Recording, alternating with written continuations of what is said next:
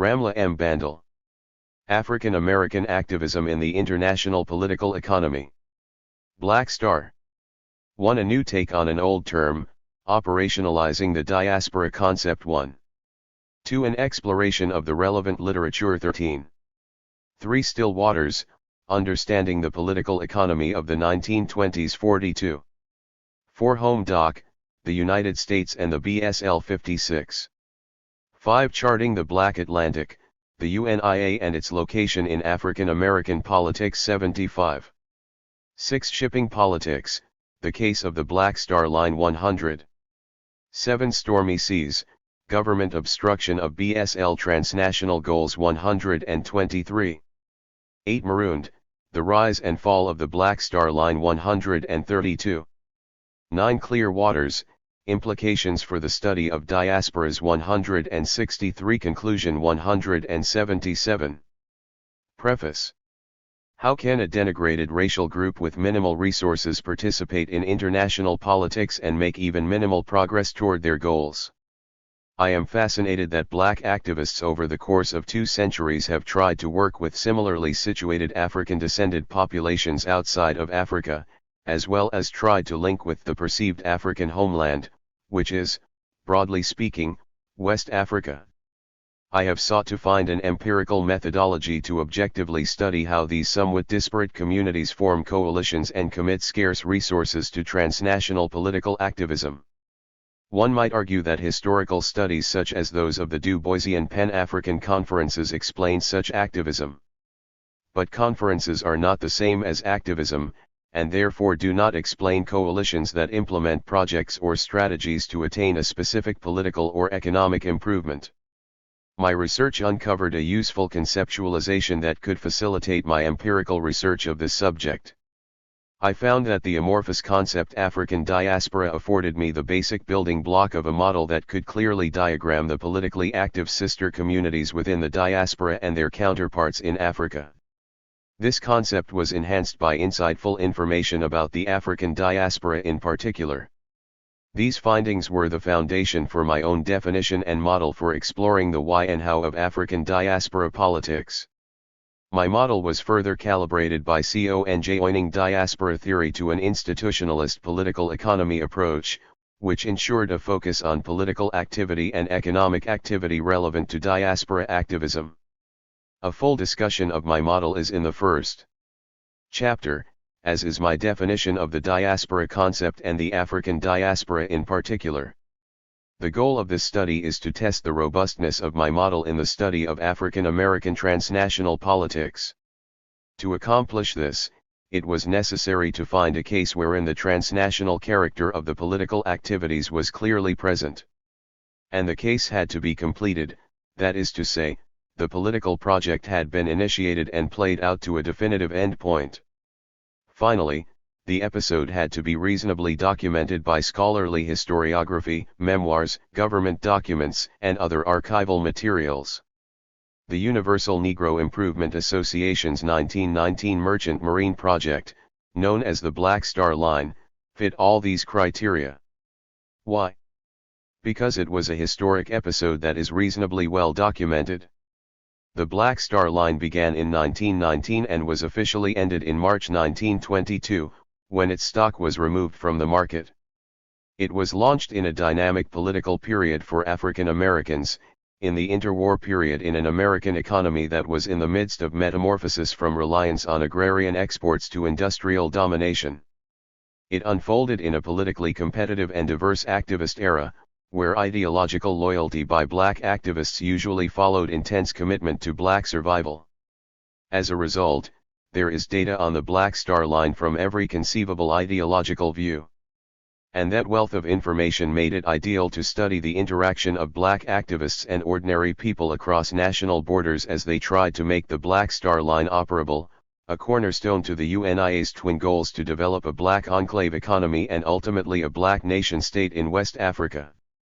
So it is important to recognize that although UNIA research has focused on Marcus Garvey, the founder and president of the organization, this study focuses on the Black Star Line, the UNIA's most popular and successful program. This study does not look at the UNIA in its entirety, nor is it a comparative study of the UNIA with other black organizations throughout the interwar era. Rather, this work seeks to study the life of the BSL and learn how black people supported, operated, and funded it, and how these activists were perceived and countered by contemporary black organizations and host nation states, especially the US and Britain. Theorizing that the diaspora concept would be useful in framing the study, I pulled together relevant political research on it. This helped me to develop a model of the African diaspora in which the BSL operated. I applied my model to analyze the BSL effort, which existed from August 1919 until March 1922. I found that my model was robust and the study uncovered significant findings. Preface 11. About transnational black activism. One of the most important findings was the probable reason for ongoing diaspora politics, including efforts to link with the perceived homeland, West Africa. I argue that such activism may be traceable to existential concerns regarding the ability of the black race to survive derogation and economic marginalization in the international political economy. Some activists go even further, working for racial independence to the point of building an autarkic nation-state. Another important finding was that the African diaspora is not a monolith, either politically or economically. There are sister communities of diaspora in different types of nation-states. Those settled in industrialized, democratic nations have more freedom to form political groups and have more disposable income to apply toward transnational activism, as compared to those in colonized or underdeveloped areas with weak economies. There are also intra-community differences, whereby strong ideological positions and assimilative effects attenuate efforts to act in unison. However, I found that when a cause or project enables the minimization of these problems, diaspora projects can be effective, even successful for a time.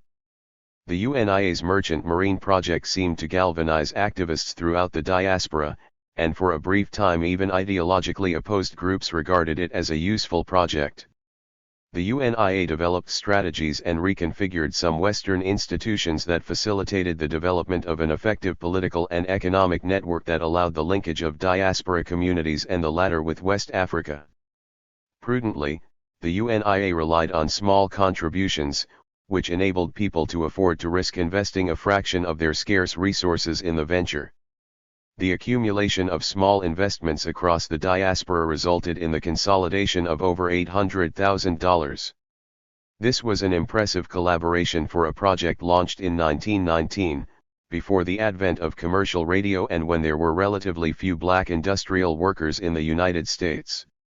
The UNIA was centralized through its constitution, which standardized the behavior and work of the membership throughout the diaspora. Having a standard set of rules, responsibilities, reprimands, and leadership structure enabled effective communication and management of resources and personnel. However, this centralization was augmented by authoritarianism, which muted criticism, suggestions, and therefore adaptation in the political arena and to turbulent economic forces. This intolerance for dissenting opinions and democracy contributed toward the demise of the Black Star Line and depleted the strength of the UNIA. Of course, other variables contributed to the downfall as well. Most interesting of these were assimilative effects. The member communities of the diaspora were under the control of different nation-states and cultures, and these differences contributed to the internecine issues that attenuated UNIA unity and strained relations with continental African activists. Of course, government intervention is the obvious variable contributing to the downfall.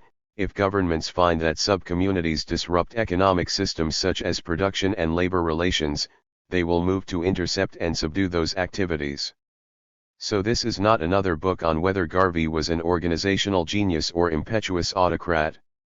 The UNIA's Black Star Line effort is the subject of this study, the vehicle that I have used to learn about African diaspora political activism, or, if you wish, transnational activism. 1. A new take on an old term, operationalizing the diaspora concept. For many students of African American politics, the African diaspora is a paradox. On the one hand, a careful researcher can find many instances of political activity between African-descended populations situated outside of Africa. But on the other hand, there is no single African country with which to associate the diaspora. There is no specific language, religion, or culture to assign the African diaspora attributes which normally signify a diaspora. In order to clearly focus on this phenomenon, one must move away from the rigid and passé definitions of diaspora. The diaspora concept has cogent possibilities as a model that maps a basic triadic relationship between communities of an ethnic group distributed throughout the international political economy. This is particularly true when the term is kept free of any additional fixed criteria. 2. It may be helpful to employ an analogy to clarify this point. A useful analogy is the flexibility inherent in the term human being. It refers to a specific type of mammal, a primate, but other physiological criteria are not necessary for a clear designation for one termed a human being. Height, color, gender, or weight does not put a person in another category than human. The same type of reasoning can be made applicable for the term diaspora. Each diaspora has a triadic link to sister communities and to a place of ethnic origin, but beyond that each has its own psychological basis and its own physical attributes. With this rational yet open-minded understanding, one comes to realize that there must be many diasporas, including an African one. And studying political and economic activism within these formations. 2. Helps us to parse international political activity of non-state actors, units as small as under-resourced ethnic groups. The genesis of a diaspora is the fallout from political and/or economic instability in a nation-state or region, usually states which have been weakened by colonialism, homegrown despotism, corruption, or resource depletion. However, the émigrés attempt to take their nation with them, including the group's culture, political institutions, and structures, intrinsically believing that these intangible assets might survive the upheaval by existing outside the homeland in small, distinct but dependent communities in states with viable economies. Within these communities are political activists who link to their counterparts in sister communities and also to their homeland. The states in which they settle have an interest in the behavior and activities of such communities and may monitor or intervene in the émigrés' political activities. Thus there are 3 political actors involved in the transnational activism of diaspora activists: the activists themselves, the nation-states in which émigrés have settled, and the homeland, which may depend on diaspora remittances or lobbying assistance. Diaspora communities may acquire long-term lifespans, until such time that the homeland might be reinvigorated or rebuilt. This permanence characteristic, pointed out by Elliot Skinner, differentiates diaspora communities from refugee communities. 3. Nevertheless, the amorphous nature of the African homeland has fueled debate over whether the scattering of African peoples could be deemed a diaspora. In addition, it was born out of slavery, the migration was forced and destinations could not be selected. But are not all diaspora formations forced by harsh circumstances? And does not ethnic or religious designation lead to marginalization? The answers to such questions suggest that there are enough similarities to use the designation for the African-derived sister communities around the Atlantic. Cultural and historic investigations about the elusive African diaspora captured the footprints and other fragmentary evidence to document the links between descended populations and actual African locations.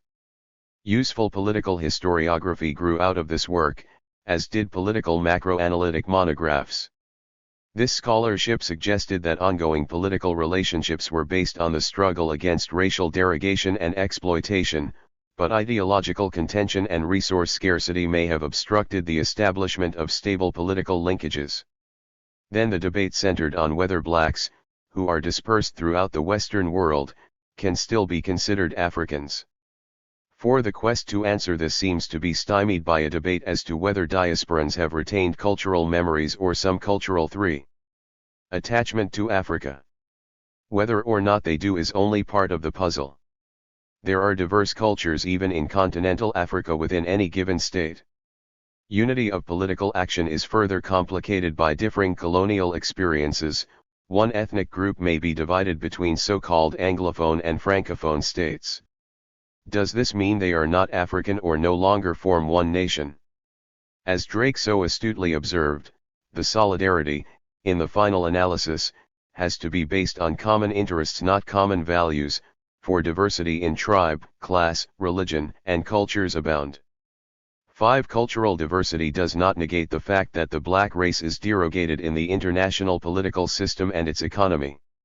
So the fact that African-descended peoples scattered throughout the Western Hemisphere do not have identical cultural imperatives or retain a complete package of African rituals, language, and religion does not diminish their consanguineous ties or the derogatory categorization assigned to their places of origin on the African continent.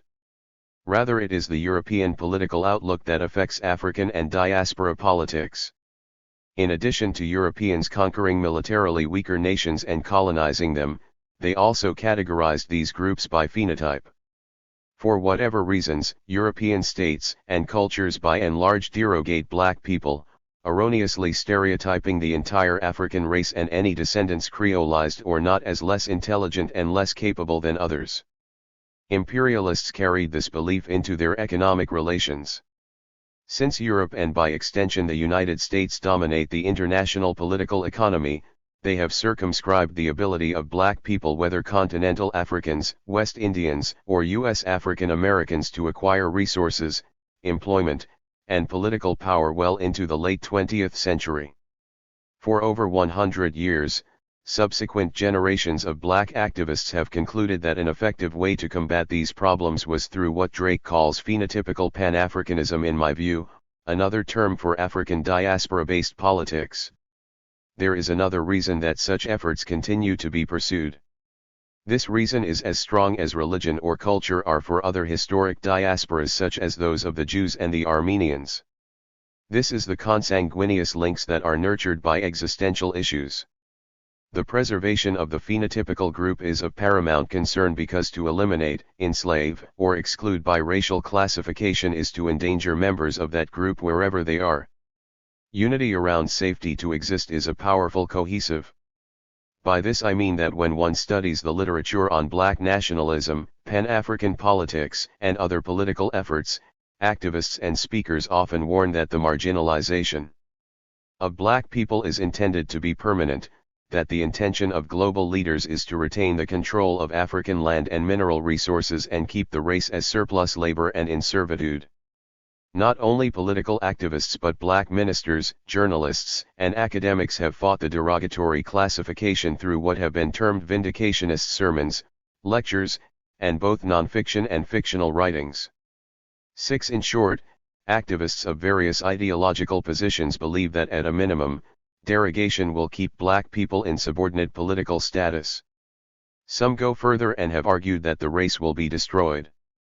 This view is augmented by diasporans' need and desire to pursue their origins. That is to say, in addition to concerns about permanent servitude, African diasporan activists are concerned about learning about their origins, both the ethnic groups and other genealogical attributes. These concerns are similar to those of adoptees. Whether or not adoptees accept their present lives, they often long to know their birth families. Adoptees have a compelling need to know their own creation story and, as Anderson points out, to heal the wound caused by separation and thereby to provide a more authentic base for living their lives. 7. Such propositions can be extrapolated to explain in part African diasporan activism and attachment to Africa despite temporal and physical distance from the actual traumatic separation. To know and align with Africa is to address existential needs. 8. So above and beyond the desire to ameliorate political and economic status, African diasporan activists seek to explore their origins and vindicate their branch of humanity from charges of inferiority and other eugenic myths. These are issues related to the basic human right to exist and exercise free will, as do other ethnic groups and races.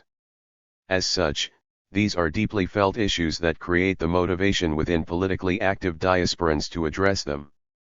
Given these points, I do not need to be convinced of the existence of an African diaspora. It does exist, and as the above argument suggests, there is a political dimension. And within that diaspora are different types of actors, those interested in vindication of the race, those interested in religious and education proselytism to uplift the race, those who safeguard and expand cultural ties, and those who participate in transnational political efforts focused upon the amelioration of the political and economic status of black people globally. In fact, a primary purpose of a diaspora, at its root, is necessarily political. Ethnic groups are trying to survive and prosper as distinct historical groupings, regenerate their societies and thus their own well-being. These are political goals. I do not argue that diaspora politics is the only way in which 4. Black people participate in transnational politics. Black people should not be stereotyped politically and ideologically. History notes their participation in religious, humanitarian, labor, and communist world movements. Rather, I argue that diaspora politics is one alternative selected by black activists and that these political activities are well documented in the historical record. This is clearly substantiated in the literature review. With substantial evidence supporting the existence of an African diaspora and the presence of political activism within it, I felt in a position to develop an empirical study of the phenomenon. I designed a model with which to study the political actors in the African diaspora. I reasoned that I might be able to isolate the political activities and observe how external stimuli influence or cause political activity to operate within an obscured triadic network. I wanted to discern what seems to motivate intense organized political activity at certain junctures, while at other times political linkages are moderate. I also wanted to explore how these activists accumulated and employed scarce resources to reach their transnational political and economic goals. What activities implemented by activists causes the other two actors to react or respond? Thus, for the purposes of this political study, the term diaspora is associated with a model that encases the political action between three principal actors in the international political economy. The stars of this triad are the African American activists who through available means attempt to link to and work for the homeland, identified as the second actor. This familial relationship may be interrupted or modified by the third actor, the host country, that is to say, one of the countries that has allowed diaspora communities to settle within its territories. The host countries will intervene in diaspora political or economic activism if it is deemed to be in the host's best interests to do so. Like many contemporary diasporas, the African one is fragile and resource poor. In this way, contemporary diasporas differ from what we call classic diasporas, those growing out of great ancient empires. Classic diasporas were composed of skilled émigrés who migrated from collapsing empires to areas of Europe that were just ascending into organized bureaucratic states.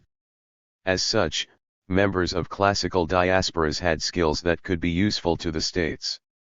The resulting relationships included some political incorporation for the diaspora communities, and they came to know well the states that they had helped to build. Over centuries, such well-positioned diasporas, while suffering setbacks, have acquired resources and a political strength that has allowed them to augment their communities and supply consistent help to their homelands. Examples of such diasporas include the Jewish diaspora and the Chinese diaspora in Southeast Asia.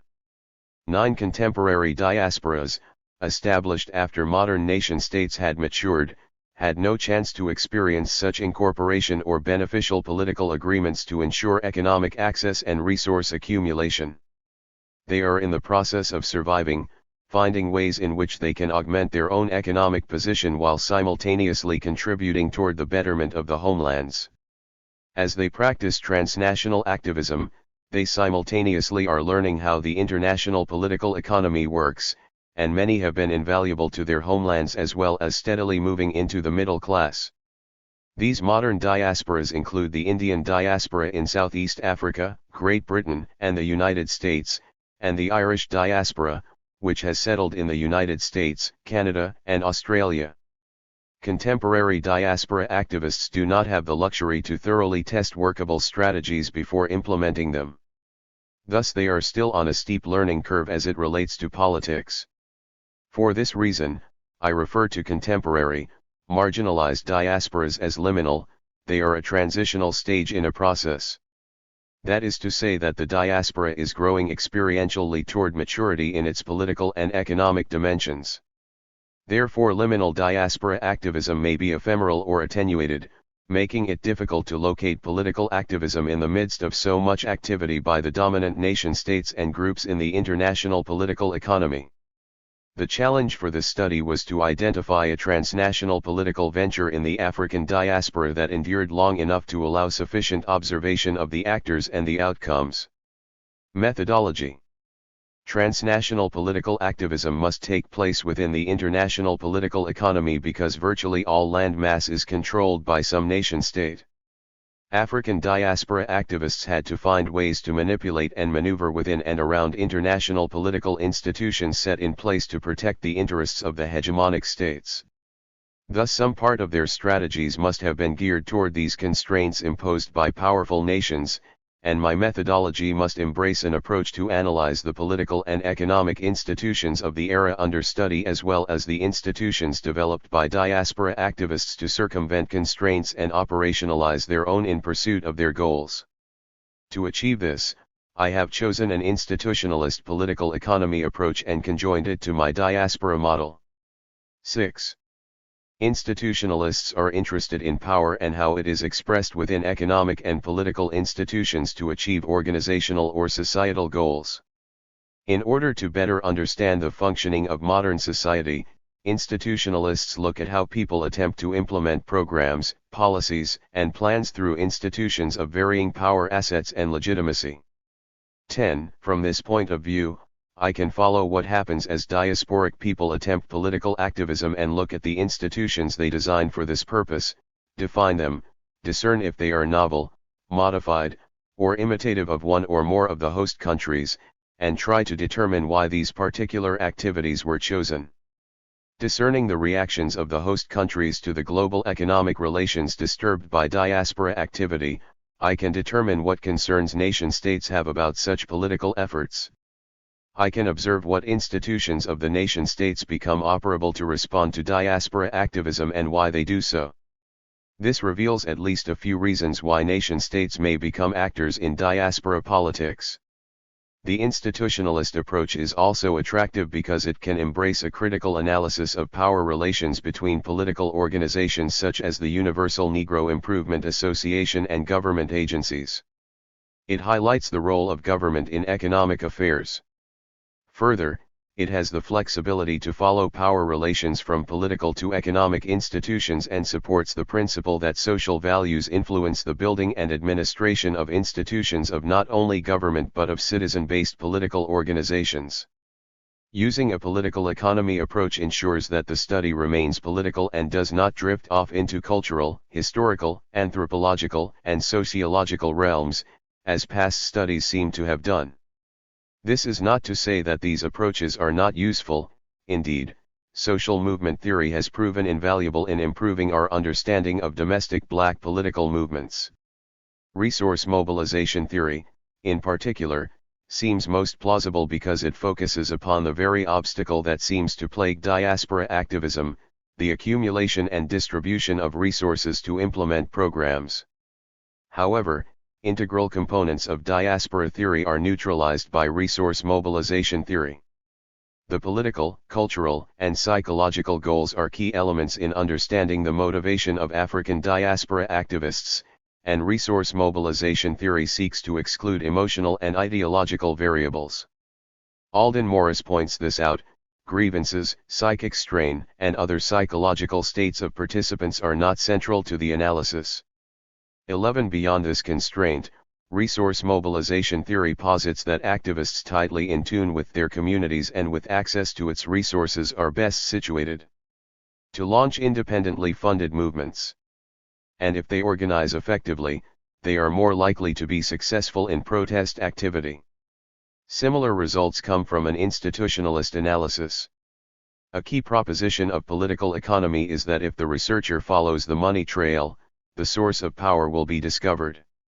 Institutional political economy directs the researcher to examine the institutions along that path, and, in doing so, activism may be traced to its institutional power base.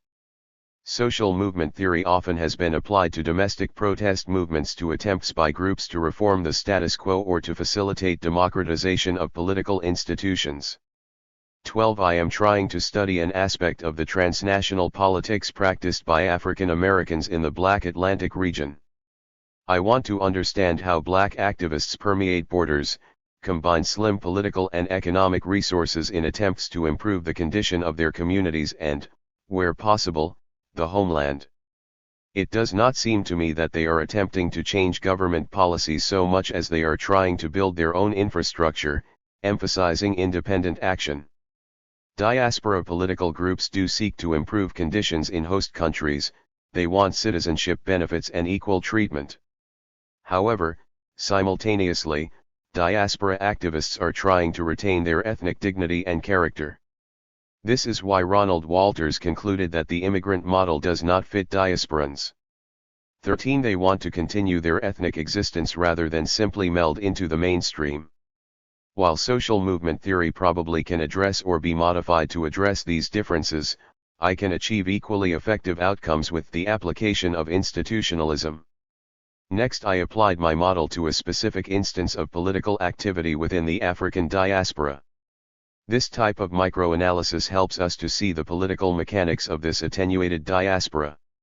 I reasoned that to study one key political project from beginning to end would facilitate our understanding of the techniques by which marginalized ethnic groups can organize, link, and impact transnational politics. I selected as a case study a well-documented project rooted and completed in the past. This permitted me to extract the political steps and strategies followed by the diaspora activists to implement the program, identify political patterns as well as outcomes, and then conduct an analysis of the variables introduced by Sheffer but firmly rooted in the institutionalist political economy approach. The Universal Negro Improvement Association's bold launch of a transnational shipping venture for the benefit of the African diaspora and homeland affords me a particularly useful case. The UNIA inaugurated the Black Star Line in 1919. Thus, I had to employ historical methods, particularly archival research. In addition to primary data, I studied biographies of Marcus Garvey, president of the UNIA, focusing upon his involvement with the Black Star Line. Further, I studied materials on the history of the era as well as the economic relations in force at the time. Hypotheses. A key reason why diasporas form is politics. Such groups are working to survive as distinct historical groupings, to protect their societies and therefore themselves. I argue that political activity in liminal diasporas, such as the African diaspora, often is imperceptible due to their limited resources.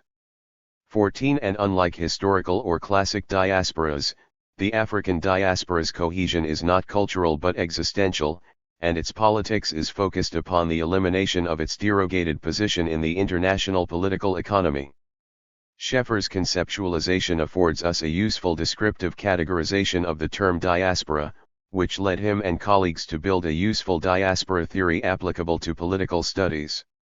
Augmenting Sheffer's conceptualization of a diaspora with Walters's concept of sister community activism, and my theoretical insights into the African diaspora, and then marrying these to a political economy approach, suggests the following hypotheses. Liminal diasporic political activity may be ephemeral but can impact the international economy and political relations, albeit in subtle and possibly refractory ways. Hegemonic powers will intervene in diaspora political activity if they perceive that their political or economic interests are negatively impacted. 2 other caveats must be put forth. My work should not be considered a study on immigration, whereby one primarily looks at the labor supply needs and concerns of the developed world. Rather, I seek to look at the other side of the coin, how ethnic workers classified as immigrants resist the control and assimilation of the developed world and strategize to rejuvenate their homelands as well as the well-being of their diaspora communities.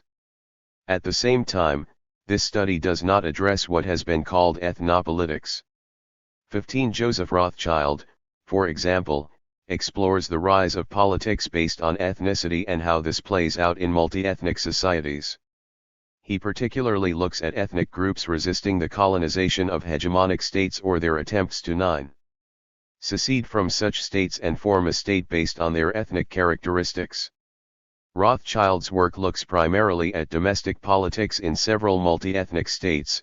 He does not concentrate on the transnational political relations of the ethnic groups he studies. My study, again, focuses on the diaspora's contribution to such efforts or diasporan attempts to help overcome the economic and political problems facing their homelands, whether outside colonialism is involved or not. So the focus here is not on the developed world and its concerns about guest workers who are from other ethnic groups, raising cultural tension and political problems for the host state. Nor is it the efforts of undeveloped nations to develop or resist colonial relations. Instead, the question here is how diasporas resist developed nations' attempts to marginalize them and help their homelands develop into independent prosperous states. Thus the émigrés themselves are the focal point of this study. Émigrés make up another actor in the international political economy in their own right, and they work through their own collage of institutions and strategies, based in their communities. And when these geographically disparate communities are referred to together, the term for them is diaspora. As stated earlier, an institutionalist political economy approach is employed to ensure that the study is contextualized and institutions made visible for analysis. It is through institutions that diasporas work, and it is host government institutions that constrain them. The organization of this study. Chapter 2 is a detailed literature review of the three areas relevant to this study: the diaspora concept in general, focusing on political aspects in particular, historical and political writings on the African diaspora, very useful in identifying the attributes and goals of Black transnational activism, and finally, literature on the Black Star Line and its parent, the Universal Negro Improvement Association. Here again, I highlight the political organization and goals of the UNIA and its intended goals for the shipping line. In chapters 3 and 4, I argue that one has to understand the international political economy because it is not possible to work transnationally without venturing into the territory or economic relations of nation-states. Thus, nation-states will take an interest in diaspora activity, and those interests will be influenced by the issues and problems embedded in the international economy. For this reason, the primary nation-states and their political agendas, challenges, and economic positions are presented for the era under study. 10. Which is immediately following World War I, 1919 to 1925.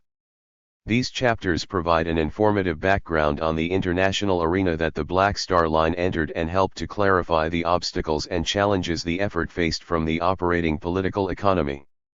The purpose of Chapter 5 is to contextualize the study in the African American politics of the era. This will be useful in assessing why the BSL formed as it did and how the UNIA related to other Black organizations during the years of BSL's existence. Because the UNIA was the parent of the BSL, its ideological position and programs need to be understood in the context of other ideological positions circulating in Black politics. The narrative history of the BSL is presented in Chapter 6. The BSL serves as a case study that shows an instance when the African diaspora attempted to link communities and carry out a transnational political and economic project.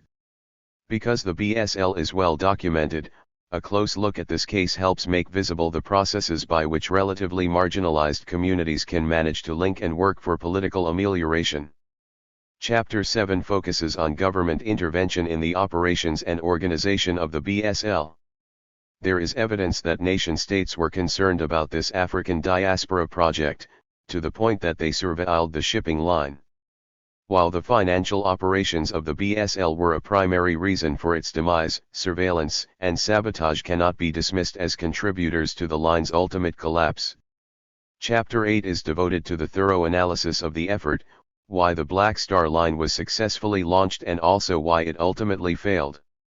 The analysis is placed within a diasporic framework, looking at the attributes first applied by Sheffer and colleagues: ideology, political structures, financial bases, mobilization strategies, education/skill levels, and so forth.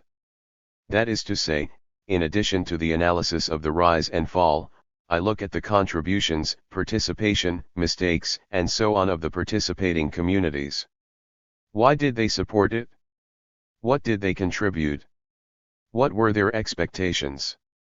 Each community brought different resources and skill levels to the project. Chapter 9 concentrates on what the case study has taught us about the politics of the African diaspora and by extension of liminal diasporas generally.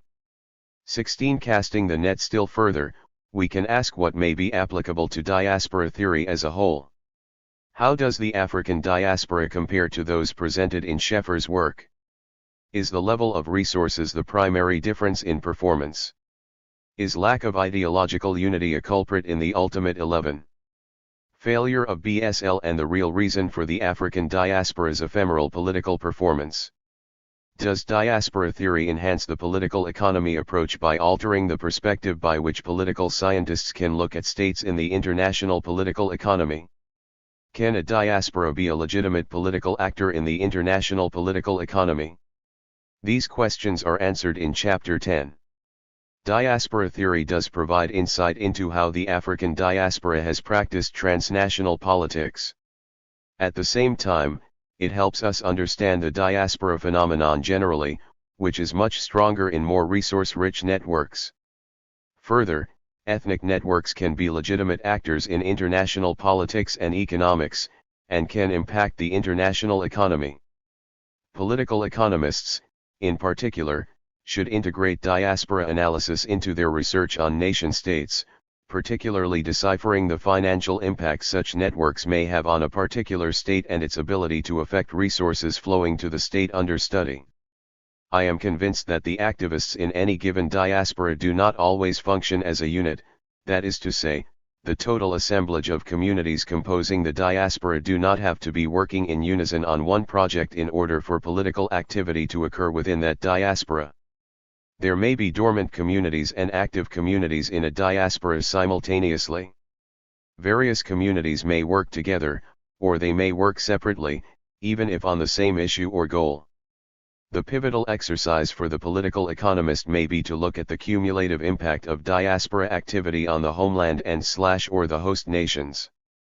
The evidence of BSL suggests that centralization boosts the ability of the African diaspora to be politically effective.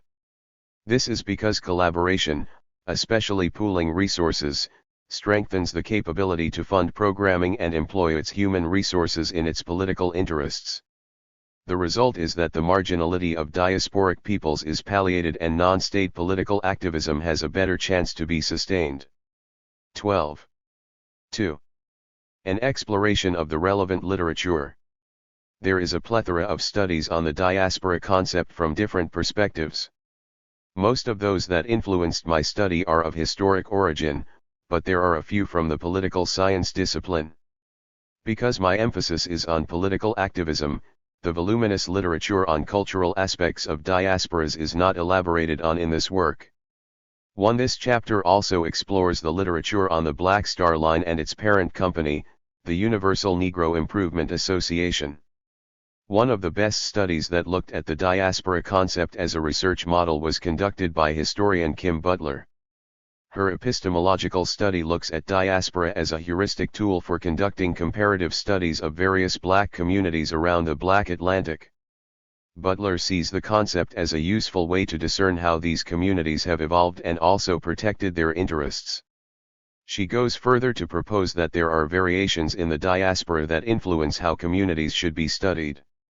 Her goal differs from mine in that she would compare the historical development and experiences of communities, not limiting the investigations to political activism as I do. Her research facilitates the reworking of the classical diaspora concept and improves research possibilities because she considers the nuances inherent in the formation of each community. Her approach proves useful in evaluating resource acquisition by the various communities as well as their ability to adapt to various economic systems and cultural environments. 2. Research into political attributes of the generic diaspora concept has been relatively sporadic. J. A. Armstrong and Gabriel Scheffer found that the concept has been ignored in political research and has not been explored. much when examining related topics such as nationalism, immigration, and ethnic politics. 3. Armstrong conducted one of the earlier political studies of diasporas. His work categorized two broad types of diaspora, which he further refined. The broad categories were mobilized and proletariat.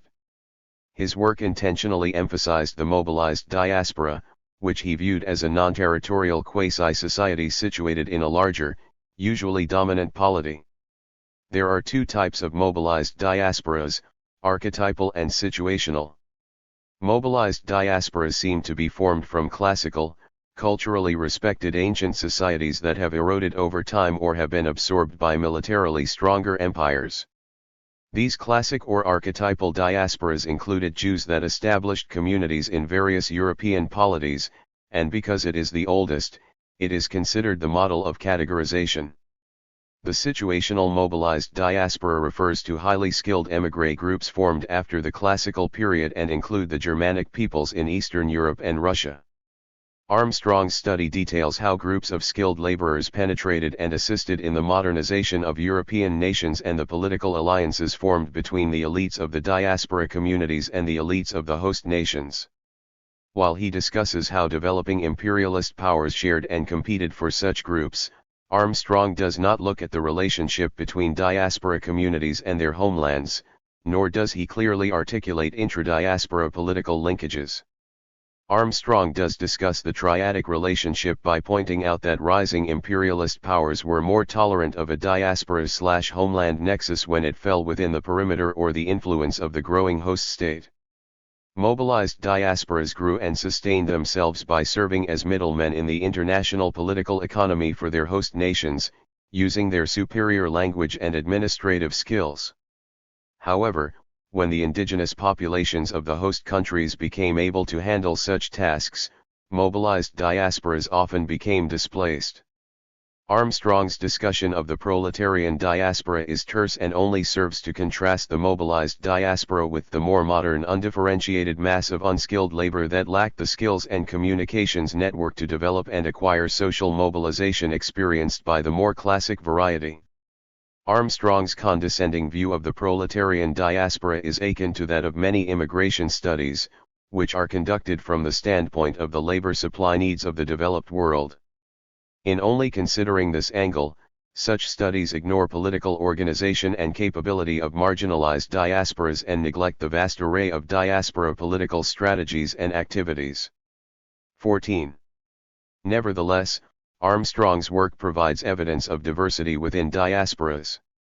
This diversity appears not only in their skills array but also in the institutionalized experience that protects a diaspora and perhaps even ingratiates it to a host country or hegemonic power. Armstrong helps us to understand why the composition and abilities of modern diasporas seem distinctly different from classic ones. Classic diasporas migrated from politically unstable regions or dying powerful states and relocated in inchoate modern states, inexperienced states with resources but that were still grappling with modernity and industrialization. Contemporary liminal diasporas come from a different type of instability, unstable economies, developing states emerging from colonization. Western host countries, long since comfortable with modernity, do not need instructors or what we might call conveyors of modernization and industrialization. Rather, they need labor and technicians, what Armstrong calls proletarian diasporas. But the desire to escape from poverty and possible despotism is not confined to unskilled labor. Workers and professionals relocate and try to extend support to family networks and redevelopment of their homelands. They do not fit Armstrong's categorization of the diaspora as consisting of an undifferentiated mass of unskilled labor. Although Joseph Rothschild does not elaborate on diaspora relations, he provides insight into the cogency of ethnicity as an operative force behind political organizations in multiracial states. For his study of ethnic politics is useful to the understanding of the internal mechanics of ethnic political operations. He also elaborates on how the state type determines the political cogency and flexibility of an ethnic group. For example, if the state is stringently hierarchical, the ethnic group may be stymied in its ability to effect political change. but an industrialized or developing society may also be more democratic, and an ethnic group will have inroads into the political arena. The host states in this study are considered democratic, and as Rothschild theorized, we will observe in this study ideological flexibility and some interaction with state as well as economic institutions. From his work, we are better prepared to take the step into diaspora politics or, for our purposes, transnational ethnic political activity. Other researchers help accomplish this transport of ethnic politics into the international arena. Abdul Said highlights the presence of ethnic group politics in the international arena when he argues, the human need for a sense of community is gradually dissolving the bonds of geography that united diverse groups within states. 5 Said presents evidence that ethnic 15 groups realizing their powerlessness within state structures have ventured outside their nation-state of residence in search of political empowerment. J. Bertelsen concurs and further highlights ethnicity in international politics with her characterization of the non-state nation. She defines a non-state nation as any entity that operates in a manner normally associated with a nation-state but is not a generally recognized nation-state. Of course, this categorization is not exclusive to diasporas, but one of her findings may help explain the oscillation detected in the effectiveness of diaspora politics. Bertelsen argues that non-state actors may want both audibility of voice in politics and also durability. She notes that acrimonious audibility can negatively impact its durability. NSN desires to remain both durable and audible. The NSN wishes to continue to exist and wishes to be perceived. But these two goals can be in conflict. Sometimes a high degree of audibility may lead to the loss of durability. 6. Gabriel Scheffer and his colleagues conducted a broad study to explore the diaspora phenomenon and discern how such networks practiced politics. They set out to find the role and influence of ethnic diasporas on international politics. 7. Their studies led to a definition that is more than descriptive, it operationalizes the structure of my case study. In part, the definition is as follows: ethnic diasporas are created either by voluntary migration or as a result of expulsion from the homeland and settlement in one or more host countries. In their host countries, diasporas preserve their ethnic, or ethnic religious identity and communal solidarity. This solidarity serves as the basis for maintaining and promoting constant contacts among the diaspora's activist elements. So a diaspora is a functional trans-state network that involves 3 main political actors that may conduct political activity, each actor functioning primarily for its own interests. The 3 actors are the home country/region, the migrant population, and the host nation. Scheffer's group studied several ethnic immigrant groups that have been considered participants in triadic or diaspora politics. Each political scientist on the team studied various political aspects of several groups, including Jews, Chinese in Southeast Asia, and East Indians. The researchers looked at the ideologies of the diasporas, political structures, financial bases, mobilization strategies, education/skill levels, and channels of influence. They found that the presence and effectiveness of each of these attributes differs for each diaspora. The constant is that the triadic network between the 3 actors is present and political activity is practiced. They concluded that these diasporas do in fact have an impact on international politics for several reasons. 16. One important reason is that many diasporas provide remittances to their homelands that augment the latter's balance of payments and, if significant enough, facilitate capital accumulation for economic development. Diasporas were also found to be effective lobbyists, helping homelands compete for additional resources or gain political voice or standing. On the other hand, diasporas can challenge homeland governments and fund guerrilla groups and other revolutionary efforts seeking to replace the homeland government. Scheffer found this to be true with the Sikhs of the Indian diaspora and also of the Irish diaspora. The Chinese of Southeast Asia played a principal role in the overthrow of the Chinese Nationalist Party government and the installation of the People's Republic of China. Scheffer also clarified the forms that these triadic networks take. For example, the homeland is not always discernible in modern geopolitics, it may exist only in the historical memory or folklore of the group. The Jewish state was destroyed for over a millennium, now the Palestinian state is fragmented and obscured. Yet whether the homeland is actually material or is housed in more than one nation-state, group patriotism and commitment to the homeland can remain strong and unshakable. Walker Connor argues, the emotionally pregnant concept of my roots implies soil. The psychological associations thus made between homeland and one's people are more not the less intense for being emotional and resisting exposition in rational terms. 8. So recognition by nation-states may be irrelevant to the political commitment of diasporas. Yet even given the elegant approach of Scheffer and his colleagues, their studies seem highly influenced by the older classic diasporas, particularly the Jewish diaspora. Their grasp of relatively younger diasporas, such as those of the Irish and Africans, while insightful, seem less robust than their discussion of classical diasporas. Like the classic diasporas, the younger diasporas include a cross-section of the workforce of the societies that they represent. Thus, they have professional workers and artisans, but because most of their countries of origin are underdeveloped, the population might include fewer workers prepared for modern technological positions or other complex occupations in a highly industrialized economy. The skill complement of their workers may be incompatible with the technology and financial sectors of their host countries. Thus their resource levels are often less than those of classical diasporas, which are better established in their host countries. Systematizing the study by introducing variables for evaluation, the Scheffer volume suggests that diasporas are organic, they grow with nourishment, learn to protect themselves and seek out better conditions. However, I would 17. Argue that a diaspora can be malnourished too and lie dormant as the result.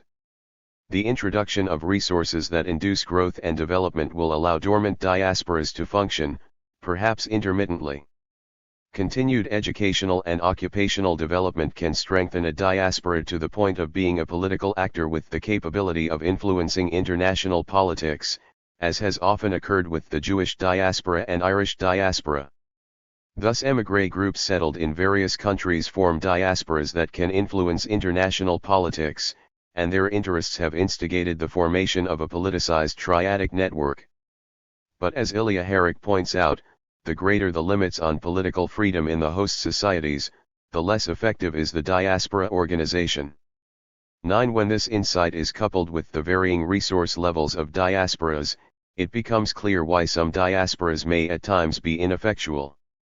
African diaspora literature. The Scheffer volume included Loxley Edmondson's political exploration of the African diaspora. Edmondson's article is provocative in 3 ways. First, he convincingly argues how the African diaspora activists participate in transnational politics, attempting to influence American foreign policy as it relates to issues affecting black people. Working directly with continental African activists on what he calls non-government activities.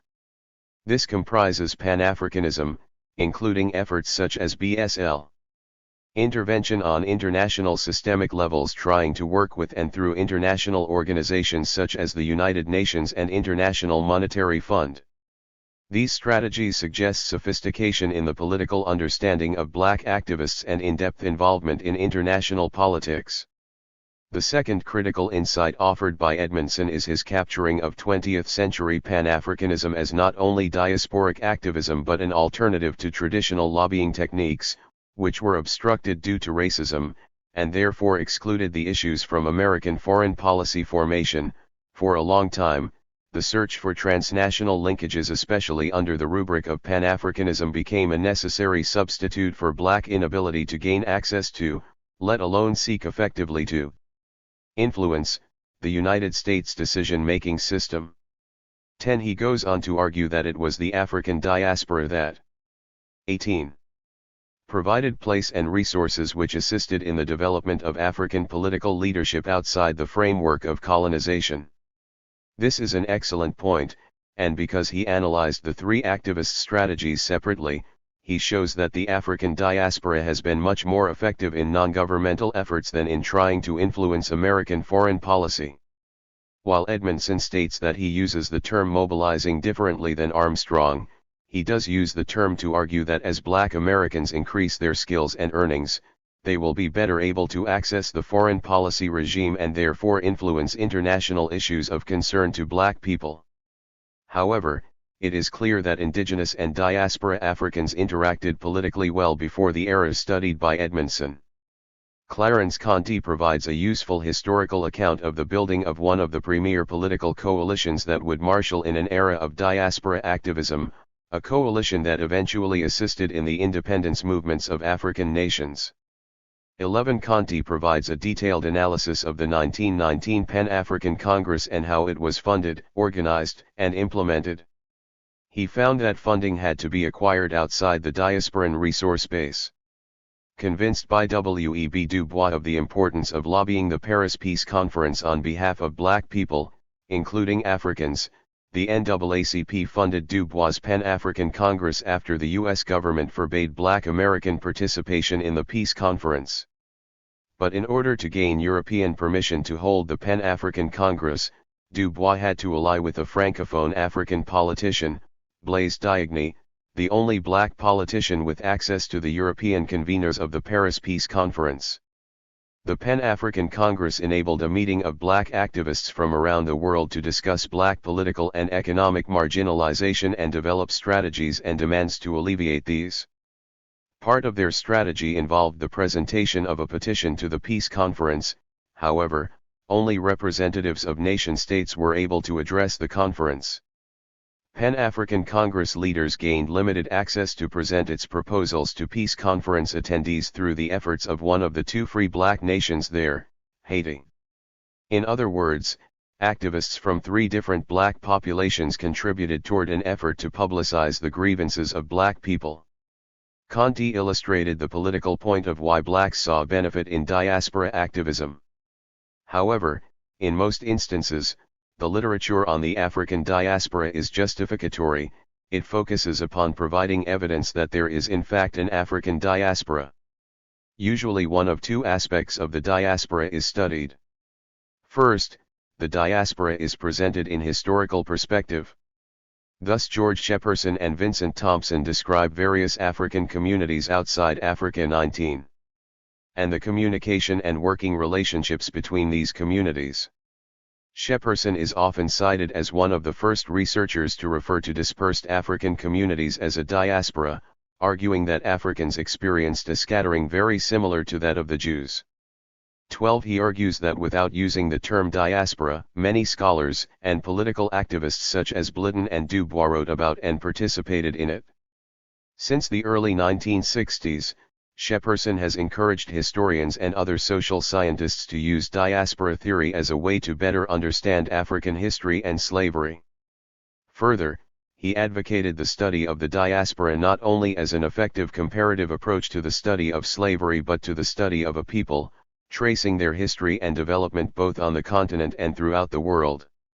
Vincent Thompson documented the origin and development of the diaspora before and during the African slave trade. 13. His exhaustive study provides a detailed history of the African diaspora in North and South America as well as in Central America and the Caribbean. He covers the diaspora's development from the 15th century through the 19th century.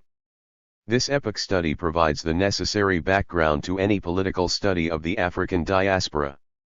Another source of significant evidence about the political and social attributes of the African diaspora is the work of Julius Scott.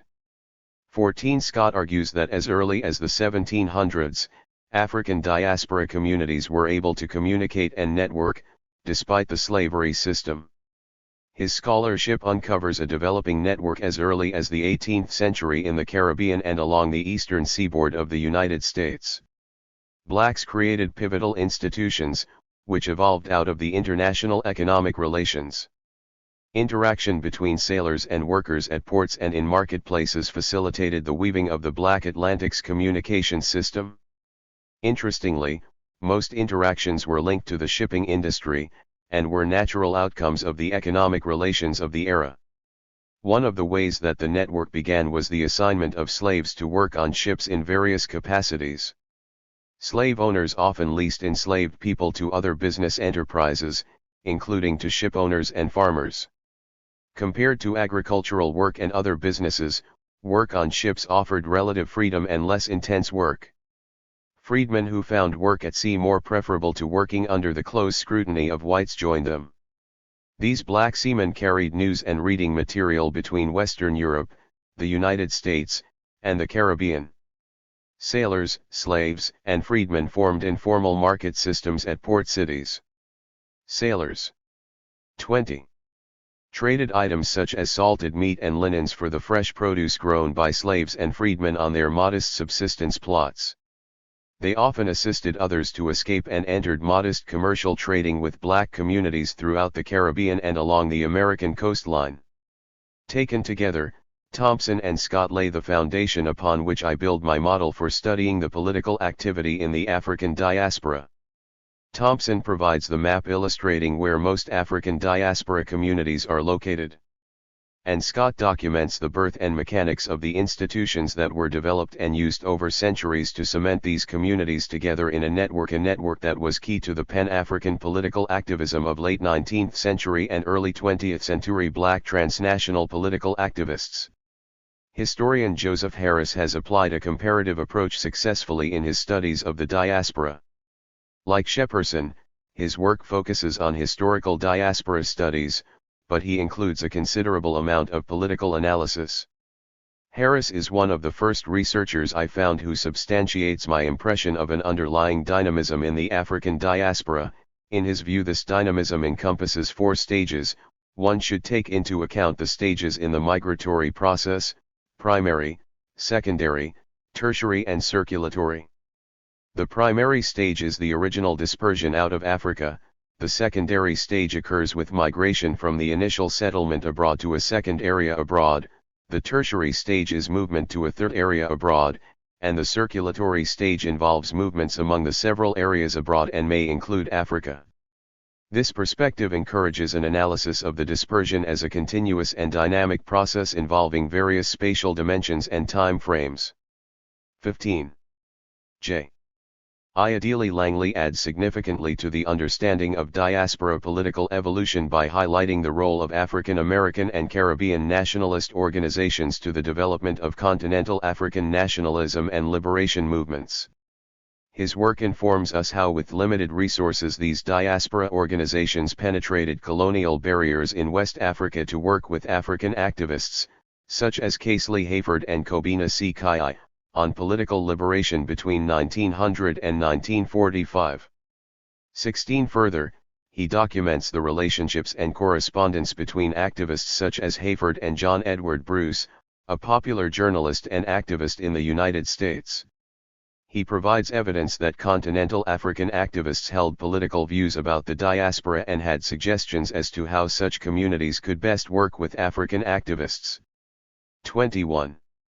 In a comparative analysis of the African diaspora to the Jewish and other diasporas, Elliot Skinner provides insight into the impact of ideological diversity upon these political efforts.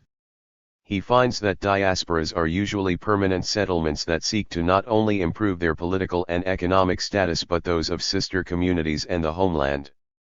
Thus we learn that the return to the homeland mantra, often assigned as a primary goal of diasporas, is not valid in all cases. Accurately reading the political position of their homelands, diasporan political activists may realize their expatriate communities will be long-standing and that their role is to provide support for the homeland and sustain the life of the ethnicity and its civilization. Ronald Walters adds to Harris's vision of the dynamic character of the African diaspora by diagramming the political relationships that may exist within the African diaspora and with the homeland region. 17. A political scientist, Walters explores ideological divisiveness within the African diaspora further, which he terms the two-line struggle. From his view, this ideological struggle impeded progress in Pan-African politics in the last quarter of the 20th century. He also provides insight into the consultative relationship that developed between U.S. African American political groups with newer black communities in Western European metropolitan areas. His case studies are particularly insightful about the relations between sister diaspora communities and the obstacles posed for diasporan activists involved in continental political affairs. Michael Hanchard also explores transnational political relations ongoing in the African diaspora. 18 Like Walters, he recognizes the consultative dialogue between transnational black activists, but he also provides instructive insight into the African diaspora intelligentsia's manipulation and reconfiguration of Western technologies and institutions to achieve political goals. For example, the appropriation of newspaper technology greatly facilitated the diaspora's ability to educate interested supporters in an efficient manner. Hanchard has made a major contribution to the study of African diaspora politics by producing an interactive visual depiction of the political activism within the diaspora during the 20th century. 19 Using maps, one can study the political activities of various eras or regions of the world and see temporal characteristics as well as diaspora political connections, which often suggest wider social movements than are usually articulated in African American political literature. These political studies, with the exception of Conti, are macro studies, looking at diaspora communities' interactions with each other or with regions of Africa. They look at the outcomes of aggregate work actually done through organizations, coalitions, and individual activists across time. They generally 22.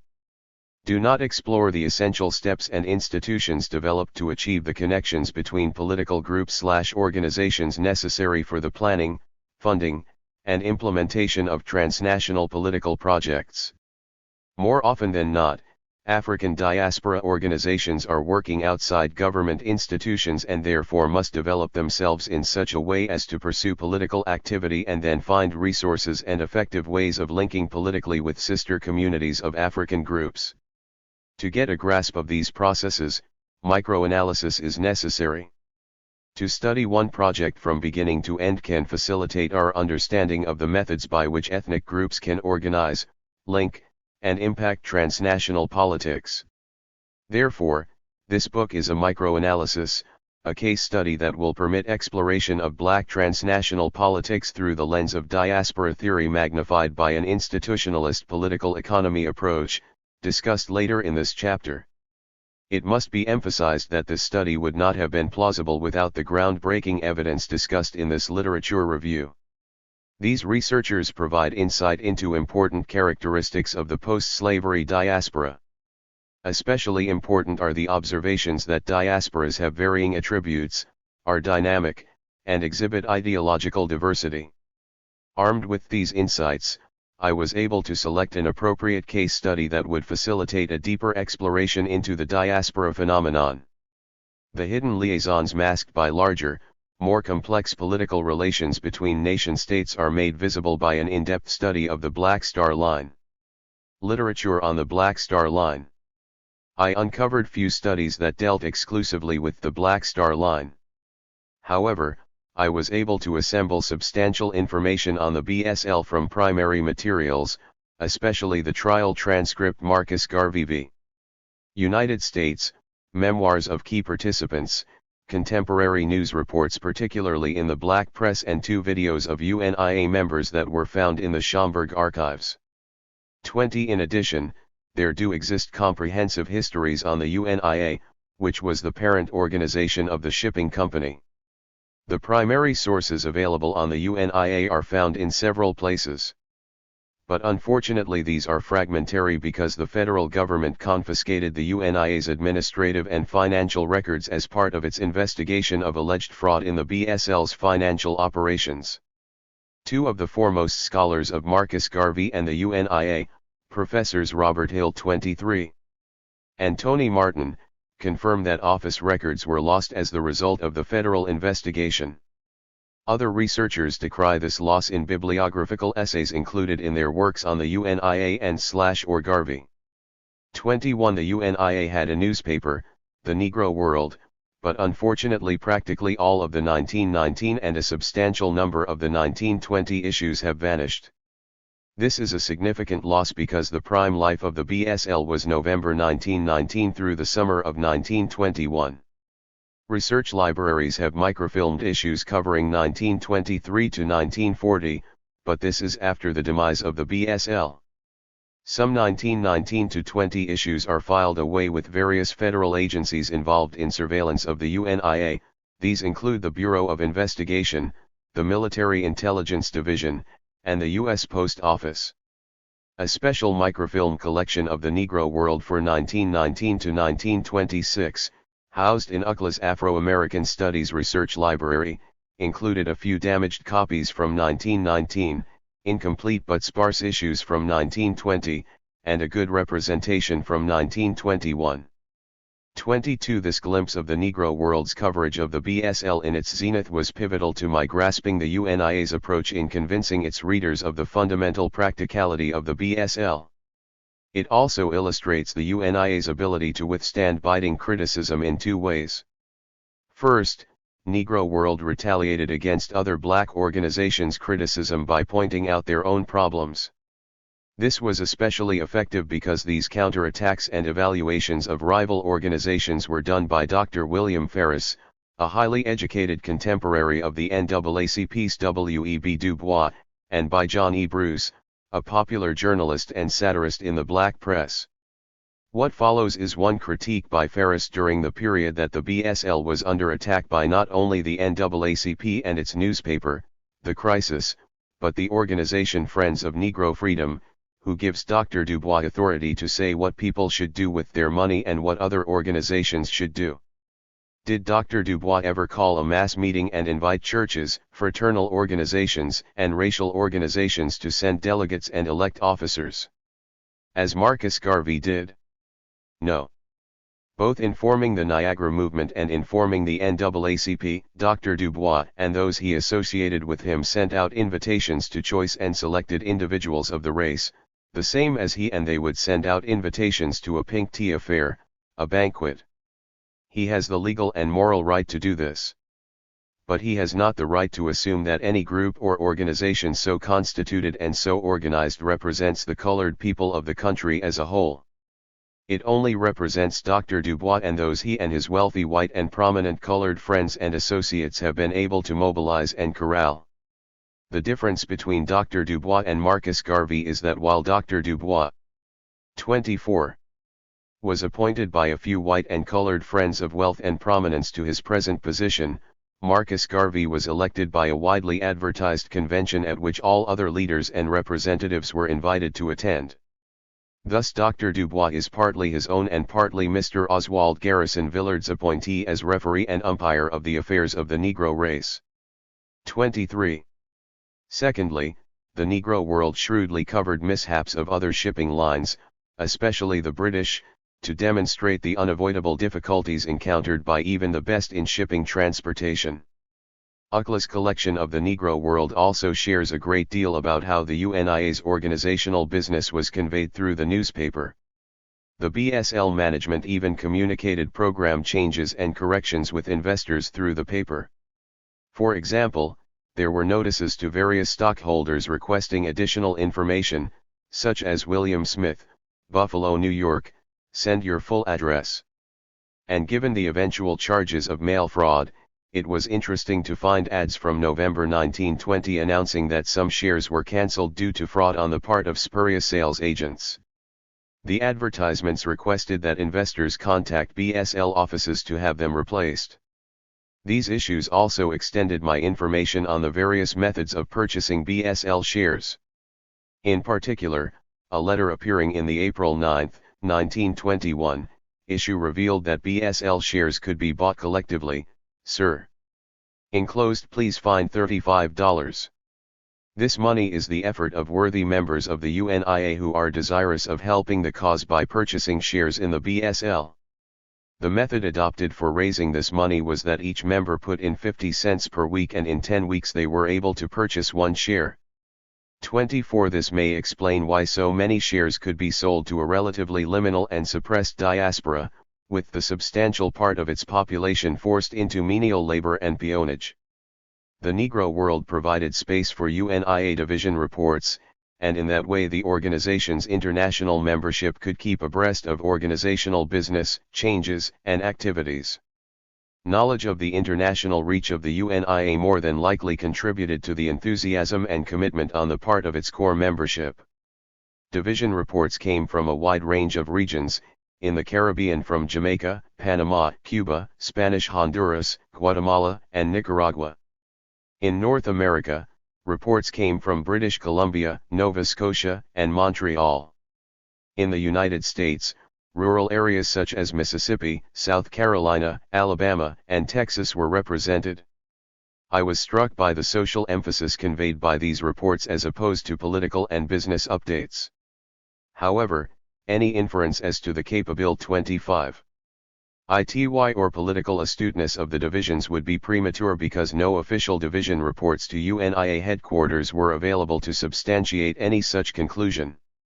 The division reports in the Negro world do reveal that leading UNIA leaders often visited divisions to speak and participated in the reorganization of several. Collections are also mentioned for membership dues, BSL, and other funds. Most importantly, the Negro world confirms the political understanding of the UNIA leadership at its New York headquarters. There were not only news articles on current events but specifically on international politics and economics and the Paris Peace Conference and other meetings of European leaders. This suggests that the leadership was well read on current events. Editorials and columns by Garvey, Ferris, Hubert Harrison, and Duse Mohammed Ali often addressed controversial political issues and grounded their analysis in their ideological positions. Thus, the Negro world went far in contextualizing my understanding of the UNIA diaspora activists who attempted to establish a shipping line. Contemporaneous black print media provided other ideological views as well as critiques of the BSL effort.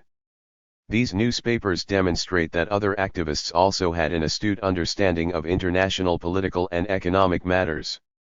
4 are highlighted here because they were located in New York and provided coverage of the BSL effort on a continual basis. The first 3 are organizational newspapers, The Messenger, Crusader, and The Crisis. The 4th is a standard black weekly newspaper, the New York Amsterdam News. The Messenger was considered a socialist newspaper, not only because the American Socialist Party financed it in part, but also because its editors, A. Philip Randolph and Chandler Owen, were among the most prominent black socialists of the era. News and chronic problems facing the black urban population, workers in particular, were analyzed from a socialist perspective. Initially Randolph and Owen had associated with the UNIA, but the Messenger was among the first publications to question the BSL effort. Though Randolph and Owen did not seem to understand the shipping industry, they did provide a critical analysis of why a large corporate venture was beyond the resources of the black world. Therefore the Messenger provided the larger black population, particularly in New York, with a different take on the plausibility of a black-owned shipping concern and sounded the alarm on the UNIA's financial disparities. The Crusader was the news organ of the African Blood Brotherhood, and eventually it evolved from a purely nationalist ideology to a communist. 26. Organ. It received financial and political support from the U.S. Communist Party, which was interested in incorporating black labor into the international movement. Because the ABB wanted to convert the UNIA's political beliefs, it did not criticize it consistently in 1919 to 1920. Yet the Crusader became the most virulent critic of the BSL. Established by Cyril Briggs and other pro-Soviet activists, the Crusader arguments were similar to those of the Messenger. 25. However, the vituperative tone and ongoing feud between Briggs and Garvey diffused the power of the arguments made because they suggested that the purpose was to vilify the UNIA rather than inform the public. Nevertheless, the Crusaders' attacks weren't entirely personal. Supporters of the ABB were involved in the UNIA and therefore provided Briggs with insider information. Upon resigning from the UNIA, several former officials published in the Crusader, in particular W.A. Domingo. Domingo was a member of the UNIA and editor of the Negro World until his increasingly socialist stance led to his departure. He wrote extensively about the UNIA and wrote a particularly comprehensive critique of the UNIA's financial management. 26. However, like the Messenger, the Crusader did not have writers familiar with shipping industry operations. Thus the Crusader inadvertently passed along misinformation. For example, the financial agreement between the BSL and North American Shipping Company for the first BSL ship was convoluted in order to evade the stipulations of Canada's Shipping Department, which attempted to block the purchase until the BSL's financial position could be clarified. While buyer and seller had agreed to the purchase, an interim lease had to be employed to complete the sale. The Negro World carried the story of the purchase before the mitigating stipulations occurred, and even after referred to the ship as BSL owned. This was rational because BSL had arranged to pay in installments, as an individual might purchase an automobile or home. The Crusader and other black media, without complete knowledge of the financial agreement and the surrounding circumstances, concluded that the BSL had misled investors and the larger community. The reporting in the Messenger and the Crusader give us insight into contemporaneous black viewpoints of the BSL, but these opinions are colored by inexperience with shipping operations, ideological contention, and the personal animosity between Briggs and Garvey. The NAACP's crisis is most often quoted in secondary monographs as the major critic of the UNIA and the Black Star Line in particular. This may be because the crisis was one of the largest black publications and its editor, Dr. Dubois, was considered a scholar and a highly respected activist. Initially, the crisis analysis of the BSL was most comprehensive. Its early objectivity illustrated that the BSL concept in and of itself was seen as plausible, and the crisis cautiously predicted that the wider black community might be open to use its services should it be competently established. Like the Messenger and Crusader, however, the crisis became more critical over time. These newspapers document the initial guarded approval of an independent black shipping service, initial fascination with the fundraising acumen of the BSL organizers, growing skepticism born out of ideological differences but also out of observation of UNIA managerial mistakes, and finally disdain based on general BSL operations, particularly of its financial management. Not all black press was so partisan that the focus was on proselytizing a particular ideological position. The New York-Amsterdam News covered Harlem and often interjected a voice of reason into the ongoing acrimony between black organizations. In particular, the Amsterdam News chastised both the NAACP and the UNIA on their ongoing feud. In an editorial by Floyd J. Calvin, he points out that both programs seek to improve the well-being and political and economic plight of the people and that their programs and concerns did not really contradict each other. He argued that personalities were getting in the way of progress, the very foundations of each denote a continuous struggle in their respective fields. If the public finds that the cardinal principles are suddenly forgotten and the controversy drops to the level of personalities, then both sides should be let severely alone. If members of two organizations cannot go about their business carrying out their respective programs, which are basically not programs of destruction, without being disgraced by the personal fights between their respective leaders, then both leaders should be repudiated. 27. The Amsterdam News gave the most objective coverage of the trial. And though it came to the conclusion that Garvey had blundered, it urged the UNIA to continue its program without Garvey. Comparative analysis of the New York-based black newspapers with those of the Caribbean and Europe suggests that the further removed from UNIA headquarters, the more frequent the inaccuracies about BSL. 28. These papers are not without value, however. The foreign papers, particularly the Negro press, show the ongoing debate on BSL and the ideological road that blacks as a people should select. This debate is reflected in both the Caribbean and Africa. The European press was surprisingly sensationalist, particularly in Belgium. The European press routinely confused the UNIA with the NAACP.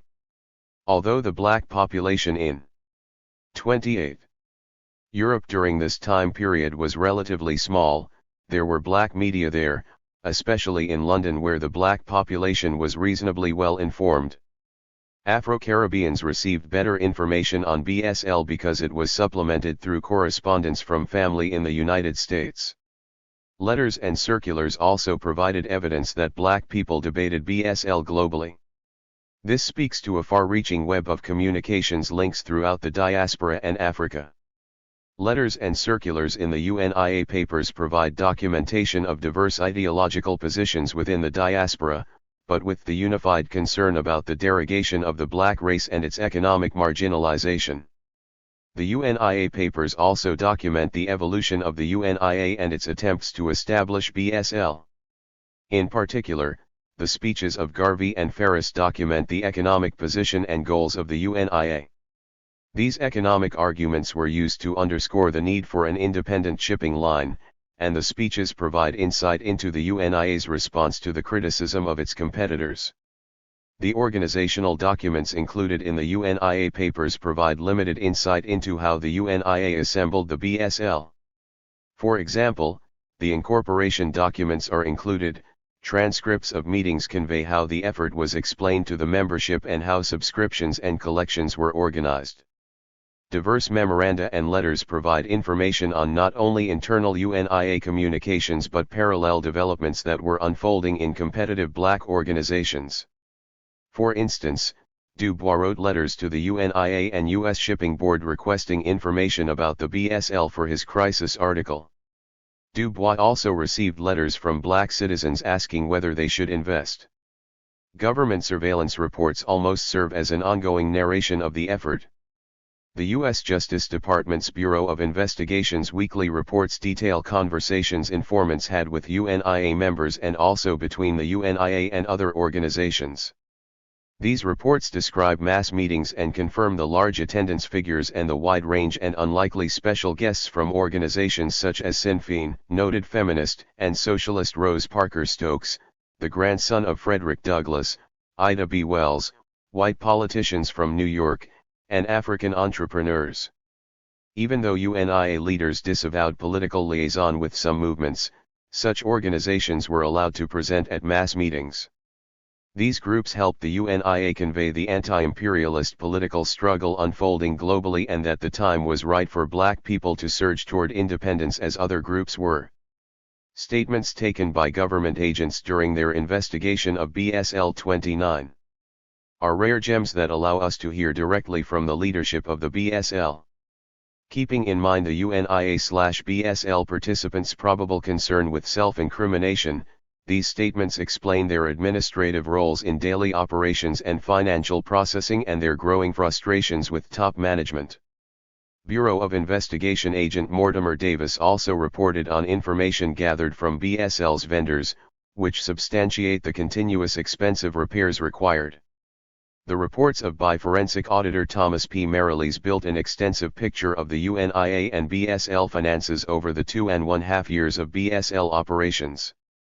Unfortunately, the raw data that the BI gathered is not available. Nonetheless, these summary reports are the main account available of overall financial operations. For instance, Merrilees assembled a table outlining numbers of shares sold per month, which gives an idea of interest in the line and a helpful working estimate of monthly income available for BSL operations and, it seems, for the UNIA's use.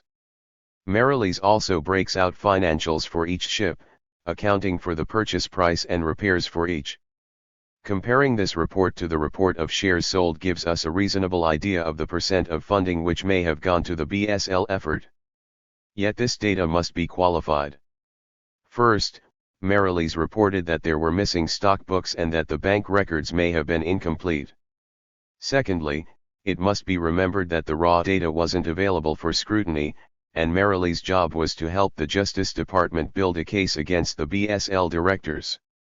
Therefore, the data was probably organized to augment the strength of the government's case. Finally, BI reports suggest that UNIA and BSL officials, who had been forewarned of the impending BI raid and arrests, may have removed some records. The types of records removed are not identified. While it is reasonable to surmise that some financial information was removed, other records, including those for the UNIA militia and other alliances and plans, could have been removed as well.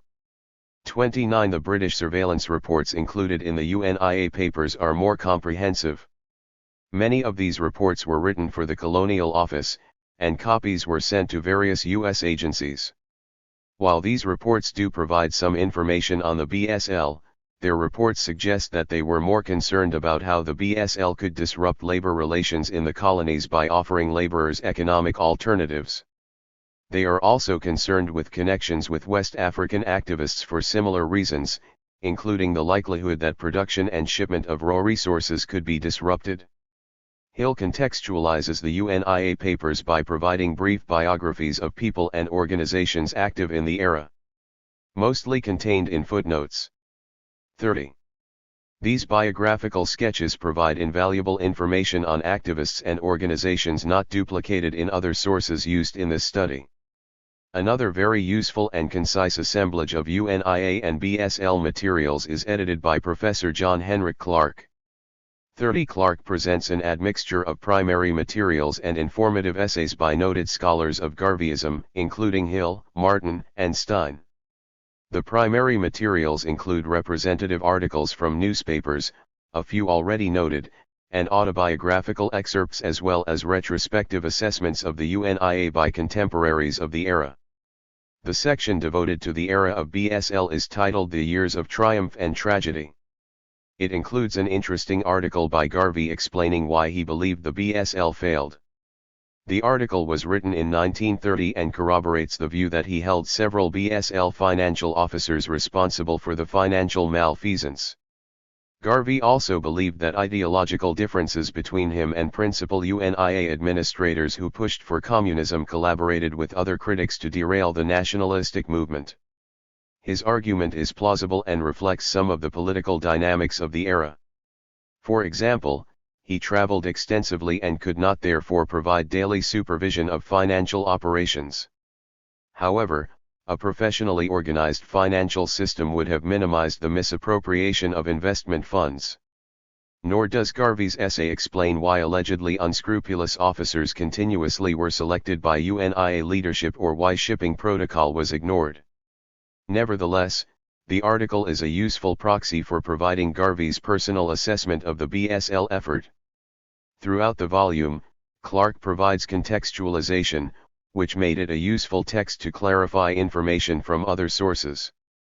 Combined with Hill, Clark helps us to see through the primary data the extent of understanding that black diaspora and political activists had of the politics and international economy of the era. The primary documents available suggest that UNIA activists had mastered the newspaper industry and law. The contributions of black lawyers to the UNIA have been ignored, as has the extent of the international communications network. Hill and Clark have enabled us to see the strengths of the UNIA as it worked its way into the international economy via shipping. And government surveillance reports provide valuable insight into the reasons these governments obstructed the BSL effort. Still, incomplete minutes and financial reports and the lack of personal papers for Garvey and other UNIA leaders leave us with a fragmentary picture of BSL administration. The transcript of the mail fraud trial gives partial but direct, objective access to key actors in the BSL project. Because of its function and unbiased 31. Recording of testimony and evidence played out in the courtroom, it could not be organized to convey any particular viewpoint. The testimony of BSL directors, spokespersons, and office staff created a picture of the headquarters and daily administrative operations and provided access to the reasoning and views of officers. For example, clerks and financial officers explained the processing of funds. The supervisor of stock sales agents described their procedures and problems. Additional details of the circumstances under which ships were purchased were in the transcript. The transcript also corroborated details about BSL gathered from other primary sources. In discussing operations, witnesses confirmed that officers and staff for the UNIA and its corporations and leagues were virtually indistinguishable. UNIA officials and BSL directors were paid from the same funds. These funds included UNIA dues, newspaper subscriptions, and purchases. UNIA salaries were also paid from investment funds for BSL and the National Factories Corporation, the largest source at one point being BSL funds. Dissension, accusations, and mistrust detailed in surveillance reports and rival black newspapers were substantiated. Conversely, The trial transcript underscores the earnestness with which some of the UNIA and BSL officers pursued their goals, especially with the BSL. They did intend to run a race-based shipping company and develop settlements in Liberia.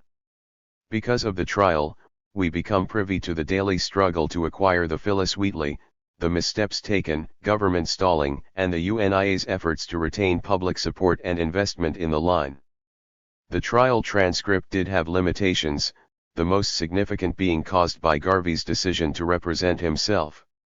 I believe that much more information might have been revealed, but Garvey did not have the legal training to introduce evidence germane to his case and ironically to my study. These circumstances made for interesting reading but also suggested that the BSL effort was more complicated than the historiography on it indicates. Memoirs were useful also. Amy Jacques Garvey's memoir, Garvey and Garveyism, allowed me to glimpse the uppermost management of the UNIA and the administrative obstacles that hampered the effort. Amy was Marcus Garvey's second wife and office manager to the UNIA's office, although it seems sexism prevented her from actually carrying out such responsibilities. From her, we know that the line initially was meant to be a cooperative, and the programming grew out of the concerns voiced by seamen and business people connected to the UNIA. African Americans from the Caribbean as well as the 32 United States were knowledgeable about the role of shipping in commercial trade. 31 In addition to increased trade opportunities, these seamen knew that a black merchant marine would increase job opportunities for stevedores and, if the effort was successful, nautical officers and administrators. We also know that the BSL's popularity with black people caused the New York office to be swamped with requests for information and for shares. The small staff was inundated and ill-prepared to undertake the immense increase in financial administration. Amy Garvey also corroborates the wide travel undertaken by Garvey to increase membership and funding. Because UNIA governance was authoritarian, his frequent absences exacerbated the tension developing within the overworked staff.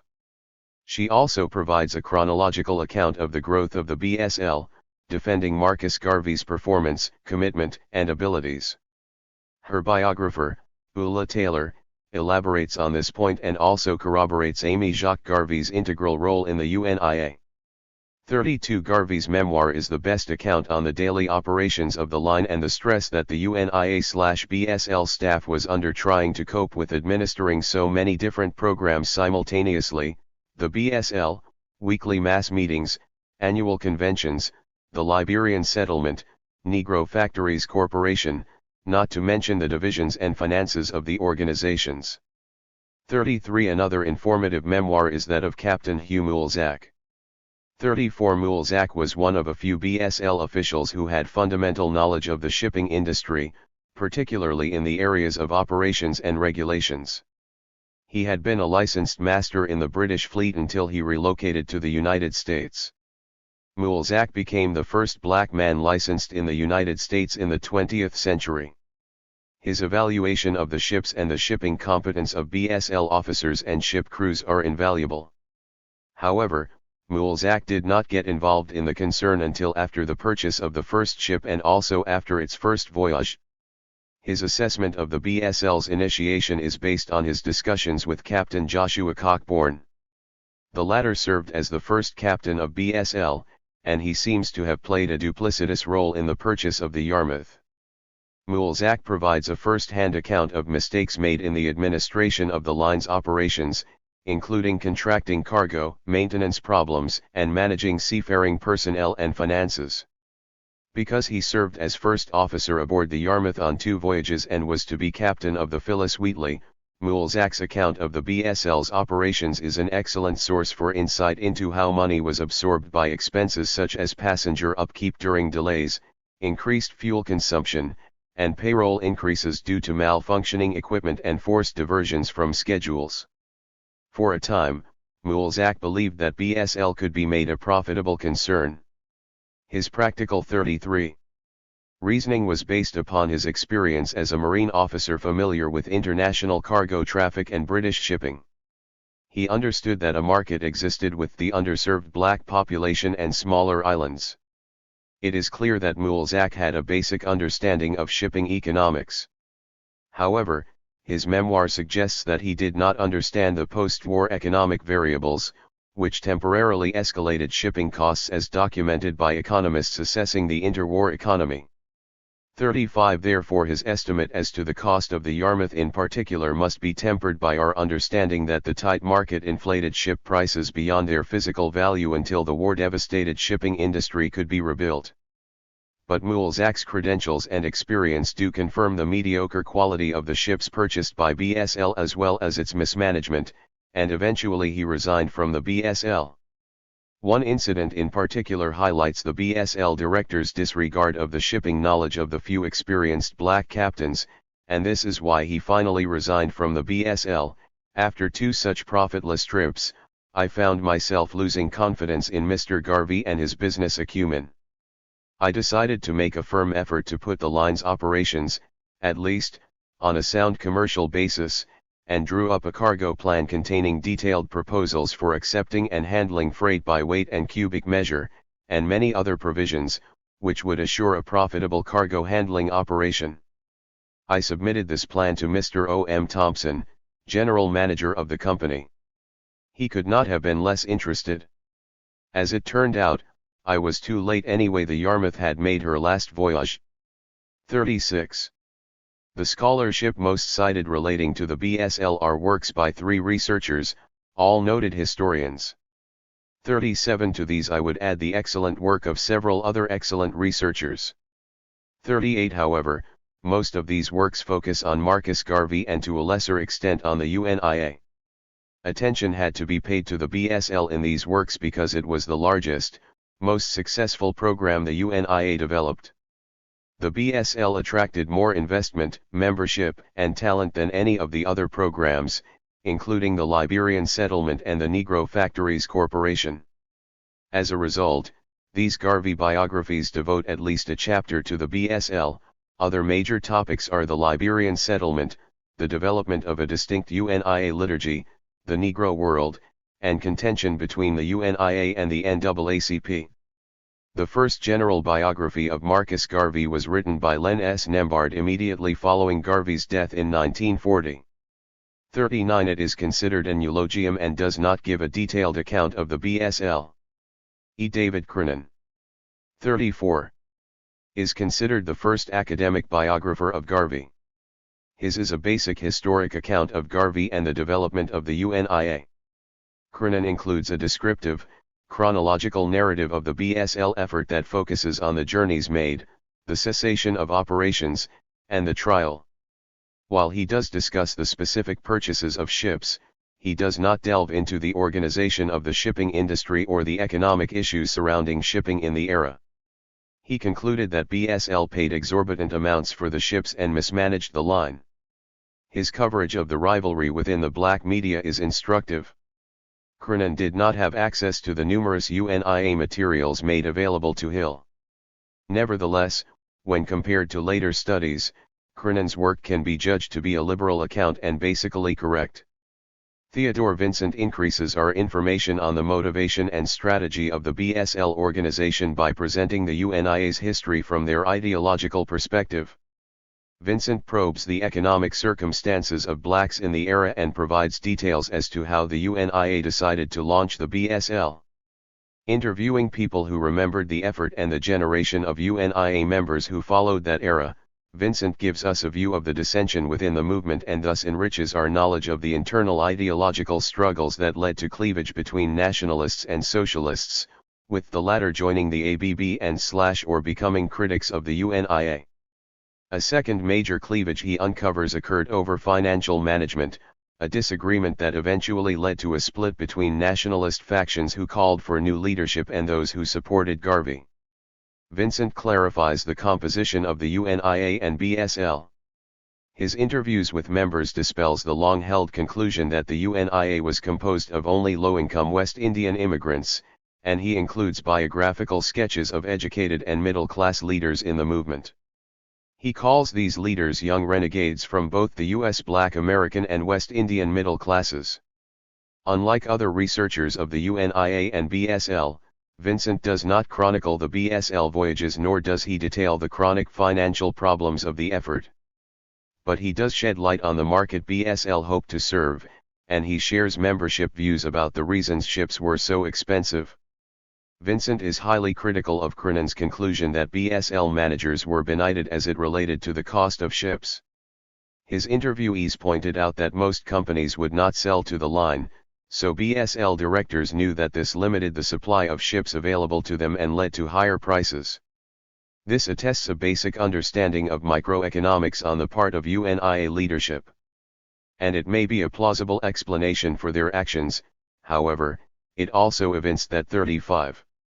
The researcher and interviewees were unfamiliar with the economic circumstances surrounding the shipping industry of that era. While acknowledging that the BSL was incorporated, Vincent concluded that the BSL functioned more as cooperatives than corporations. This suggests why BSL operations, particularly financial management, did not meet corporate norms. While this may have facilitated program implementation from the UNIA leadership's perspective, it provided the government with legal inroads to dismantle what it considered a subversive organization. Tony Martin often is categorized as an apologist for the UNIA because, like Vincent, he seeks to incorporate the nationalistic view into the literature on the UNIA. However, Martin's purpose is made clear in his preface. This book is based on the simple premise that no one could have organized and built up the largest black mass movement in Afro-American history, in the face of continuous onslaughts from communists, black reactionaries, and the most powerful governments, and yet be a buffoon or a clown, or even an overwhelmingly impractical visionary. This study attempts to treat Garvey and the UNIA with seriousness and respect they deserve. Thus the book is organized in such a way as to present a cogent defense of his thesis. Accuracy is not sacrificed, however, and Martin does not evade the financial problems in the Black Star Line's management. He does explore and document more fully the governmental intervention and the internal general business incompetence as well as the UNIA's internecine struggles. His narrative supplements the UNIA papers nicely by weaving the UNIA story around the chronologically arranged documents in the UNIA papers. Nevertheless, his presentation of the BSL does not add very much to the information on its organization or operations in the Caribbean. He does corroborate that the BSL traffic agents were in Jamaica and provides a better count on the passengers using the line. For instance, Martin documents that the Yarmouth accommodated over 500 passengers, and in its 3 voyages carried well over 700 passengers. This suggests that the UNIA leadership's belief that there was a passenger market was reasonable. Martin provides some documentation of white engineers sabotaging boilers but presents no evidence of government sabotage of ships. Another historian, Judith Stein, employs a socialist analysis of Garveyism that considers the political economy of the era. Thus her discussion of the BSL provides more insight into the international economy, including 36.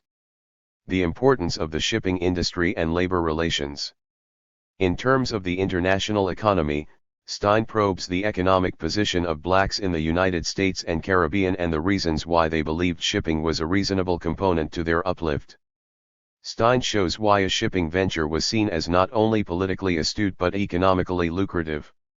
Smaller Caribbean islands with irregular exports were cut off by the larger shipping lines that were trying to enhance efficiency. Itinerant laborers in search of work needed transportation around the Caribbean and along the U.S. eastern seaboard.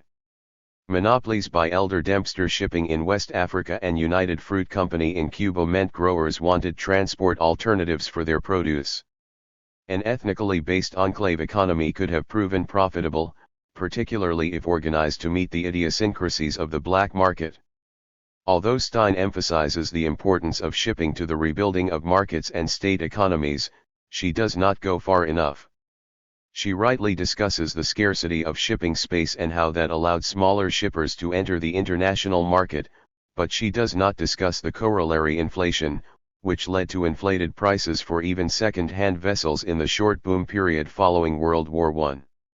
Nevertheless, she provides the best discussion of the costs associated with the effort.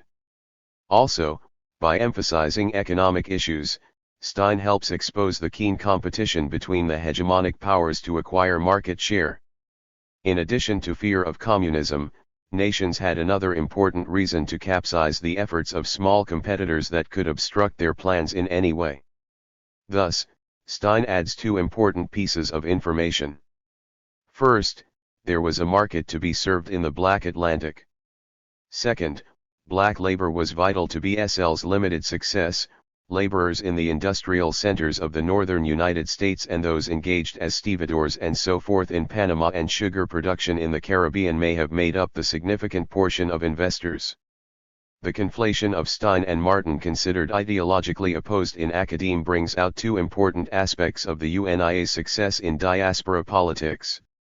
Stein highlights the integral role of black workers not only as BSL stevedores and seamen but as investors. Martin underscores the invaluable contributions of diaspora activists to the interlacing of black political organization on 3 continents to back the BSL effort. In fact, respected diaspora activists and independent political activists were instrumental in convincing workers to trust and invest in BSL. Martin's work illustrates why the United 37 States and Britain were concerned that an international network of black activists could cause problems. First, labor unrest and insurrection would disrupt production and possibly call for military containment, both bringing additional costs that Britain in particular could ill afford. And secondly, each state reasoned that the black political network could be used by competitors and/or enemies to disrupt market development and labor relations. As stated earlier, the editor of the UNIA papers has not completed the volume devoted to the UNIA in the Caribbean. Most researchers of Garvey and/or the UNIA concentrate on the organizational headquarters in New York and contention with rival black organizations and critics, yet BSL investors were found all over the Black Atlantic, as well as in other regions. A few writers give us glimpses of the UNIA outside New York and allowed me to extend my analysis of the BSL into the Caribbean. While Rupert Lewis is another biographer of Garvey, he also facilitated insight into how the UNIA operated in the Caribbean, especially in Cuba, Panama, and Costa Rica. 40. His work provides details of Garvey's 1921 tour of the Caribbean and how and why the political leadership of some islands embraced him. He also sheds light on how the United Fruit Company gingerly managed its black workforce during the BSL era and worked with the U.S. State Department to contain UNIA development in the Caribbean region. James C. Boyd provides a rare look at UNIA membership in the Lesser Antilles, focusing upon Tobago and its connection to the Trinidad Workingmen's Association, an organization with significant UNIA membership. 41. The TWA was a workers' union, which led effective strikes for wages throughout Trinidad. Boyd documents strong African cultural retention in Tobago and the islanders' support of UNIA's Liberian settlement program. He also gives insight into migration patterns within the Caribbean and how islanders were politicized as they left the smaller islands in search of work and liberty. Several became UNIA leaders in the Caribbean and some eventually in the United States. Boyd also provides the best treatment on the UNIA's National Factories Corporation, detailing its brief success providing uniforms for UNIA and its branch businesses. Emery Tolbert provides the only study that concentrates on one division specifically. It therefore provides the perspective of an outpost of UNIA programming and the organizational structure that could function outside the New York fold. 42. Tolbert documents that L.A.'s UNIA/BSL supporters were not confined to working class communities but rather 38. Included experienced, respected activists of varying political views. His study is all the more important because it was the Los Angeles contingent, led by Noah Thompson, that forced debate at the 1921 UNIA Convention on the financial management of the BSL. As a result of Thompson's critical rebuke of management, BSL financial records were presented at the 1921 convention and read into the record. These are a few of the surviving primary financial documents available on the BSL. Taken together, the research on outpost divisions points up the diversity in the reasons for the UNIA's large membership, even as members shared the desire to eradicate racism, particularly economic exclusion. This work suggests that membership in underdeveloped areas such as Tobago and Mississippi was most repressed, and members in these areas were more receptive to African immigration and BSL as a means to that end. More economically integrated areas such as Trinidad, Jamaica, and the Gold Coast were more politically attuned and wanted commercial shipping and passenger service from the BSL. A few in more industrialized, cosmopolitan areas like New York, Chicago, and London wanted profitable investment opportunities and other diaspora-based employment and African development possibilities. These writers document the UNIA's fixation upon international economic and political programming, especially the establishment of BSL and the UNIA Liberian settlement. But some branches may have wanted local development and political representation as suggested by Tolbert. Further, they point out the organization's resistance to the viewpoints and suggestions of the general membership and the expansion of local programming in the chapters. Finally, I contextualize the study by looking at African American urban history. This comparatively new field has produced studies that query earlier research about how African Americans engaged prejudice, segregation, and terrorism. Researchers such as Goings and Smith point out that blacks used kin and friendship networks, pooled resources, shared information, and played pivotal roles in organizing their own movement into expanding cities of the North and South. 43 And just as they migrated north, African Americans also moved further west, usually settling in urban areas and building strong communities, but they also developed many black towns in the western United States.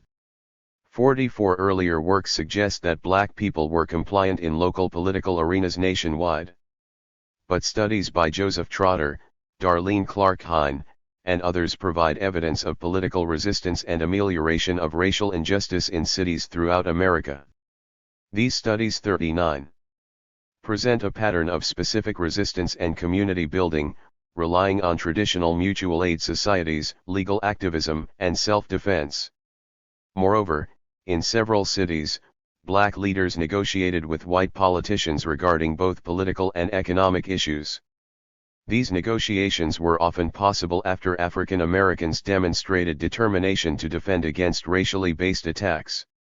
45 Cascow takes a closer look at many of the riots during the Red Summer of 1919 and describes several of these racial clashes as fight-back riots.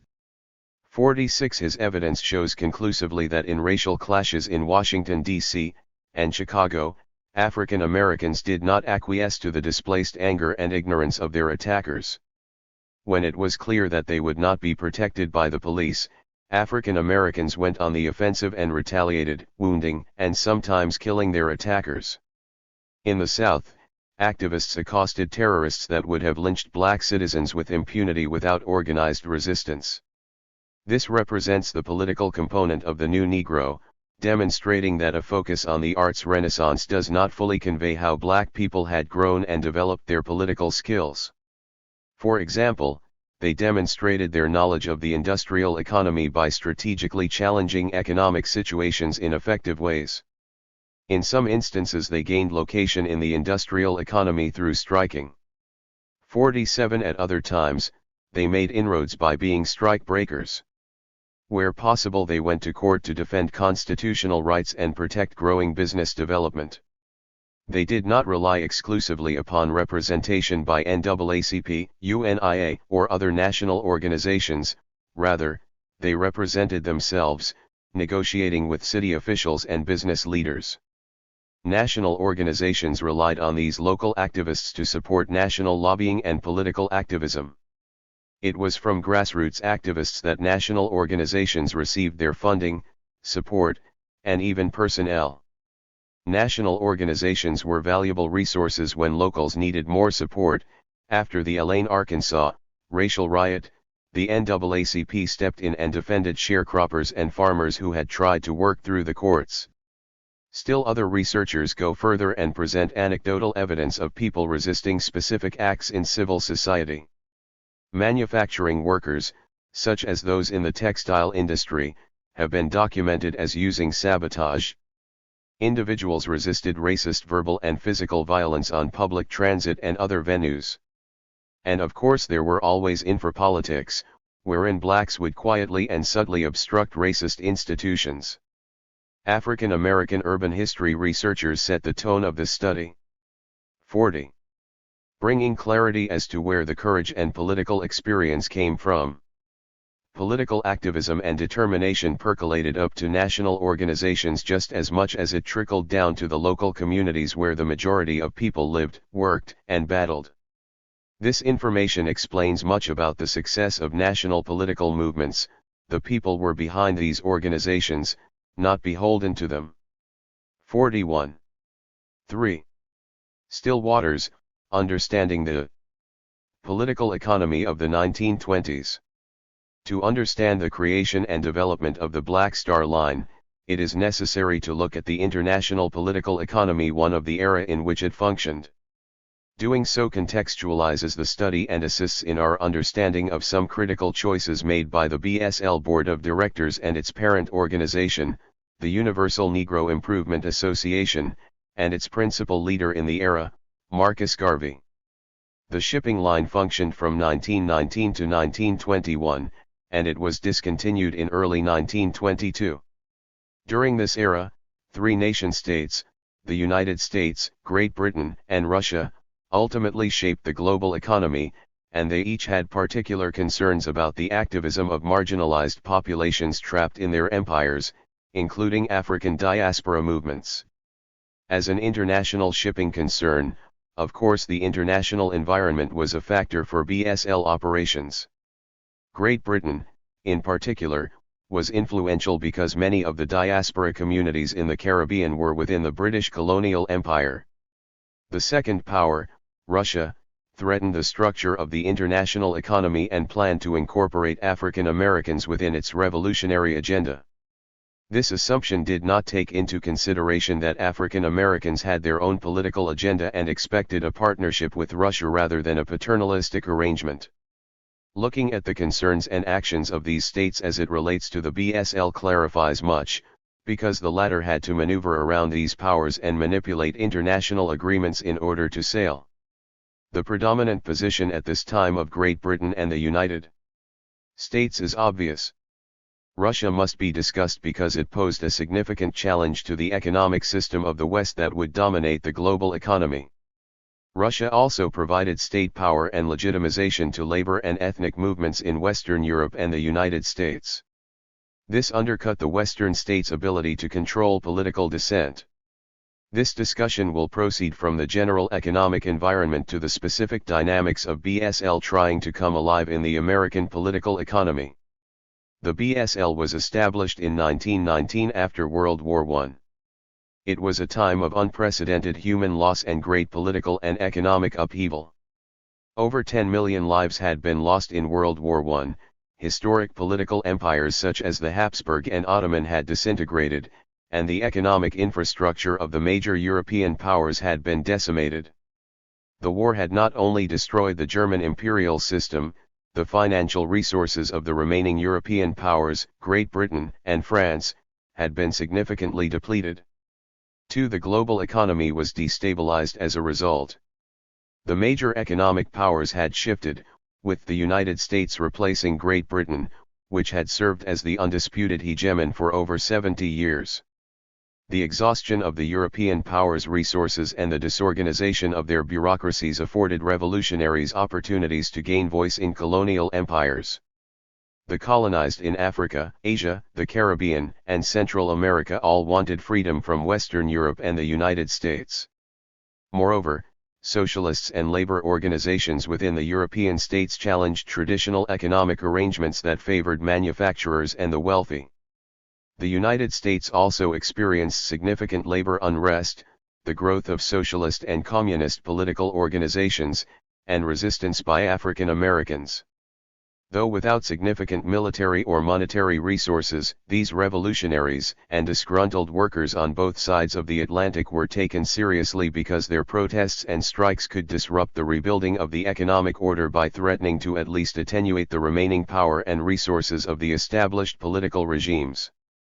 There was also concern that the Bolshevist revolutionary movement could become the leader of the European and American radicals. The Bolsheviki sought to replace the destabilized global economy with a communist regime, redistributing the wealth and power, and threatened the capitalist order in Western Europe. Thus Western European and US governmental and business leaders had to rebuild Europe while simultaneously safeguarding capital and global markets from revolutionaries and other discontented groups. Lenin was politically astute and was intricately connected with socialist movements. Still Waters 43.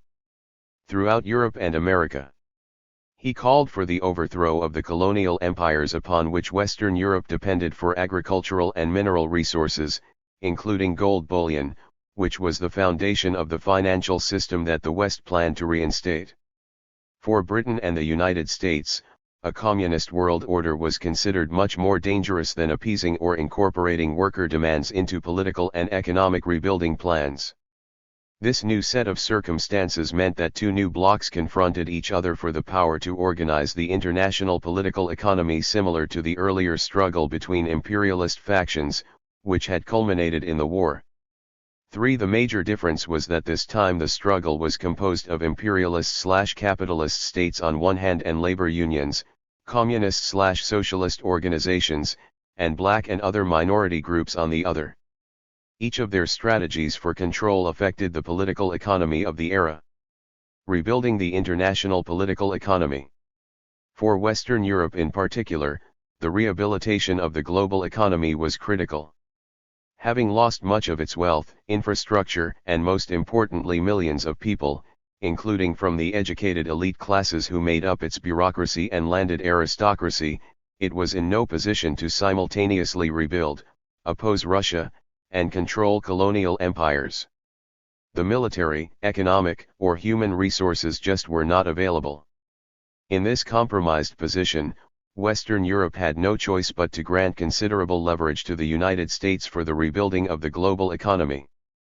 This was the only safe way that these weakened states could regain economic footing and rebuild their nations. Understanding the struggles between and within these two powerful blocs is key. If we evaluate the formal agreements reached to begin the arduous rebuilding of the international political economy, including the Treaty of Versailles, as well as the economic challenges of each state, we can better follow the strategies and relationships that formed the IPE environment in which the BSL operated. The Treaty of Versailles outlined the rebuilding of Europe and distribution of Germany's colonies. Drawing up the treaty focused attention upon the colonial possessions of Europe and brought subjugated peoples to Paris to argue for autonomy. In many instances, these delegations were ignored. 44. Including African and diaspora attendees. For yet these marginalized groups achieved important political cohesion. They interacted with each other and came to better understand the underlying institutions of their oppression because the Versailles Conference was well covered by the media. While some meetings were private, public meetings and proclamations provided these attendees with a better understanding of the global issues, the political competition within Europe, the purposes and terminology of imperialism, and the opportunity to meet among themselves and form stronger bonds. Though these delegations had no voice in the proceedings, they were encouraged by the discussions about a League of Nations, an organization that possibly could be convinced to address their subjugation at some future time. The United States' position in retaining the capitalist world order was perhaps to be expected because America was in many ways an extension of Western Europe. Most American leaders and ethnic groups shared British, German, and French ancestry. Many of the American political and economic institutions were modeled from the ideals of historic European thinkers such as Locke, Rousseau, J.S. Mill, and Weber. Thus alliance with the United States was not such a radical change from European political and economic traditions. The unfolding structure of the rehabilitated international political economy still would be undergirded by European culture, traditions, and institutions. The emerging global system was to remain under the control of the West and capitalism. There was an element of competition as well. Clearly, Europeans were reluctant to cede economic hegemony and therefore wealth, power, and prestige to the United States until the economy could be rebuilt. European leaders were cognizant of the fact that President Wilson was not simply being altruistic in pushing the enactment of his League of Nations. While Wilson was an ardent supporter of the liberal capitalist international system, his priority was to expand American markets and influence and secure dominance of the Caribbean and Pacific. The United States had accumulated over $14 billion in debt as the result of the war. 5. After Europe rebuilt, the demand for American goods would decline. American farmers, manufacturers, and other producers would earn less money after 5 years of impressive gains. This situation added urgency to Wilson's goal of expanding American markets by building a competitive merchant marine and protecting the waterways for free trade. Yet to become a presence at sea would put the United States in direct competition with its major ally, Great Britain. In addition to being allies, the United States and Britain were also competitors. Still waters. 45. A closer look at Russia and Great Britain. Given the seriousness of the Russian challenge, one might assume that the United States and Britain would minimize competition in order to safeguard the capitalist economy, and to the extent possible, they did so. However, more immediately important than the consideration of the global economy was the economy of each state. Each of these nations was primarily concerned with its own preservation. Britain and the United States needed to balance their alliance agenda with that of the growth and recuperation of their individual nations. Already protests within each state warned that their capitalist-oriented governments could be voted out and replaced by socialist regimes. Even worse, communism or anarchy were considered distinct possibilities. Each state had experienced crippling strikes in principal industries and state bureaucracies as well as riots after the war. 6. These concerns informed the redevelopment strategies of both states in terms of prioritizing the capture of market share and raw resources necessary to stabilize the home political climate and rebuild a strong, reliable economy. 7. Russia. At first glance, one can understand why Western Europe and America feared Russia. Russia could impede the rebuilding of Western Europe by disrupting labor relations and the administrative work of the political superstructure. The Bolshevists had cancelled all Tsarist debts and thus could apply their resources to building a strong industrial base and increasing market share. Such expansion would likely mean that Western Europe in particular would lose more market share. 8. Secondly, unlike Western Europe, the old Russian Empire had access to natural resources in nearby territories, such as Ukraine and Georgia. The Russification of these populations under the rule of the old Russian Empire ensured that business and political ties could be rejuvenated and the resources used to fuel industrialization of the new revolutionary state.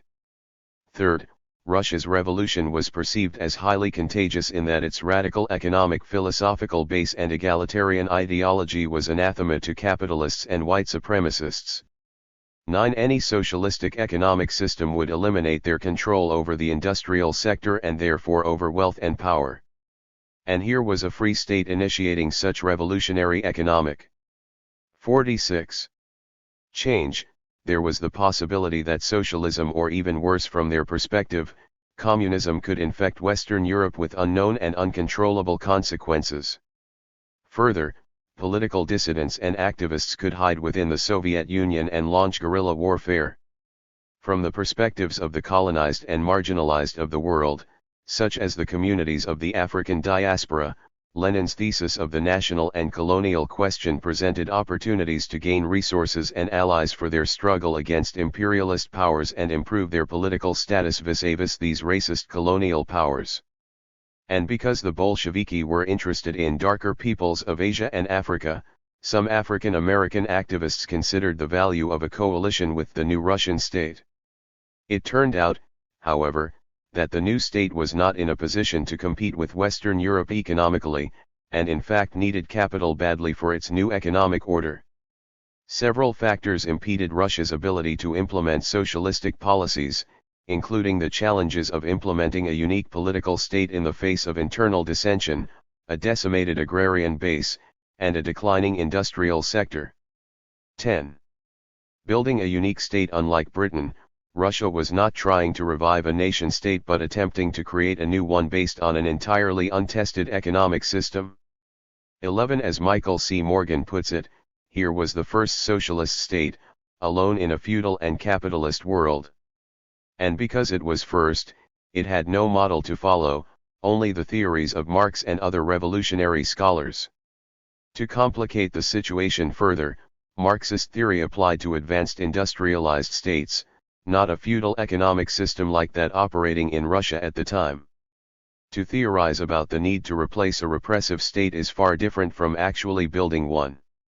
12. The Bolsheviks had to implement socialism by building new economic, political, and cultural institutions.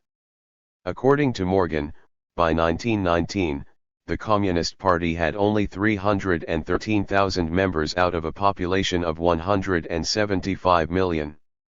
The people, overwhelmingly poor, former peasants, and belonging to several ethnic groups, were unfamiliar with modern industrial and international economic systems, and their cultural and political roots were in the Russian Orthodox Church and Tsarism. The war had cost Russia over 5 million lives and destroyed industrial and transport infrastructure. The Bolshevists had to repair war damages and resuscitate the economy while simultaneously guiding the people through the tumultuous political and economic transition to a new socialist state. Still Waters 47. International relations. Even with serious internal problems, the new state was active in forging new international relationships. In 1919, the Comintern superseded the Second International and made its goal the implementation of worldwide proletarian revolution. There were efforts to work with socialists and communists in various countries. Lenin publicly expressed support for colonized and oppressed people including Africans and African Americans. 13. Though without adequate financial means, Russia did influence the politics of several countries, including Germany and Britain. Russia realistically could not provide military assistance, but it did provide ideological support for revolutionaries. The Comintern disseminated information worldwide denouncing capitalism and provided theoretical foundation for worker protests and modest start-up funds for propaganda, such as newspapers and education in economics and alternative political strategies.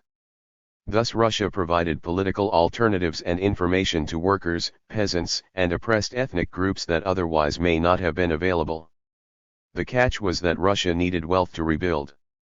The theory that revolution would soon pervade Europe was premature at best, and Lenin was in the awkward position of acquiring capital from the West. Despite this conundrum, Lenin used the Comintern effectively in international politics.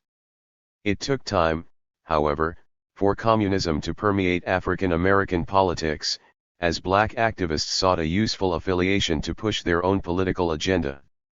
Before establishing camaraderie with the Comintern and other labor movements, African American activists advocated and lobbied for communists to realize that race was as serious an issue as class. African Americans invigorated the discourse on communism as the ideological answer for the poor and marginalized of the world. One of the first black activists to join the party, Otto Husewood, argued that the communist perspective of American racism was flawed and that this error ultimately would derail the movement. He posited that racism had put black people at the bottom of the economic scale where they could be paid less than any other group of workers. As a result, he argued, industrialists could reduce their labor costs by hiring black people and simultaneously enervating the labor movement. It was crucial that the CPU destroy racism within its ranks in order to further the liberation of workers and the poor. Other African American activists saw no reason why communism could not be conjoined with nationalism. Just as East Indians and Chinese had a right to self-determination, so did African Americans. These activists pressured the party to recognize the unique position of African Americans and accept 48. That race and class were twin iniquities as opposed to race being simply a subordinate component of class. The bottom line for black radicals was that racism had to be eradicated in communist parties so that it could be vanquished in the world. Further, the party had to resolve conflicts caused by the fissure of the American communist movement. It had to incorporate black activists into leadership positions within the party. There were obstacles to incorporating black Americans into the party. Lenin had submitted the question to the Second Congress, and an in-depth discussion was held concerning the possibilities that their unique struggle and location would lead to the facilitation of global revolution. 14 Lenin posited that African Americans could be developed into an excellent vanguard cadre in the struggle against European imperialism in Africa and among the other darker colonized races. He also wanted racism to be eradicated from the American Party. Lenin apparently believed that the African American Revolution could be folded into the world revolution against capitalism. Of course, Lenin's assessment was inaccurate because the priority for African Americans was to eradicate racism and gain political incorporation and economic access. African Americans were attuned to political and economic issues of the day, and many were educated, well-traveled, and active in international politics. 15 African diaspora politics had worked for over 100 years to end exploitation, racism, and African colonization. African Americans worked in unions from the late 19th century, sometimes with whites, as in the shipyards of New Orleans, or sometimes forming their own unions, such as sharecropper unions. Further, African Americans had lobbied at the Versailles talks as well as advocated for change in their own newspapers and organizations. Black radicals continued to argue their points of view and were able to place the issue of race into the discourse. But disagreement with white American communists prevailed, and while black radicals kept working to educate the party and gain resources and support for their American struggle, they also developed radical political organizations outside of the U.S. Communist Party. Even though the party underestimated racism, black activists could see how the components of the ideology could be useful to them both in America and in international struggle against racism. These activists knew that they had to deal directly with this contradiction in communism while trying to convince the black masses of the possibilities of working within the party as it evolved to understand race as a political issue. This differing view of race constantly plagued the relations between black Stillwater's 49 and white communists, particularly in the early years from 1921 to 1925. Blacks felt that even those white communists who advocated equality often practiced paternalism and therefore alienated black members. White communists believed many black members to be reactionary and often surreptitious nationalists, and so both groups felt frustrated in attempting joint action.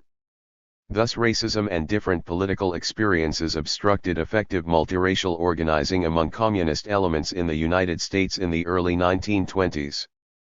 But it did not stop black radicals from organizing black communities using some of the propositions of socialist and communist theory. As a matter of practicality, black radicals had two components to their political strategy, dealing with the evolution of the party and creatively incorporating the economic analysis of capitalism into their struggle in the United States. An example of the growth of black radicalism in the CPU and in U.S. black communities is the African Blood Brotherhood. Initially, the ABB was a clandestine organization that fought for global black unity and the eradication of racism. The ABB had been allied with the UNIA, several of its members were also members of the UNIA. Cyril Briggs and Grace Campbell had been associated with the Socialist Party and had followed the Bolshevik Revolution closely. In fact, Briggs was at the founding meeting for the U.S. Workers' Party. Persuaded by Lenin's thesis on the national and colonial questions, Briggs sought to incorporate radical principles into the ABB nationalist program and also attempted to form a cadre within the UNIA with the goals of transforming the UNIA ideology from capitalist to his synthesized ideology that embraced black independence and communist principles. Members of the ABB began to move toward communism in early 1921. Since the ABB was a clandestine organization, not much is known about its programming and membership. However, several researchers put the membership around 3,000 and believe that there were branches in American cities and the West Indies. These historical studies estimate that ABB founders Briggs, Campbell, and other members formally joined the U.S. Communist Party in late 1921 or early 1922. It has also been established that the party helped fund the ABB's news organ, The Crusader. Along with other black journals, The Crusader had a wide readership and was highly critical of the UNIA and especially the Black Star Line. 16. These black radicals continued and modernized the traditional collective activism and unionism of the 19th century. However, black alliances with the CPU did not become significant until 1928. 17. By this time, several black activists had studied at Russian universities and agreed upon policies and programs that were conducive to African American needs. These measures made the CP palatable. 50. To African American activists, and membership increased throughout the 1930s and 1940s. Britain's domestic politics reflected the changes in the international political economy.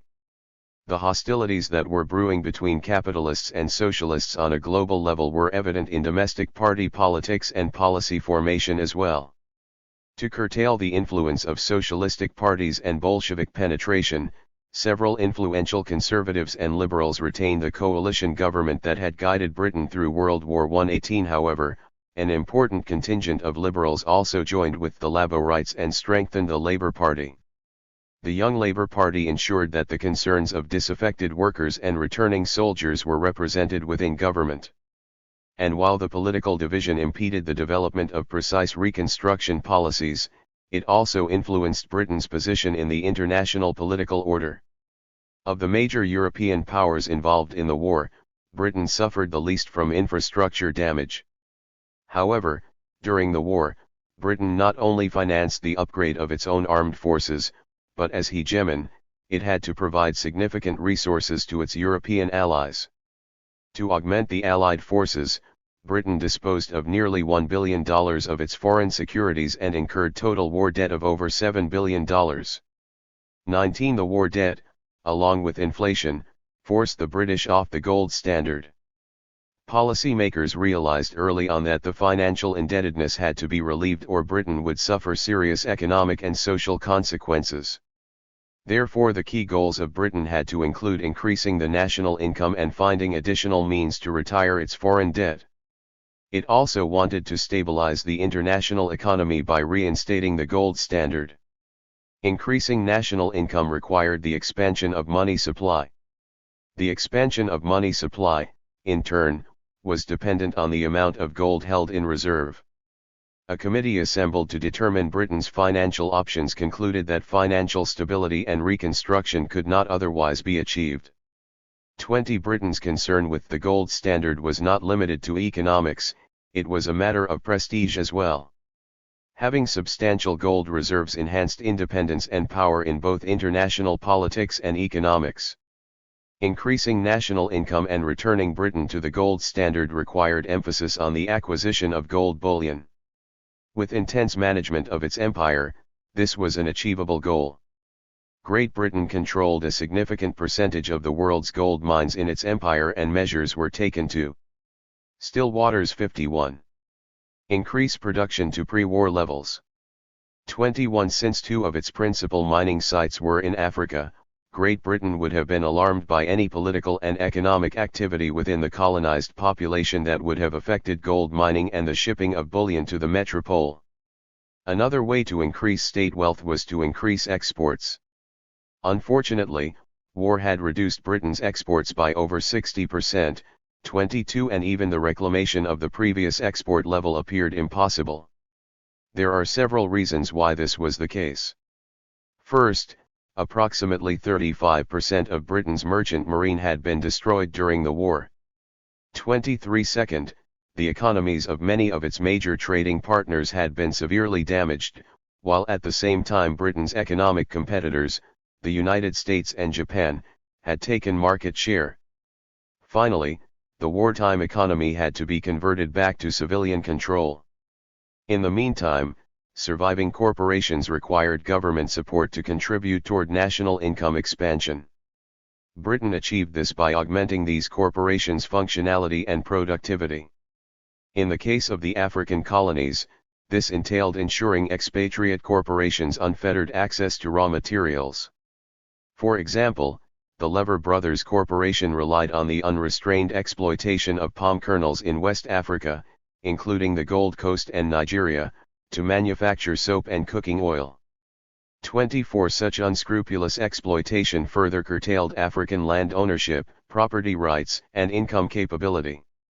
Merchant marine problems. Britain had been the model laissez-faire nation, exploiting its comparative advantage by specializing in industrial production and importing not only the raw materials for industrial production but a significant portion of its food supply as well.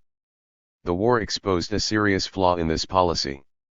To defeat Britain, Germany merely focused on destroying British cargo steamers and stopping Britain's seaborne resupply. It was an effective strategy as it depleted the British fleet, although it did not win the war. After the war, reduction of Britain's merchant fleet impeded the import of food and the necessary raw materials for the industrial sector.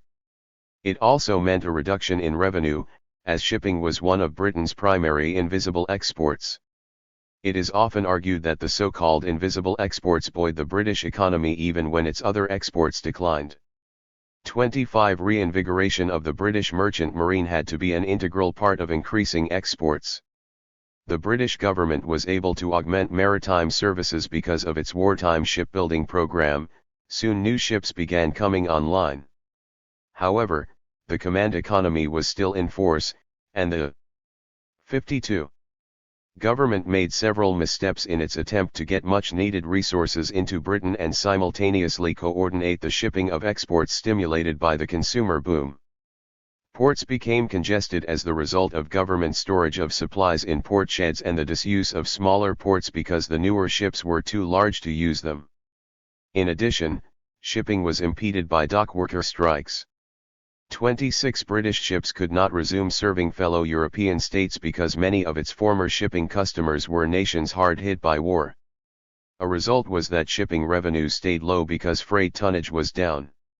Major economies decimated. The decimation of so many economies decreased demand for British exports. Eastern Europe was devastated, relying on America and other philanthropic sources for an adequate food supply. Germany had targeted France's infrastructure during the war. Plus, France had depleted its funds and borrowed heavily from Britain and the United States. It had little ability to resume importing British goods. The situation was made worse by the prostration of Germany. 27 Britain's second largest trading partner, Germany was economically devastated by the war and by the heavy reparations imposed by the Treaty of Versailles. Germany was an integral part of the Western European economy, being the principal supplier and customer of Eastern Europe and one of the largest economies in Western Europe. As a result, the rest of Europe could not recover in the absence of the German recovery. As Keynes observed, the demand for reparations crippled the recovery of Europe because Germany did not have the wealth to pay for what it had destroyed, and the incremental partial payments it did pay were insufficient to fund the redevelopment of Western Europe. Haveghurst agreed with Keynes's analysis, pointing out that Germany needed to sell, not buy, goods. So not only were Britain's exports negatively impacted, it was gaining no income from unattainable reparations. Strong competition. Britain also had lost global market share to the United States and Japan. Even in export areas that had been strongholds for Britain, such as coal and shipbuilding, U.S. competition was noted. 28 The United States aggressively pursued markets in Latin America and invoked the Monroe Doctrine to discourage European competition in the area. Therefore, Britain had to be careful in resuming trade relations in Central and South America. Through its Carib still waters 53 bean possessions, it had access to the region, but exploitation of trade relations had to proceed slowly even as British need was immediate. Japan not only competed in the shipbuilding industry, but it won markets in Asia and exerted political control in German protectorate areas. 29 Finally, the wartime economy had to be converted and returned to civilian business interests.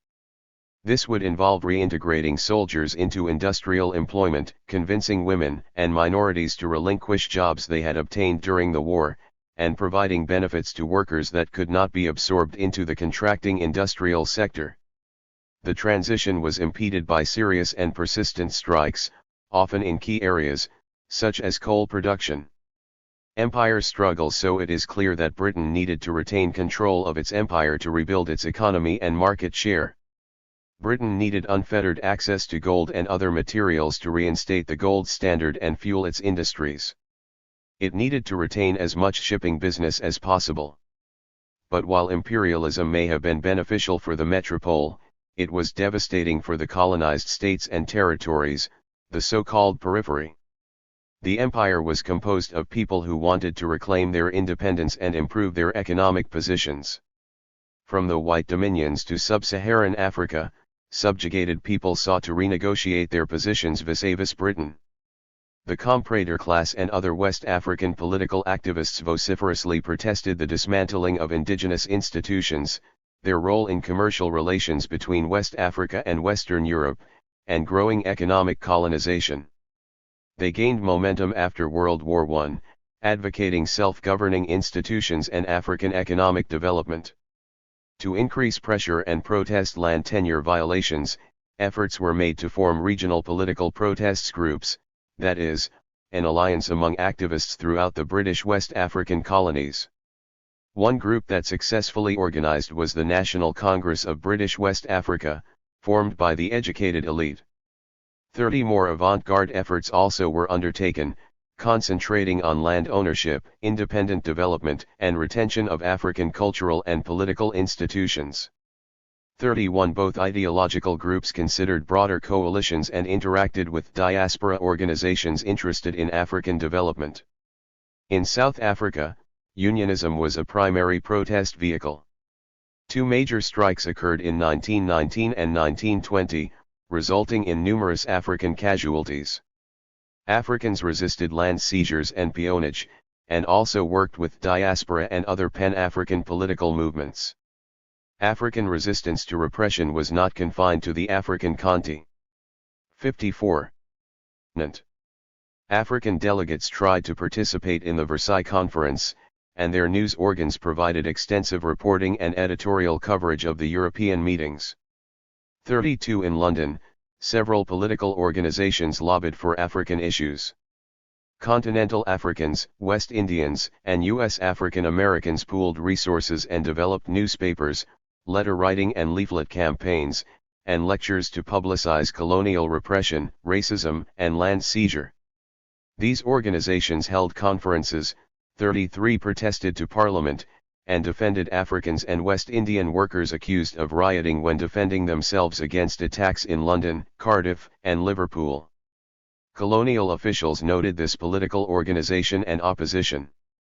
In an attempt to curb opposition, Britain introduced symbolic legislative participation in West Africa. Nevertheless, African colonies and émigrés were thought to lack the military technology or organization to resist imperialism. This analytic view was imbued by British racism. Africans were considered intellectually inferior to Europeans, and African protestations and issues were routinely ignored in policy-making decisions. 34 The British government took a Machiavellian position. There was no reason to negotiate with militarily powerless groups. Imperialistic policies remained in place, but political opposition would be monitored. Several researchers document that the British used repressive measures, including the banning of political and diaspora organizations and newspapers in African and Caribbean colonies. 35 In addition, surveillance kept the British abreast of political activities. Far from being insignificant actors, both Russia and Britain had reasons to influence and direct African and diasporan political discontent.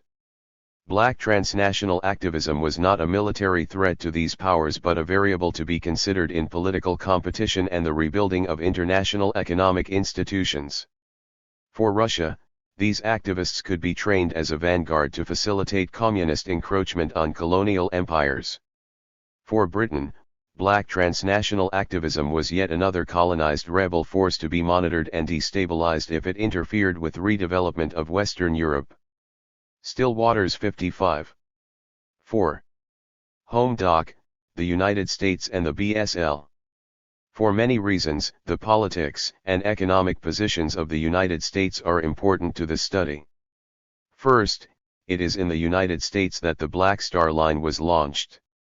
At the time, the U.S. economy was the rising industrial power in the world. As a result, it was in the United States that workers had the best opportunity to make stable wages. This was true for the black population, both native-born and Afro-Caribbeans, and thus it is arguably the primary place where blacks could consistently buy stock for the Black Star Line. It is also the United States that took on hegemonic responsibility to rebuild the international economy, and it was the United States that spawned a great deal of the economic growth and discord in the hemisphere. Therefore, a chapter is devoted to the United States and its political environment that allowed the BSL to be born. Regional integration. By the time the Black Star Line was established, the United States had established political and economic control over the Caribbean region. Beginning in the late 19th century, the United States had forced economic integration for its own interests, which included control over the region's resources and market expansion. Labor migration was facilitated by the United States seizing and consolidating the sugar and fruit industries in the area and occupying states that resisted its control.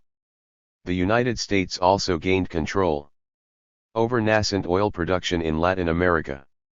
Economic integration assured a major goal of dominating not only Central and South American markets but opening a gateway via the Panama Canal to dominate the Pacific as well. The distinctly American approach to imperialism was not to permanently occupy the Caribbean and Central America but to retain indirect control of inconvenient government policies and markets. Through this method, the United States already controlled Puerto Rico, Cuba, Nicaragua, and the Philippines.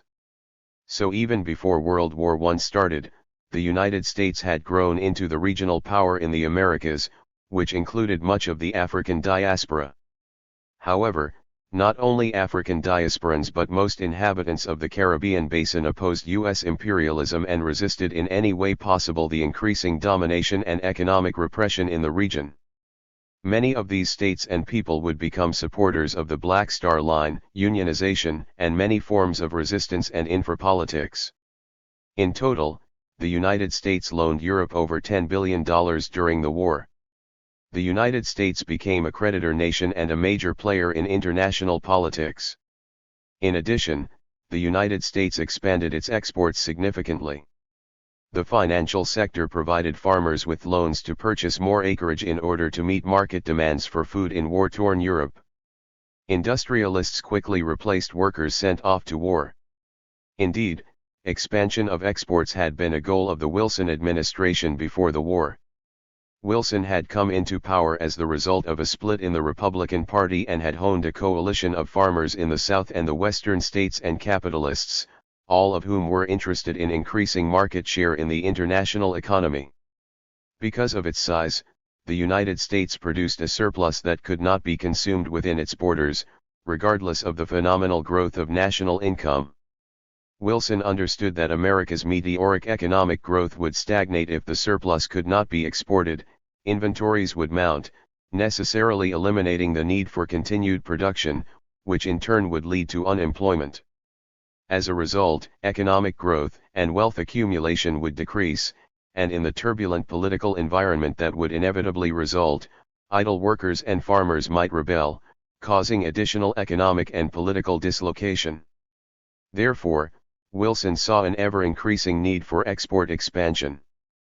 Wilsonians were convinced that one of the best ways to increase exports was to expand market share in Latin America and Asia, thus, regional integration of the Western Hemisphere, favorable to U.S.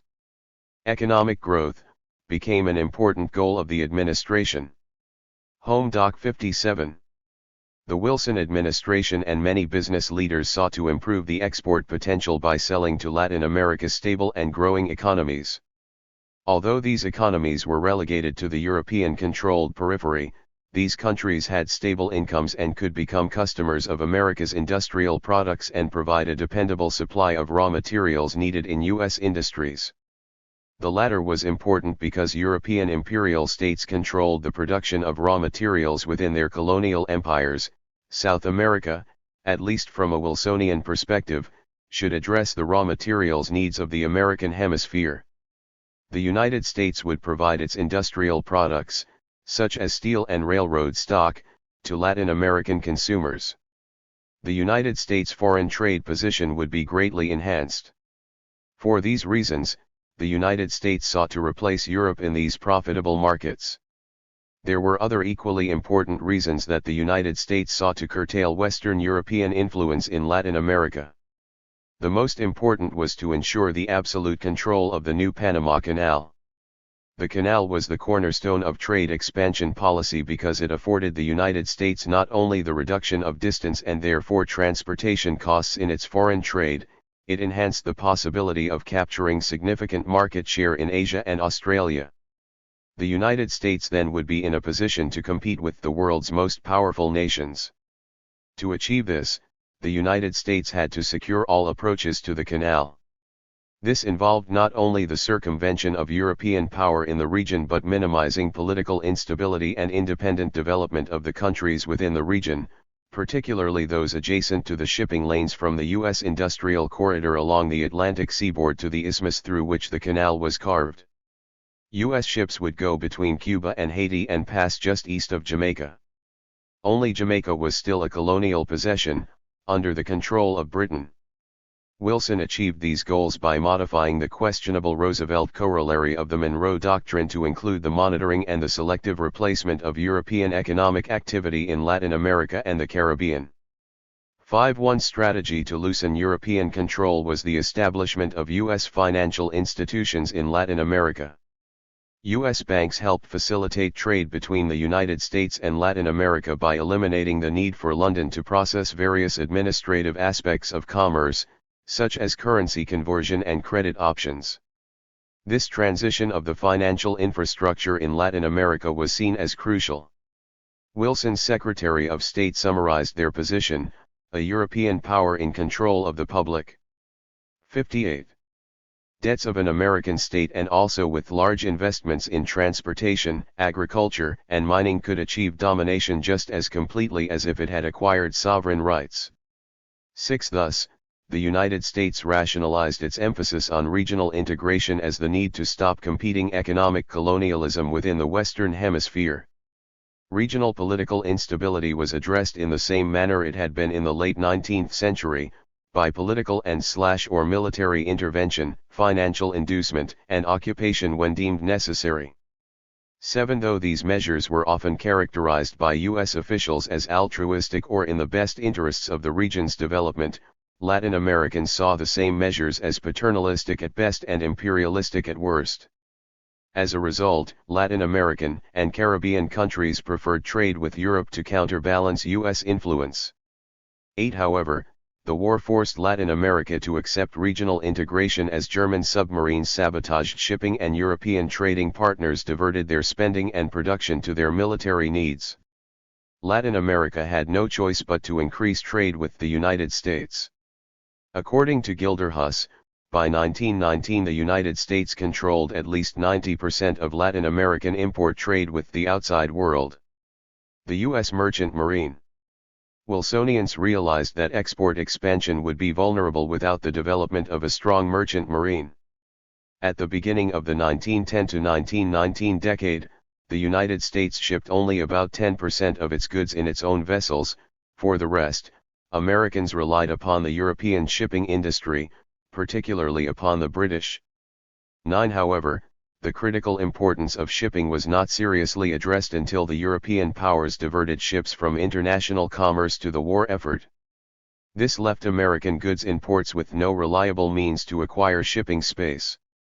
Dependence upon foreign shipping underscored Wilson's argument that profitable foreign trade depended upon a reliable merchant marine.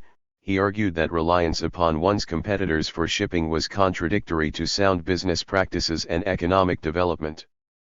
Nevertheless, it was America's entry into the war, rather than commerce, that was the primary cause of an intense shipbuilding program.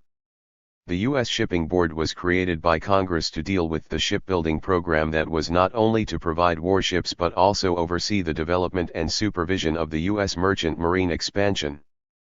Perhaps because the U.S. shipping industry handled so little of the country's commerce, the USSB did not have experienced administrators to Home Doc 59. Oversee this important project.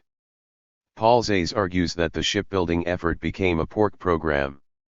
10 shipbuilding contracts were given to companies with no prior experience in the industry, contractors were overpaid and materials overpriced. Cursory design led to the building of inappropriate ships. Perhaps if the war had not ended abruptly, the USSB would have had the time to correct its mistakes and build a highly effective merchant marine. But the war ended before many of the warships were built. Technical logic would have called for the suspension of building warships because they were no longer needed. But political and economic realities dictated otherwise. The Wilson administration was concerned about the transition from the command economy formed during the war to a peacetime economy that reverted control to the private sector. The transition was expected to cause unemployment during the retooling of the economy. Added to this was the probability of reduced exports because war materials and equipment would no longer be in demand. To minimize employment dislocation, the Wilson administration continued to build unnecessary warships, several of which were wooden and could not have been useful in future military action. 11. In addition, the inexperienced USSB paid contractors for capital equipment and for the real estate that would not be used for the intended purpose. Inefficient building and management caused problems in trade as well. As predicted, there was an economic slowdown immediately following the armistice, but unexpectedly, a boom increased demand for consumer goods, and production activity picked up throughout the economy, including the export sector. However, industry-wide ineffectual management meant insufficient shipping space throughout 1919, and once again U.S. goods were stalled in ports. Many available ships had to be used in post-war tasks, such as transporting food to a devastated Europe and returning soldiers and equipment. The shipping space shortage impeded foreign trade worldwide. U.S. business interests placed extensive pressure on the USSB to release ships for commercial use. While smaller ships eventually were released, freight rate controls remained. These factors, growing exports, shortage of shipping space, and controlled rates, meant that ship owners could make considerable profits from businesses scrambling to get scarce cargo space. The USSB encouraged this development and also leased ships to companies that were eager to pursue excessive profits in this manner. The Merchant Marine Act of 1920 returned the significantly enlarged merchant marine back to the private sector, but by that time, the 60 boom was transforming into what turned out to be a prolonged economic slump. Declining demand meant fewer exports to be shipped, but it was at this point that all the new ships came into service. The consequence was predictable. Beginning in midsummer 1920, reports began drifting in that commercial tonnage around the globe was having difficulty in obtaining cargoes. The bottom fell out in December. By January 1, 1921, for lack of adequate business, the Shipping Board had tied up 468 of its approximately 1,600 vessels. A month later, the figure rose to 513. By March 1, close to 35% of the board's ships were lying idle in American ports, and eventually this figure would rise to 70%. 12. The shipping glut meant profits fell throughout the industry. In fairness, it must be pointed out that the United States wasn't the only major power to experience a downturn in its shipping industry. Great Britain and Japan experienced serious declines in shipping as well. Nevertheless, one could argue that the United States stood to lose more because it had to compete with Britain, the most experienced shipper and the United States' principal competitor. International relations. Economic nationalism influenced the United States' role in the Versailles peace talks and the rebuilding of Europe. However, relative inexperience in international affairs may have caused Wilson to underestimate the negotiating skills of Europeans. Wilson reasoned erroneously that Europe was financially in America's hands, and would therefore acquiesce to U.S. solutions. But with a history of war and constant involvement in negotiations, given the condensed area of Europe, the European leaders were prepared to withstand American pressure. European leaders held restrained respect for the United States but were fully aware of the growing imperialistic tendencies of the United States in Latin America and its economic aggressiveness in Asia. Thus, while the emphasis of the peace talks was supposed to be on political and infrastructure reconstruction, there is evidence that nationalistic and mercantilistic concerns pervaded the proceedings. While Wilson was not adverse to addressing these concerns, his solutions were fundamentally different from traditional European armistice agreements. Rather than simply dividing the spoils of war among the most powerful, Wilson wanted to implement what he termed a new liberal capitalist international system. 13. This plan included an international bureaucracy, the League of Nations, that would handle the economic relations and disputes of the member nations. Home Doc 61. Wilson sought to distribute wealth and minimize disruptive imperialistic relations by giving Germany's colonial empire to the smaller European states. He also advocated self-determination for Eastern European groups freed from disintegrated empires and for the so-called dominions. Then Europe and the United States would be in a position to manage raw materials in colonized territories as well as stabilize global markets in an orderly, nonviolent manner. These points were approved. However, the German colonies were mandated to a modified and attenuated League of Nations, thereby leaving them vulnerable to exploitation by the Allied powers. What could not be resolved was the substantial debts of the participants. The United States steadfastly refused to cancel the debts of the European powers and would only grant credit for much-needed food supplies, except for the literally starving states of Eastern Europe. In Western Europe, however, Wilsonians wanted to expand or at least retain some of the market share developed during the war. But the economic strain imposed on Europe by debt retirement slowed down revitalization. As the result, the United States drained the gold reserves of Western European countries attempting to repay the loans. These payments may have impeded industrial investment, which in turn slowed production and caused unemployment to rise. This may have contributed inadvertently to strengthening socialist and other worker protests in Western Europe. However, the United States could see that Germany could not pay the immense reparations of $33 billion. Ultimately, the United States loaned money to Germany to pay reparations to allies, who in turn paid for American Liberty loans. The United States impacted its own financial system by continued deficit spending, which stimulated price inflation. Its credit position toward Europe caused exports to decline because cash-strapped Europe had to cancel orders. This contributed toward domestic unrest and global instability. Thus, rather than retaining markets, the American economy was on the verge of market contraction. Throughout the first half of the 1920s, the United States and Europe negotiated the war debt until finally the United States canceled it. Domestic politics. The United States' relationship to Russia was entirely different, and it was concern about communism that most aggravated domestic political unrest. Warnings from Russian dissidents helped convince U.S. officials that disgruntled American workers would decide to enlist in radical political initiatives. Thus, 62. American antipathy for Russia and communism spilled over into domestic politics. The U.S. government and key industrialists were concerned about Russian government influence on American workers' movements.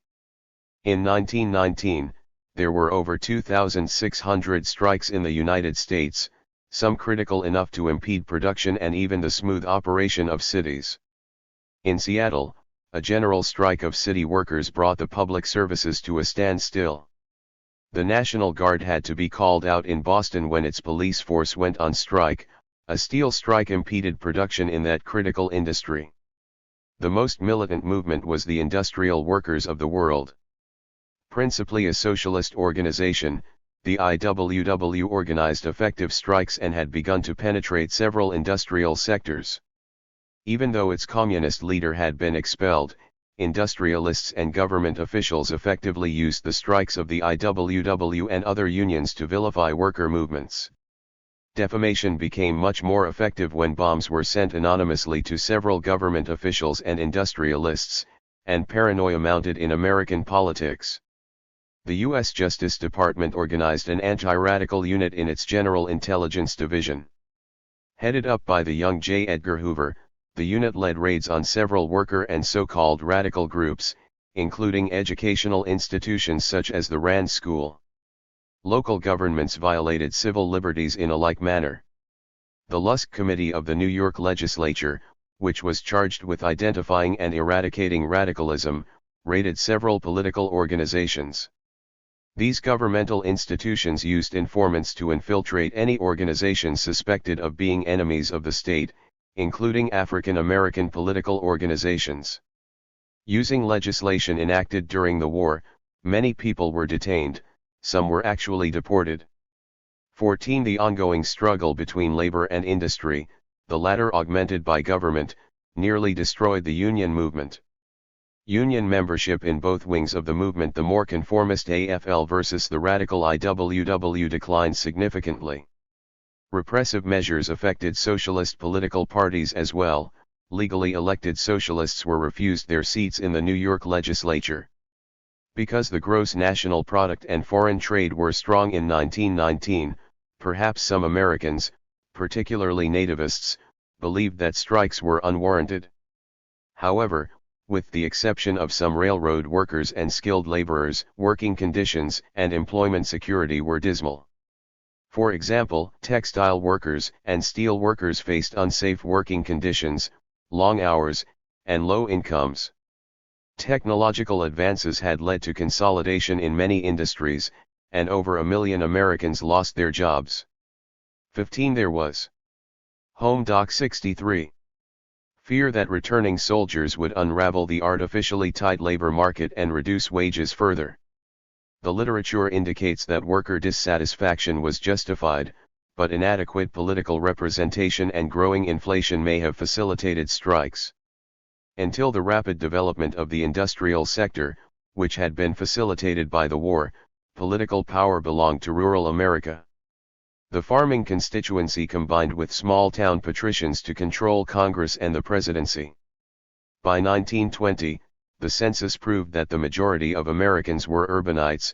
However, the powerful rural constituency was able to prevent reapportionment of congressional districts, thereby denying urban workers effective representation in government. Strikes were one of the few avenues through which workers and the poor could voice their discontent and economic plight. The union movement was divided irrevocably, however, and unable to combine resources to engage industrialists effectively. The American Federation of Labor, under the leadership of Samuel Gompers, repudiated socialists and would rarely work with unskilled labor, people of color, or women. Gompers was powerful, a staunch Wilsonian and a labor advisor to the administration. The IWW leadership, on the other hand, was socialist, dominated by workers, some militant. Very active in the western United States, many of its members were attacked and pressured by U.S. law enforcement agencies. There were also natural fissures within the labor movement. Racism was prevalent in many unions, and blacks that replaced striking workers were seen as scabs, which exacerbated dissension. But African Americans, understanding that industrial employment was the principal channel toward economic advancement, took advantage of these employment opportunities and defended themselves against white labor.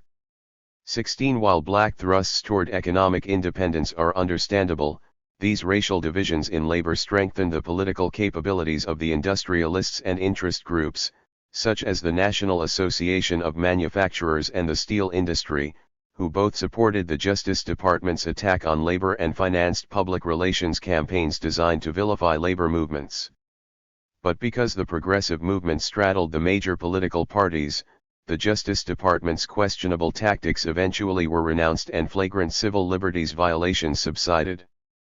However, the anti-radical unit was not disbanded, and infiltration of political and labor organizations continued. The election of 1920 returned government control to the Republicans. However, Wilson's push for export expansion remained a key goal, and government retained strong ties to business. 64. Xenophobia and racism. Contemporary culture and institutions are imbued with past mores, myths, and traditions.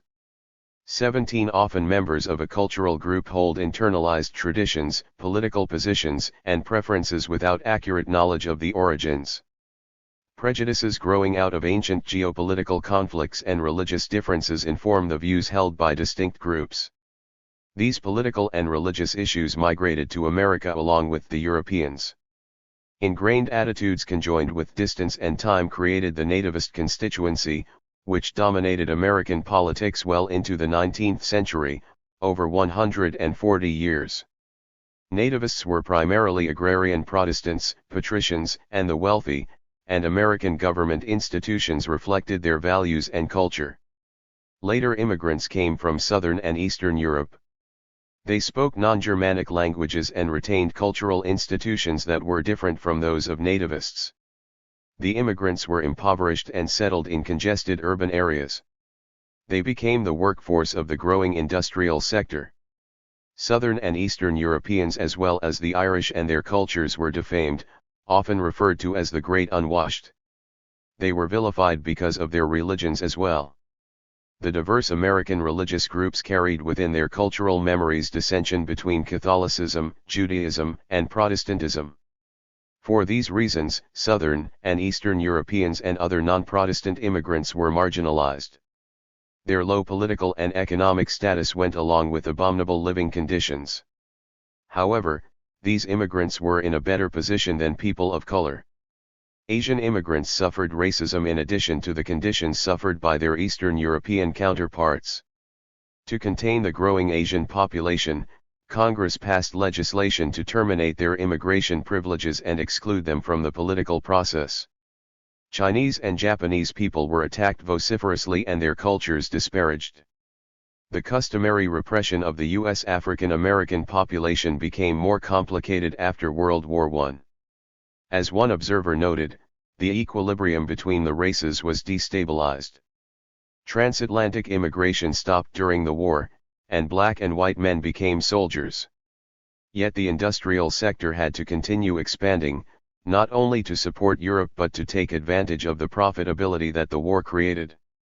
Government assisted in the organization of labor to fuel the war machine by creating bureaucracies such as the National Labor Board, which facilitated the organization of labor and unions.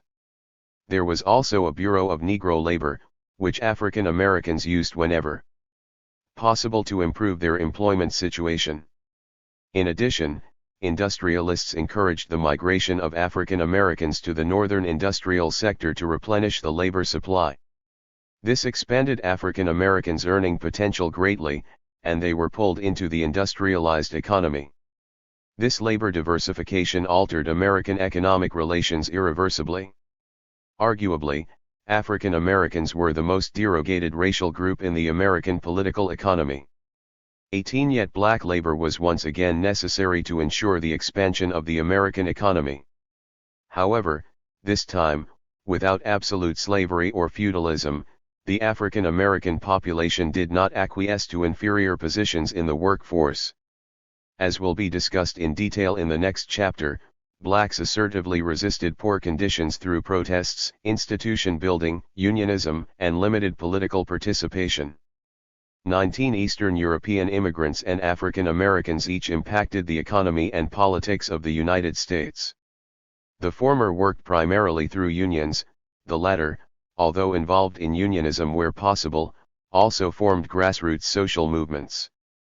Through combined political activism and perseverance, these two groups managed to impede the repressive administration of the economy and therefore fueled and protracted political dissension in the United States. The international political economy during 1919-21. This survey of the hegemonic triad the United States, Great Britain, and Russia underscores four aspects of the international political economy of the era that are key to understanding the motivations and strategies of the United States, Britain, and Russia, and the ability of the BSL to operate.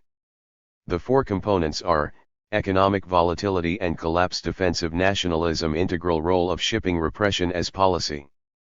Economic volatility and collapse. World War I destroyed British hegemony. According to Alan Cafruni, hegemony entails the leading power accepting restraints, orienting policies toward the achievement of systemic stability. 20. He argues that the hegemon practices self-restraint in order to maximize self-interest, granting concessions to maintain equilibrium. The leading power in the post-war era. 66. Was the United States. However, with the decline of Wilsonians, the American government seemed uninterested in granting concessions or resolving systemic trading problems. This meant that there was no single power to provide collective goods and coordinate economic activity internationally. Exclusive of the United States, major industrial nations were off the gold standard and there was no other dependable international foreign exchange. Economic development relied upon the U.S. currency position and British Commonwealth's unstable economic infrastructure. Revolutionaries looked to Russia for support. All of this meant that global economic activity was unpredictable. Adding to the uncertainty were the direct consequences of the war. The aftermath of the First Technological War wrought unprecedented human and economic devastation. Human loss cannot be quantified easily, but one can conclude that in addition to the pain and hardship inflicted on families and society, the loss of the industrial, technical, and bureaucratic skill had a profound effect on the international economy and the three states highlighted here. This could only have complicated economic recovery, by weakening governmental ability to evaluate economic needs and implement the appropriate retooling of the economies. The extent of devastation and financial drain were unique. As a result, government officials may not have been prepared for the arbitrariness that permeated their economies. They had been correct to try to adjust to an economic slowdown, but they were unprepared for the commodity boom. Starting in the second quarter of 1919, the boom was fueled by the need to replace consumer goods, clothing, and shoes for returning soldiers, housing construction, and growing demand for automobiles. 21 With the possible exception of automobile production, however, demand subsided by the summer of 1920. By the time governments had geared up to exploit the boom, a slump hit. 22 The recession forced governments to adjust financial institutions and mechanisms in order to withstand economic contraction. The United States had an additional impediment: inexperience. The country had barely become an industrialized nation. In fact, the transition was still underway when the war began. The destruction of Europe's agricultural sector stimulated agricultural growth in the United States, growth that could not be sustained after the war. The demand was temporary, but nevertheless the agricultural sector was allowed to borrow and purchase more acreage. When the demand subsided, farm income declined.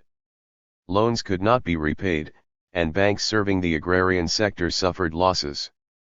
The industrial sector underwent a similar decline. War orders were cancelled, so industrial. Home Doc 67. Production had to be reduced. The consumer boom returned some vigor, but once consumers had replenished depleted goods, the boom abruptly ended.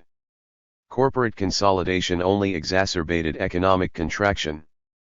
Figure 1 shows that the United States GNP dropped over 20 percentage points between 1920 and 1921. In human terms, the slump meant a loss of over 2 million jobs. Figure 2 illustrates that factory workers could not go back to agriculture, nor could farmers go to industry. Both sectors were severely impacted. The U.S. government sought to increase market share in order to restart its economy. But recall that Britain sought the same solution. Russia, in dire need of wealth, needed to access the raw materials of adjacent states, and would have obstructed the expansion of capitalism into Eastern Europe by either Britain or the United States. Each state assumed a defensive stance to protect their contracting economies. Defensive nationalism, the lack of an exclusive hegemon, and severe economic dislocation helped stimulate nationalistic impulses among the three leading nations. Both Britain and the United States wanted to resuscitate their economies via export expansion, which caused intense competition. Both had to quell disgruntled. Figure 4.1. The American economy in 1920-21 suffered a slump, which was caused by a drop in exports to Europe for military supplies and food. This meant that production had to be decreased because there was no market for industrial and agricultural goods. Source: National Income and Wealth, Series F1, 5, Gross National Product, Total and Per Capita in Historical Statistics of the United States, Colonial Times to 1970, 224-25. 68. workforces, especially in the export sectors, to attempt expansion. They secured markets using all resources short of military force. They used clandestine activities, repressed weaker nations and organizations, and obstructed each other. Britain and the United States were moving toward trading spheres, with British domination in Europe and Africa and the United States in Latin America, with plans to compete for markets in Asia. However, economic realities softened the rivalry. Russia and Japan presented serious impediments to Western European/American control of the world order. Russia presented two problems. First, Russia inserted itself into European politics. It sought and gained a clandestine alliance with Germany. Russia allowed Germany to reassemble its military on Russian soil. In return, Russia learned from Germany and would acquire resources should a socialist regime come to power in Germany. 23 other East European states gained from this alliance as well. Secondly, Russia could augment political instability in Western Europe and the United States by supporting political revolution and proselytizing economic conversion to communism to people justifiably protesting partisanship and inequity. Despite racist theories regarding Asian ability, Japan proved to be a formidable competitor. Japan proved itself militarily against Russia, and its ship-building program was effective. Further, it was becoming an imperial power within Asia, and therefore could obstruct European and American penetration of Asian markets. With different cultural mores and economic organization, increasing Japanese economic strength would undercut the European-built economic structure. Thus Russia and Japan presented similar problems for Western Europe and the United States, and may help explain the Red Scare and reactionary racism. These possibly serious economic and political threats, combined with consanguinity, ensured an alliance, albeit fiercely competitive, between United States and Western Europe. Addressing the shipping predicament before the war, industrial nations had relied on Britain for efficient maritime services. However, when Britain consolidated its maritime resources behind its war effort, international seaborne trade was impacted negatively. D.H. Aldcroft, a British economist studying the situation as well as post-war shipping, observed wryly, all nations realized in the war that self-sufficiency in shipping was a thing to be coveted. The thanks Britain received for being the shipping servant of the Allies during the war was a recognition by them that their national fleets must be built up at all costs so that a greater proportion of their seaborne trade could be carried by ships under their respective national flags.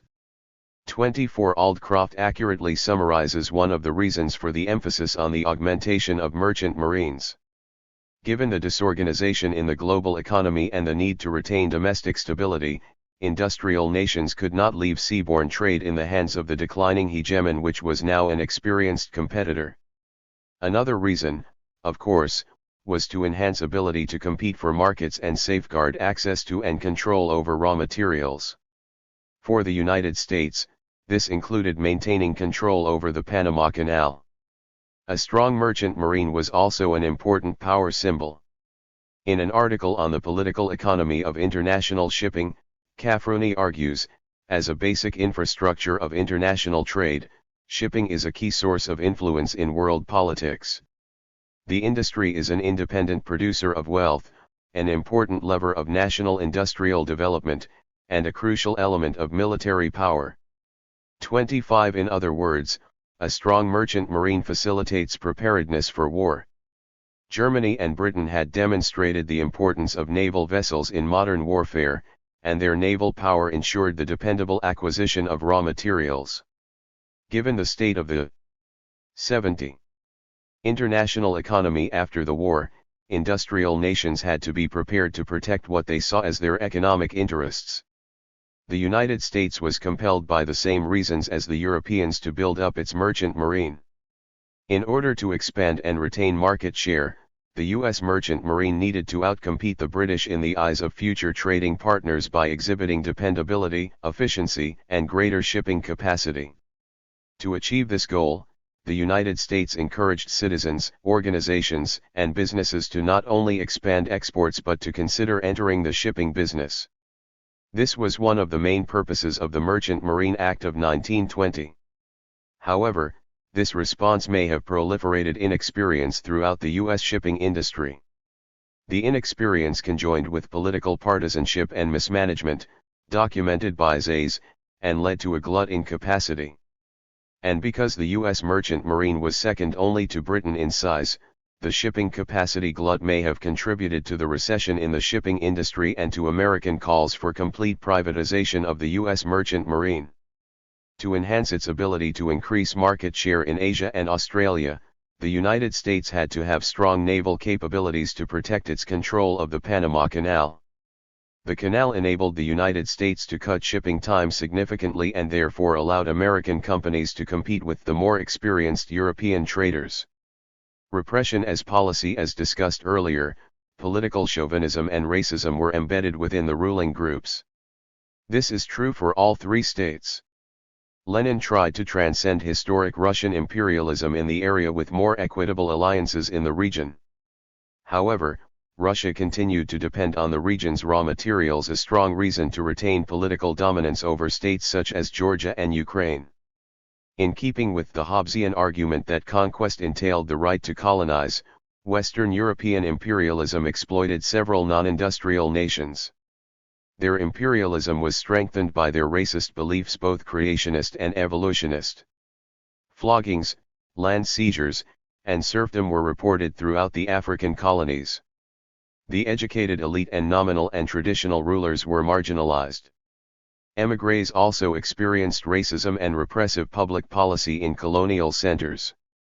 Returning white British soldiers rejected black economic competition as well as miscegenation, and racial violence erupted in several cities.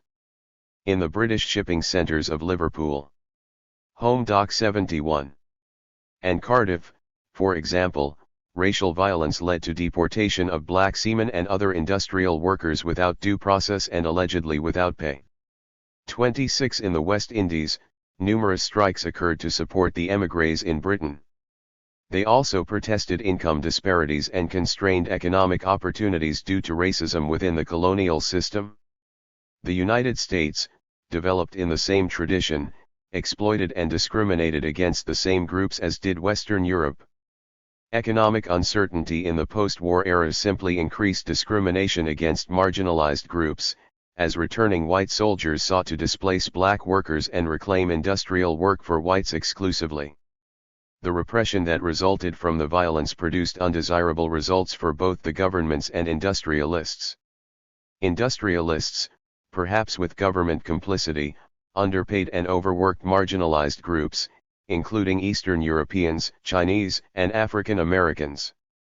Goldfield, Link, and Kennedy all point out how some industrialists deliberately hired East Europeans and nativists to stop unionization.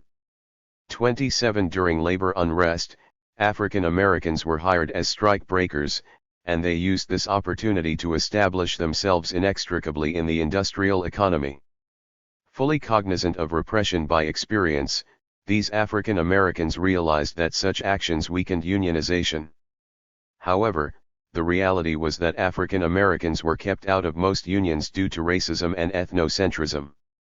Therefore they took advantage of the strife between industrialists and unions to improve their economic growth and strengthen their communities. Thus unionists strengthened industry by excluding minorities. Knowing that East Europeans were disfavored in unions as well, employers deliberately and without fear of reprisal exploited workers to increase production and profits. Workers continued organizing. In the tight labor market caused by the war and brief post-war economic boom, strikes constantly dislocated production processes. As the union movement intensified, industrialists resorted to force and deportation. Government, focused upon expanded markets and repelling communism, supported industrialists. The political discord between the U.S. government and business with African Americans was just as acute as that with communists and socialists. To prepare for the war effort, the U.S. government had passed legislation to manage industry to ensure effective military production. African Americans lobbied to be included in this legislation and succeeded in gaining coverage under federal statutes that facilitated unionization and benefits to keep workers committed to the war effort. they were able to secure higher wages. In many industries, including steel, railroads, and government shipyards. Wartime legislation involving the railways helped African Americans to contend with Unionists and white supremacists who sought to bar them from employment. When they could not join industrial unions, they formed their own. And since the wartime legislation enabled litigation, on occasion they employed lawyers to argue their cases. Having been involved in the labor movement since the 1800s, they understood capital/labor dynamics and deliberately served as strike breakers to achieve entry into the job market. As Aronik and Trotter point out, black workers fought to transform the federal government from an opponent to an ally in protection of their own interests. 28 Through lobbying, unionism, and political negotiations with local city officials, African Americans strove to improve their economic status and their society. However, racism took more dangerous forms in the post-war period. Returning black veterans were attacked in an effort to discourage the push for political and social equality. But the equilibrium between the races had changed. 29 And when attacked, black people fought back, to the surprise of most Americans. Because of the rash of violence between the races, the summer of 1919 became known as the Red Summer. From the perspective of black people, these were the Fight Back riots. For example, in Washington, D.C., Wilson's policies removed blacks from government positions, replacing them with whites. But in an ironic result, blacks found jobs in the private sector that paid higher salaries. Resentment over the pay issue, racism, and sensationalized journalism culminated in violence. Initially, blacks were attacked by white sailors, and without police protection they were vulnerable. But as it became clear that they were being attacked with impunity, the fight-back action unfolded. Blacks bought weapons and went on the offensive, meeting force with force. 30 There were injuries and fatalities on both sides. Officials finally restored order, but it was clear that black Americans would defend themselves both physically and through legal methods. Most importantly, the way racism segued to unbridled violence showed that government and societal institutions did not provide adequate service or protection to black citizens. Because institutionalized racism was so embedded in American culture, bureaucrats did not require specific instruction to exclude black people. This is one of the principal reasons that African Americans strove to build institutions to meet African American political, economic, and social needs. Integration into American society was not an option. Thus, for their survival and growth, African Americans found collect. Home Doc 73. TIV investment in themselves to be imperative. The UNIA's Black Star Line was similar to other institution-building efforts undertaken throughout the Black Atlantic. Some political scientists theorize that it is during war and its aftermath that oppressed groups have a window of opportunity to improve their political and economic status. This is because the major powers are distracted and must focus resources and power on rebuilding and regaining strength and control of their states. Concentration of most resources within the home region greatly attenuates the capacity to control and manage colonized countries. The experience of 1919-21 lends credence to this theory. Cognizant of these circumstances, many groups, including Asians, East Europeans, Africans, and the African diaspora sought to reach independence, or at least improved political and economic relations with major powers. It is within this context that the Black Star Line project must be examined. 74. 5. Charting the Black Atlantic, the UNIA and its location in African American politics. Now we will survey the politics of the African diaspora, finally focusing upon the UNIA, the parent organization of the BSL. This discussion examines the UNIA's purpose and organizational structure, especially how it linked with and functioned in the African diaspora. This highlights how, with limited resources, the UNIA was able to finance and launch a shipping enterprise. This will be followed by the case study of the BSL, including its inception, structure, and performance. Contentiousness surrounded the project, even as it was embraced throughout the diaspora and parts of Africa. In the following chapter, I probe the case study, attempting to trace how it operated within the international economy given the interests of hegemonic states, opposition, and moderate resources. This project helps us gain insight into the dynamics of diasporan politics and how these resource-poor communities can impact international political and economic relations. A political economy approach is used to extricate the study from cultural aspects that tend to obscure the ongoing political and economic activism in the diaspora. With insight into political and economic institutional linkages, we may achieve a rudimentary understanding of how diasporas work in the contemporary, more complex global economy. The UNIA emerged in the era when African American political options expanded considerably. Throughout the 19th century, African Americans were politically active throughout the diaspora. In both rural and urban areas, they resisted repression and found innovative ways to gain political voice and modest economic gain. Urban history research shows that even under terrorist conditions, they worked to protect members of the community accused of crime. In such environments, they would challenge political authorities to uphold the law. As they interfaced with the mainstream, they became cognizant of the wide range of political ideologies and strategies. In the South, they built tight communities around their churches and lodges and defended themselves against economic repression. They formed mutual aid societies and farmers' cooperatives, worked within the populist movement, and took their activist strategies and experiences with them as many migrated to the industrialized cities in the South and the North, and to urban areas of the western United States. In their new homes, they continued to join political movements for racial justice and for workers' rights and to support black business development. While accommodationism, fathered by Booker T. Washington, still existed, community-focused activism was widespread. Black activists also joined the more avant-garde socialist and unionization movements when possible. They also modernized their conception of nationalism, often innovatively combining it with socialist or communist activism but especially re-envisioning the form the modern nation-state would take.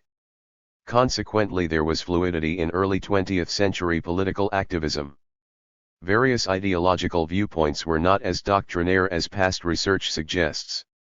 Activists ventured to those organizations that seemed to be making political and/or economic progress for black people, making ideology a secondary issue. Throughout my research, I found activists moving from one ideology to another based on the effectiveness of the organizations that pursued those ideologies. As Michael Dawson points out, black activists tailored ideologies to combat the political and economic problems that faced them. This study highlights the connection between supposed political adversaries. For instance, activists who had been a part of the Tuskegee machine became associated with the UNIA and used their connections to the Republican Party to address political and legal obstacles. African American politics, 1914–25. The era in which the BSL emerged was fascinating in terms of the metamorphosis in African American political options, which was caused by changes in the international political structure, which in turn can be attributed to structural changes in the economy. The first of these structural changes occurred in British economic policy. The largest colonial power, Britain dropped its protectionist policies for importation of sugar from its colonies. This led to a fall in the profitability of sugar production in the British West Indies, which meant that black islanders had to look for better opportunities. The profit loss. 76. Coupled with growing unrest among underpaid black West Indians led to completely restructured economic relations in the islands. West Indian blacks migrated to more successful sugar plantations in Cuba and Central America. Some tried to subsist as farmers, specializing in banana production, which was less capital intensive but was a profitable cash crop. West Indians also worked on the Panama Canal and other Central American colonial economies. Those with professional training migrated to the United States and Britain. In the United States, similar migration was evident also. Here it was not agribusiness but industrial development and segregation that fueled black migration from the agrarian South to industrial cities in the South, North, and West. In larger urban areas, in both the United States and Britain, commingling occurred between previously disparate black populations. In London and Manchester, colonized blacks from the West Indies and West Africa shared communities and race-based challenges. In New York, Harlem was home to a diverse black population. Most were American-born, but there were a substantial number of West Indians and a smaller group of West Africans. The specter of war only stimulated these migratory patterns and interaction of groups because industries needed workers. While some intermingling had always existed, even during the antebellum era, it did not permeate social classes and regions to the same extent. In the post-Civil War era, for instance, inter-ethnic contact was dominated by transnational relationships between black journalists, scholars, missionaries, and political activists. Of course, black newspapers from various urban areas also circulated throughout the diaspora, and religious orders retained close associations. A plethora of research documents transnational relationships between these groups. 5. The structural changes in economic relations simply amplified and prolonged these relationships. Nevertheless, the black responses to the politics described in the previous chapter were varied and were embedded in the political ideologies and the economic structure of the era. In the United States, the responses were entangled within political ideologies, while in the Caribbean, political responses seems to have been proscribed by economic relations. Because of this divergence in strategies, Caribbean and the U.S. responses will be discussed separately. Caribbean responses. In the early 20th century, black political participation in the Caribbean did not extend to partisan politics. Although slavery was prohibited in the 1830s, the colonial political structure limited political privileges to white. 77. Islanders and the educated colored caste. Racial discrimination was not officially responsible for this outcome, nor was it customary to acknowledge racism. Rather, racial discrimination was embedded securely in the economic structure in ways that excluded the black population from political equality and material resources. The economic structure was based on a peonage system made possible by denying reparations and education to the monument slave population. Destitute, most of the freed black labor force worked for pitiable wages, supplemented by subsistence agriculture. Caribbean economist Eric Williams explains the black workers' predicament. It meant a change from chattel slavery to peonage, or, as has been said in another connection, a change from the discipline of the cart whip to the discipline of starvation. The slave was raised to the dubious dignity of a landless wage laborer, paid at the rate of 25 cents a day in the British Islands. Sweet were the uses of emancipation. To free the Negro it was necessary not so much to destroy slavery, which was the consequence of sugar, as to alter the method of production in the sugar industry itself. 6. And sweet, too, were the profits of the absentee investors and plantation owners. The United States business profit alone in the Caribbean during the interwar years has been estimated at over $700 million annually on average. The principal colonial powers' profits probably were much higher. Such profitability would have discouraged the elimination of the peonage system. No steps were taken to assist impoverished black workers to gain political voice. This structural poverty circumscribed ownership of already scarce arable land and obstructed political participation. There were black landowners, usually with small farms or banana plantations, but these were rare. Again, Eric Williams elaborates, in the British West Indies high property qualifications disfranchise all but a handful of colored and white voters. In Trinidad one must earn over $300 a year before he can be registered as a voter. The agricultural laborer gets 25 cents a day. Prospective members of the Legislative Council must own real estate to the value of $10,000 or derive an annual income of $1,000 therefrom. This is true, with variations, for all the British Islands, with the exception of Jamaica, which has a 10-shilling vote. The privilege of voting, of membership in the legislative councils is restricted to the handful of whites and a fraction of the colored middle class. 7. Ironically, this economic segregation ultimately provided blacks with access to political action. Overall, the archipelago is predominantly black. They were the principal workers in agriculture, raw material production, and pub. 78. Lick works. Whites were landowners. The small professional class was dominated by the mulatto caste. The production and infrastructural workforces were therefore overwhelmingly people of color. The avenue into politics was organized worker strikes. Between 1919 and 1921, several strikes occurred throughout the islands. 8. The Trinidad Workingmen's Association caused significant economic dislocation in that oil-producing island nation. In Jamaica, strikes were coordinated between rail workers, dock workers, and agrarian elements. Britain had to respond at least to their pay increase demands. In Panama, where canal workers were segregated and wage inequality was severe, strikes turned violent. 9. Small farmers formed cooperative organizations and tried to develop independent access to export markets, particularly for bananas. Protests were taken directly to Britain, lobbying for political representation and economic progress. The ultimate protest was immigration to ameliorate structural poverty. Unskilled laborers immigrated to Central and South America in search of land and better employment opportunities. Professional workers and artisans went to industrial centers, including the colonial metropole, Britain, and the nascent industrial power, the United States.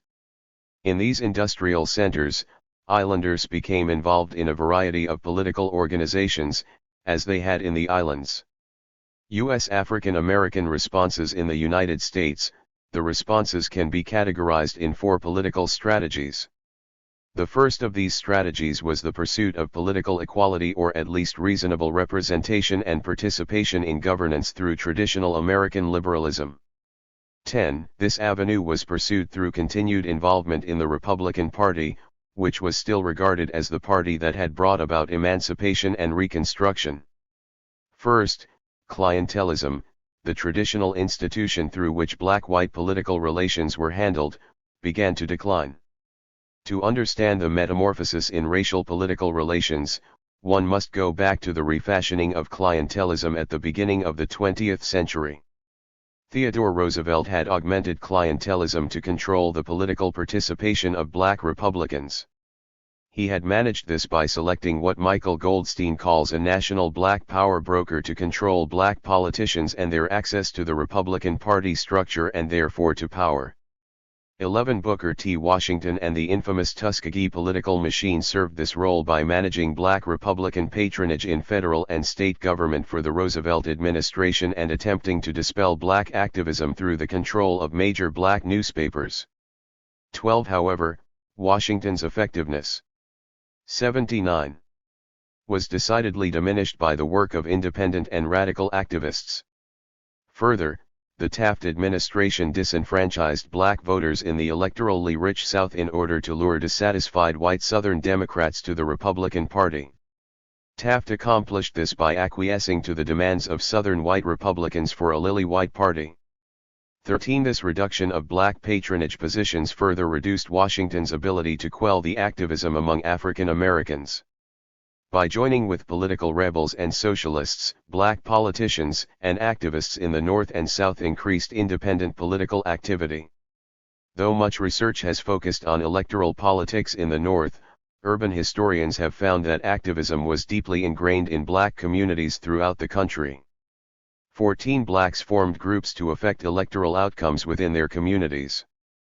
This was possible because of demographic changes facilitated by industrialization, which had pulled together black workers with European immigrants to form a new kind of workforce in America's urban areas, particularly the North. With segregation placing blacks in contiguous neighborhoods, they came to dominate several electoral districts and could influence political outcomes or possibly win office and patronage as it related to government jobs and other public resources without the assistance of white Republican patrons. Their growing numbers in industrial cities like Detroit and Chicago augmented their ability to defend themselves and establish stable communities. But yet another structural change influenced African American electoral politics. Patronage agreements between emboldened black politicians and the debilitated Republican Party were eroded by the growing political strength of the Democratic Party among northern constituencies composed of not only African American workers, but European immigrants and Catholics allying for political power. The Democratic Party first captured northern urban centers and then won the White House in 1912. Democratic machines, like the reinvigorated Tammany Hall in New York, controlled urban centers and began to make inroads in the growing black political electorate by the use of patronage and symbolic politics. Blacks used the political recognition to their advantage. Goldstein suggests blacks had learned the value of territorial control and coordination, voting power, collective action, and lobbying, at least in the North, could increase direct access to the government. As a result, blacks began to diversify their political strategies. Lobbying and service-oriented organizations were fused with traditional collective protest strategies and became substantive vehicles for change in urban black America. These included organizations such as the NAACP 15 and the Urban League. Organizations of this political genre 80 presented their positions and strategies to the public through newspapers, the NAACP in the crisis and the Urban League in opportunity. The activists most associated with this group of organizations were W.E.B. Du Bois and Charles S. Johnson.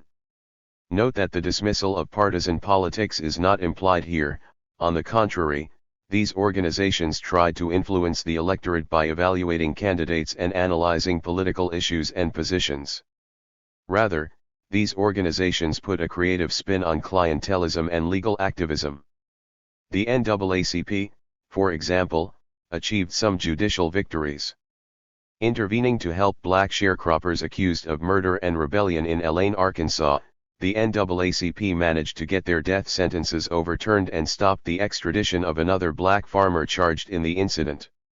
The case reached the Supreme Court, which concluded that the farmers had not received a fair trial, and eventually they were exonerated. 16. The NAACP also held marches in New York to protest lynching. It was the NAACP that tried to shepherd the dire anti-lynching bill through an illiberal Congress during this era and engaged the accommodations on the importance of political representation. In the international arena, the NAACP and other black organizations organized transnational black activists and challenged racism at the Versailles Conference and the League of Nations. It clearly was the forerunner of more efficacious Pan-Africanism in the 1940s. At Du Bois' request, the NAACP underwrote Pan-African Congresses in 1919 and 1921. These gatherings were sponsored to forge alliances with other diaspora and African activists and influence the administration of the colonies and the treatment of black people globally. Again, correspondence occurred with the highest government offices, including officials at the Peace Conference. But no meaningful concessions were won, although diasporan links were strengthened. News coverage of the PACs ensured that colonial powers and revolutionary movements alike were educated as to the political aspirations of black people. Though the UNIA was interested in diaspora politics and African liberation, the NAACP and the Urban League disapproved of its nationalist position and joined other critics in deriding its programs. The second political strategy involved coalition with the international workers' movement through unionism and support of the Socialist Party. The strategy was to analyze economic relations and expose capitalism's role in the exploitation and repression of black people. African Americans explored socialism as far back as the establishment of the Colored National Labor Union in 1869 and continued to do so throughout the latter half of the 19th century with organizations such as the Afro-American Council. 81. And activism in the populist movement. 17 blacks participated in dock strikes at strategic ports in Louisiana and Pennsylvania. 18 activists like George W. Woodley joined the socialist movement perhaps as early as 1896 and worked to convince the American working class and African Americans in particular of the merits of socialism through lectures, writings, and agitation. He advocated the benefits of socialism in both unionism and in the electoral area by giving a series of lectures in cities throughout the North. Thus, African Americans were aware of socialist theory before the mass migration from the South, and supported socialist candidates that advocated the elimination of racism and increased economic opportunity. 19. Hubert Harrison was one of the most eloquent socialist activists in the early 1900s. He was one of the best known and respected of the soapbox orators of Harlem. Active in various venues, education, journalism, organizing, Hubert Harrison chided American socialists for not championing the cause of the African American worker. Because of the hypocrisy and heated debate he witnessed over the issue, Harrison eventually left the party. While he kept his socialist principles, he went on to found the Liberty League, clearly the forerunner of the UNIA. The League put race first but retained Harrison's views on the usefulness of socialism and class analysis in the African American political struggle. Other black activists involved in the socialist movement included A. Philip Randolph, Chandler Owen, and W. A. Domingo. With financial assistance from the Socialist Party, they advocated their strategies through their well-known monthly publication, The Messenger, and by participating in public discourse and supporting any program that either taught collectivist strategies or implemented programming embodying their goals. However, it was difficult to win black converts to socialist ideology during the early 1920s, since it was often white workers who attacked black workers for various reasons, including for strike-breaking activity, just as Harrison had charged.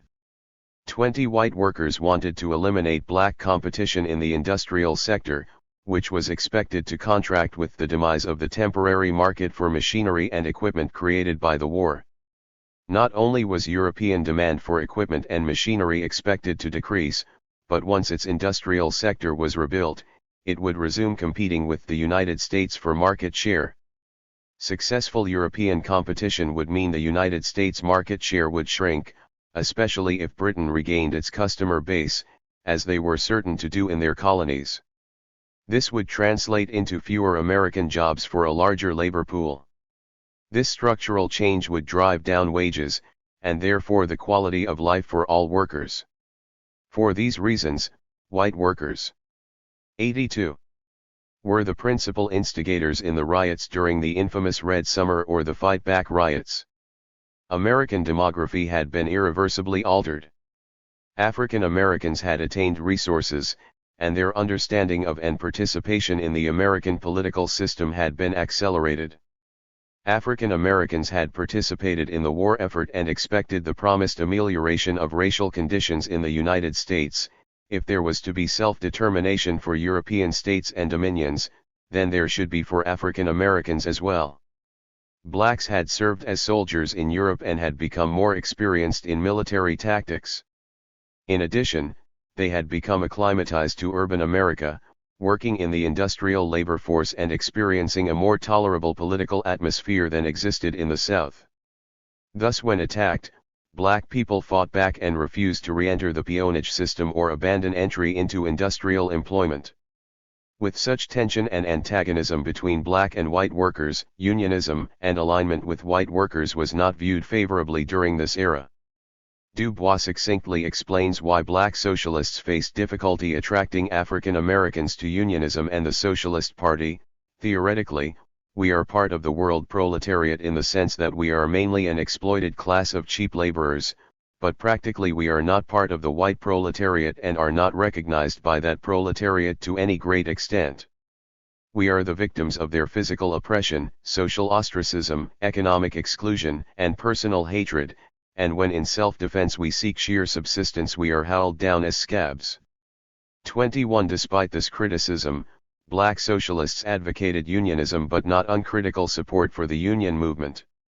A. Philip Randolph and others agreed that racism existed in the movement, but they argued that African Americans could intelligently distinguish those unions that were not racist and focused upon the elimination of labor exploitation for all workers. For these reasons, they encouraged support for the industrial workers of the world. Randolph explained this position in The Messenger. The IWW is the only labor organization in the United States which draws no race or color line. There is another reason why Negroes should join the IWW. The Negro must engage in direct action. He is forced to do this by the government. When the whites speak of direct action, they are told to use their political power. but with the Negro it is different. He has no political power. Therefore the only recourse the Negro has is industrial action, and since he must combine with those forces, which draw no line against him, it is simply logical for him to throw his lot with the industrial workers of the world. 22. 83. Black socialists also worked with community groups and initiated direct action where possible.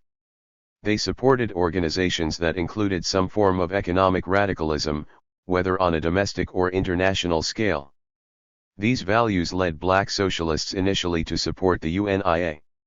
However, the development of the UNIA's merchant marine program affected this alliance as they clearly disagreed in economic philosophy.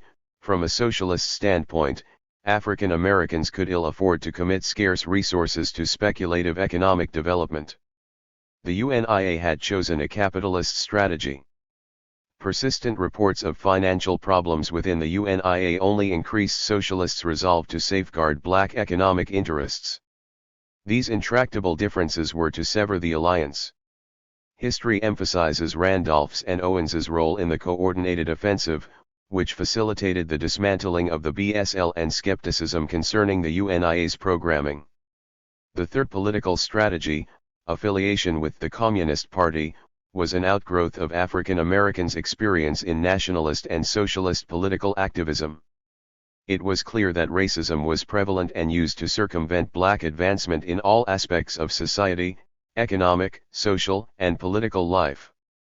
But it was also clear that the transformation of the American economy called for attention to new economic opportunities and perils.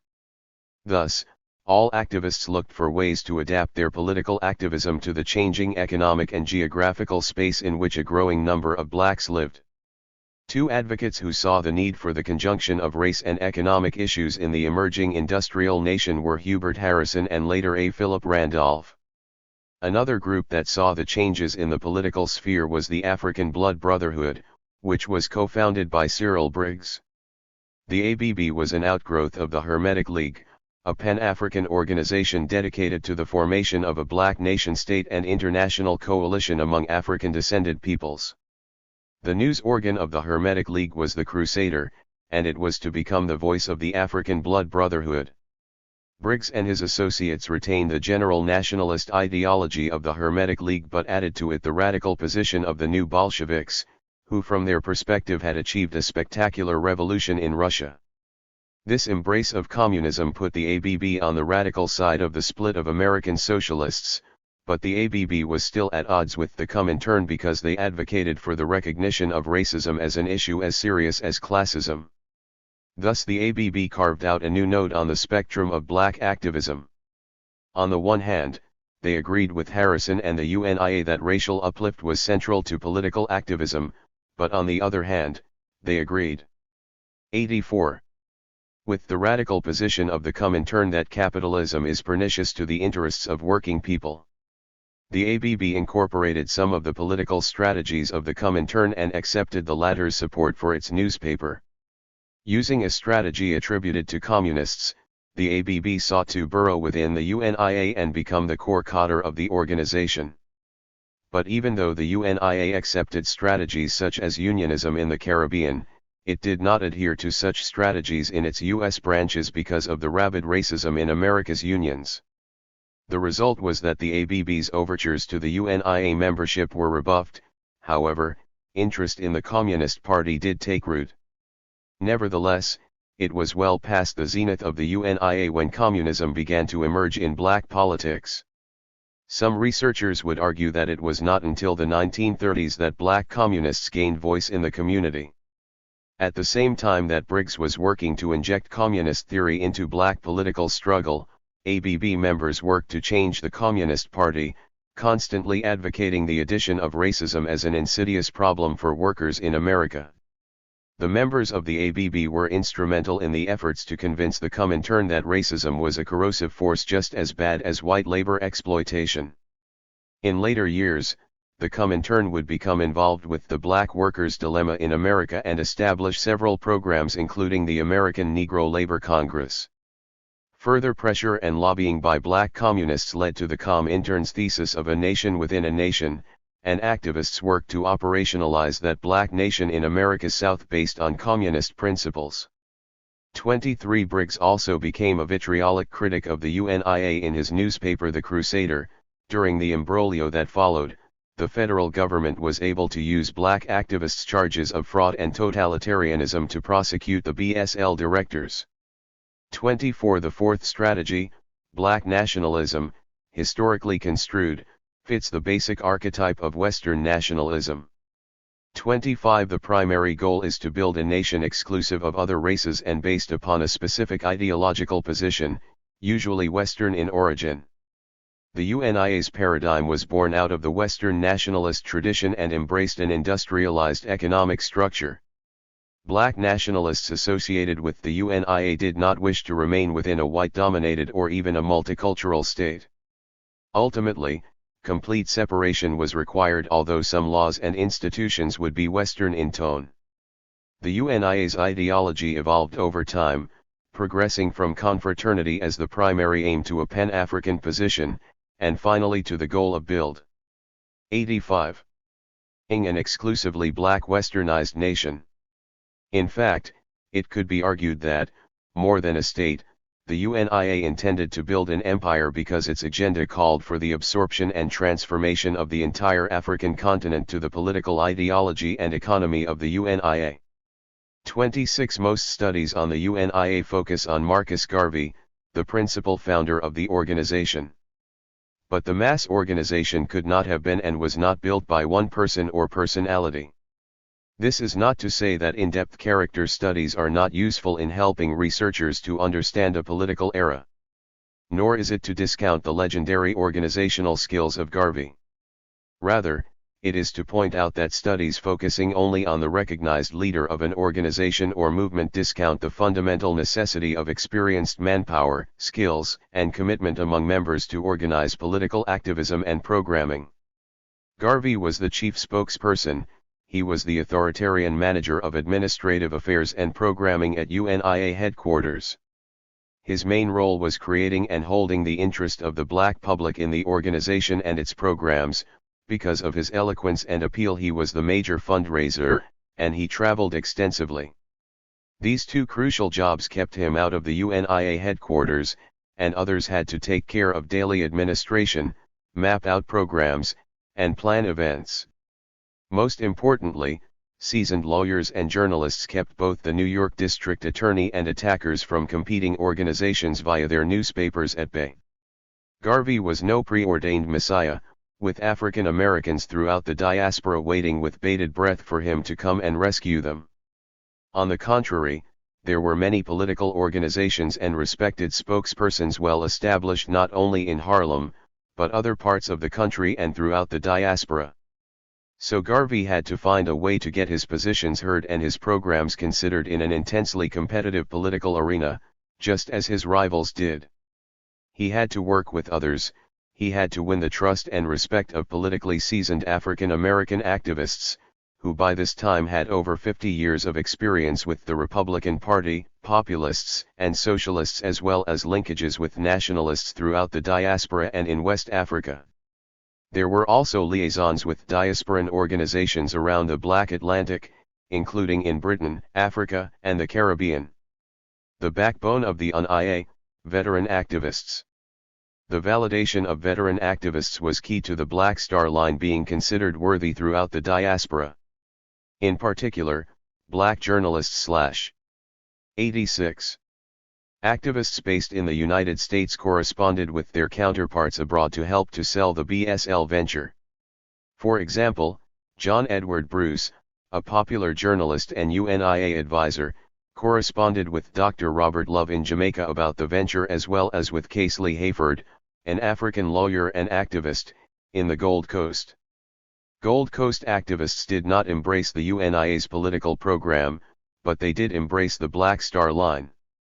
27. Cyril points out the importance of men like Bruce Grid, a newspaper columnist's pen name that alluded to his acerbic style and reputation for truth-telling, to the internationalization of the UNIA and its Black Star Line. This point cannot be underestimated. Bruce was able to bring into the Garvey movement many race-conscious men and women because of his contacts in West Africa and the Caribbean. 28 Another important activist to the BSL effort was Henrietta Vinton Davis, an elocutionist and actor. She had been in several plays and had spoken at many events before joining the UNIA. She was a popular performer who would draw many people to mass meetings featuring her and the BSL choir. Their performances would be followed by speeches of UNIA politicians and administrators. Davis was also a key international organizer for the BSL, raising thousands of dollars for the effort in the Caribbean. Further, she served as Garvey's lead administrator after his deportation in 1927. The black lawyers on retainer for the UNIA and BSL were indispensable. In 1919, attorneys circumvented the New York District Attorney's efforts to stop the organization's programs. And it was these lawyers, William Matthews and Wilfred Smith, who outmaneuvered Hoover and other political officials who tried to keep Garvey out of the country after he had completed a fundraising tour in the Caribbean. These attorneys had worked within the Republican Party and/or for other well-known activists such as Booker T. Washington. They interacted with black Republicans and arranged for Garvey to return to New York. Had they represented him at his trial, rather than him representing himself, he may have won the case or at least avoided deportation. Because it was to be a thoroughly black venture, black ship captains were invaluable. In the entire shipping industry, there were only 3 black captains, and all of them volunteered to work on the BSL. They eventually became critical of the effort because of the authoritarianism of the UNIA leadership. However, one captain, Joshua Coburn, may have misrepresented himself, as he served as a broker for the sellers of the Yarmouth, meaning that he earned a commission from the sale. It is Coburn who suggested that the line by the Yarmouth. 87. There was an international facet to African American politics before the advent of UNIA popularity. Even in the rural sections of the islands and America's segregated South, there is evidence that people received a variety of newspapers on a regular basis. 29 There was a plethora of black newspapers from all regions of the diaspora, all giving different ideological perspectives on contemporary politics. Further, in larger cities such as New York, Chicago, and Boston, blacks avidly consumed mainstream newspapers and journals. The same is true for black populations in Western Europe. So while some assume that blacks were politically unsophisticated and ready targets for fraud, the historical evidence suggests a politically informed African American population. Others point to the UNIA as causing divisions between educated and lower-class groups, but the tension between middle-class black leadership and working-class blacks was well entrenched before the Black Star Line existed. African Americans were not naive nor were they homogeneous, especially in Harlem, which was the location of the UNIA's headquarters and center of most of its activities. There was an intermingling of blacks from different parts of the United States, with varying levels of education and different cultural norms. Further, there were people from the Caribbean and those who had gone first to Central America or England before migrating to the United States, as had Garvey, and finally there was a sprinkling of West Africans among them. This is the political environment into which the UNIA launched its merchant marine, the Black Star Line.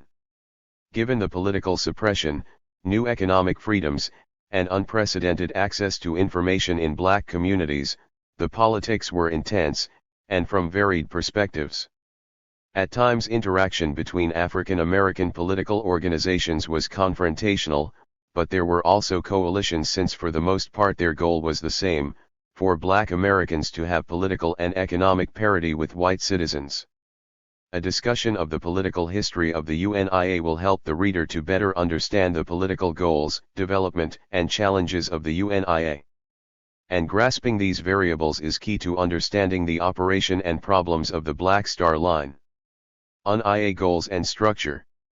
Because of the political climate of the beginning of the 20th century, in particular intensified economic discrimination, black nationalist advocates were attracted to the UNIA's ideals and programming.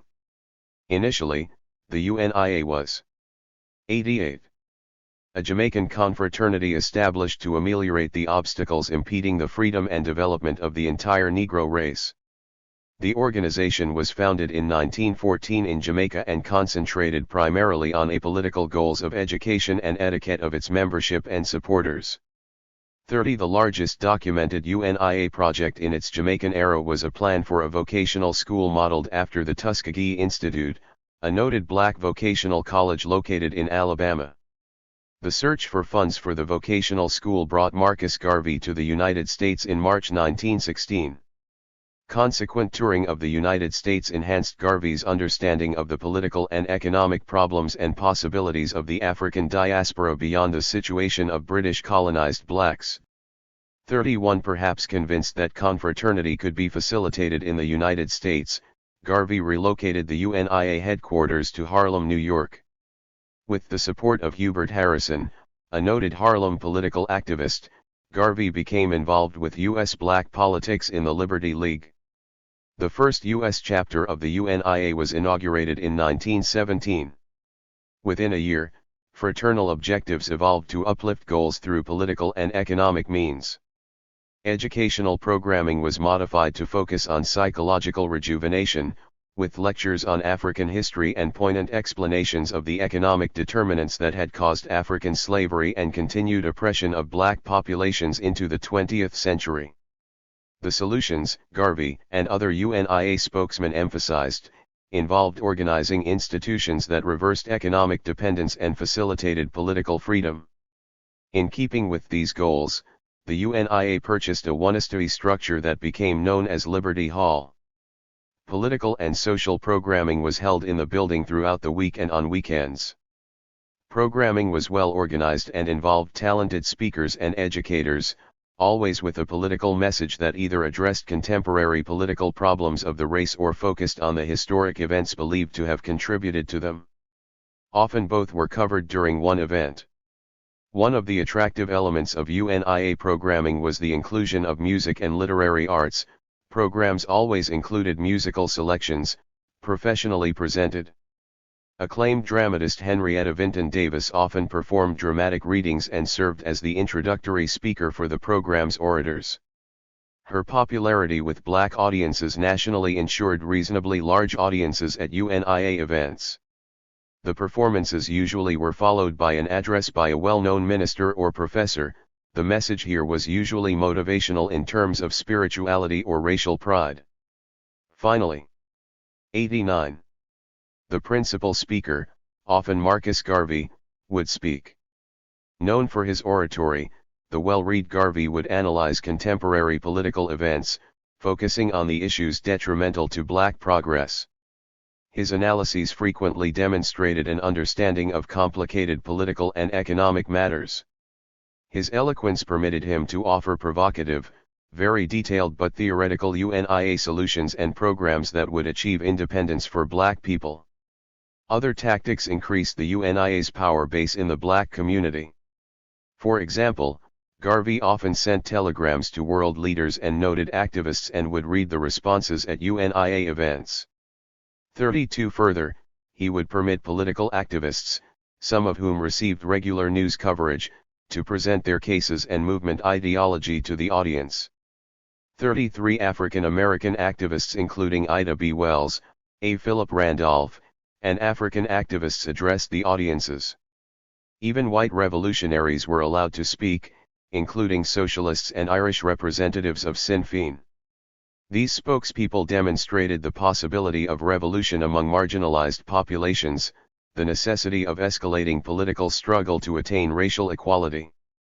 UNIA spokespeople often compared the plight of the African diaspora to that of the groups that these guest speakers represented or to historical plights that racial or ethnic groups overcame against seemingly impossible odds to attain sustainable nationhood and power.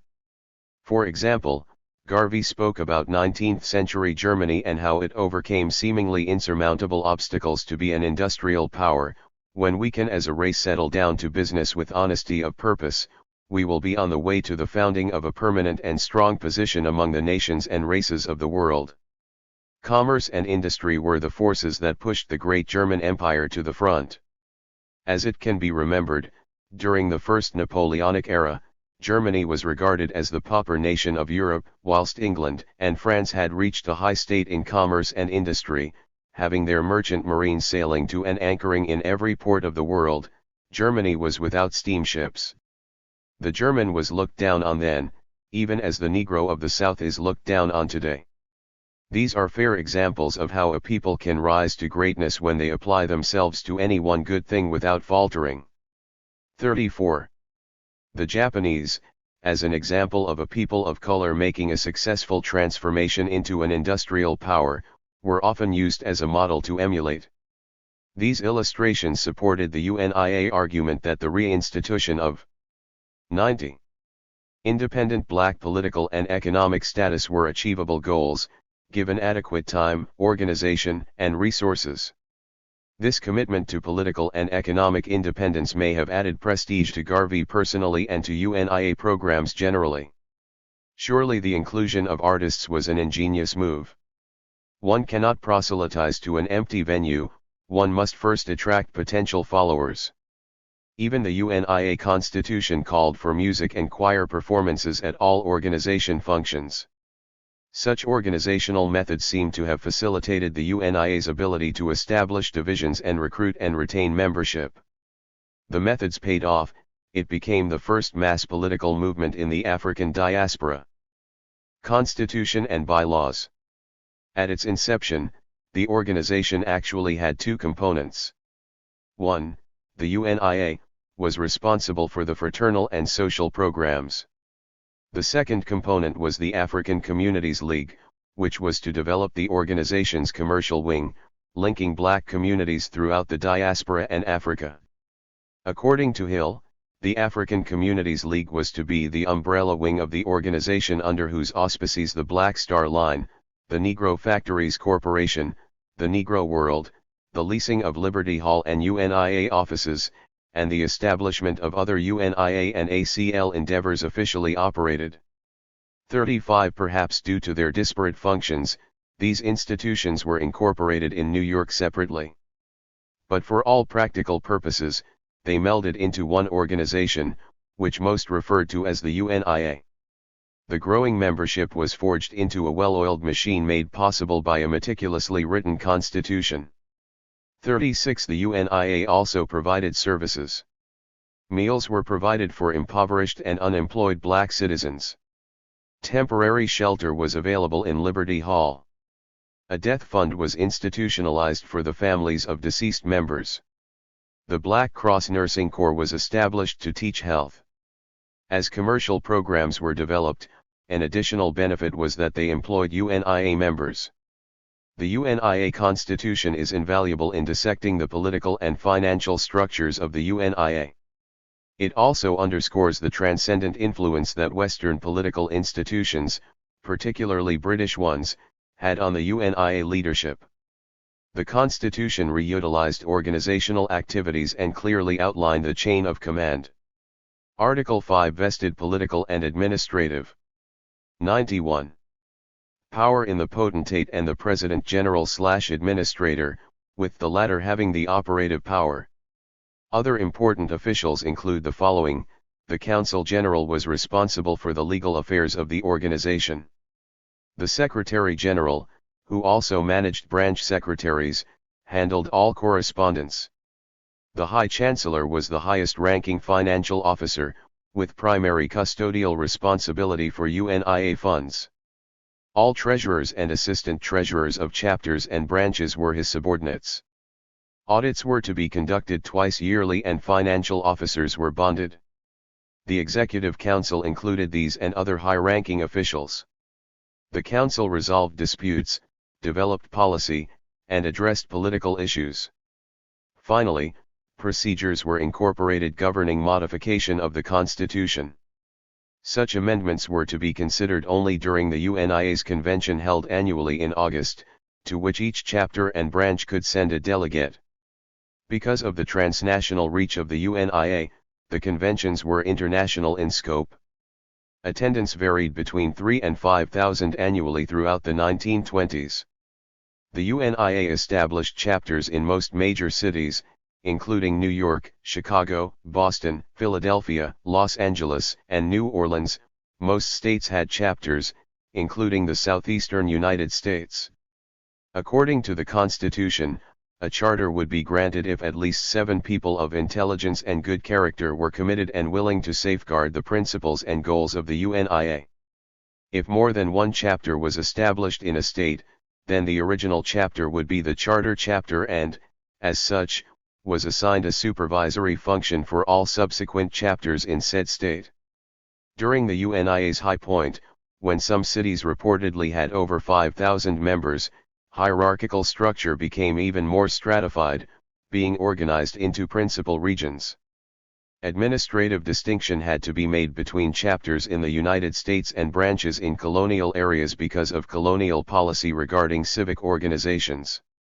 Branches were established throughout the Caribbean, both British and Spanish-speaking islands. There were also branches in West Africa and in South Africa. Often branches were interlinked with labor. 92. Organizations. For example, the UNIA was intermixed with the Industrial Workers and Commercial Union in South Africa. 37. But even with this administrative complication, branches were thoroughly integrated into the UNIA government structure and participated in its programs. Chapters and branches were structured to link with the UNIA's headquarters in New York. Each had a president, secretary, and treasurer working in unison with their superiors in New York. These factors speak to the membership management capability of the UNIA and to the strength and unifying efficacy of the Constitution. Effective management and discipline ensured vital communications links for uniform policy implementation. 2 additional factors further enhanced this communication. The establishment in late 1918 of the Negro World assured consistency and standardization in the information delivered to the membership, supporters, and the public. 38. Thus membership could conform to policy and ideological positions of the UNIA executive. While effective information delivery did not quell rumor or criticism, it may have diffused the impact of both. The Negro World extended the UNIA's ability to educate its members as well as interpret breaking news events for them. Finally, the Negro World proved to be an effective recruitment tool and sales instrument for the UNIA's commercial ventures, particularly BSL stock. The second policy that facilitated the UNIA's stability and strength was that each chapter own or rent a building in which to conduct organizational business and hold meetings and other functions. Such ownership may have deterred interruption of UNIA programming by government and other oppositional forces. This proved to be important because the federal government did discourage building owners from renting halls or auditoriums to the UNIA. In other instances, building managers were encouraged to inform government authorities of all dates that UNIA functions would be held.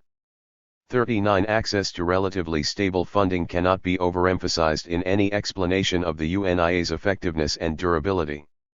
Membership dues were 25 cents per month, of which 1/5 was forwarded to headquarters to finance ongoing programming. Members also paid 10 cents per person for a death benefit, and it too was forwarded to New York. Fundraising and donation revenues were divided between locals and headquarters. At the height of its popularity and legal entanglements, the UNIA established a $1 annual tax to meet the growing bureaucratic, legal, and financial needs of the organization. Evolution from organizational activism to nationalism. The UNIA's Jamaican program seemed to have been apolitical, focusing on educational and social development. Once established in the United States, the organization began to enter political waters. In 1918, the UNIA supported the political efforts of the Liberty League founded by Hubert Harrison. 40. Outraged by racial pogroms and continued disenfranchisement, the League aggressively and independently organized self-defense efforts and lobbied Congress to prohibit lynching through federal statutes. Concern for employment and economic exploitation was also addressed. The League's impact seems to have been minimal, and within a year many League members had become a part of the UNIA. Harrison became an effective editor for the Negro World. The organization became more focused on independent development, as there was little indication that government would alleviate the growing economic and political discrimination against black people. Elements of self-determination began to be integrated into UNIA's agenda for mitigation of these problems. These modifications in outlook may have increased their interests in the Paris Peace Conference. The conference's imperialistic approach to the African colonies focused the UNIA's attention on the need for independent African and diasporan economic development. The UNIA lobbied against the peace treaty for these reasons. And as returning white soldiers displaced black industrial workers, the UNIA also began to prioritize business development and trade possibilities between black populations. If we are to rise as a great to become a great national force, we must start business enterprises of our own, we must build ships and start trading with ourselves between America, the West Indies and Africa. We must put up factories in all the great manufacturing centers of this country, to give employment to the thousands of men and women who will be thrown out of work as soon as the nation takes on its normal attitude. In these factories we must manufacture boats, clothing, and all the necessaries of life, those things that the people need, not only our people in America, the West Indies and Africa, but the people of China, of India, of South and Central America, and even the white man. He has for hundreds of years made a market for his goods among Negroes and alien races, therefore, Negroes have the same right to make a market among white people. When we can as a race settle down to business with honesty of purpose, we will be on the way to the founding of a permanent and strong position among the nations and races of the world. 41.94. Here, we begin to detect the kernels of a rising aggressiveness in the UNIA's political and economic intentions. This passage does not discuss voting, and it seems to indicate movement away from lobbying as a tool to protect and develop their constituents' interests.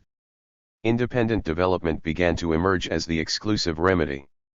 I would argue that the organization of the UNIA began its metamorphosis toward nationalism at this point. It moved beyond defending the race against violence and discrimination and began to take the offense. That is to say, rather than working to develop an independent economic and political structure within the U.S. political economy, and working toward entry into the international economic structure as an American business, it began to argue for complete separation from the governance of the United States or Western Europe and toward the development of its own economy within an African empire. Comparing the UNIA's goals as explained in its constitution to its actual modus operandi, the goals of its projects after the Great War substantiates this point.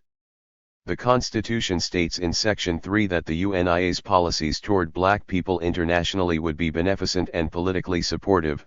The objects of the UNIA and ACL shall be, to establish a universal confraternity among the race, to promote the spirit of pride and love, to reclaim the fallen, to administer to and assist the needy, to assist in civilizing the backward tribes of Africa. 42 To assist in the development of independent Negro nations and communities, to establish commissionaries or agencies in principal countries and cities of the world for the representation and protection of all Negroes, irrespective of nationality, to promote a conscientious spiritual worship among the native tribes of Africa, to establish universities, colleges, academies, and schools for the racial education and culture of the people, to conduct a worldwide commercial and industrial intercourse for the good of the people, to work for better conditions in all Negro communities. 43. Section 3 stops short of calling for the development of an independent state over which the UNIA would govern or participate. But the Allied powers' decision to grant administration of the former German colonies in Africa to the League of Nations, along with the growing violence against returning black soldiers and intense discrimination in the employment sector, raised such ire in the UNIA ranks and leadership that the rhetoric moved beyond the original goals of the organization. Again, Garvey, they called us out but a few months ago to fight 3,000 miles away in Europe to save civilization, to give liberty and democracy to the other 95 peoples of the world. And we fought so splendidly, and after we died, after we gave up our blood, and some of us survived and returned to our respective countries, in America, in the West Indies, in Central America and in Africa, they told us, as they told us in the past, that this country is the white man's country. What is but menial opportunities for you where you live in contact with white men? Because they have told us that in America, because they have told us that in France, because they have told us under the government of Great Britain that our opportunities are limited when we come in contact with white men, we say the war is not over yet. The war must go on, only that the war is not going on in France and Flanders, but the war will go on in the African plains, there to decide once and for all in very near future whether black men are to be serfs and slaves or black men are to be free men. We have decreed that black men are going to be free as white men are free or as yellow men are free. We have declared that if there is to be a British Empire, if there is to be a German Empire, if there is to be a Japanese Empire, if there is to be a French Republic and if there is to be an American Republic, then there must be a Black Republic in Africa. 44. It is duly noted that many of Garvey's contemporaries and modern researchers have characterized Garvey's oratory as bombastic. But this evaluation must be contextualized to prevent the rash dismissal of the political understanding of the UNIA rank and file. Recall that many followers had previous political experience in all venues of African American political expression, including the populist movement in the agrarian South and in the Western states. And while most of the membership can be classified as proletariat, such categorization must consider that the discriminatory economic and employment practices classified them as such, regardless of their education, political activism and understanding, and economic capabilities. Even those recently freed from feudal relations had been exposed to political activism through Reconstruction and participation in populist politics, as peasants in the Tuskegee machine and through the black media. Further, religious institutions often incorporated political news and strategy in programming.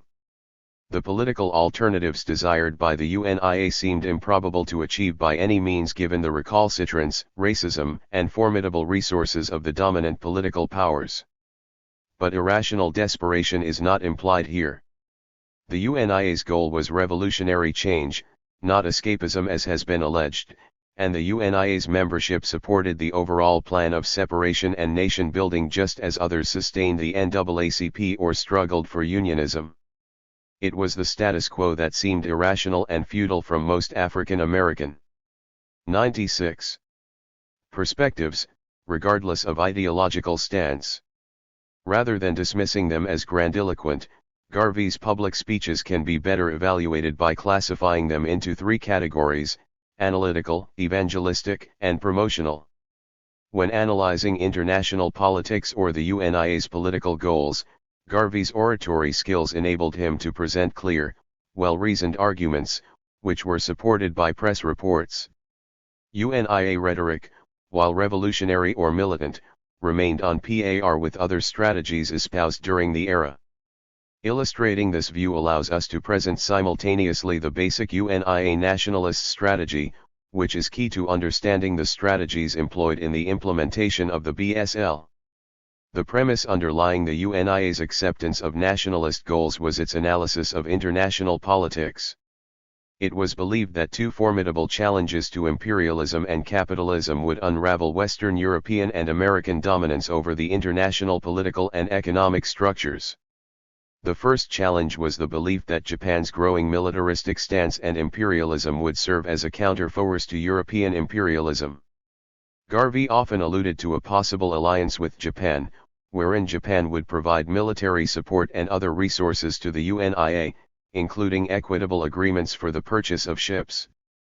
45 Indeed, Bureau of Investigation agents reported that Japanese did visit the UNIA headquarters, though it is unclear if the visitors represented the Japanese government. There also may have been interaction on the West Coast. Japanese insurgency in Asia, along with uprisings in other colonized regions, were expected to weaken Europe militarily. European racism and imperialistic tendencies would inevitably lead to war against Japan and other militant populations, but, already weakened by the Great War, European resources would be attenuated and military intervention in Africa against the UNIA would not be sustainable. The second challenge to Europe that the UNIA believed helpful to its plans was the anticipated communist revolution restructuring economic relationships. The communist movement would cause further dislocation in the international economy as well as in the domestic politics of the imperialist states. This attenuation of political power would be particularly debilitating because conventional warfare by European powers and the United States would prove untenable against their own workforces. Thus in chaos, the imperialistic powers would not be able to prevent the disassembly of empire, not only in revolutionary areas such as Ireland and Egypt, but in West Africa. 97. As well. This was seen as a window of opportunity for Africans to ally with Japan and other revolutionaries against Europe and seize African land. Another major component of the nationalist goals would be met by establishing UNIA government apparatus in Liberia, the only free West African state. This involved helping to free Liberia from European creditors, most accumulated during the war, then working to build the Liberian economy, preparing it to serve as the homeland for diaspora returnees. Contrary to the commonly held view of the Back to Africa movement, no mass exodus of black people to Africa was planned. Rather, agricultural and industrial settlements were to be established by UNIA technical specialists. 46. These settlements would facilitate economic development and help establish trade links between diaspora communities and Liberia as well as create coastal trade among countries along the West African coast. Once economic relations were established, gradual migration was to occur over several decades. An excerpt from one of Garvey's speeches addresses this point. This African idea, this African proposition is one that you must understand thoroughly. We of the UNIA are not endeavoring to repatriate at the present moment immediately 12 million Negroes of America, or 12 and 15 million from the West Indies. We are first trying to organize these 12 and 15 million together with the 25 millions in South and Central America, with the one object of a free and redeemed Africa, and we are saying all the millions organized in this Western Hemisphere can be organized until we are ready, until Africa finds a Napoleon. It means therefore, that we have years before us. It might be 5 years. It might be 100 years. But whensoever the time comes we want to be ready here, 60 million strong. 47.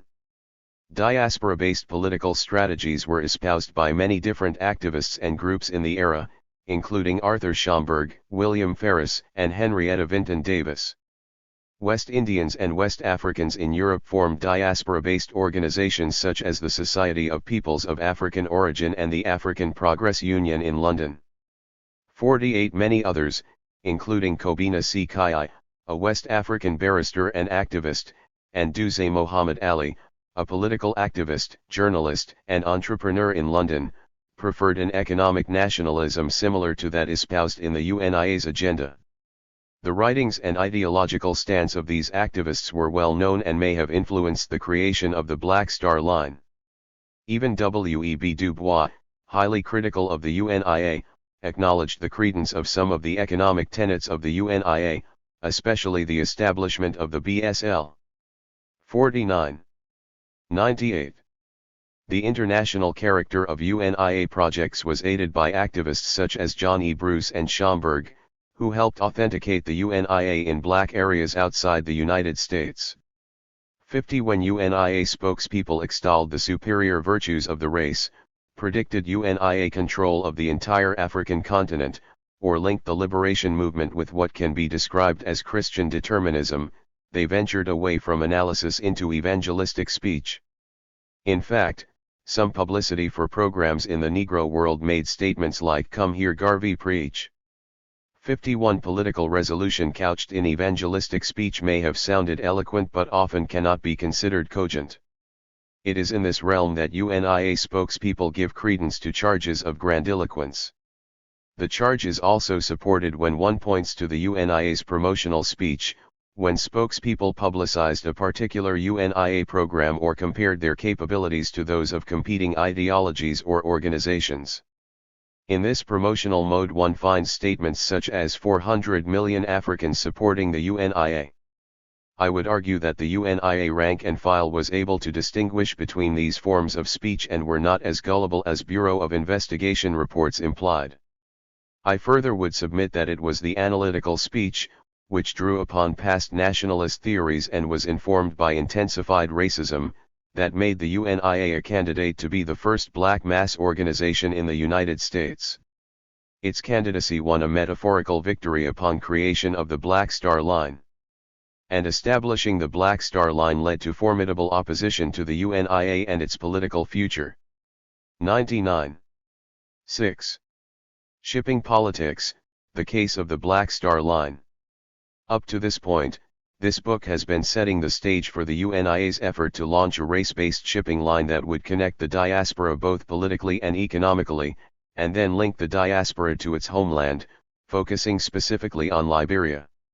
Readers are now prepared to examine whether diaspora theory conjoined to a political economy approach facilitates a more clear understanding of how blacks practice transnational politics within the African diaspora.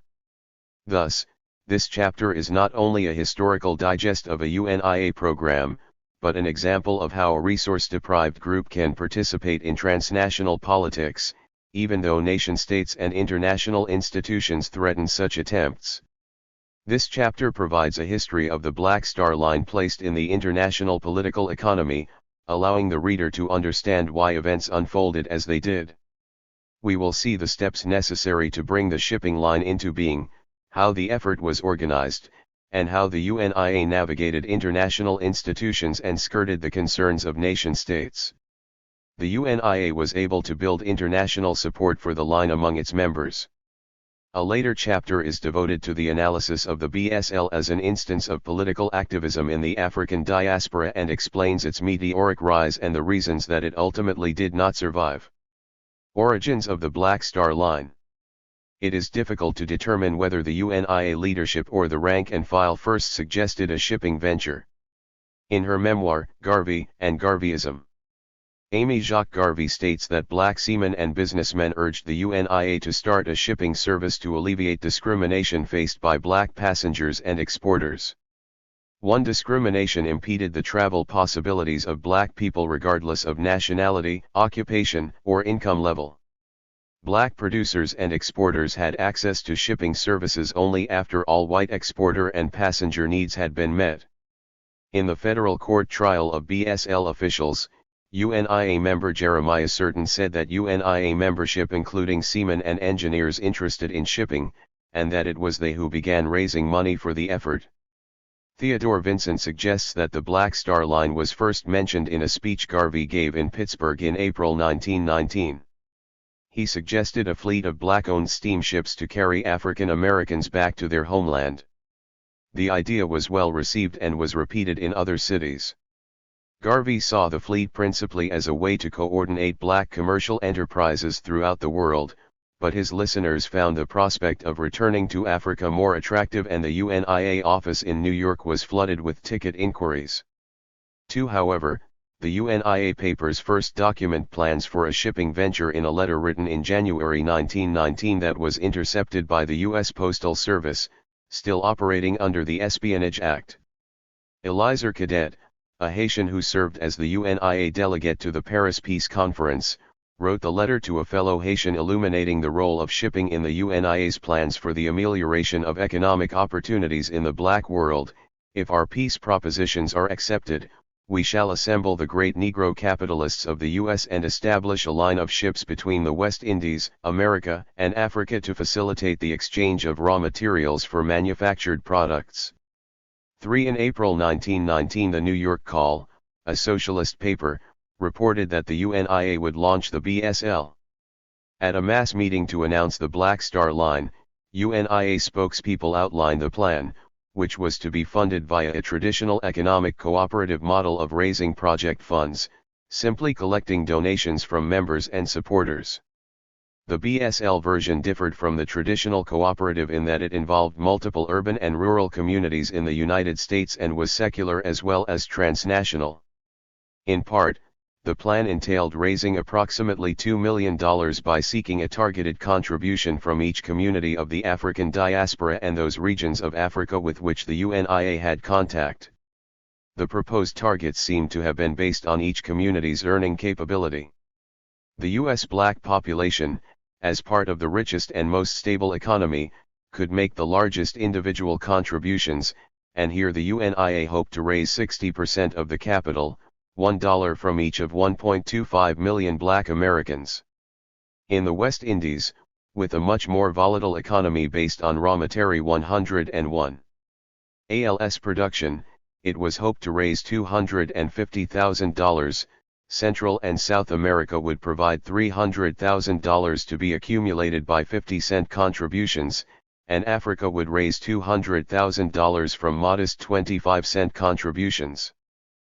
Several intelligence reports suggest that the UNIA believed that this traditional fundraising would be augmented by Japan's support. 5. Rather than immediately entering the shipping business, the plan was to accumulate sufficient funds to first charter a ship. 6. With this successfully completed, financial backing would be pursued from Japan and, according to Cadet's letter, also from black businesses. Including pledges, the initial collection was a modest $7,000. The initial plan did not reach fruition for at least 2 reasons. One problem was the internal financial operating procedures of the UNIA, and the other was governmental intervention. The UNIA Constitution delineated procedures to protect the organization against financial mismanagement. The most effective safeguard was automatic audits. When the audit committee evaluated the financial records, it did not condone the expenditures made with the BSL donations. In published reports, the committee implied malfeasance and referred to them as concealed expenditures. In particular, the committee was concerned that the donations for the BSL had been used improperly to pay UNIA salaries and to augment the financial status of 2 new, but as yet unprofitable, UNIA business ventures, the restaurant and the newspaper. 7. The UNIA leadership questioned the real motivation behind the charges, suggesting that they were designed to discredit the organization and prove that enemy saboteurs had infiltrated the organization. The allegations of both parties were plausible. American financial rules were that donations collected for a specific purpose must not be directed to other organizational uses, but small community-based organizations often do combine donations in order to extend limited funds. UNIA revenue, regardless of source or designation, was used for the most pressing organizational needs, regardless of which subdivision was in need of a cash infusion. This custom was continued with the Black Star Line, as will be documented in this study. But it also was true that the UNIA had been infiltrated by the federal government and that some members had divided loyalties. While the exact date is unclear, around the 1st of June, the Audit Committee reported its financial concerns to the New York County Assistant District Attorney, Edwin P. Kielrow. The Audit Committee was an internal operation staffed by UNIA members Uriah T. Mitchell, Joseph E. Johnson, and Norman Robinson. 8. With competent legal counsel who was to shield the UNIA from governmental and other critics, Garvey was able to postpone the inevitable. 102. Interview with Kielrow. Over a 3-month period, Kielrow would interrogate several UNIA members and hold meetings with UNIA counsel. While Kielrow did not find substantive evidence to bring charges against Garvey or other UNIA officials, 9. He did compel the incorporation of the Black Star Line. Kielrow ordered the UNIA to either incorporate their shipping program and purchase ships by June 1919, or return the donations to contributors. Indeed, several witnesses during the federal trial, for both the defense and the prosecution, testified that Kielrow cautioned that he would charge UNIA officials with commercial fraud if the Black Star Line was not incorporated. 10. Although the African Communities League was the commercial arm of the UNIA, its charter did not cover shipping, nor does the paper trail indicate the UNIA's intention was to place the BSL under the ACL management. One must keep in mind, however, that Kielrow's intervention may have changed any intention of doing so. Kielrow's monitoring and warning necessarily changed the original plans for the BSL, and probably the pace at which it was supposed to develop. With legal help, the Black Star Line was incorporated in Delaware in June 1919. Hill suggests that Delaware was chosen because minimal wealth requirements, experience, or documentation of business expertise were required. The state of Delaware became particularly attractive for businesses due to its simple procedure for incorporation, its low corporate income tax, and the special privileges that it offered corporations for enlarged capitalization and the authority to adjust their internal management and financial organization. 11. Organization of BSL and financial difficulties. While a board of directors and officers were selected, the BSL relied upon the parent organization, the UNIA, for personnel as well as organizational and financial support. UNIA officers also served as BSL officers, and UNIA branches included BSL promotional presentations in weekly organizational meetings. The BSL sales force often included the treasurers or secretaries of UNIA branches, and BSL stock selling efforts were conducted through the fundraising institutions of the UNIA. In this way, BSL had captive audiences to which they could do sales promotions. 12. In other words, from its inception, the BSL was enmeshed with the parent organization both administratively and financially. After incorporation, the initial sales promotion plan was to sell stock in 2 locations, New York and Newport News, Virginia. 13. Garvey, BSL Treasurer George Tobias, and Henrietta Vinton Davis went to Newport News 103 and other Virginia locations. Edgar Gray and Richard Warner conducted a stock promotion initiative at a mass meeting at the Palace Casino in New York. The UNIA's transformation from a financial cooperative to a stock company proved difficult. The loss of a stock book in Virginia and the alleged underreporting of contributions at the Palace Casino combined to fuel further discord within the UNIA and continued government inquiries into fundraising practices. 14. Perhaps these initial missteps led to the institution of additional financial reporting procedures. The UNIA papers and the trial transcript suggest that in this time period financial procedures seemingly separate from UNIA began to be developed for BSL. 15. Initially, Black Star Line contributions had been processed by the UNIA. The secretary recorded the total amount and the UNIA treasurer would handle the bank deposit. Once the stock company was formed, the BSL instituted the same official positions but eventually adopted more detailed procedures than those of the UNIA. A daily report system was developed, which supposedly included reports on all stock sold through the mail, in the BSL office, and in the field. In both her testimony and memoir, Amy Jacques provided a glimpse of the chaotic Black Star office after the project's popularity had inundated the office with money and requests for BSL stock. She discusses Garvey's exasperation with the inefficient office operations and his quandary of balancing office management with the necessity of wide travel to publicize and build the UNIA and BSL. Financial management was impeded by the rule that mail could not be opened in Garvey's absence. Amy Jacques Garvey provides a vivid picture of an organization that grew faster than it was prepared to administrate. He opened a large cabinet in his office and showed me stacks of mail. Said he, "These accumulated while I was on a speaking trip. I haven't the time to help and teach someone to open, sort and put notations on them, before handing the monies enclosed to the treasurer." 16. The staff was inundated with cash to process and deposit. The accumulation of unprocessed cash would have provided opportunity and perhaps temptation to embezzle, and certainly there were continuous charges of theft against officers involved in processing. Sexism also seemed to have impeded financial operations. Amy Jacques was to supervise financial processing during Garvey's frequent absences, but the male officials routinely ignored her authority and requests.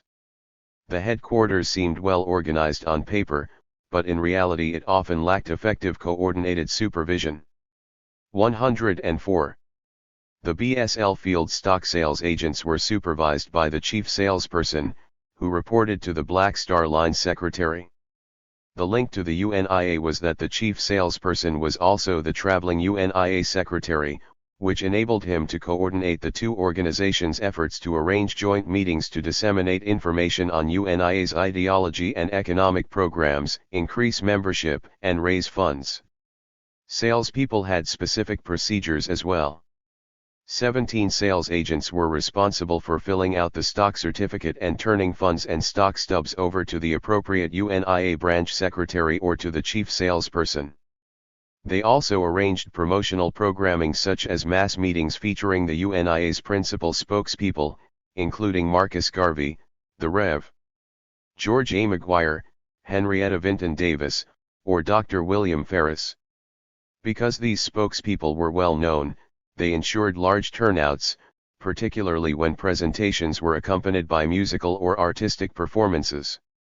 The duties of sales agents necessarily generated expenses. Authorized expenses could be deducted from the sales proceeds by the agent and then the net revenue forwarded to the appropriate officers. Stock salespeople received on average a 3% commission, and those who were UNIA staffers were authorized to deduct their UNIA salary with appropriate documentation. Other authorized deductions included travel expenses, such as rail fare and accommodations, promotional expenses, such as advertisement and printing pamphlets, and program expenses, such as renting an appropriate venue or paying musicians and other entertainers. In many instances, some expenses were defrayed by charging an entrance fee of 50 cents, and the UNIA branch in which the mass meeting was held would supplement the costs. While this method of promotion was successful in that attendance often reached into the thousands and stock sales were considerable, the related costs consumed a significant portion of stock sales revenue. For an example, in a major 40-day promotional tour designed to rejuvenate the Black Star Line in late October 1920, over 50% of the stock revenue may have gone to overhead. This nationwide tour raised approximately $10,000 and involved most of the UNIA's principal speakers, a 30-member band, and singers.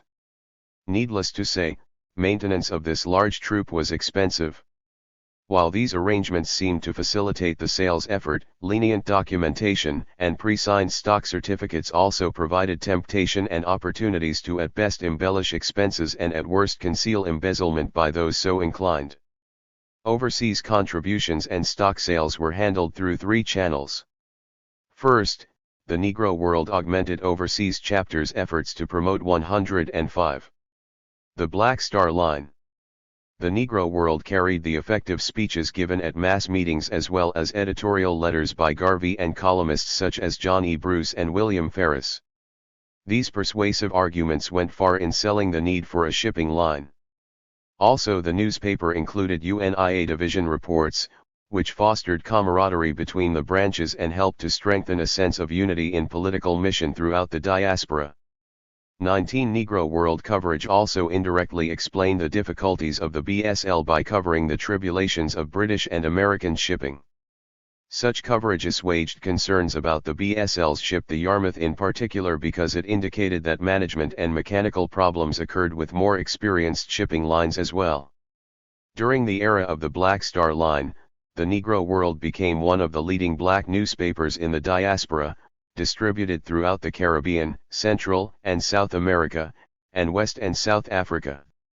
As the result, the transnational UNIA membership had access to explanations that countered critics' arguments regarding the troubled operations of the Black Star Line. Secondly, promotional tours in the Caribbean bolstered stock sales. Henrietta Vinton Davis led successful tours in the Caribbean and Central America. Her success was ensured not only because she was a well-established artist and speaker, but also because she traveled aboard a BSL liner, when possible. In addition to holding mass meetings among the workers, she met with public officials in both Costa Rica and Cuba. The Negro World covered these trips, and the newspaper's enthusiastic reports surely increased interest in more distant regions of the Black Atlantic.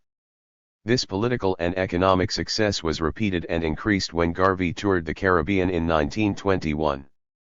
Finally, considerable stock was purchased through the mail. This is illustrated in a BSL daily transaction report, which lists the names of senders of letters processed in one day.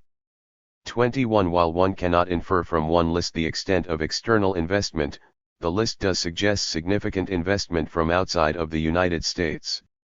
Fully 91% of the investment on this list came from overseas, particularly Cuba and Panama. This perception may be skewed because stock purchases on the list totaling $225 came from just two Central American investors, but only 7% of the persons listed give U.S. addresses. Also, it must be remembered that in the United States, a great deal of stock was sold at mass meetings rather than by mail. Of course, mail purchases were influenced by the tours, mass meetings held at branches, chapters, and churches, and the Negro World coverage. But also mail processing probably facilitated the purchase of subscriptions, thereby allowing investors to make a down payment during meetings and 106. Complete the purchase through convenient installments.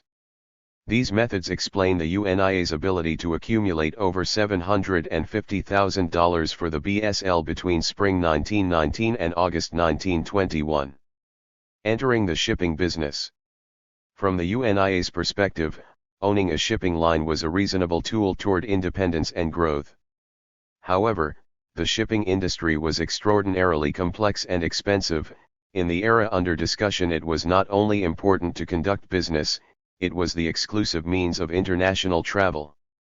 To be competitive, ships had to be immense, with diverse, airtight storage space that could accommodate large as well as perishable cargoes.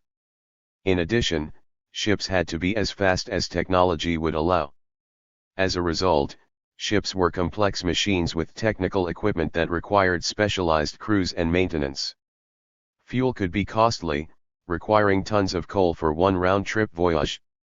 Other necessary costs included insurance, salaries, taxes, and provisions. Successful shipping and fleet management requires expertise in a number of areas.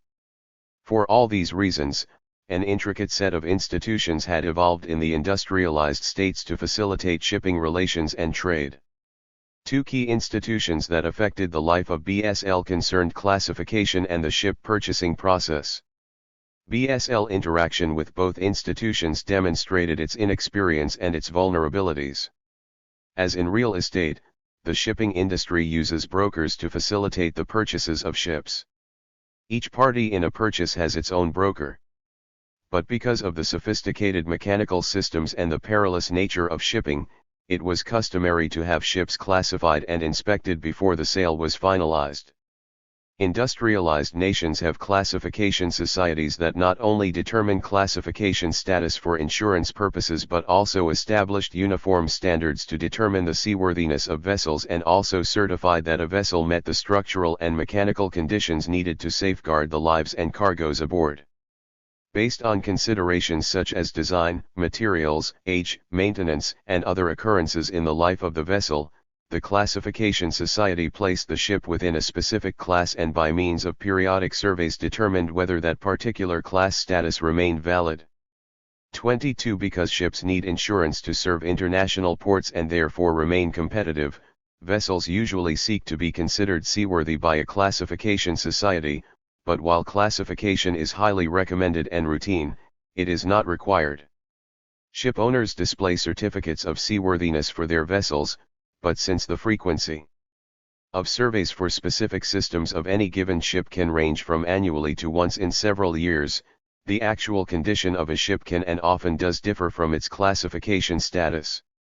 23. Proficient brokers customarily involved surveyors in the purchasing process to scrutinize the vessel's classification record and perform inspections of the crucial equipment, such as boilers, on the ship. Available evidence suggests that the BSL looked at several ships before settling upon its first purchase, the Yarmouth. 2. Supporters with maritime service looked for vessels. 24. Wright's testimony is vague as to the outcome of his search. The record shows that he looked at two vessels, the Montera and Corona, in early 1919. Much more is known about Joshua Cockburn's search. Cockburn was a master in the British Merchant Marine. He testified that after reading about the problems BSL experienced with the county prosecutor, he volunteered to help establish the shipping line. The first ships he suggested for BSL purchase were priced well over $400,000 each, and since BSL did not pursue these ships, Cockburn concluded that they were too expensive. It was during the search that Estrada, a black American who was interested in selling his ship to the BSL, approached him. Estrada's vessel proved incompatible with BSL needs, but Cockburn learned of the Yarmouth from him. The Yarmouth was to become the first vessel of the BSL. With Estrada serving as the principal shipbroker, the Yarmouth was offered for sale at $175,000, notably less than the first ships considered for purchase. The North American Steamship Line, a Canadian subsidiary of Harris, McGill and Company, owned the Yarmouth. 25 They were cotton brokers who owned only one ship, the aged Yarmouth, which they had used to transport their product. Subsequently, the government had used the Yarmouth during the war. During their negotiations, the price was lowered to $165,000, however, international shipping protocol and regulations impeded the purchase. Because the North American Steamship Line was incorporated in Nova Scotia, it was under British registry.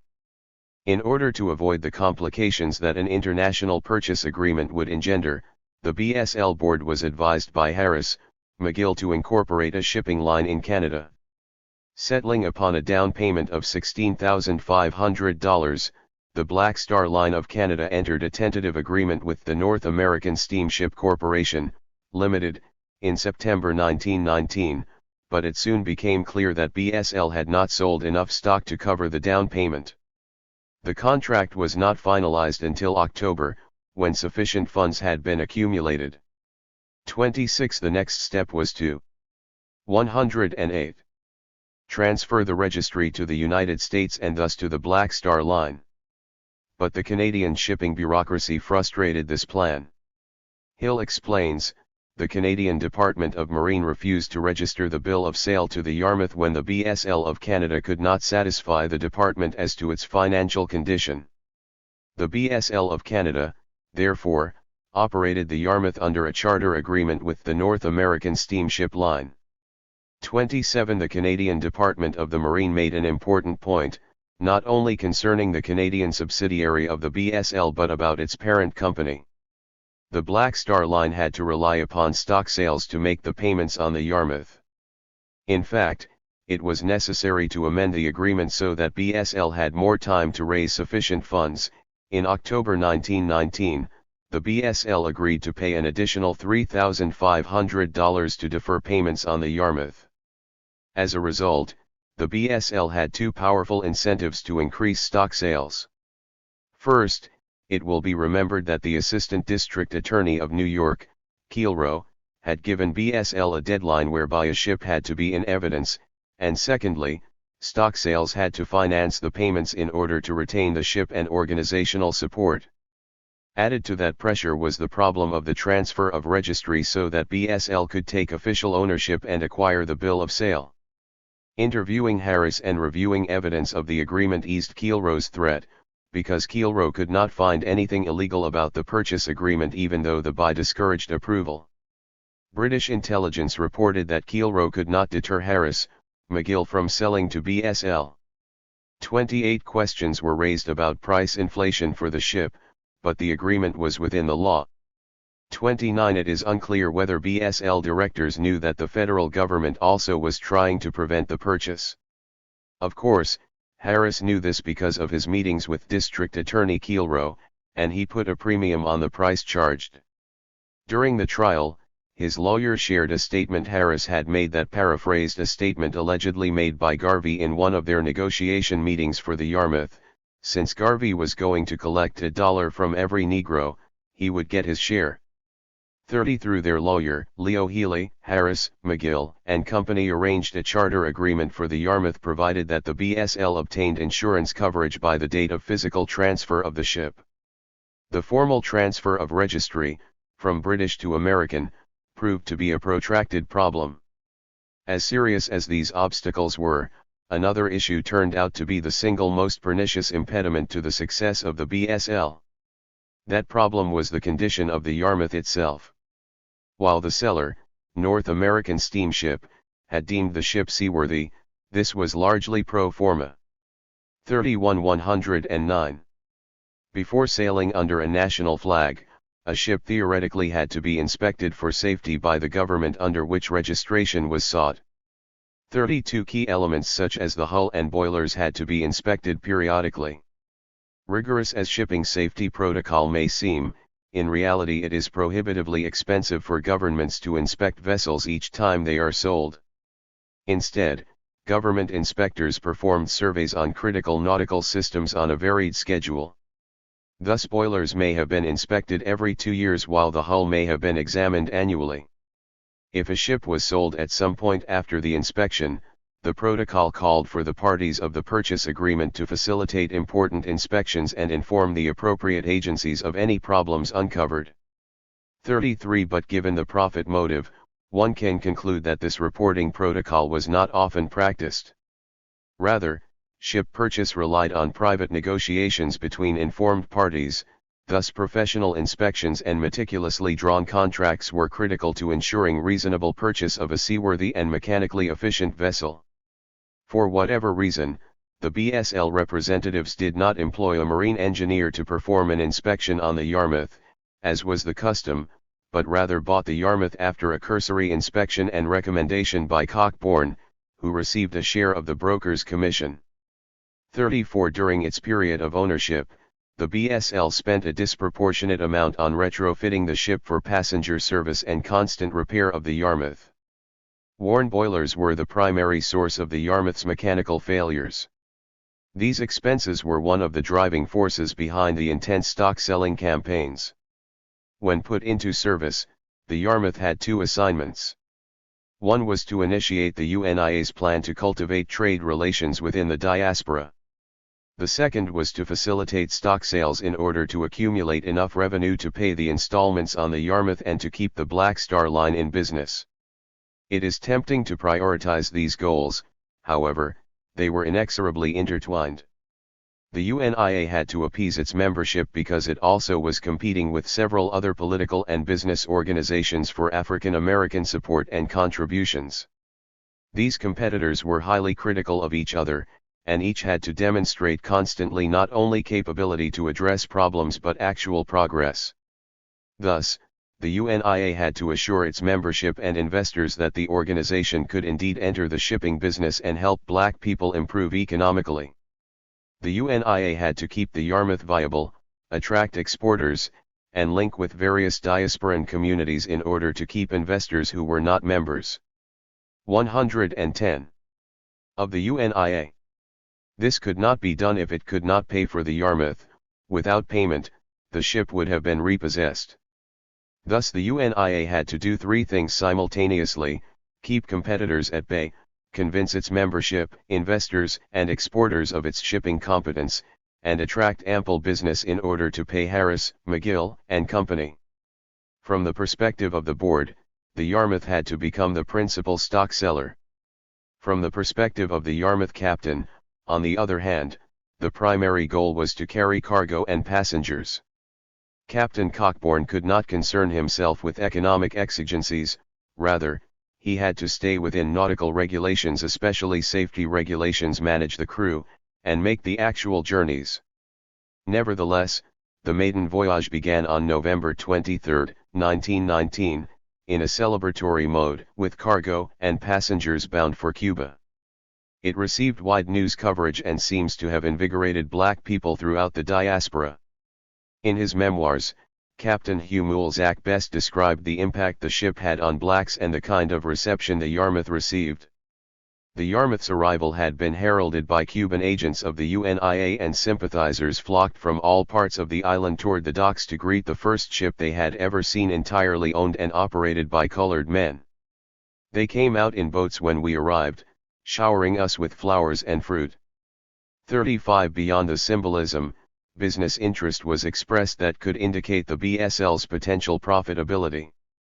Again, Captain Mulzac, President Menokal, honored us with a banquet at the Presidential Palace and expressed his great pride in seeing colored men make their own opportunities in the field of commerce. Before the evening was over, he promised the support of the Cuban government for the ventures of the Black Star Line. Many other Cuban businessmen and landowners also pledged their cooperation. Yet indications of cleavage between BSL administration and seagoing staff were present from the inaugural voyage. The Yarmouth carried cargo to the islands, but while there, Cockburn was ordered to visit other islands in ballast to allow UNIA members to see the ship and purchase stock. 36 The Yarmouth did carry passengers on these inter-island trips and eventually obtained cargo for the return trip to New York. The cargo was coconuts, a perishable product. Cockburn protested to Garvey that he could not continue to make stops in order to augment stock sales, as the produce would deteriorate. Cockburn proved correct, and the exporter sued. Expenses not only increased due to the lawsuit but because the Yarmouth needed repair throughout the voyage, personnel costs increased because the crew had to be 111. Paid for the longer trip and more coal was necessary to fuel the ship for the unplanned stops. Therefore no net revenue was accumulated on the maiden voyage, and the BSL entered a vicious circle of trying to meet contradictory goals. This circle was made more turbulent by the lack of understanding of shipping protocol and maintenance practices. Of course, the unrelenting criticism of black political organizations was also a factor. Organizations such as the NAACP and Black Socialists were not only competing for membership but eventually formed a coalition to dismantle the BSL. This observation is substantiated by the most controversial yet potentially most profitable voyage that the Yarmouth was to make. 37 Before the Yarmouth could be thoroughly evaluated and repaired after its maiden voyage, BSL management signed a contract to move whiskey worth over $5 million from the United States to Cuba. The advent of Prohibition created an urgent need for the Pan-Union Company to get its whiskey out of the country. Thus a shipper would have to be able to move quickly to get the job. On the one hand, the economic situation of BSL dictated bidding for the job. However, the poor mechanical condition of the Yarmouth, its unsuitable hold, 38 and crew exhaustion indicated the opposite. Unfamiliarity with pricing standards and shipping protocol aggravated the fissure between BSL management and ship personnel. Given the value of the cargo and the urgency of the delivery, the management charged a relatively small amount for its services. Further, while it may have been customary for bonuses to be given to ship's captain to ensure efficient delivery, Cockburn receiving such an incentive raised suspicion about his loyalty within BSL management. Dissension and suspicion were heightened with the initial failure to deliver the cargo. It is unclear whether the Yarmouth was damaged in storm winds or if it was incapacitated in an effort to hijack the valuable cargo. Cockburn maintained that he had to jettison some of the whiskey to stabilize the vessel. The Green River Whiskey Company charged theft by unnamed crew members and possible accomplices who pulled up next to the ship to receive the jettisoned cargo. Pilferage concerns remained throughout the voyage and the whiskey company sued the BSL. 39 Even on its arrival in port, however, problems arose that increased BSL costs. The consignee did not meet the ship, and according to marine law, the Yarmouth could not unload the cargo. According to custom, ships detained beyond the time specified in the contract have the consignee cover crew and provision costs under the terms of a demurrage clause in their contract. The Yarmouth did not have a demurrage clause and as a result had to absorb the cost. On its third and final voyage to the islands, the Yarmouth crew demon 112 straight its potential by assisting a stranded Japanese freighter off the coast of Jamaica. Payment for this rescue could have reduced its debt substantially, but again, inexplicably, the BSL agent in Jamaica charged only a small fee. The Yarmouth made its final voyage between May and August 1920, after which its condition rendered it unusable unless extensive repairs could be managed. This was never accomplished. The BSL's second ship purchase was the Shadyside. The Shadyside was an excursion boat, which the BSL planned to operate along the Hudson River during the summer and in the islands during the winter. The plan was to provide recreational transportation for New York's black population and for UNIA members in New York for the annual UNIA convention. Profits would provide the sorely needed revenue for the BSL. Purchased for $35,000, the Shadyside had been thoroughly renovated, records indicate, and therefore was in better condition than the Yarmouth. Previous historical accounts have suggested that the excursion boat was overpriced, but the insurers valued the Shadyside at $45,000. 40 However, operating costs exceeded revenues and thus the Shadyside again added to the BSL debt.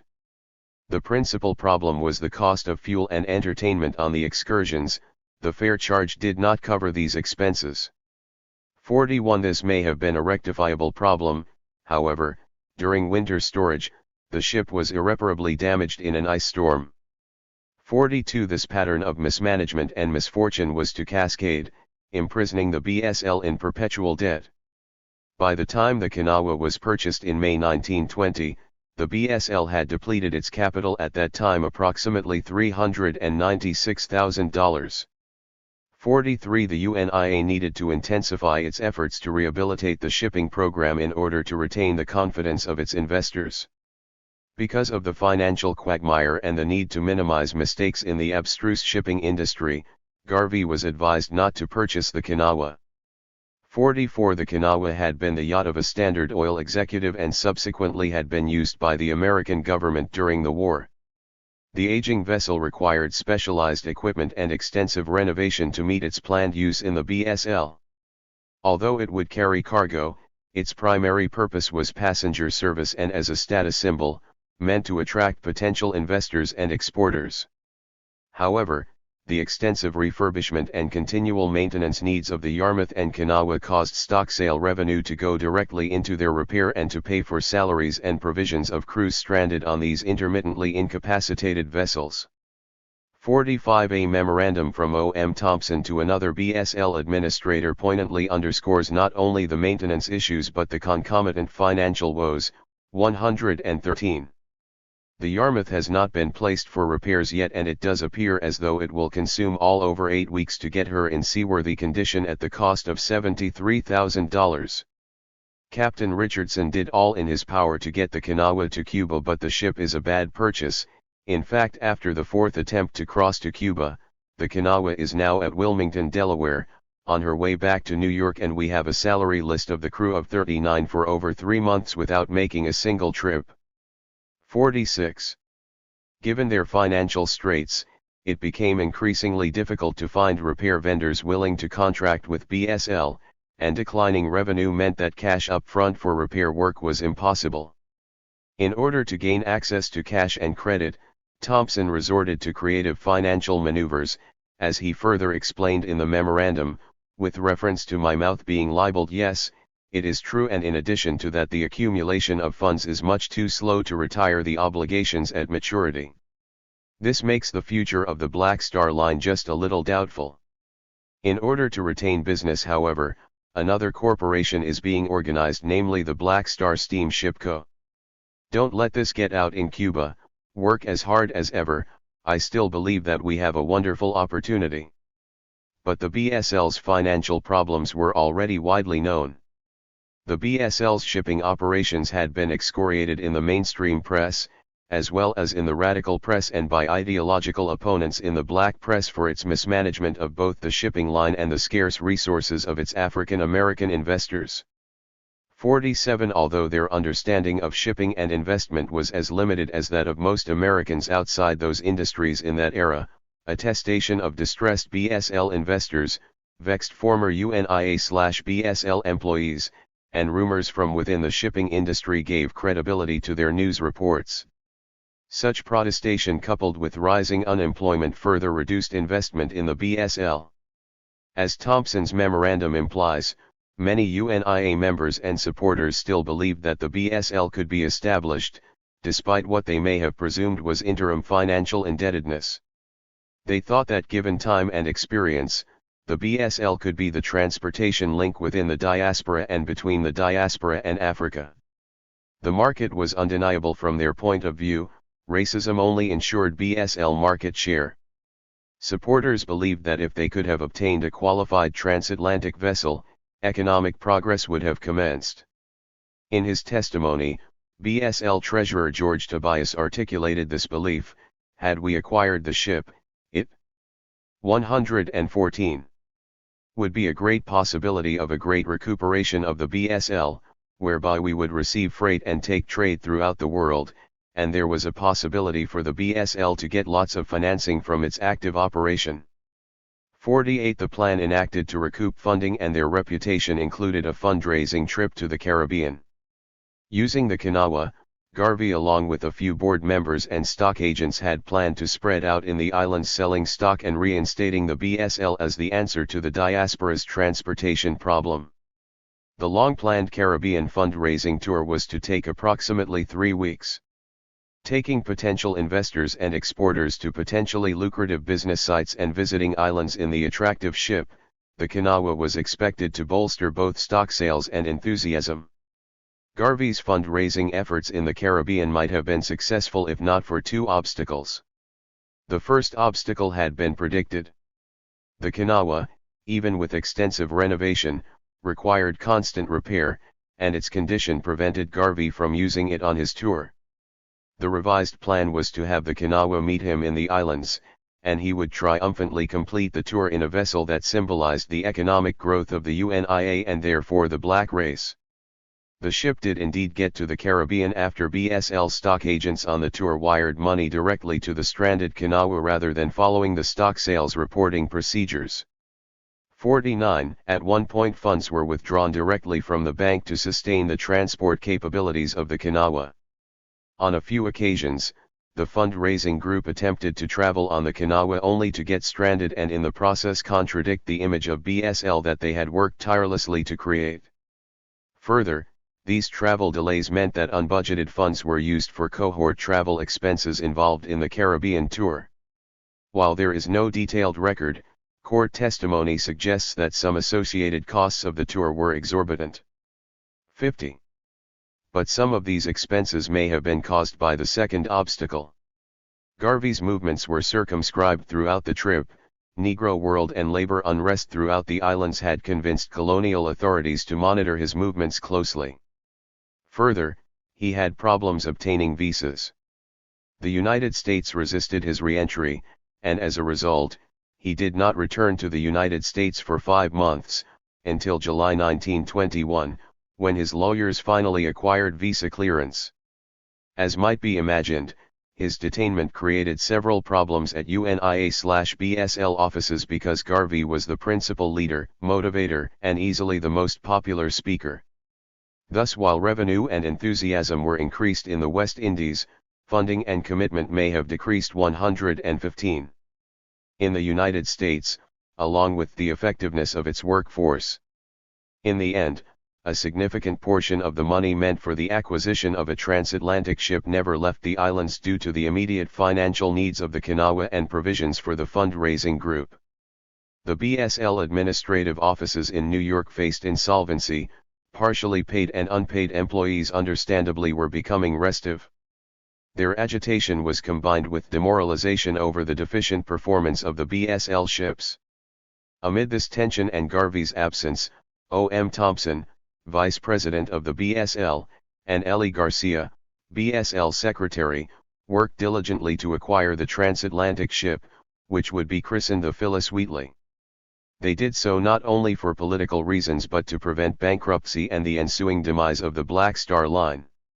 Table 6.1 summarizes the troubling financial history of the Black Star Line. Over the course of 2.5 years, the BSL accumulated a deficit of over $475,000. In addition to ship purchases and operations, this includes administrative and stock selling expenses. The elusive Africa ship. Because the primary task of the transatlantic ship was to link the diaspora to Africa, facilitating the development of a black settlement in Liberia and of a black enclave economy, the Phyllis Wheatley was often called the Africa ship. Anticipating the ownership of a vessel capable of reaching West Africa, some UNIA members and supporters made deposits on passage to Africa. Documentation suggests support in Africa also. West African exporters were interested in independent means to transport their goods, increased control of the market, and flexibility in travel possibilities. West African political activists and media were divided on the viability of the UNIA. The National Congress of British West African States wanted to regain its past comprador position in the colonial economy. Until the advent of quinine, which cured malaria and allowed the British to permeate the interior, many educated Africans had been an integral part of the comprador class of the colonial economic system. Thus, While they supported the economic goals of the Black Star Line, they did not accept the political agenda of the UNIA. J. Ayodele Langley, in his discussion of an Nsbwe activist, cogently highlights this. He thought there was something to be said for the commercial aspects of Garvey's pan-Negroism, especially the project of the Black Star Line, but advised British subjects against participation in UNIA politics as conditions in both hemispheres differ altogether from each other. 51 According to Langley, the Nsbwe decided that the UNIA's politics should be disregarded but the Black Star Line patronized, it being a Negro undertaking and its object being solely for the purpose of facilitating and giving us more and brighter prospects as Africans in our commercial transactions. 52 Another component of Africa's elite, however, advocated a more nationalistic agenda, and while they embraced segments of the UNIA political agenda, they rejected as naive the notion that Garvey was the provisional president of Africa or that African Americans thoroughly understood African politics. Kobinasi Kai articulated this well. What Marcus Garvey and any other leader of Afro-American thought has first to appreciate before he can present a case sufficiently sound for Africa to support in the matter of combination or cooperation among all Africans at home and abroad, is the peculiar nature of the African standpoint in social and political institutions. The salvation of the Africans in the world cannot but be most materially assisted by the Africans in America but must be controlled and directed from African Africa and thoroughly African Africans. 53 117. Like the comprador class, these more independent-minded Africans embrace the Black Star Line. And in at least 3 African states, Liberia, Sierra Leone, and Nigeria, there were BSL investors and supporters. 54 Documentation shows that Nigerians may have wanted to open a BSL office, but conflicting reports from Nigerian supporters may have made difficult a decision to do so. 55 The combination of continental African interest and investment indicated that there was support on both sides of the Atlantic to warrant the purchase of a transatlantic ship.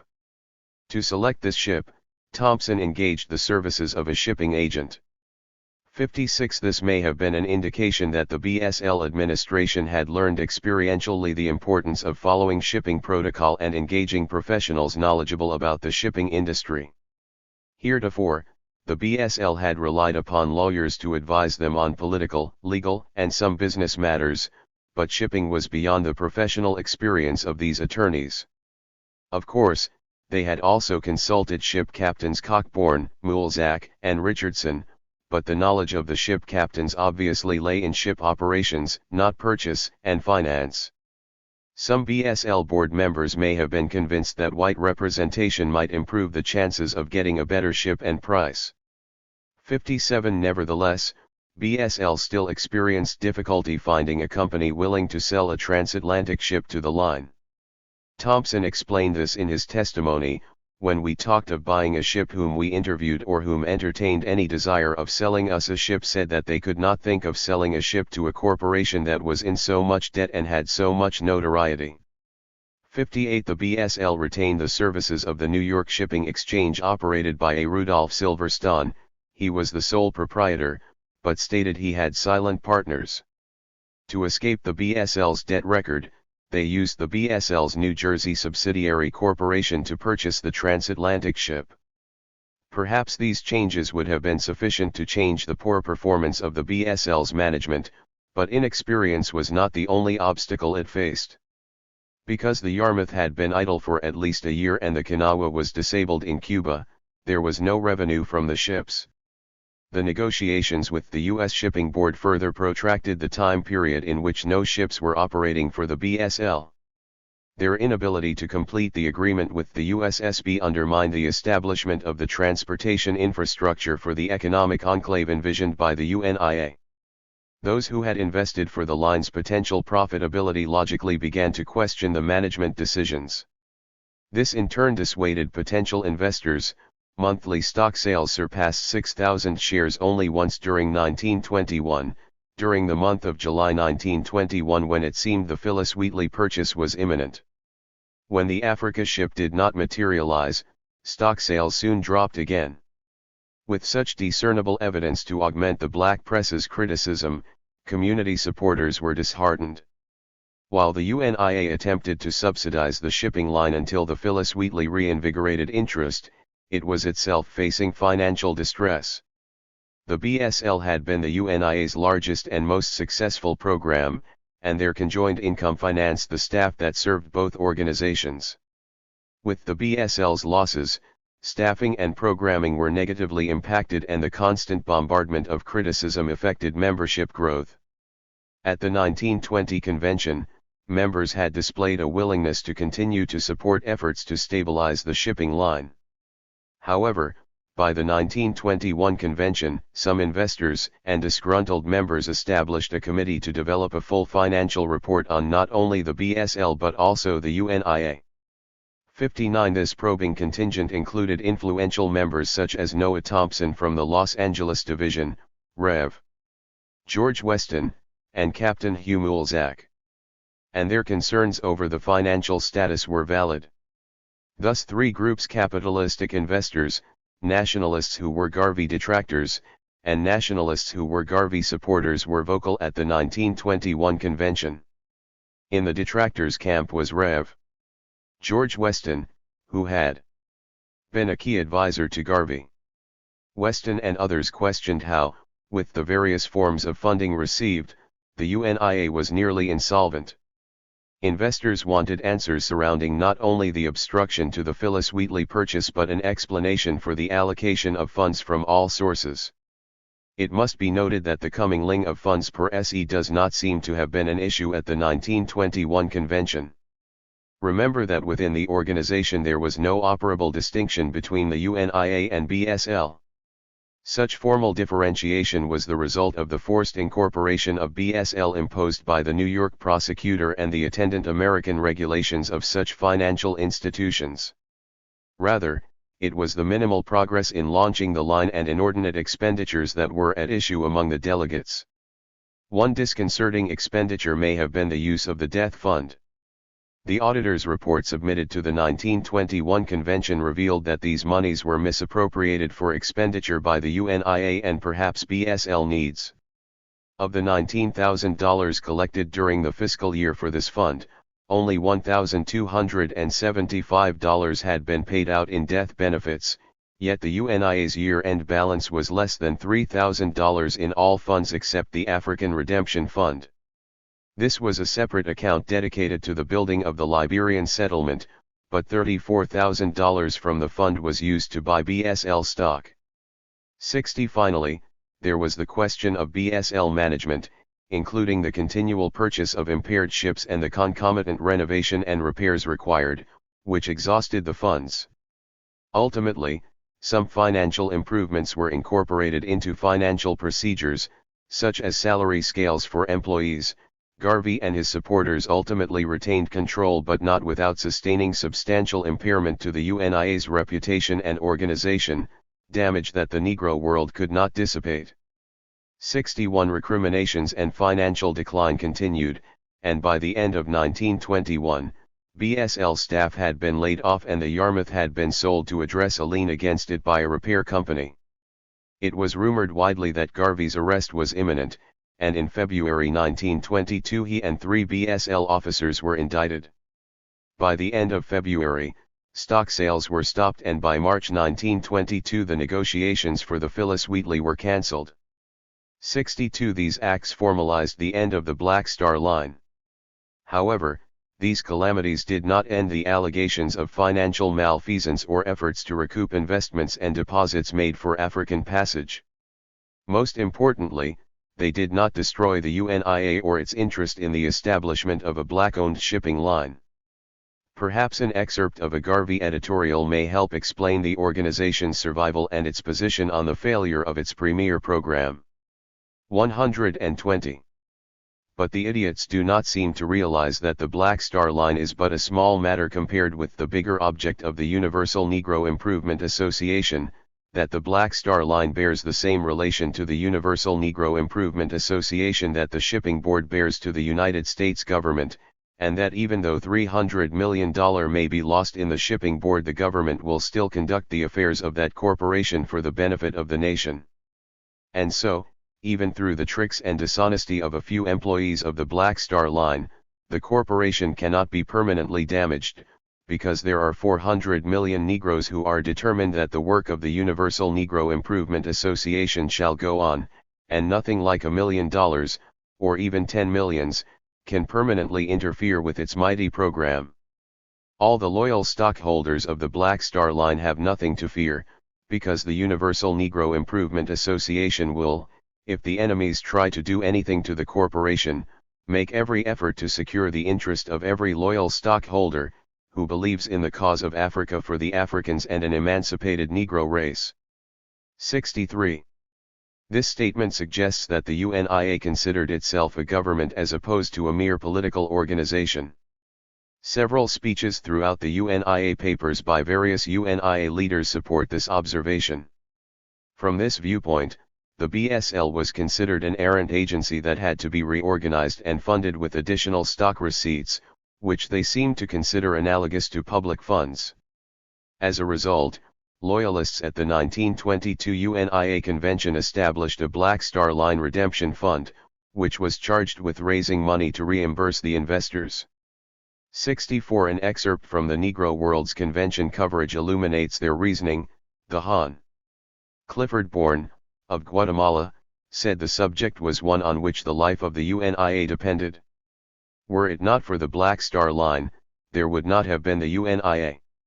The Black Star Line had lost, but, taking it as a whole, they had not lost, because it had accomplished many things for them and had improved the morale of the people.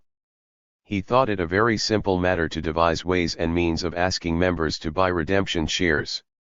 One suggestion was, if possible, that every member of the association should purchase one share of stock in order to resuscitate the company. 65.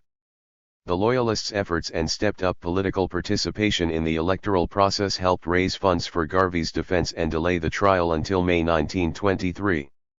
The experience of the Black Star Line did not eliminate the UNIA's goal of building a transnational shipping business. Another shipping venture, 121, called the Black Cross Navigation and Trading Company, was established in 1924. One ship was purchased, and it performed more effectively than its predecessors. However, there were crew-related impediments, and it was attached for the debts of the BSL and confiscated.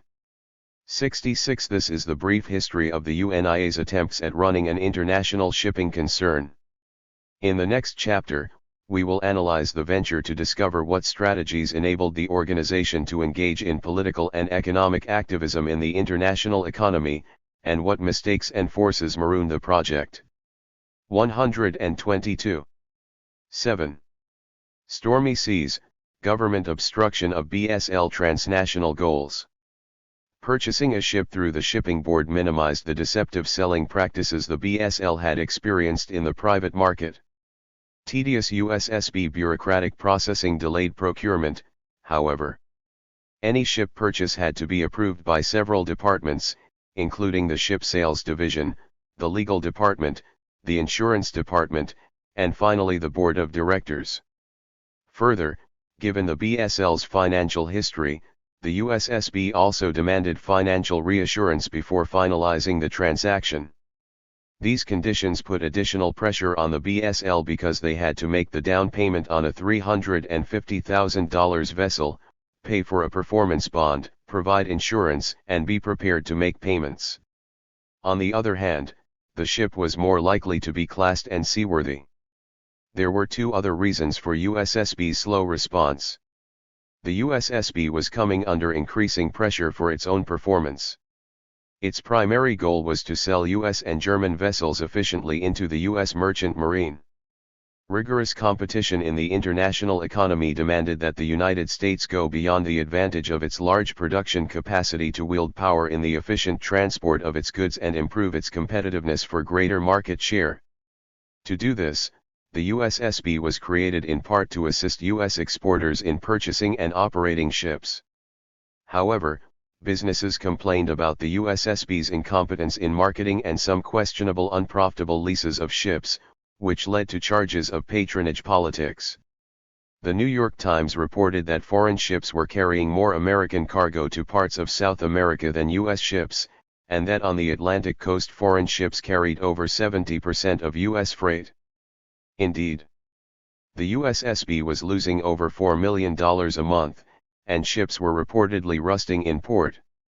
Thus in late 1921, the USSB management was replaced, and new management probably was trying to improve the agency's effectiveness and avert growing criticism by thoroughly scrutinizing buyers to ensure better revenue intake. Another reason for the USSB's lassitude may have been a Bureau of Investigation memorandum to USSB, which stated, "The Bureau has been advised by a strictly confidential source, that Marcus Garvey, president of the Universal Negro Improvement Association, and head of the Black Star Line, is negotiating at the present time for the purchase of a boat from the U.S. Shipping Board. I am sure that you will recall the activities of Marcus Garvey, and I am therefore referring this information to you for such attention as you may deem advisable." 2. The Bureau of Investigation, the forerunner of the Federal Bureau of Investigation and housed in the Justice Department, had been watching the UNIA and its auxiliary organizations since early 1918. 3. The federal government was concerned about the rising political activity and resistance of black activists and organizations. Their surveillance covered all organizations regardless of ideology. They hired black informants to report on African American political activity across the nation. The UNIA was considered one of the most dangerous because of its caustic rhetoric and ability to mobilize its membership to follow UNIA's agenda nationally. Surveillance was conducted in 4 tiers. There were informants placed within the organization. Informants and agents observed the interactions between black organizations and within the community. UNIA divisions around the country were monitored, particularly when Garvey or other officials visited, and finally Bureau administrators set and implemented policies, as well as interacted with other governmental surveillance units, in order to contain UNIA activities and influence. The quality of the informants and agents' reports was varied. Reports with obviously incorrect information are discounted in this study. Most of these seem to have been reports from outside the New York area, when a local police officer in a given city was dispatched to cover a UNIA speech or meeting. Many names were confused or misspelled, UNIA organizational structure was misrepresented, and so forth. Such reports are useful in a few ways, however, they substantiate the attendance numbers and show the extent of surveillance. They also offer insight into systems used to collect contributions in UNIA. 124. Meetings across the country. I also treat cautiously reports that contain biased or subjective statements.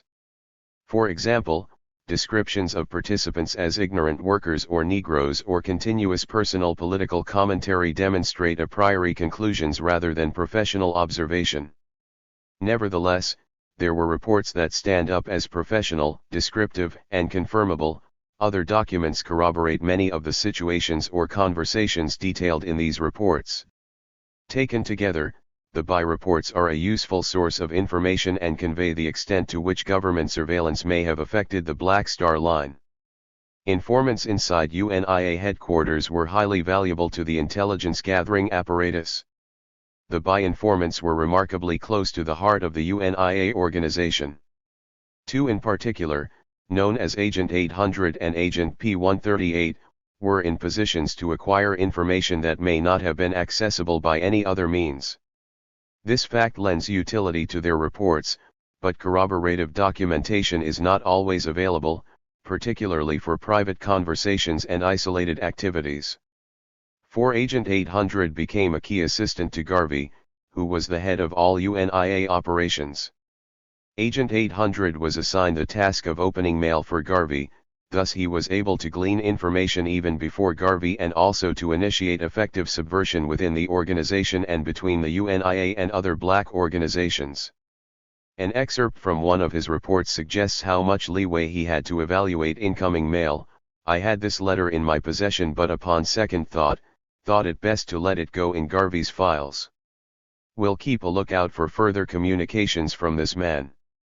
If I can only hold this job of registering the letters, I expect sometime to get some real good information.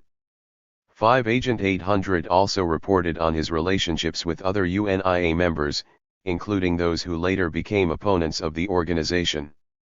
One competitor in particular, Cyril Briggs, a leader of the ABB and later the Black Communist movement in New York, was to become estranged from the UNIA and instrumental in compiling evidence for the fraud trial.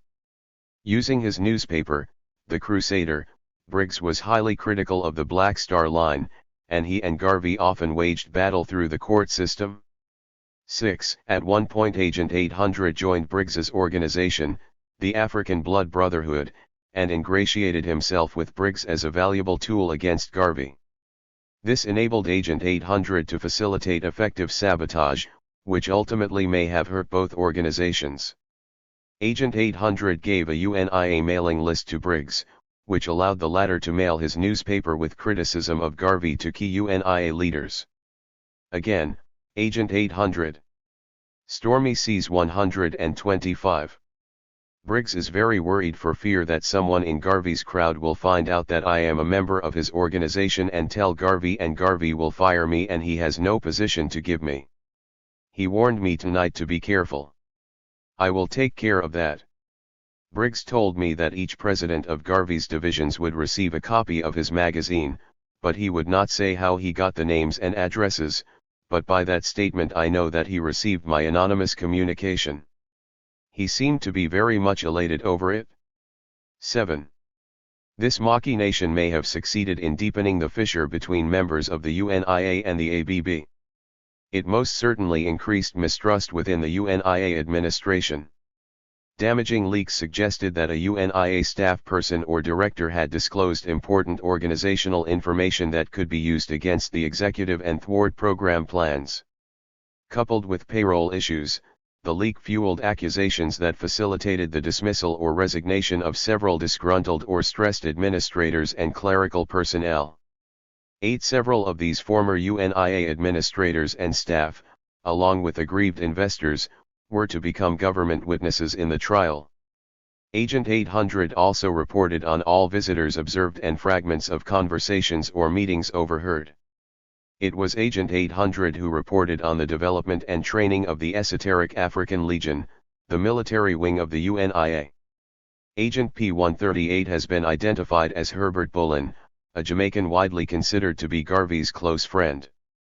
9. In addition to reporting on UNIA activities, P-138 served as a barometer of the stress level of the UNIA's strategists and especially of Garvey's disposition.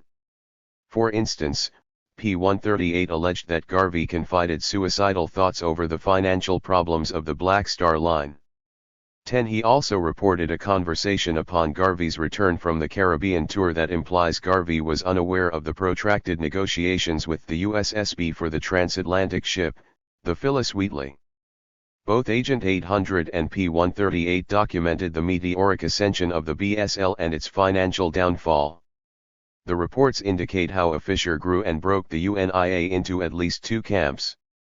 While the informants generated weekly reports about the UNIA offices, by Agent James E. Amos interviewed competing political activists and the disgruntled employees of the UNIA.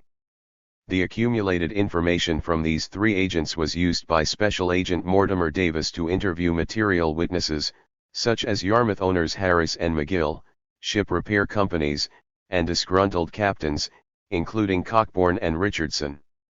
This information was passed on to the federal prosecutor and a forensic accountant. The Bureau of Investigation committed surprising levels of resources to 126. The surveillance of the UNIA. However, the UNIA was considered one of the most seditious organizations of the era.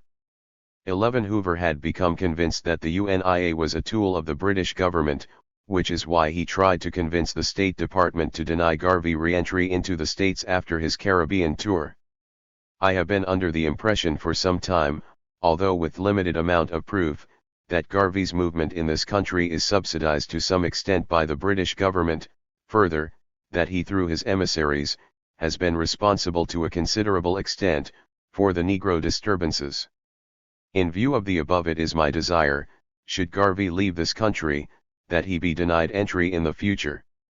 12. The U.S. consuls abroad monitored Garvey's movements in the Caribbean and forestalled his return to the United States for 5 months. Ultimately, the State Department allowed Garvey to return, arguing that there was no law to prevent it and the perceived martyrdom of Garvey would only escalate black discontent.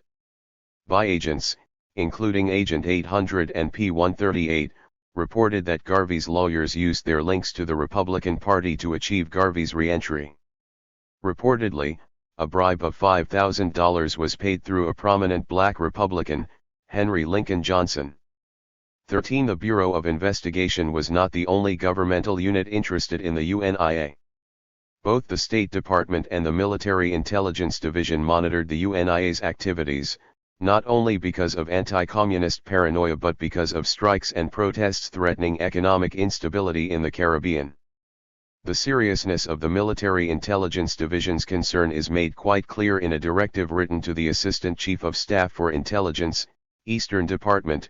In addition to the foregoing, it is desired that you apply the strategic index in all 4 factors to this movement with a view to providing us as soon as practicable with a complete basic monograph of this movement, which we look upon as being one containing grave possibilities to the United States through the opportunity that it may afford our future enemies to strike us in our weakest point.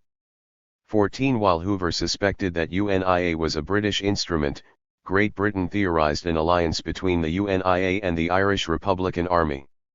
No concrete evidence was found to support either allegation. Britain was the colonial power in Ireland and in regions of Africa and the Caribbean, the home of substantial UNIA/BSL membership including Marcus Garvey. Coalitions had been formed in other parts of the British Empire, and it was plausible to the British government that another revolutionary alliance was emerging within its empire. Their surveillance seemed to uncover a connect. Stormy Seas 127. Between Sinn Féin and the UNIA. One link had been McGill of Harris, McGill and Company, the owners of the Yarmouth. A British military intelligence report commented upon the Yarmouth purchase. We are informed that Garvey got his boat through under peculiar opposition. The district attorney used all power to have the sale cancelled, but Harris, McGill & Co., SS. agents, would not listen to any proposition made. Mr. McGill, it is stated, is now in Europe. He is said to be an Irish sympathizer and is selling boats to Irish syndicates. From the fact that he is selling boats to Irish syndicates and to Negroes, and that they got Trotter to the peace conference, it would appear that there is something doing. 15. Another sign of a link for Britain was speaking engagements for Irish radicals at UNIA mass meetings. Other socialist and communist activists spoke in New York in the earlier period of the organization. Misunderstanding the nuances between nationalists and radical black activists, Britain conflated the possibilities of black uprisings and labor unrest. Given the decline of its economic position, Britain was cautious about any movement that could disrupt its labor resources as well as the business climate in and around South America and the Caribbean. Thus Britain monitored and exchanged information with the United States regarding the activities of the UNIA and BSL in the region. Britain needed to regain market share in South America but had to be conscious of U.S. interests because America was not only its principal creditor but its main competitor. Political unrest in West Africa was important, too, due to British need for an undisrupted flow of resources, especially gold and palm oil from the region. Britain and France also may have had an interest in Liberia's rubber trees, and therefore would not want a UNIA stronghold there. British competitors in West Africa did not have superior power or a financial hold on Britain as did the United States. Nevertheless, Britain monitored the UNIA and BSL actions in West Africa, particularly in Nigeria. I have not uncovered documentation that Britain disrupted UNIA or BSL operations, although one might surmise it a strategy that would have been approved. It was widely believed at the time that Garvey not only had to bribe U.S. officials but also agreed to tone down his revolutionary rhetoric in order to get back into the country. While Garvey was contesting his passport status and trying to stabilize the Kanawha situation, Thompson and Garcia were trying to purchase the Phyllis Wheatley. Without Garvey's presence, time-consuming consensus had to be reached among key officers and advisors in order to move the purchasing process forward. Growing distrust among 128. Board members may have aggravated this problem. The negotiations with the USSB further extended the time period in which no ships were operating for the BSL. As it turned out, the end of the shipping project came when the Bureau of Investigation and the Post Office brought charges of mail fraud against 4 BSL officers. 16. Embezzlement does not seem to have been considered the primary charge since no personal bank accounts or transactions were reported for any of the defendants.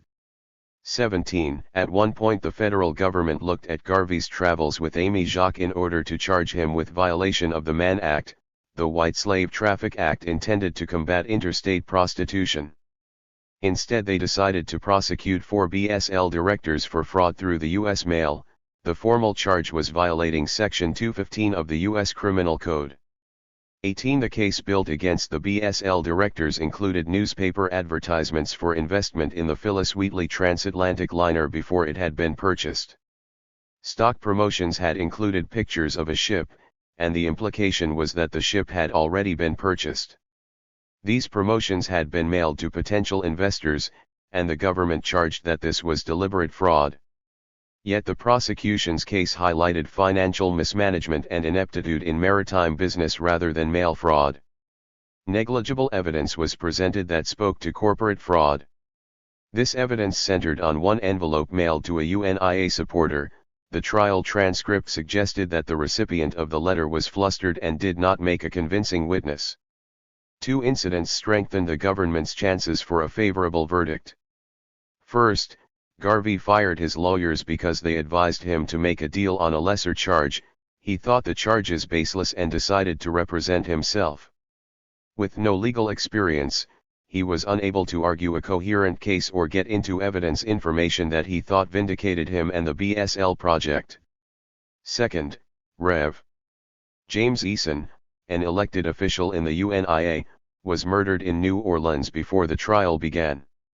A venerated activist and race man, Eason had become critical of the authoritarianism and mismanagement in the organization and was rumored to be a key witness for the prosecution. He was killed after giving a highly critical speech of the UNIA movement, and the assailants arrested were UNIA African Legion members. Critics asserted that the order had come from the UNIA leadership, which proved to be quite damaging to the UNIA and by extension to the defendants on the trial. 19. Yet the trial validated what an arduous task the BSL was. The forensic accountant's analysis of the money collected and spent showed that a majority of the money had gone to pay off the loans for the ships and to the endless stormy seas. 129. Ship repairs. The trial also illustrated how difficult it was for the UNIA to maintain an international membership and withstand competition and criticism. The complexities of shipping and the misadministration were clearly demonstrated, as was the inexperience and idealism of the BSL board and supporters. Government institutions impacted the BSL project on many levels. First, the local government of New York forced the UNIA to incorporate or repay money donated to the Merchant Marine project. The New York prosecutor also tried to stop the purchase of the Yarmouth. The federal government through informants and agents sabotaged the UNIA administration by intercepting the mail and aggravating discord between various African American political organizations. The American government also pressured members of the UNIA to report information on the organization's operations. On the international front, the American government suppressed the distribution of the Negro World in the Caribbean region. And various agencies, especially the Bureau of Investigation, worked to keep Garvey out of the United States. One of its reasons was the belief that the UNIA and/or Garvey was an agent provocateur of Great Britain.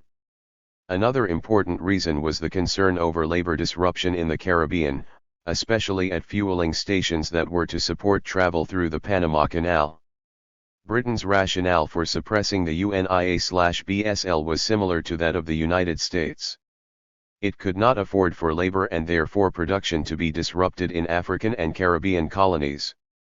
Seeing the UNIA as a revolutionary group, Britain surveilled the UNIA and suppressed the newspaper in its colonies. It shared information with the U.S. intelligence community but also proscribed UNIA settlements and growth in Liberia. There is no evidence that these powers sabotaged the ships, but because BSL was incorporated, the American government could monitor its activities. And because one ship was under the British flag, it could be scrutinized by the British. The fraud trial put an end to the merchant marine venture. However, the evidence that a crime had been committed was tenuous at best. Seeking investors for a corporate venture that turns out to be unsuccessful is not in itself fraud. By its definition, investment embodies risk-taking. Investors were free to pull out of the venture. As information revealed that the project was failing, investors did pull out, transferring their economic and political activism to more effective strategies. Others who believed that the company's literature misled their investment decisions supported the government's prosecution of the BSL directors. Activists from other organizations supported the pros. 130. Activism because of the belief that African Americans' scarce resources were being squandered in an undercapitalized, mismanaged venture that showed no indication of profitability or improvement. In this larger sense, it was fraudulent. It prevented limited resources from being invested in promising political activism and local politics and economic projects. Government motives were not as noble. They used the discontent within the African diaspora to repress not only the BSL, but the UNIA movement. 8. Marooned, the rise and fall of the Black Star Line. The Black Star Line's performance can also be evaluated as a diaspora project designed to ameliorate political and economic problems. Sheffer highlights characteristics that I found useful for analyzing this venture: ideologies, political structure, financial base, education/skill levels, mobilization strategies, channels of influence, and impact upon international political arena.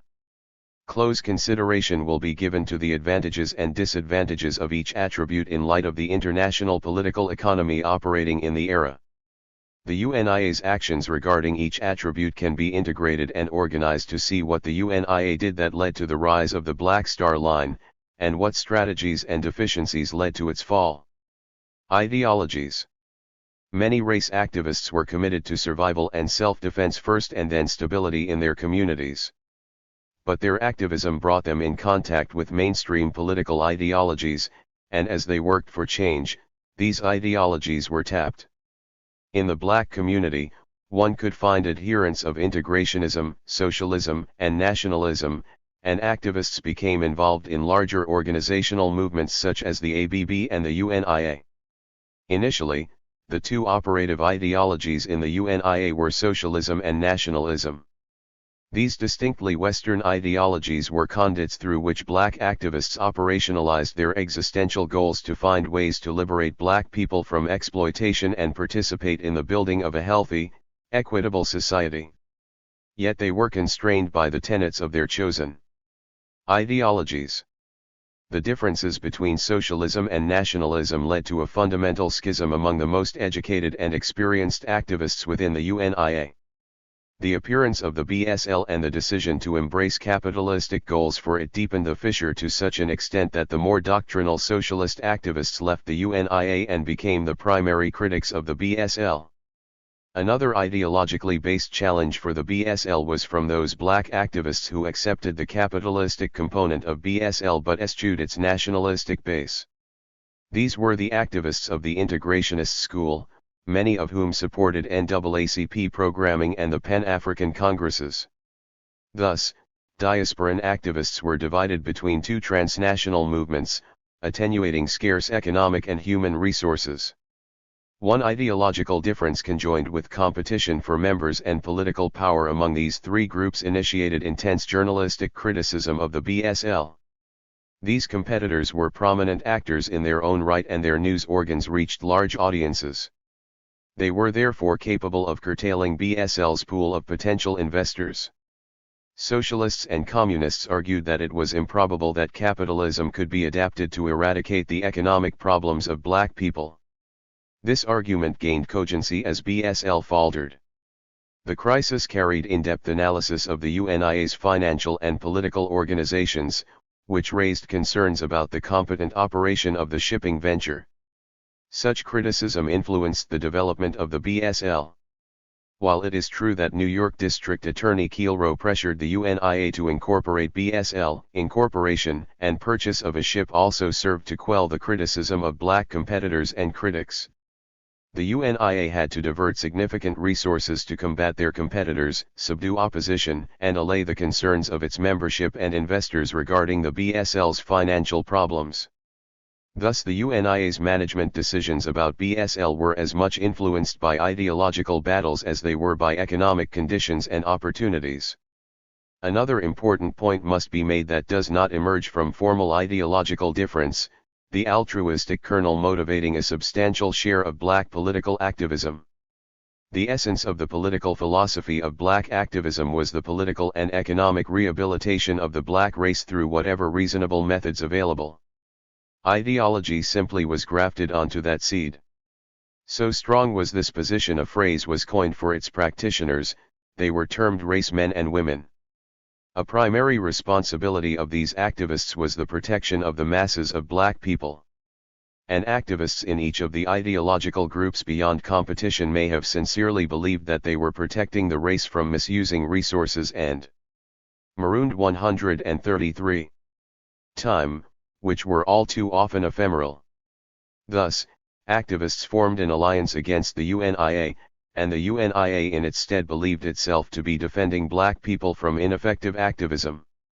This same commitment caused dissension within the organizations as well. For example, BSL activists disagreed with the ways in which the program was operated and made their complaints heard at the 1921 UNIA convention. And although one cannot categorize opportunism as an ideology, it most certainly operated within the BSL.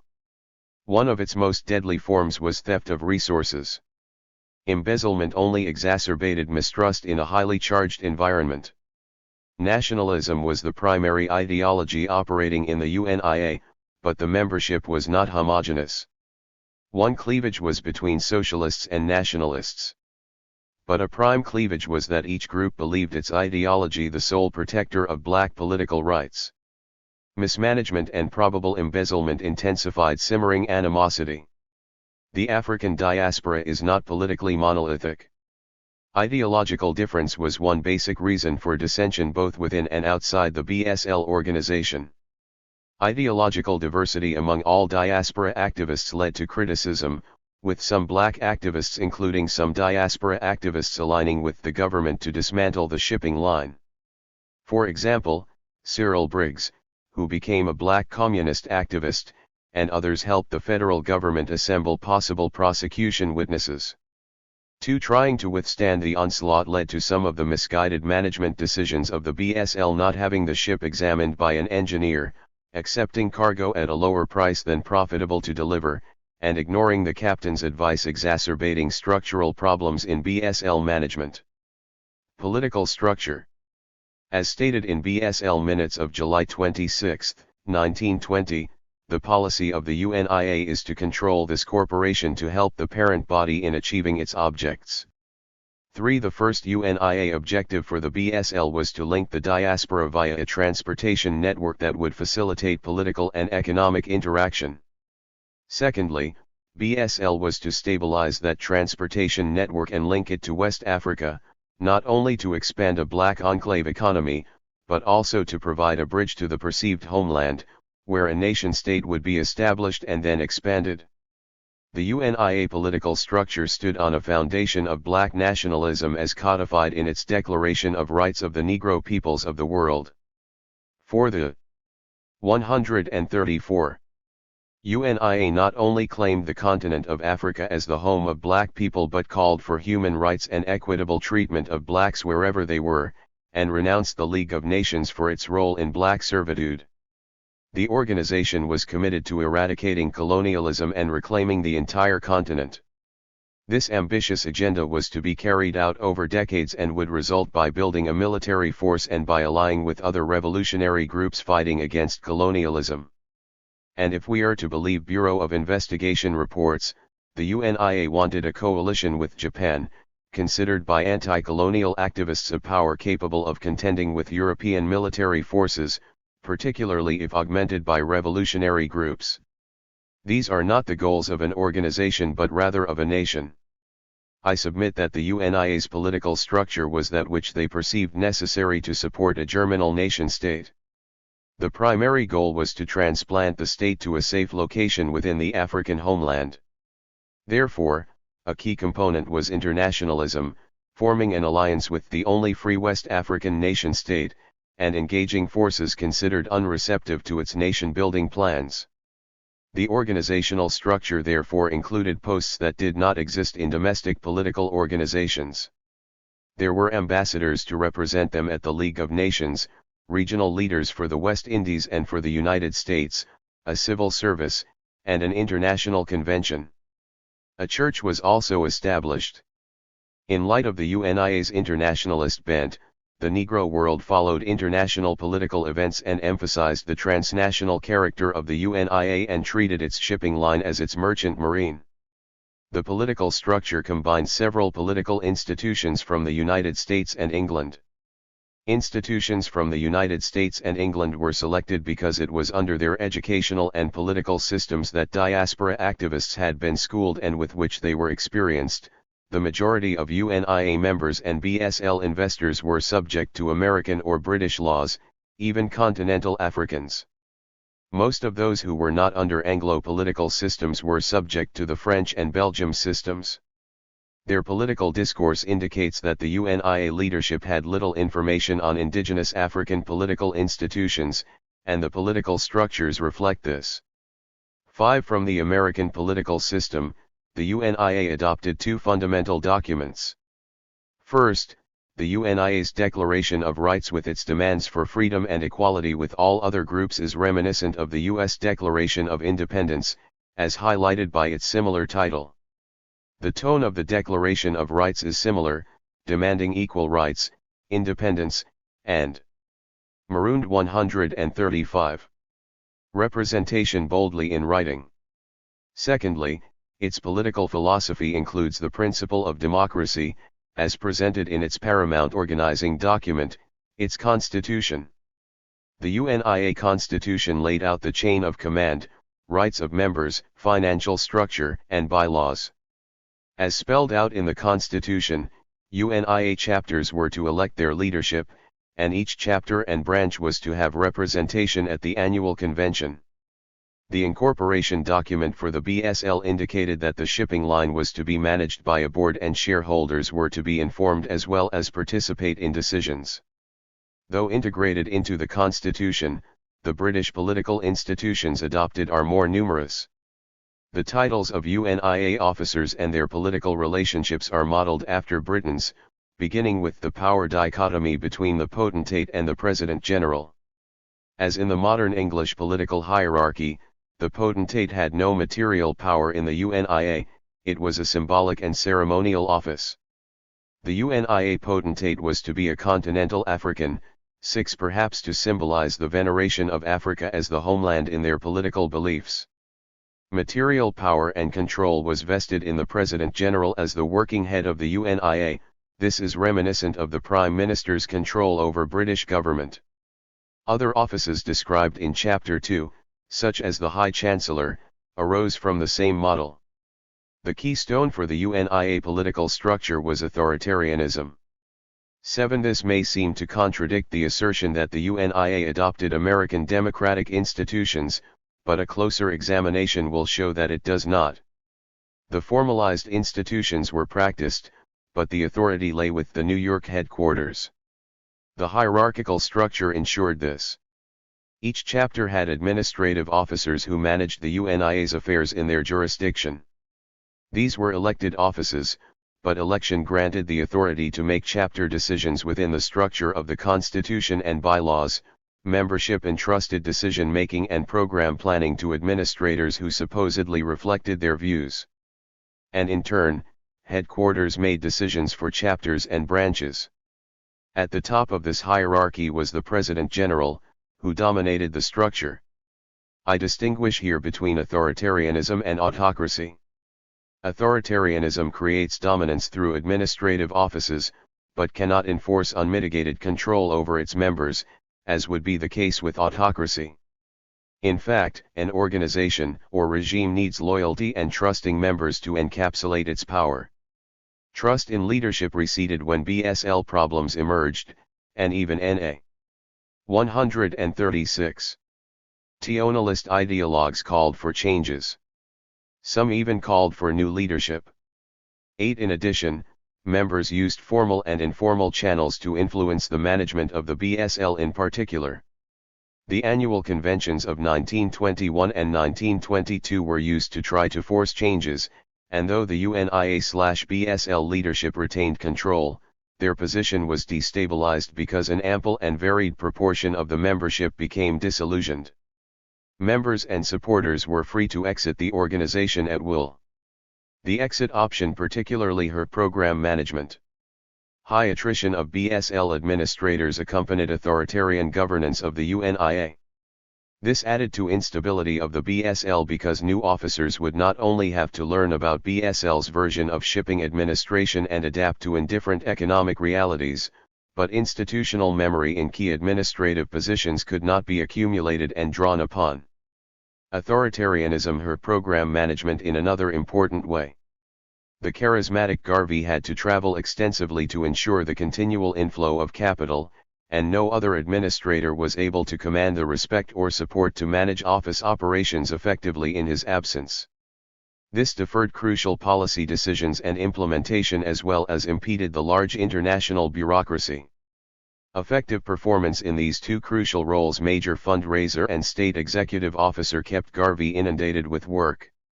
The execution of these major responsibilities along with his serving as a frequent editorialist may help explain his legendary imperious management style.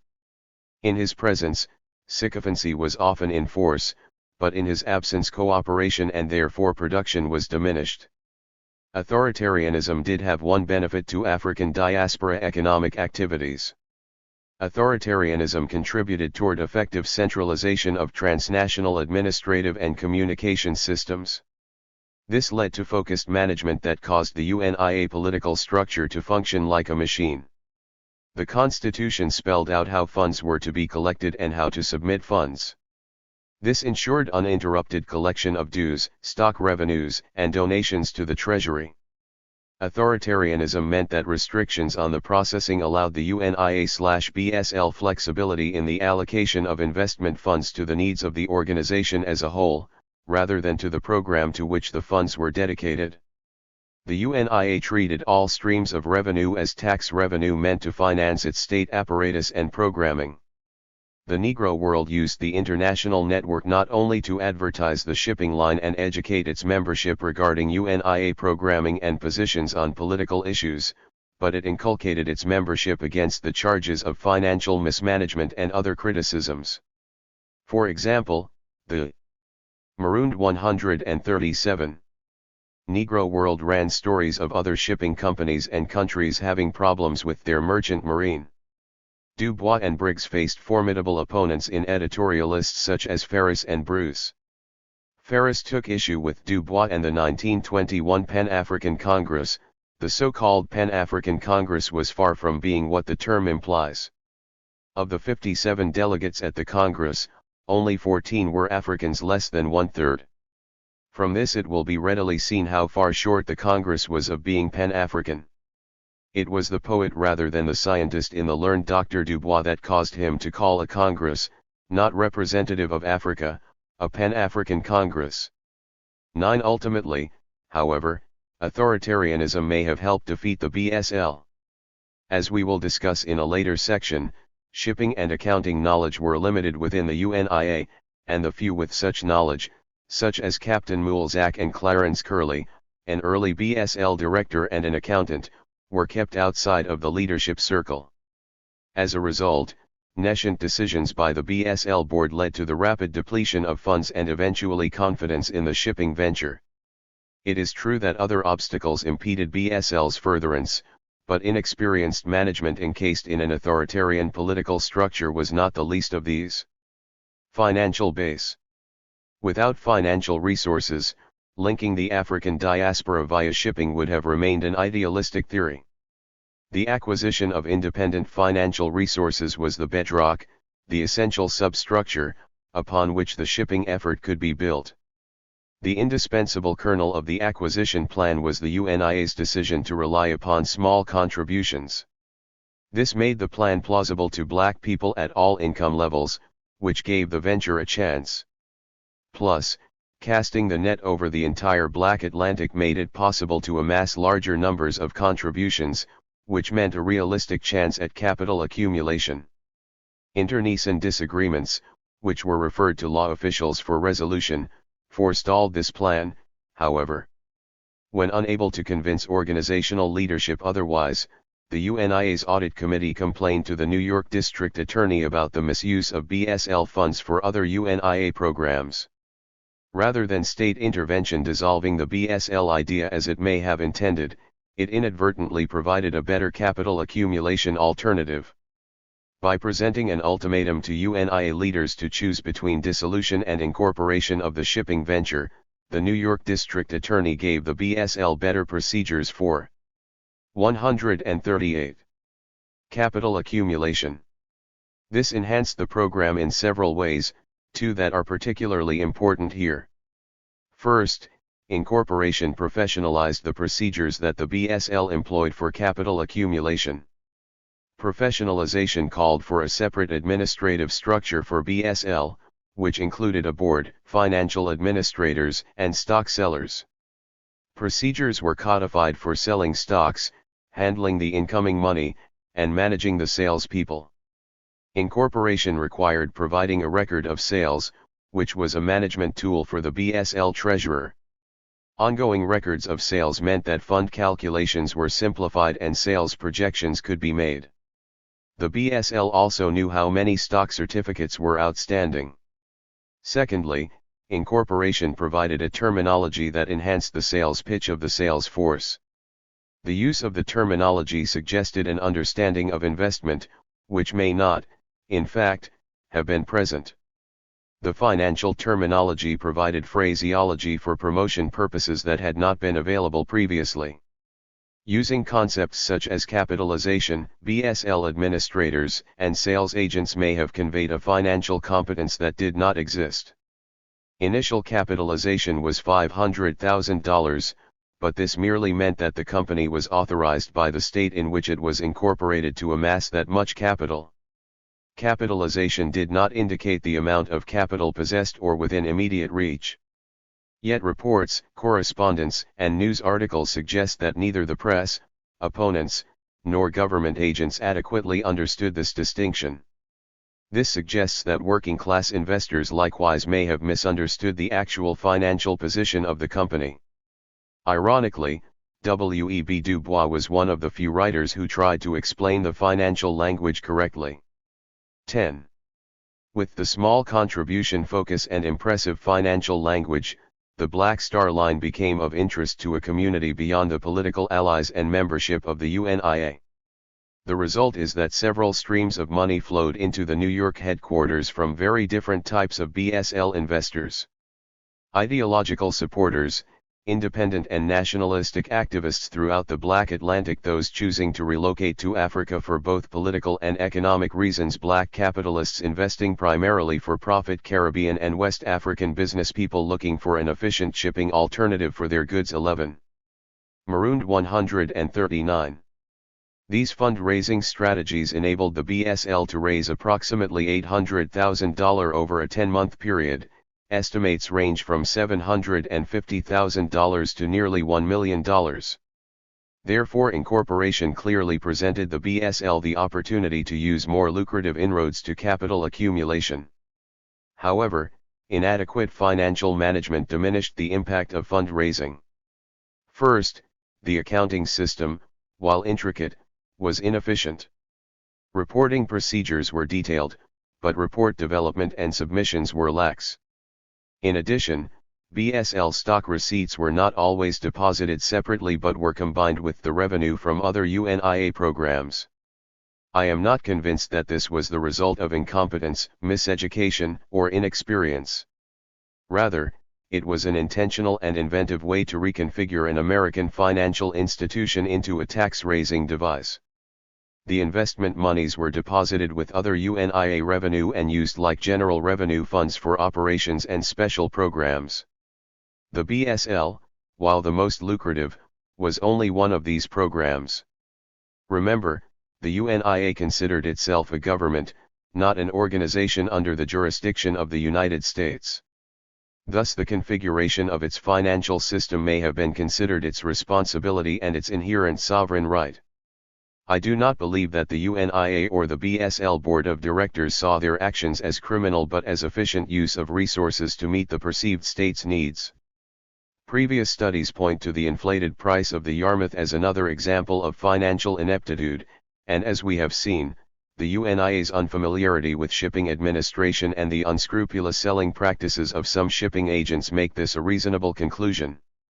However, the political economy operative at the time also influenced that sale price. The Yarmouth Purchase Agreement was in sync with economic realities in 1919. Recall that there was a shortage of ships in 1919, so the price for shipping capacity went up. This meant increases in the cost of ships regardless of age and quality issues. Aldcroft and Zayes both point out that several companies earned large profits from the lucrative market in selling shipping space.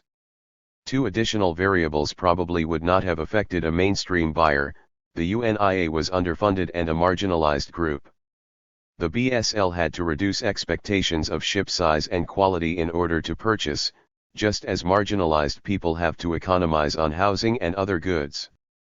Thus, the price for the Yarmouth was influenced by economic realities and customary cost inflation faced by marginalized people for goods and services. The UNIA's view of itself as a state government may explain its peremptory management of its financial administrative staff. The secretive, authoritarian leadership did not give administrative staff adequate information to efficiently 140. Manage the financial system or personnel. These administrators were to follow orders and not attempt to force compliance to American law and accounting regulations, which may have caused a disconnection between the leadership and the financial administration of its program. Consequently, the ability to monitor revenues was compromised, but likewise leadership's ability to plan and operate its programs was compromised. Inadequate supervision meant inaccurate records, both of which are conducive to embezzlement. From the federal government's perspective, the UNIA was a subversive and fraudulent organization subject to penalty, not a sovereign state. Incorporation necessarily invoked American legal constraints to the UNIA's financial administration and expenditures. To the epigram "He who has the gold makes the rules" might be added "He who writes the laws defines criminality." 12. Incorporation meant that the government could legally monitor BSL activities and charge it with commercial fraud and other criminal offenses if it did anything outside the rules of incorporation. Thus, through incorporation, BSL amassed more funds but lost flexibility in the usage of the capital. Corporate regulations forbade the use of the capital outside the strictly defined parameters of the project for which stock was sold. The use of BSL funds in any UNIA programming, even though it was the parent company, was illegal. Further, corporate law gave the government parameters to intervene legally in BSL affairs. This meant the UNIA policy of using investment funds like tax revenue was unthinkable under U.S. jurisdiction. From the government perspective, there was no such thing as UNIA jurisdiction. There was another interesting finding that not only speaks to the financial character of BSL, but also highlights its distinction from other African American political organizations. The BSL takes on characteristics of entrepreneurship. 13. The UNIA diverged from the normative functions of a black political organization concerned with equality and/or independence and sought to lay the foundation of an enclave economy. It did so by attempting to found what Casson calls market-making service. First, a shipping line was an equitable and efficient method for black businesses to move goods and services into the marketplace.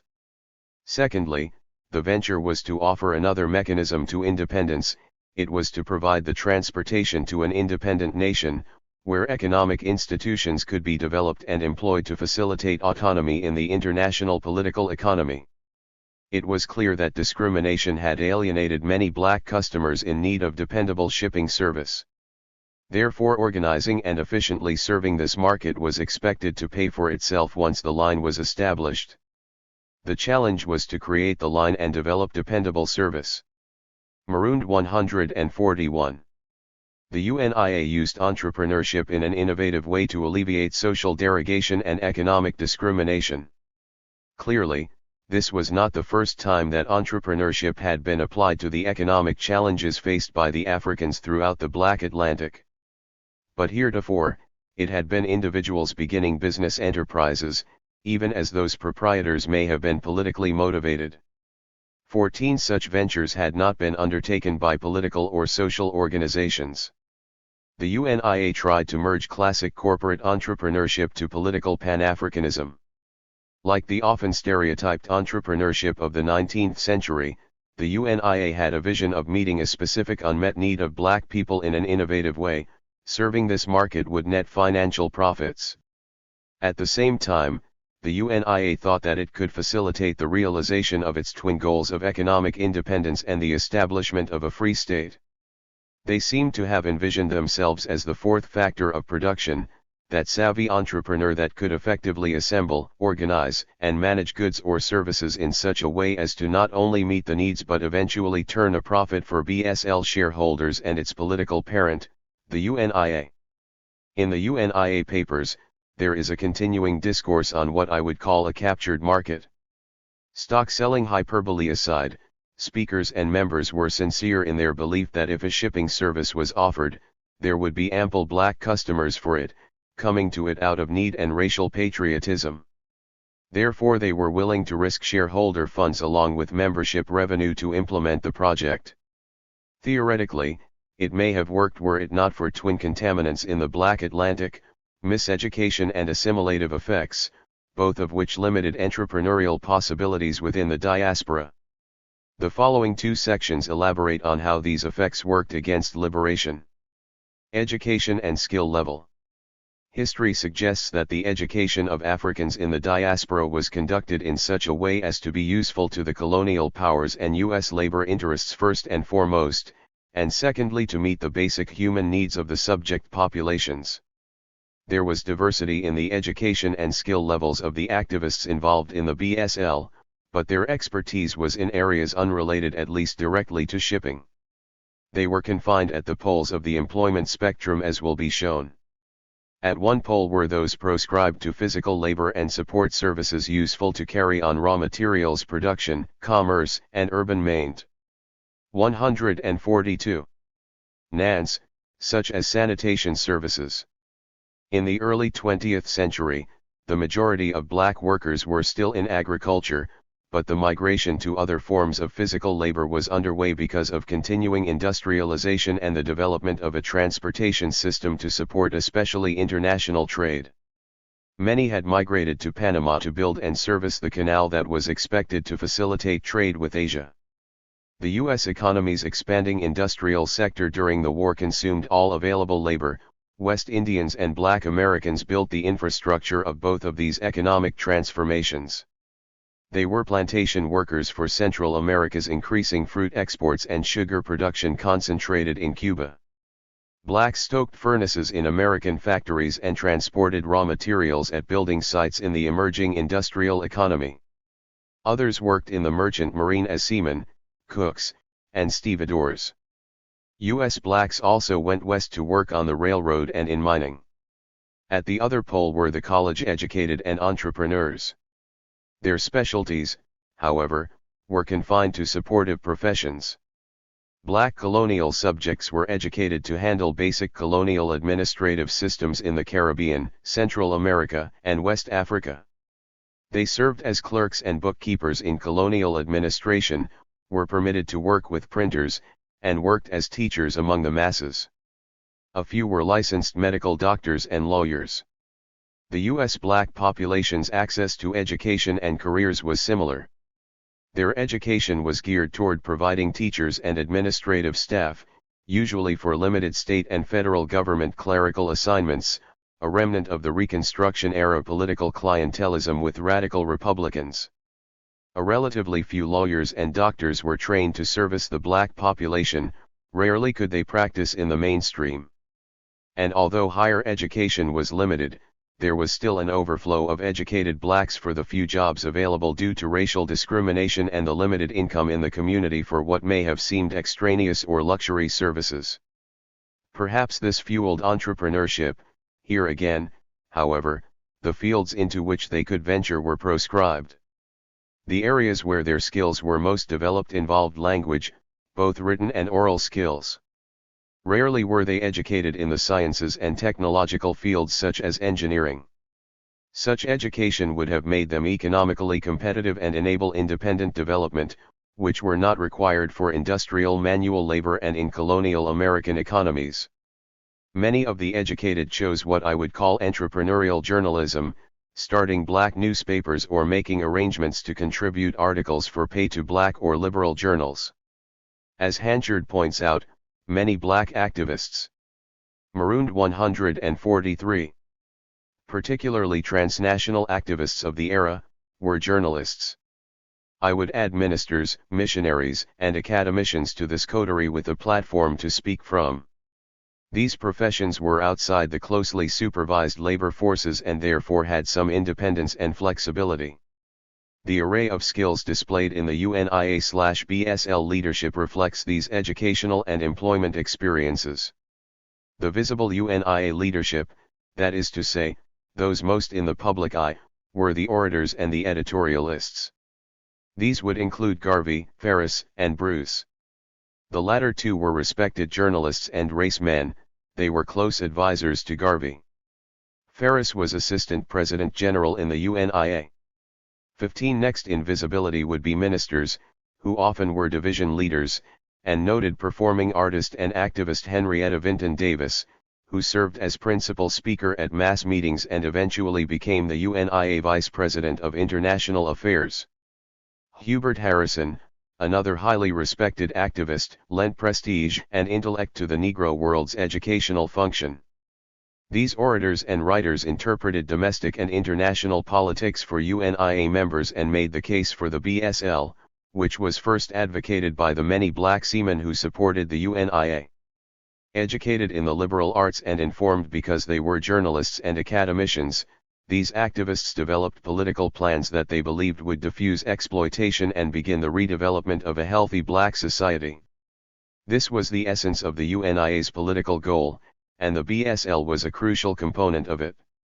Although the outcome envisioned was commendable and may have seemed achievable, those involved in the project may not have realized the skills and resources required. Liberal arts, medicine, and law ill-prepared them to build the economic and transportation infrastructure to support an enclave economy, much less a nation-state. The few among them with practical training in accounting and business were isolated from the mainstream economy because of racism. Confined to clerical work, few had the opportunity to hone skills in the internal mechanics of economic administration. So while they may have known basic financial principles, they had no experience as to their application in actual economic world. It was not intelligence or ability but inexperience and inappropriate education that accounts for much of the incompetence demonstrated in the BSL shipping administration. In the areas where there was some experience and competence, it was insufficient. This is illustrated in the experience of purchasing the first ship for the line.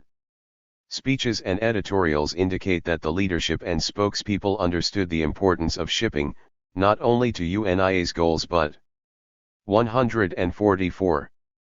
Also its indispensable role in the international economy. However, they did not understand ship operations or the complicated business culture of the shipping industry. To Garvey's credit, the evidence suggests that he did turn to a ship captain, Joshua Cockburn, for assistance, and the trial transcript reveals that he relied on UNIA members with shipping experience to look for appropriate vessels. But their experience was confined to ship operations, there was no expertise as it related to ship purchasing or ship quality. An analogy might help to emphasize the importance of this deficiency. Today, no professional airline would rely on a pilot to determine either airplane procurement decisions or the quality or types of planes required to meet its criteria for profitability and utility. At most, pilots' opinions and concerns would be factored into the choices recommended by aeronautic engineers, mechanics, lawyers, and financial professionals. The Black Star Line needed expertise in shipping procurement, engineering, and administration. The records do not indicate that this was sought until after the negotiations for the Yarmouth began. The nautical engineer consulted to do the ship inspection refused to participate on the project. One can speculate that racism intervened, but the record suggests that several engineers that were approached questioned the transaction. 16. Secondly, there were only 3 black ship captains licensed in the industrialized world. 17. So although Garvey was willing to request advice from ship captains, there weren't very many viewpoints to choose from, and the leadership was willing to discount the advice they heard. We have seen the contention between Garvey and Cockburn and how BSL Vice President Thompson rebuffed Mulzack's efforts. Perhaps this response was justified to some degree.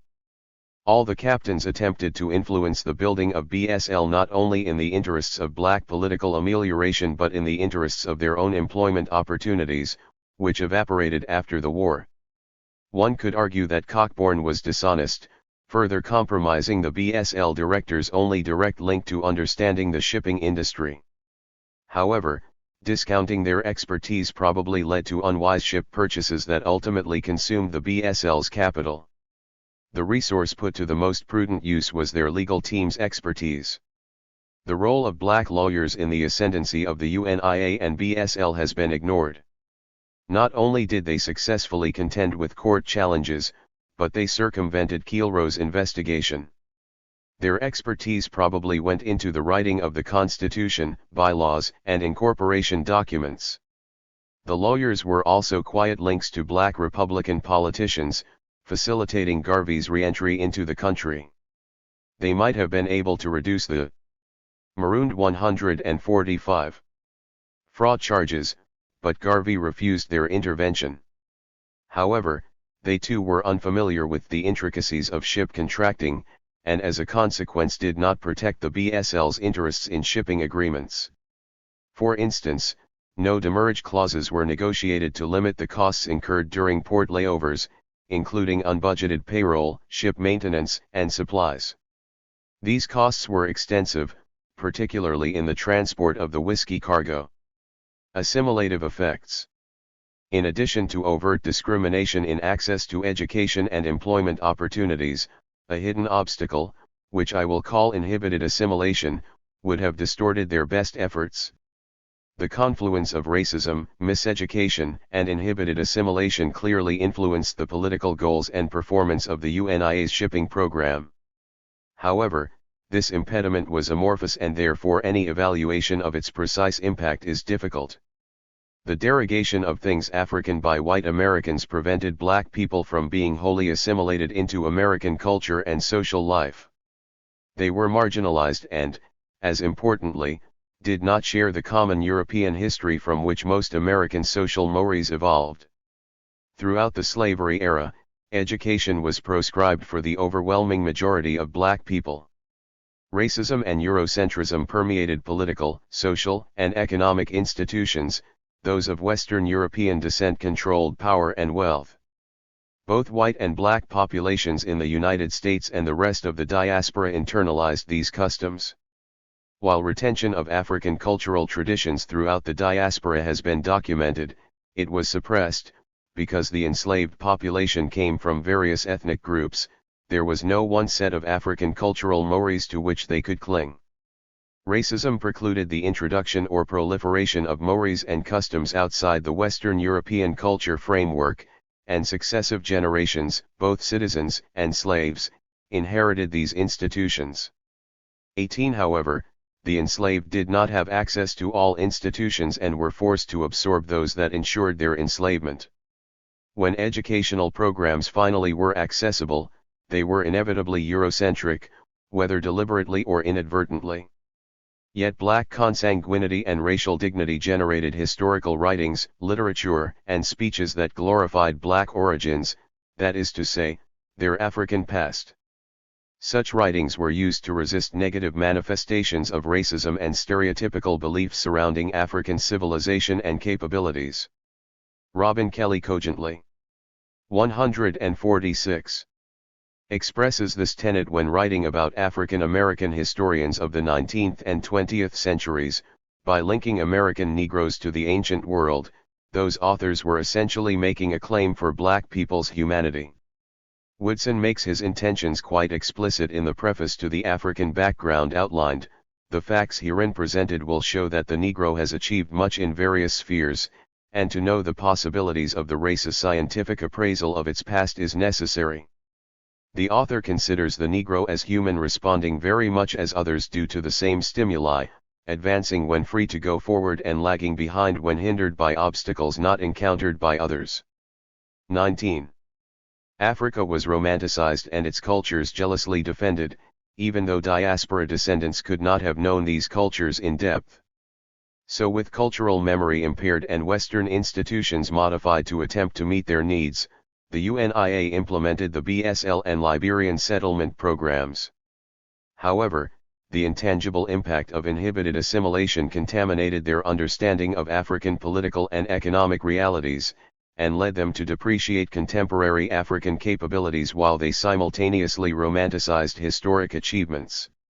For example, the UNIA Constitution contains this condescending statement: "The objects of the Universal Negro Improvement Association and African Communities League shall be, to establish a universal confraternity among the race, to promote the spirit of pride and love, to reclaim the fallen, to administer to and assist the needy, to assist in civilizing the backward tribes of Africa, to promote a conscientious spiritual worship among the native tribes of Africa." 20. They had internalized the very racism that they sought to eliminate or at least transcend. It must be noted that the UNIA was not the only black political organization that unconsciously was hindered by assimilative effects. They inherited these notions from noted 19th century black historians and activists who were also drenched in religious activism. This flaw marked Du Bois, one of the foremost scholars of the era. On several occasions, Du Bois made distinctions between educated or civilized Africans and the natives. 21. Even within U.S. black politics, he often was accused of being elitist, not only by UNIA members but socialists such as Randolph and Owen. The result of this retarding assimilation was an unavoidable obstacle between diaspora and West African activists. Imagine a Cambridge-educated West African reading the UNIA Constitution or receiving the news that Garvey was the provisional president of Africa. Such language complicated any con. Marooned. 147. Templated alliance between West Africa and its diaspora. This is evident even after one factors in the similar deforming effect of European assimilation upon the West African comprador class, who disparaged their peasant brethren. Thus, West Africans approached the Black Star Line cautiously, with only some agreeing to an economic alliance. Others preferred to ally with Du Bois' Pan-African movement. Continental Africans continually attempted to correct the erroneous cultural and political views of contemporary Africa held by its diaspora. Kobina C. Kai, a West African activist, suggested that the diaspora accept that they had suffered acculturation that had to be corrected before entering the African political arena.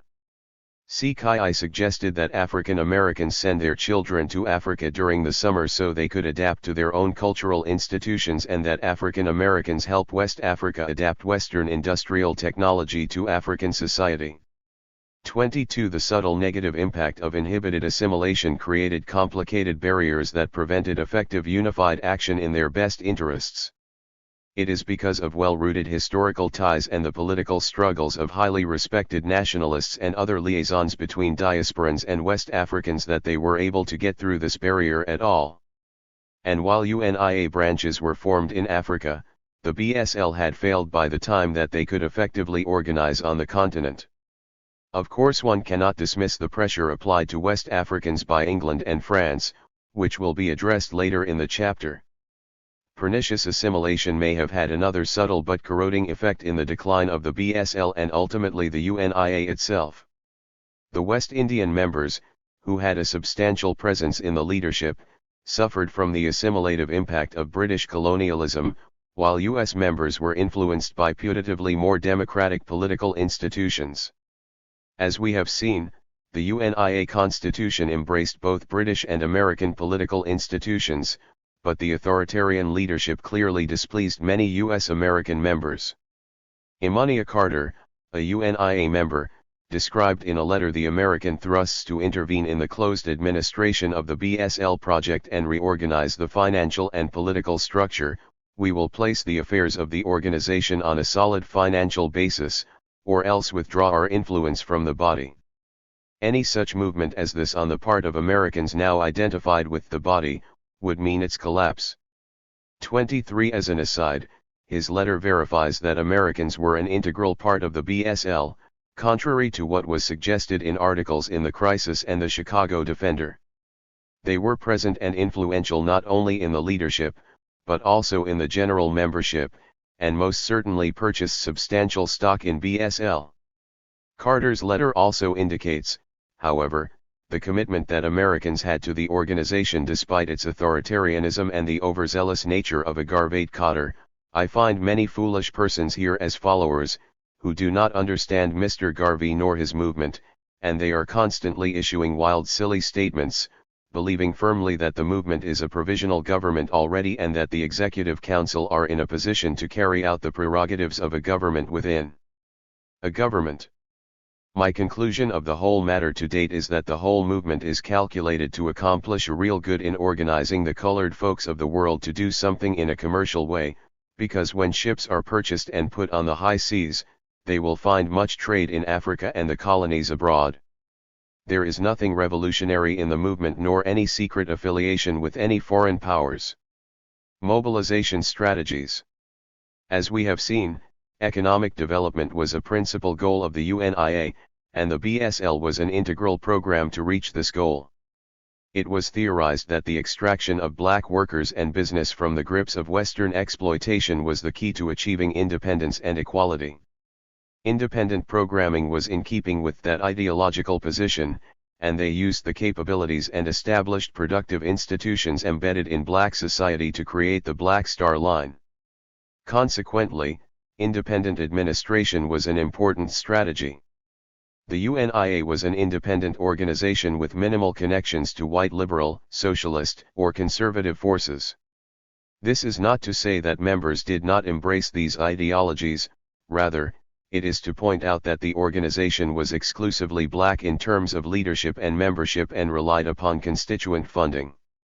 As a result, the goals and direction were not substantively influenced by outside forces whose goals may have been quite different, as had been the case during the Washington era. This independence was important because external funding and direction has been thought to constrain black political advancement. A British military intelligence officer explains this political tactic. These new leaders, although better educated than their predecessors, are nevertheless more incapable of giving voice to any real radical opinions because of the economic necessities of their existence. Most of them, Booker Washington, Moton, Dubois, Pickens, Kelly Miller, etc. are connected. Marooned 149. With make their living from institutions which largely exist as a result of the philanthropy of industrial magnates who endow the majority with more important Negro schools. 24 Imperialist powers understood that to contribute significantly to an organization is to purchase influence in its programming. And while British and American governments were concerned about black radical organizations affiliated with the Socialist and Communist parties becoming politically effective, research shows that such associations also may have hampered black activists' programs and strategies. 25 The UNIA's independence provided flexibility and the opportunity for black activists and professionals to employ their own solutions on a scale and at an intensity of their own choosing. An assemblage of talented, experienced political activists and professionals developed programming and were able to interact with the black world using their own cultural norms and understanding of the political and economic issues. They quickly were able to attract attendance by using black institutional structures, particularly the arts and religious infrastructure, to connect with large segments of the population and deliver cogent messages that resonated with black people throughout the diaspora who were interested in political and economic improvements and, as a consequence, expanded UNIA's international membership. The decision to centralize facilitated their ability to function independently. The Constitution, laying out a structure that could expand and maintain communication with other members and headquarters, was crucial to establishing a market for the BSL and assuring the infrastructure for proselytizing, of both the political message and investment possibilities. This resourceful network was possible because of the participation of highly respected, internationally known independent and nationalist activists, who over the years had constructed strong alliances with their counterparts throughout the diaspora and Africa. Their certification of the UNIA's integrity and goals facilitated international interest in the organization's possibilities. The strategy of relying on small contributions provided a way to raise sufficient capital for the enterprise. But these strategies were only the structure within which the shipping venture could operate. The strategy to operate a profit-making business within the structure was complex and novel. I use the term novel because, although in many respects the UNIA chose to function as a germinal state or provisional government, it decided to develop a profit-making venture to achieve its political goals. Promotional speeches often meshed these components together, calling upon constituents and supporters to invest for political amelioration and for profit. This merger of government and business is problematic for at least three reasons. First, the fact that it 150 considered itself a provisional government or embryonic state tells us that the UNIA was not fully developed or funded. Therefore sufficient and stable revenue to fund government operations and the BSL until it became self-supporting was not available.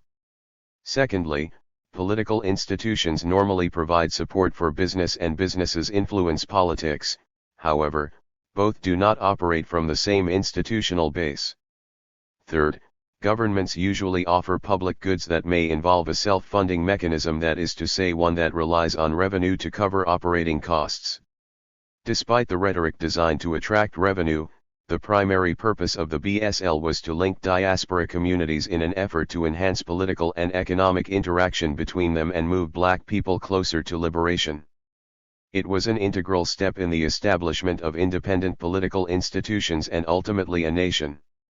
BSL was intended to be a public service because its main goal was not profit per se but to provide a component of the infrastructure necessary for UNIA nation building and overall black economic development. 26 Again, the UNIA grafted together components of American financial and governmental institutions to create its own instruments for development, such as tax revenue to fund that development. This is not to say that the UNIA leaders did not want profitability from projects such as the Black Star Line. Indeed, with the perceived captive black shipping market, they expected to achieve this goal ultimately. And by stimulating trade and industrial development, even more streams of revenue were expected, so investors would earn some return, much like city bondholders. The economic infrastructure, including trading partners, had to be built in order for the shipping line to succeed. Thus precedence was given to the linkage of diaspora communities. Two programs were to be funded: the shipping network and the manufacturing program, which was to provide exports, but only the BSL was fully implemented. The membership and investors did not show comparable interest in the Negro Factories Corporation. Transportation was the preference according to where investors risked their funds and what letter writers to the Negro world and participants to conventions focused on.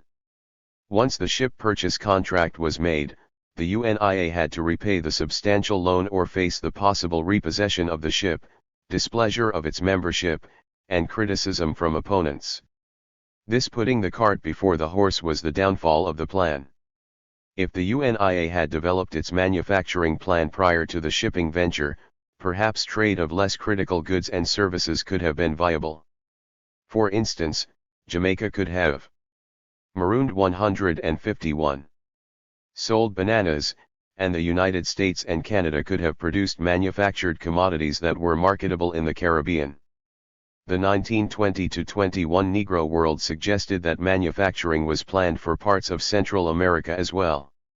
Another compatible exchange might have been residual West African palm oil to African Americans for the processing of non-perishable soap products. 27 Fine African timber had already proven profitable in small trade deals between an African American company and a West African producer. This market might have been expanded, perhaps into furniture manufacturing. And while the enclave economy development was key, speeches suggest that the UNIA would not have restricted trade to only African diaspora markets, where income levels were relatively small. This strategy would have ensured that ample markets were available to absorb black exports. The membership did not support the National Factories Corporation, perhaps because it was not advertised. The UNIA papers show little discussion about it. Negro World carried some advertisement, but not nearly as much as for BSL. As such, black Americans had nothing to export. What could be traded? Africa and its diaspora provide similar products to the international economy. Agrarian, colonized Africa and its diaspora supply raw materials to industrialized and richer countries. In some instances, they trade the same produce, such as bananas or cotton. Black farmers in colonized Africa and American sharecroppers did not control enough product to keep an adequate supply on the market. It is not known what plans, if any, the UNIA had to change the circumstance. Once they had goods to market, the relatively few independent black farmers in the hostile American South would have experienced great difficulty interfacing with the BSL. Its incorporation language included servicing the Mississippi River and the Gulf, but it would have been difficult for such a service to be established in the region. Urban black businesses that had access to the BSL did not support it. Because of colonization and past enslavement, the income of blacks in the Caribbean was infinitesimal. Thus import capability was minimal even if manufactured goods and foodstuffs were available. Stable wages were confined to the United States, Canada, and the Canal Zone. Canada's black population was arguably too small to consume ample manufactured goods to assure reasonable profits for a manufacturing venture. West Indian population in Europe also was small, and employment opportunities were limited after the war.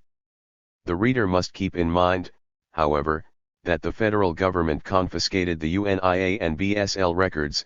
As a result, we cannot know how they plan to stimulate business activity and trade. The relationship between African American farmers and BSL is not clear. The meeting minutes. 152. Presented as evidence during the trial did not speak to plans to motivate African American businesses to use the BSL or develop potential black exporters in the Caribbean and Africa. BSL supporters included experienced sailors who knew a great deal about shipping needs around the Atlantic, so there may have been viable plans to ensure the BSL's marketability. Black farmers in the Caribbean and North America already had defied the odds to survive, albeit on a comparatively small scale. For that matter, the economic and political logic of the era argued against the capital accumulation that was achieved by the BSL. We know from African correspondents that there was some interest on the West Coast, 28 but strategies to get around colonial opposition as well as measures to identify specific producers and products to be traded remain unknown. The fact that Jamaica's banana farmers were able to survive in the shadow of the United Fruit Company's dominance suggests that there were viable mechanisms to protect and increase black international trade on some level. Channels of influence. The UNIA/BSL's access to power was limited. The obvious reasons are racism and the stigma of slavery. The Wilson administration had reinstituted segregation in the federal government bureaucracy. Further, Wilson headed the Democratic Party, and most of the UNIA's contacts in the federal government were with the Republican Party. Partisanship would have minimized access as well. Scarce resources precluded buying political or electoral influence. However, as its membership grew as the result of the Negro World's popularity and its inroads into the black church congregations, the UNIA began to gain the attention of some urban political machines, Tammany Hall in particular. 29 Twice, New York mayoral candidates addressed large mass meetings, and they might have made a mutually useful political compact that would have minimized at least municipal judicial intervention. However, during the BSL era, the UNIA did not pursue such an alliance. When the Republicans regained the presidency, the UNIA leadership used its connections to the Black Republican patronage system to gain access to services and time extensions for legal matters. These contacts included UNIA attorneys William Matthews and Wilford Smith, both of whom had represented Booker T. Washington, and the leading Black Republican, Henry Lincoln Johnson. Some evidence suggests that the attorneys had made political arrangements to reduce or possibly eliminate the fraud charges against BSL directors, particularly Garvey, but, as stated earlier, Garvey refused to plead. Marooned 153. To a lesser charge or pay a bribe. Another person with influential ties was a disillusioned former Republican, John E. Bruce. Better known as Bruce Grid, he kept in touch with old political allies and many international journalistic contacts. Outside the United States, the UNIA was associated with West Indian unions. Several strikes disrupted Caribbean economic relations and exploded into violence, but they also led to pay increases. The BSL effort was very important to Black Islanders, who accounted for substantial BSL investment. Black workers would leave sugar and fruit plantations to see the ships and purchase stock. Consequently, colonial officers were concerned about the influence of UNIA and its ability to disrupt work operations and increase labor costs. Briefly, the UNIA and its BSL program held sway with Liberian government officials. Cut off during the war from its major trading partner, Germany, Liberia needed cash infusions. However, pressure from England and France as well as the UNIA's inability to provide the $5 million needed led Liberia to turn to the US government for assistance. Liberian government officials and activists were divided between the two principal diaspora ideologies, Garveyism and Du Boisian Pan-Africanism. Ultimately, Liberia chose economic necessity over ideological or existential concerns. Du Boisian Pan-Africanist activists had stronger links to Black and white Republicans and access to the lobbying wing of the NAACP, and effective lobbying was key to acquiring the American loan. 30. Impact on international politics. Sheffer concluded that in efforts to address their internal needs, retain connections with their homeland, and support the homeland when opportunities permit, diasporas will have influence on international relations to which there may be responses.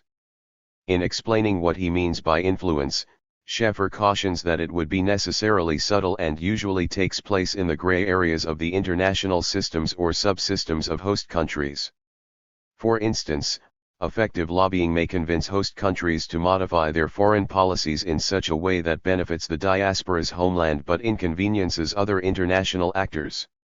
Economic activities may positively or negatively impact the economic agendas of host countries and cause them to take corrective action through consuls or international organizations. The UNIA's impact upon international politics fits well within Sheffer's observation.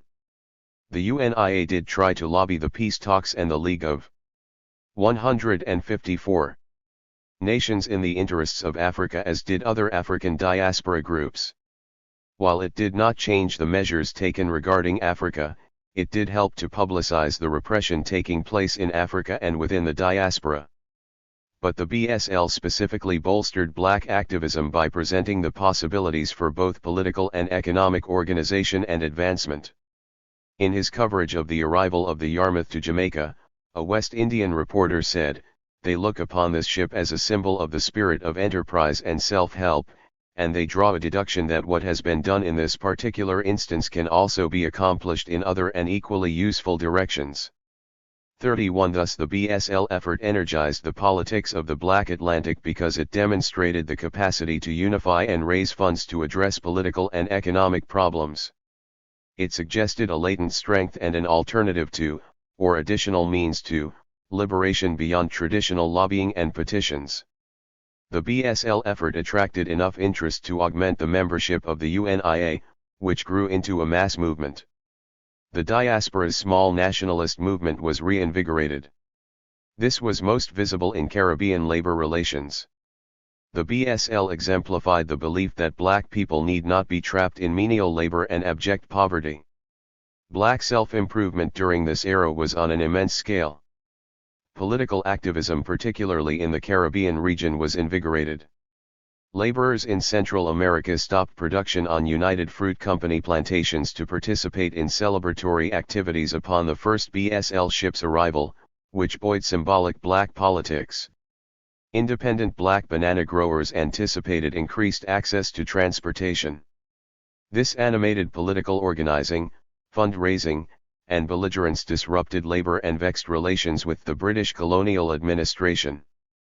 Fearful of labor disruption and loss of colonial control, the British increased repressive measures.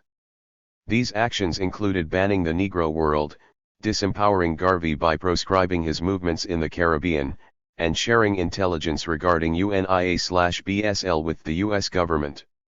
Surveillance was increased also because of concern about an alliance between UNIA and Sinn Féin and the movement of weapons into Caribbean colonies. The domestic concerns of the United States were somewhat different than Europe's. Neither the UNIA nor the BSL disrupted labor relations for three reasons. First, it was clear that the wages of black industrial labor financed the BSL effort. Secondly, the white-controlled labor movement marginalized black labor activists. American concern included possible escalation in racial violence, which disrupted municipal governance and economic activity after the war. Marooned 155. American concerns about the Caribbean were similar to those of Britain.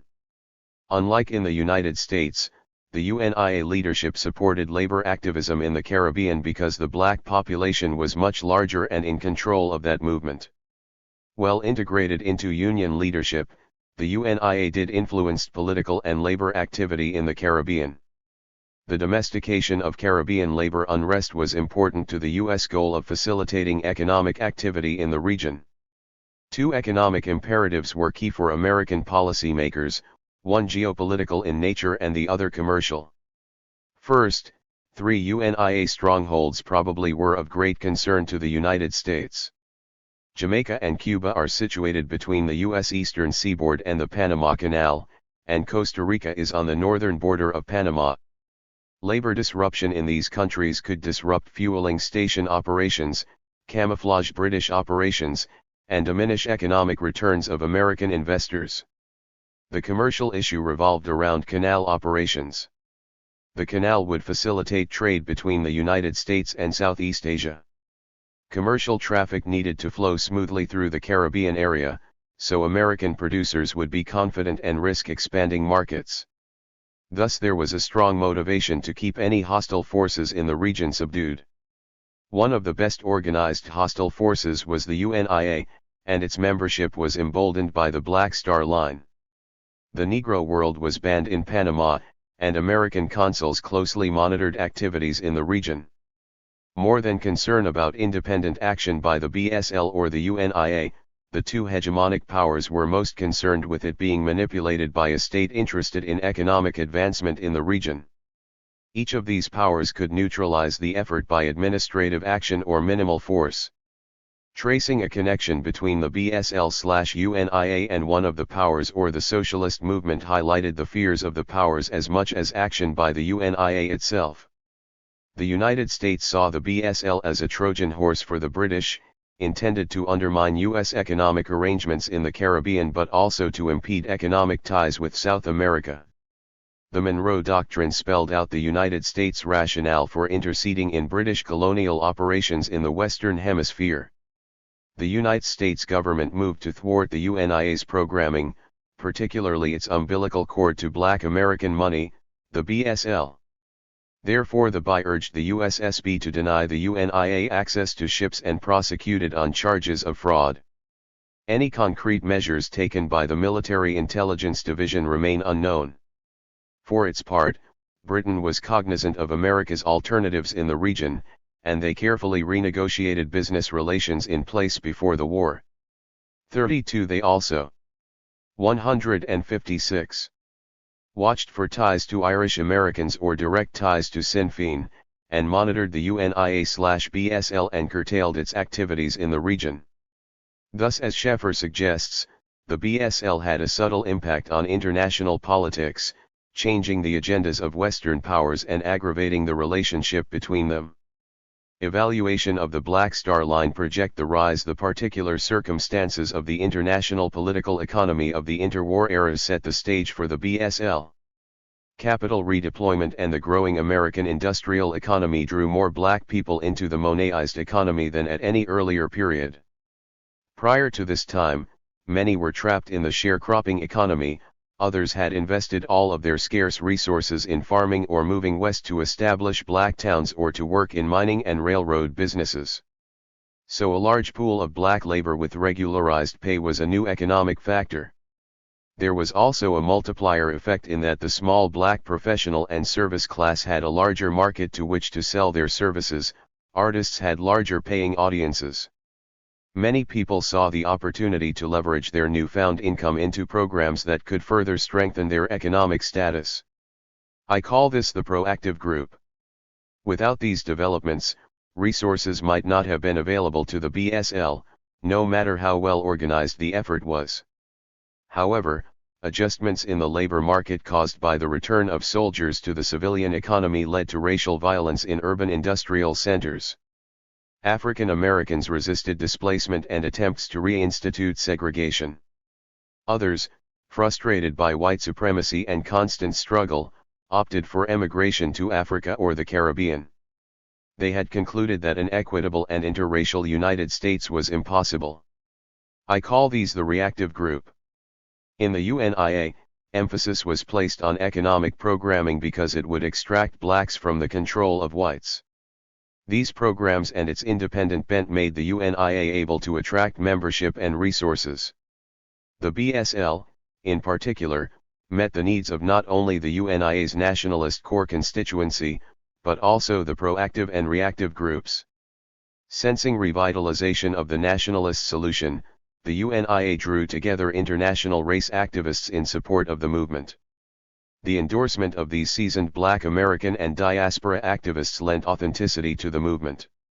Those in the reactive category saw the BSL as a way to emigrate to the venerated African homeland anywhere but racist America.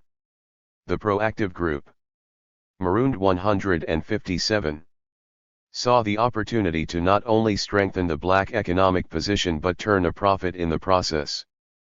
But offering unique programming was only part of the rise of the BSL. The way in which the UNIA was organized permitted it to set up the BSL quickly, while people were motivated to address their political and economic problems. The creative use of Western institutions undergirded the rise. The UNIA had a centralized administrative structure delineated by its constitution and bylaws. There was a bureaucratic structure to carry out policy and a well-organized communications system to inform and manage its membership, and these structures were used to set up the BSL. UNIA leaders understood how best to solicit resources from the people. The UNIA used the cultural institutions already well established in black society to attract potential investors. Well-planned musical events and orations involving popular figures drew black people to UNIA functions where, after the entertainment, they were proselytized in the UNIA political program. Using the well-established collection method associated with church, they collected money to establish the BSL.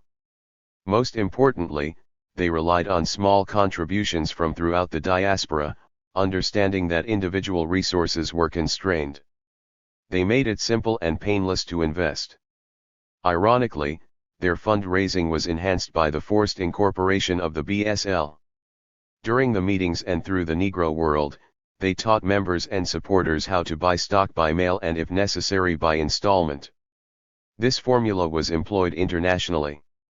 The UNIA's centralization of field processing and standardization of meetings and social affairs assured the effectiveness of this system. Published division reports in the Negro world lauding their accomplishments reveal that competitiveness was at work as well. All branches collected and reported in the same way and sent their contributions to the New York headquarters. The capital intake was made even larger by mail-in purchases and collections from meetings. The UNIA went from being just another small nationalist organization to being inundated with attention and funds. Populism seemed to have worked for the benefit of black nationalists. But the UNIA's authoritarian structure did not permit at least directly the membership's voice as to capital outlay. The UNIA's legal team was indispensable to the efforts to establish the BSL. The lawyers blocked earlier legal efforts to impede the line. They probably were also responsible for the construction of the Constitution. In addition to Bruce, they were best connected to the Republican Party and therefore able to defuse some of the efforts to dismantle to the UNIA and BSL. 158. The fall. The argument behind the BSL may have been more idealistic than practical, however. This is not to suggest that the plan was an attempt to defraud the UNIA membership and supporters. Rather, it is to point out that the resources and skills necessary for implementation of the ambitious program were not readily available in the black world. Beyond the primary problem of operating a complex international service, one at a disadvantage at colonial barriers, the venture had to overcome two resource dilemmas. There is the question of what could have been traded between communities that produced similar products.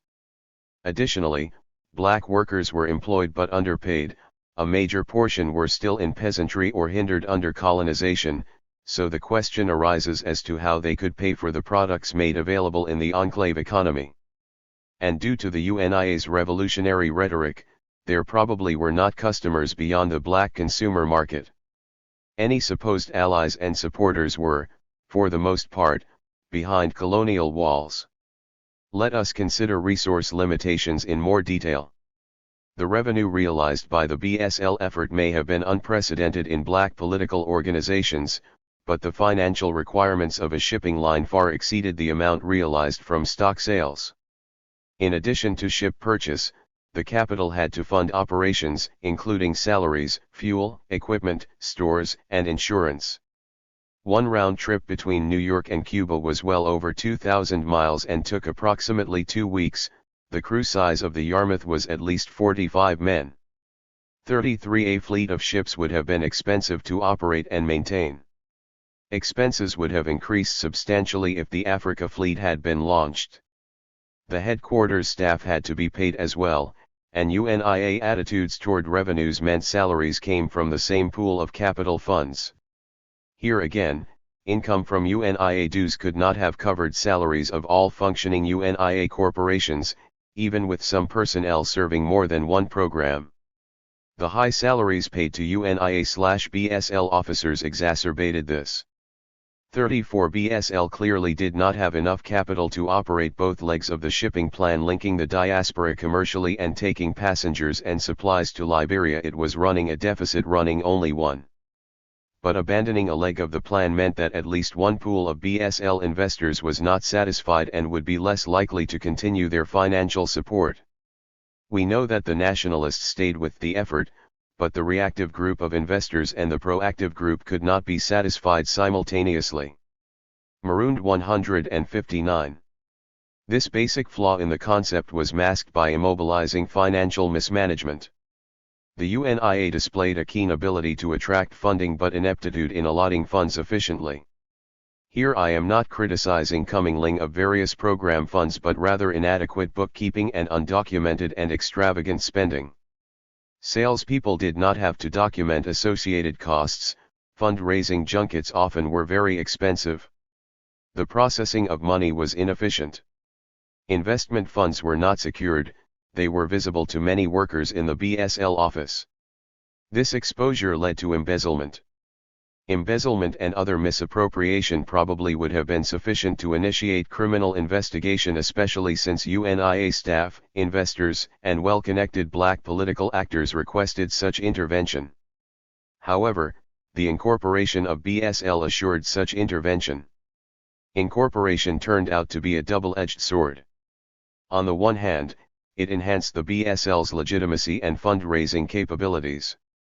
But on the other hand, it gave the government authority to investigate and prosecute board members without appearing to have ulterior motives. Inadequate financial resources and mismanagement were exacerbated by authoritarianism, inexperience, and insufficient skills. Garvey and his close supporters retained control over the BSL, discounting the insights of those with useful knowledge in shipping. Processing of incoming revenue was obstructed because mail could not be opened in Garvey's frequent absences. Those entrusted with management were inexperienced not only in shipping administration but in corporate financial management. This was partially due to forced exclusion from mainstream economic activity due to racism, but this does not excuse the impetuous decisions to purchase uninspected ships. Even after being proven correct about the hazards of voyages on ships in poor repair, those with shipping operations experience were disregarded. Another type of inexperience hindered the BSL project as well.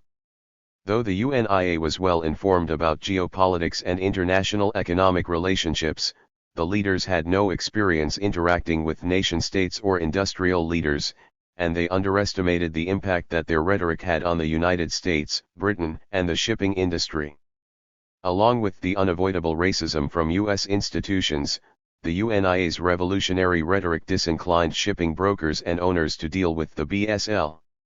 It is unrealistic to espouse revolution against a group and then expect members of that group to provide professional assistance. Thus the UNIA's entry into shipping was proscribed by inadequate financial resources, lack of knowledge, and disinterest on the part of the shipping. 160. Industry. Consequently, the BSL had difficulty finding affordable vessels and engaging the necessary professionals. Predators were free to exploit them. And by the time they approached the equally inexperienced USSB, their funding was inadequate to purchase the ships they needed. Ideological differences among diaspora activists were also problematic. Opposing activists were able to convince some investors and supporters to question the possibilities of the BSL's future, and eventually they turned to the federal government to dismantle the effort. In addition to administrative and operations challenges, the UNIA had to mount a campaign, ultimately fought in the courts, to counter these well-respected critics. These opposing diaspora activists had transnational programming as well and competed for the same income from the public that the BSL did. Finally, there were geopolitical issues that impeded success of the BSL project. The British obviously controlled economic production and distribution of product from its colonies. The Colonial Office would have had to approve or at least would have had the authority to stop all trade considered outside its interests. Geopolitical competition and suspicion between the hegemonic powers also affected the BSL's operations. Relatively speaking, it was a small but irritating problem for Britain. At any point, the colonial power could have crippled the line by an administrative act such as cutting it off from insurance coverage, therefore preventing it from sailing. The United States had no reason to limit export trade with the countries formerly dominated by the European powers, and in fact may have preferred this to the action it finally took, charging the company with fraud. Neither power would entertain labor or any other economic disruption, nor would they have risked the BSL's manipulation by other forces. The two threats the United States was most concerned with were the infiltration of the BSL by communist activists and, more remotely, some connection with a state considered a potential enemy, like Japan. Neither possibility materialized. Cyril Briggs and other black communists tried to infiltrate the UNIA but were successful only in getting the indictment. There is no credible evidence of a Japan/UNIA alliance. It must be said that the U.S. subversion tactics may have exacerbated the problems of the UNIA. From Agent 800's reports, for example, we know that mail was tampered with and rivalries were inflamed between the ideological opponents. I argue that the government contributed toward the confusion with BSL operations, although it was not directly responsible for the authoritarian response or the lack of financial and management skills available for the effort. There is no evidence that ties the United States or Britain to the repair problems of the ships or to missing funds. However, such subterfuge, marooned 161, would have matched their ideological positions. The Bureau of Investigation did try to stop the purchase of the Africa ship. That intercept probably expedited the demise of the BSL, killing its last hope of earning money and recapturing support of black capitalist investors. Even if the ship had gone into service, however, rising unemployment would have continued to impede the UNIA's efforts to build a shipping line. Thus there were reasons for the fall before the BSL even began and more that appeared as soon as it was launched. The rise was meteoric and could have lasted longer with better management. But given the economic realities, the most that could have been accomplished was perhaps a small apolitical shipping company serving the Caribbean region and the U.S. Eastern Seaboard. Without a fiery political agenda, such a line might have survived and possibly grown over time. This consequence makes Bertelson's point that a non-state concern has to choose between audibility and durability. 35 But as a component of a political program, indeed a symbol of revolution, a business diverts resources and talent to the profit-making motive. Investment cannot be supported if profit or at least long-range profitability is not in evidence. Therefore the BSL's attempt to use investment funds to achieve a political public service could not have survived in the American political economy as long as the line did not generate any additional income, even if misappropriation problems had not surfaced. The fall was inevitable due to incompatibility of simultaneous entrepreneurship and political activism, and the terrain of the international political economy. 162. 9. Clear waters. Implications for the study of diasporas. What does the Black Star Line tell us about diasporas and their political possibilities? First, it demonstrates that there is and has been an African diaspora operating politically. Even as ephemeral as the BSL effort was, it impacted politics in the Caribbean region and gave colonial powers pause in West Africa.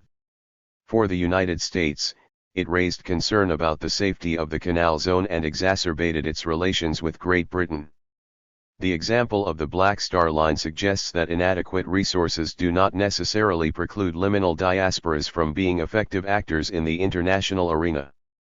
It is this lack of resources that is the primary characteristic distinguishing liminal diasporas from the so-called classic diasporas. The goals of the two types of diasporas are the same, but the capabilities available make them seem like two different entities. The classic diaspora has access to two types of resources crucial to continually successful political activity.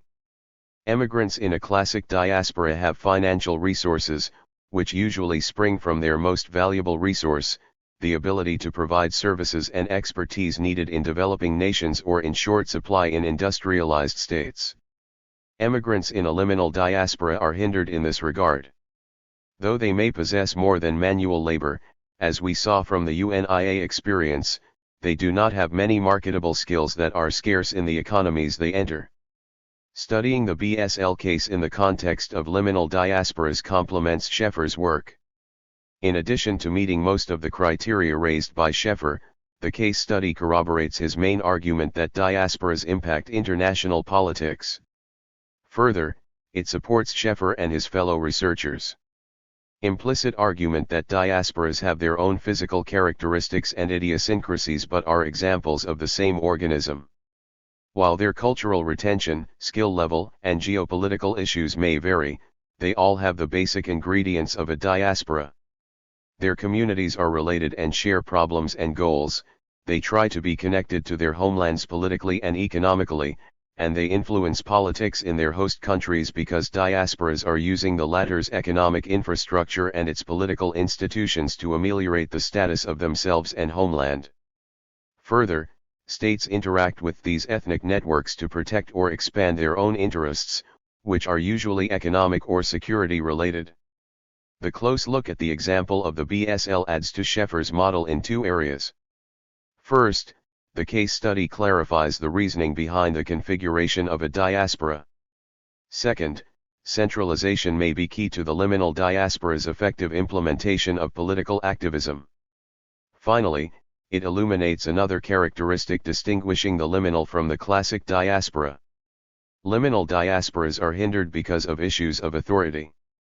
Political economists also can use the diaspora model to better understand activity occurring in the international political economy. When political economy analysis is limited to traditional actors, it is easy to underestimate the significance of events to which states are responding. Non-state actors may be the reason for development of a particular policy. The study of liminal diasporas improves our understanding of international politics and economic activity by including actors ignored by more traditional methods of investigation. Making the case for the African diaspora designation. The building of the BSL highlighted the many black communities distributed throughout the Black Atlantic that demonstrated through their correspondence, politics, and arts a sense of consanguinity, a key ingredient in the bonding of the African diaspora. As Walters points out, they are sister communities. Embarking on this business venture also illuminated the black activists interested in Pan-African political and economic development. The perusal of the political and economic history of the black communities involved in the Black Star Line shows that the Pan-African ideal and activism was embedded in many at least a half-century before the UNIA was established. Newspapers circulated throughout the areas focused their work on the elimination of racial derogation and ways to ameliorate their political and economic status, not only in their host countries but internationally. Unity. 164. Seemed to hold as long as the political work was confined to joint lobbying efforts of both the US and British governments. The perceived need for a shipping service that connected diaspora communities demonstrates that blacks around the Atlantic identified with the African continent, particularly with sub-Saharan Africa. The institution of slavery pulled its victims from many African nations, and it is difficult to delineate the boundaries of those nations. Nevertheless, reconnection to various contemporary West African nations was seen as a viable way to re-establish independent political and economic institutions and extract blacks from exploitative economic relations with Western states. It was also seen as reconnecting with home and helping with the elimination of colonialism and forming healthy black nation-states. A close look at the UNIA and BSL did not show that diaspora activists were interested in studying their origins in order to incorporate them. Rather, they seemed focused on ancient political feats to buoy their self-esteem. Ironically, assimilative effects led them to the supercilious conclusion that contemporary African society needed diasporan guidance. The inherent difficulties that the UNIA/BSL efforts encountered in pursuit of its goals are valuable clues as to the problems encountered by other liminal diasporas. Direct political participation within Africa by the UNIA was compromised due to assimilative effects that had permeated the diaspora communities as well as the educated and comprador classes in Africa. Further, the resources that diasporans were able to assemble for their foray into African politics were insufficient to last for the extensive period it would take to establish their shipping program, let alone settlement communities in Africa. Efforts to replenish funding for even a modest venture had to be in addition to continued financial nourishment of the political organization functioning within the diaspora itself. Funding was not available for both political responsibilities simultaneously. The BSL case study also revealed that continental Africans identified with the diaspora, and, beyond consanguinity, the adhesive was the joint African and diasporan resolve to end the derogation of the black race and economic repression. Black newspapers, conferences, and speeches all show that they realized that they were exploited by Western nations for the same reasons. However, African political interaction with the diaspora seemed to be dominated by the comprador class. As a result, diaspora ties directly to African nations and traditional leaders were blocked by a group that had a different solution for the amelioration of economic problems. The compradors wanted to be elevated to equal partnership in the international economy and their Clear Waters 165. 4 disagreed with the more aggressive political agenda of the UNIA. And it bears repeating that the comprador and educated classes probably were offended by the UNIA's disrespectful categorization of contemporary African capabilities. We, therefore, can make few reasonable assumptions about the African diaspora's influence on homeland politics. The UNIA did have fleeting influence on Liberia. But the realization that the UNIA could not raise the $5 million needed to rebuild the Liberian economy, coupled with Western European pressure, ended this association. Gold Coast activists were interested in BSL investment but were not persuaded by the UNIA's political arguments. At most, West Africans would have entertained an economic relationship with the UNIA but would not have supported political rebellion against Britain. Thus Scheffer's assertion of subtle effects is reasonable given the complex issues surrounding the diaspora's relationship to its multinational colonized homeland. This history also validates Skinner's argument that diasporas usually know that their communities in host countries will take on a permanency because of attenuated resources and obstruction by some host states and political exigencies with the homeland.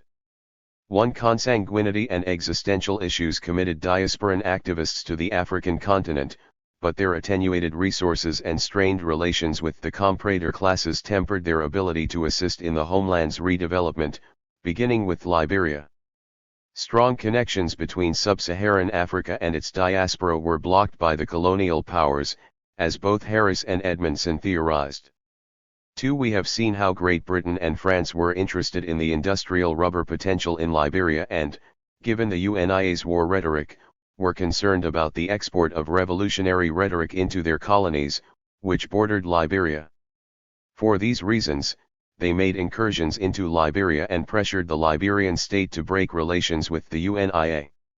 In addition, Great Britain moved to block the growth of the UNIA programming in both Nigeria and the Gold Coast. Thus we see that the basic definition of a diaspora is met. The sister communities are related politically and socially. There was evidence of numerous connections with Africa, both through organizations and individual interactions. There was lobbying within the host countries and efforts to link together for international political development. The homeland, in this case Liberia, responded to the efforts of the UNIA and its BSL. The UNIA papers clearly document that host countries concerned about their economic agenda disrupted these connections, and Liberia followed the political road. 166. In its best interests. The three actors were involved in political activity that had been initiated in the African diaspora. Implications. The African diaspora helps us understand how liminal diasporas survive in their host countries and in the international arena, at least during the era under study.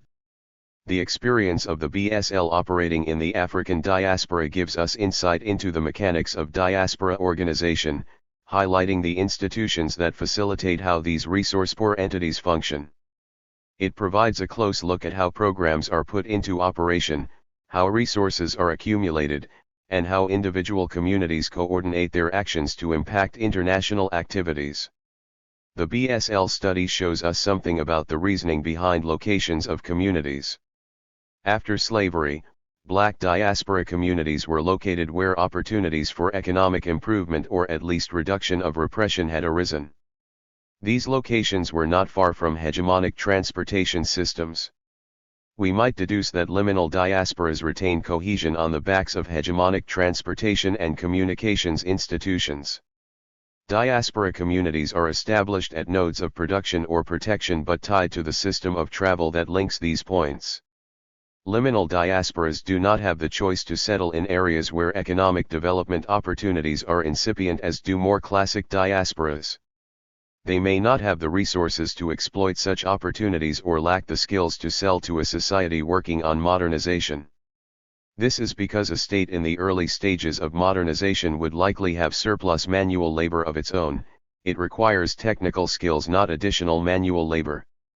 Liminal diasporas are at well-established locations in need of labor and with reasonably stable, inexpensive transportation to their homelands and diaspora networks. Though the transportation system is geared toward the interests of hegemonic powers and other stable states integrated into the international economic system, liminal diasporas would not survive without this infrastructure. Interaction with homeland and compatriots must be affordable, even if pricing is relatively unfair. Otherwise interaction would be impossible and cultural and political links could not be maintained. Often ignored by host country media, diasporas form their own, which often become entrepreneurial outlets adding to income while providing necessary updates of homeland and diaspora-wide politics. Again, we saw this in the Black Atlantic. The African diaspora did not have a way to learn of political. Clear Waters 167. activities in their communities and homelands without the entrepreneurial efforts of black journalists, it was practically ignored in the mainstream. Access to Western infrastructure such as communication and transportation systems also may be necessary for the establishment of a reliable enclave economy. Without such access, diasporas would not be operational, and the exploitation of individual communities could become more prevalent. Another point is suggested here. Liminal diaspora communities atrophy once capital departs. During the BSL era, the economic activity of sugar production concentrated in Cuba, leaving Jamaica. Cotton production declined in the U.S. American South and terrorism drove peasants from the area. Atrophied communities may be less politically active because the members that leave first in search of employment may be its strongest members. The existence of atrophying communities suggests that not all diaspora communities will be involved in joint political efforts and that among those that are, there will be inequalities of resources at their disposal. As Joseph Harris suggested, diasporas are dynamic. 3. They have to be in order to survive. The initial flight of financial resources would trigger other resource loss that results in a diaspora community being politically inactive. As communities move further and further from defunct economic sites, increasing distance requires more resources to cross.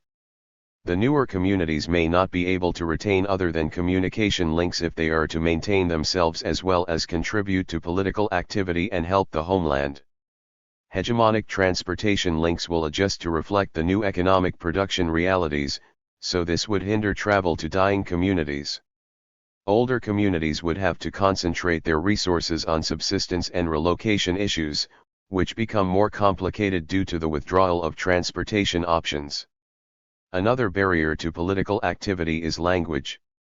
In the case of the African diaspora, enslaved members from different language groups were forced to adopt one of several European languages.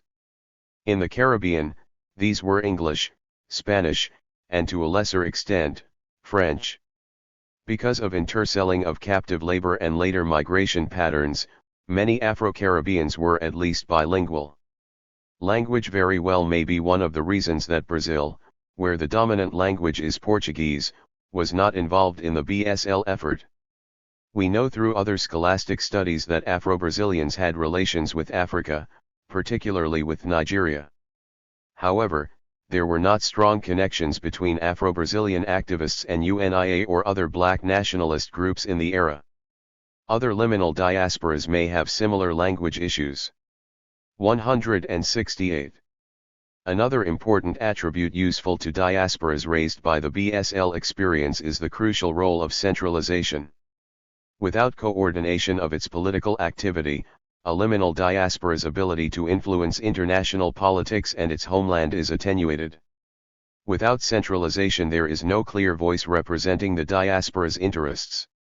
It is reduced to providing remittances and/or conveying various political opinions, perhaps without the homeland population being cognizant of its contributions and concerns. Or there may be sporadic and disjointed lobbying on behalf of the homeland. Under such circumstances, the homeland might take advantage of the diaspora's resources with no accountability necessary to a strong political group. However, if diaspora activists combine resources and agree upon a political goal, it increases the ability to influence the homeland and as such empower the diaspora. Centralization also facilitates economic empowerment.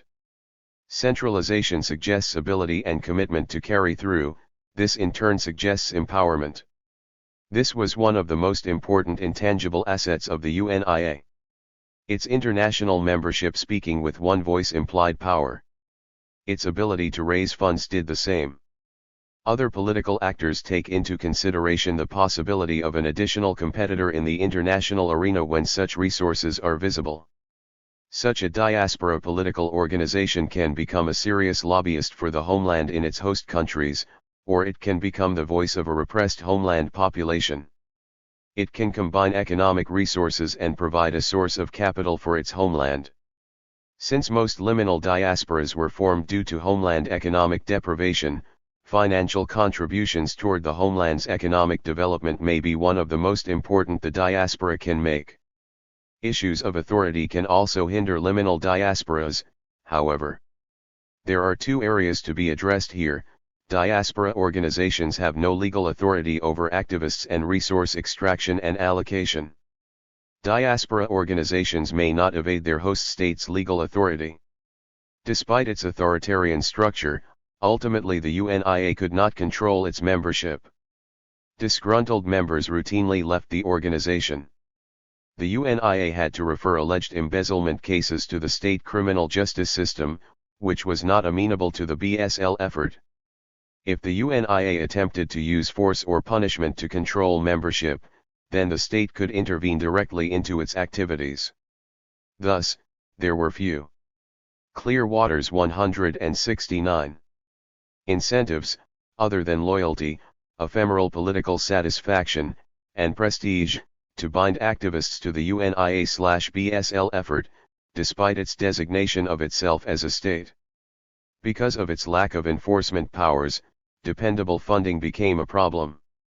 Even with a committed core membership, stable funding is necessary to carry out programming. Unlike states, the UNIA could not force its membership or supporters to contribute funds to carry out its political agenda nor force investment in its corporations. BSL investors were persuaded to contribute.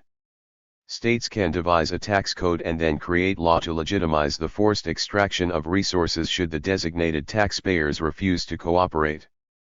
No higher authority can prevent such confiscation, and therefore the state has access to reliable funding. Then the state can develop programs based on projected revenue. It can factor in the cost of administration and carry out its agenda. Even a committed membership may not supply enough resources for a diaspora to be able to do this. A liminal diaspora may have a functioning middle class, but overall its economic resources are limited. Therefore its programming must be focused on a finite agenda, not unbounded goals such as those envisioned by the UNIA and BSL Board of Directors. A diaspora may be most productive by augmenting its homeland's ability to assemble wealth.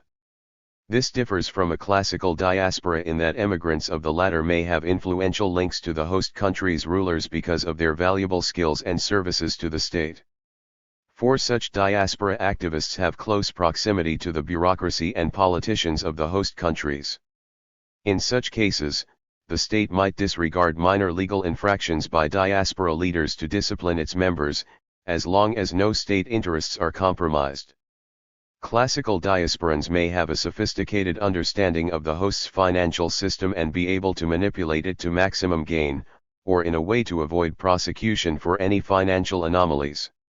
Classical diasporas can more effectively proceed with their political and economic agendas without close scrutiny by host state officials. Issues of authority were even more readily apparent in terms of transnational administration of the BSL. National governments determine the rules for shipping in their territorial waters, including ports, so the consulates of the British government in the Caribbean islands had major influence over the BSL's ability to use ports and other ship-related services. They also intervened in disputes between BSL crew and UNIA leadership. Political operations within various states by liminal diaspora activists that interact with these government services can be monitored, manipulated, changed, or 170. Discontinued if the host government suspects criminality, political intrigue, or economic disruption. Government legally controls public institutions that regulate transportation systems and commercial activity. The government's responsibility for the public safety also gives it legitimate recourse to monitor political activity within its borders. If one diaspora site publishes materials for dissemination in other communities under another state's jurisdiction, such materials can be legally confiscated. A diaspora organization attempting to supervise members within another jurisdiction is problematic for the same reason. The utility of diaspora studies for political economists. This study suggests that diaspora political activity may help us to understand international politics better. Yet liminal diasporas, in particular, may seem too unstable to be taken seriously by political scientists as a phenomenon with international impact. But the phenomenon may be more durable than it looks for a reason that is not obvious. What seems at first to be a drawback, the amorphous homeland of the African diaspora, may point to the strength underlying all diasporas. Schaeffer reasoned that diasporas wish to save their culture, including a particular language and perhaps religion. But the desire may be even more basic than that.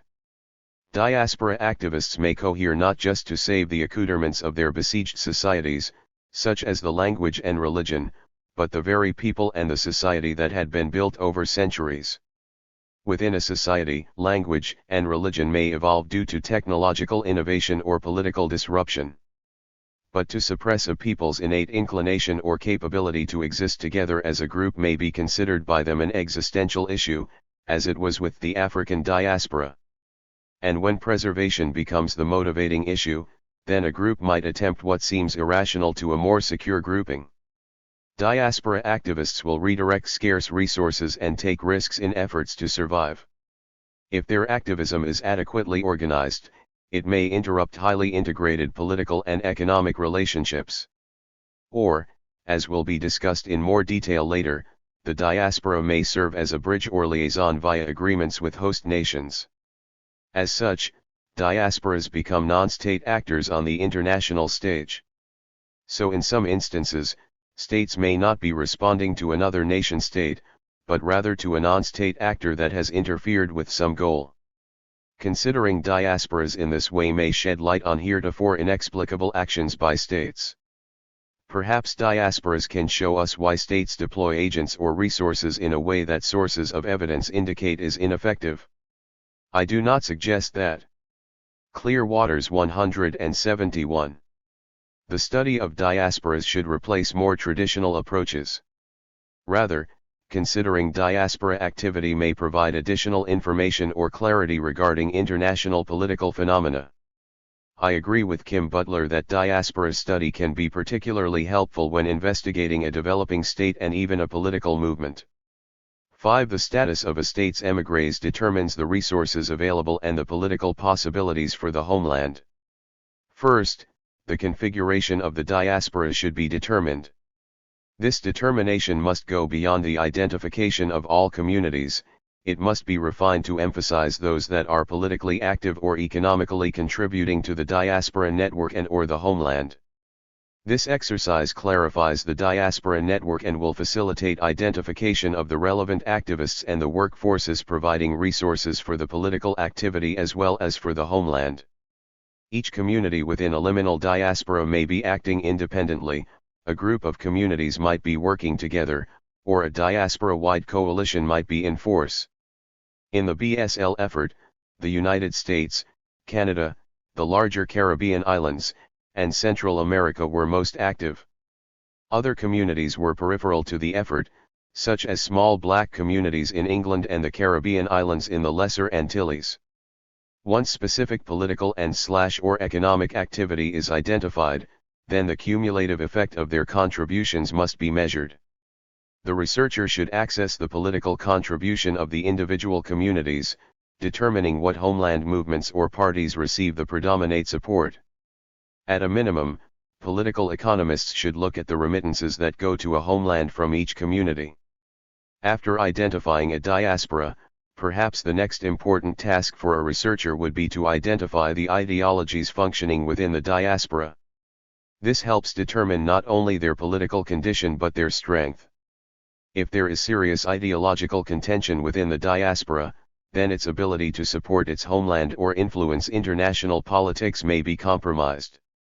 If one ideological contingent is decidedly stronger, that may indicate the type of political influence it will attempt in the international political economy. It may also help to determine the resources available to the diaspora's homeland government, as will be expanded in the discussion on remittances. If the homeland has the support of its diaspora, then it may have access to more resources than were indicated in more traditional studies. If the homeland government is opposed by the diaspora, then the strength of the diaspora may determine the stability of that government. That is to 172. Say, the diaspora may commit its resources to opposition groups, including militarized organizations. Examples of this would include financing opposition political parties, A militarized instance would be support in the Irish diaspora of the Irish Republican Army. Diasporas are not ideologically monolithic.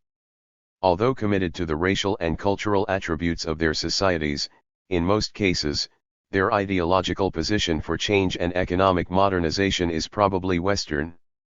This is because diasporas are looking for ways to rebuild the economies and possibly the political systems of their societies.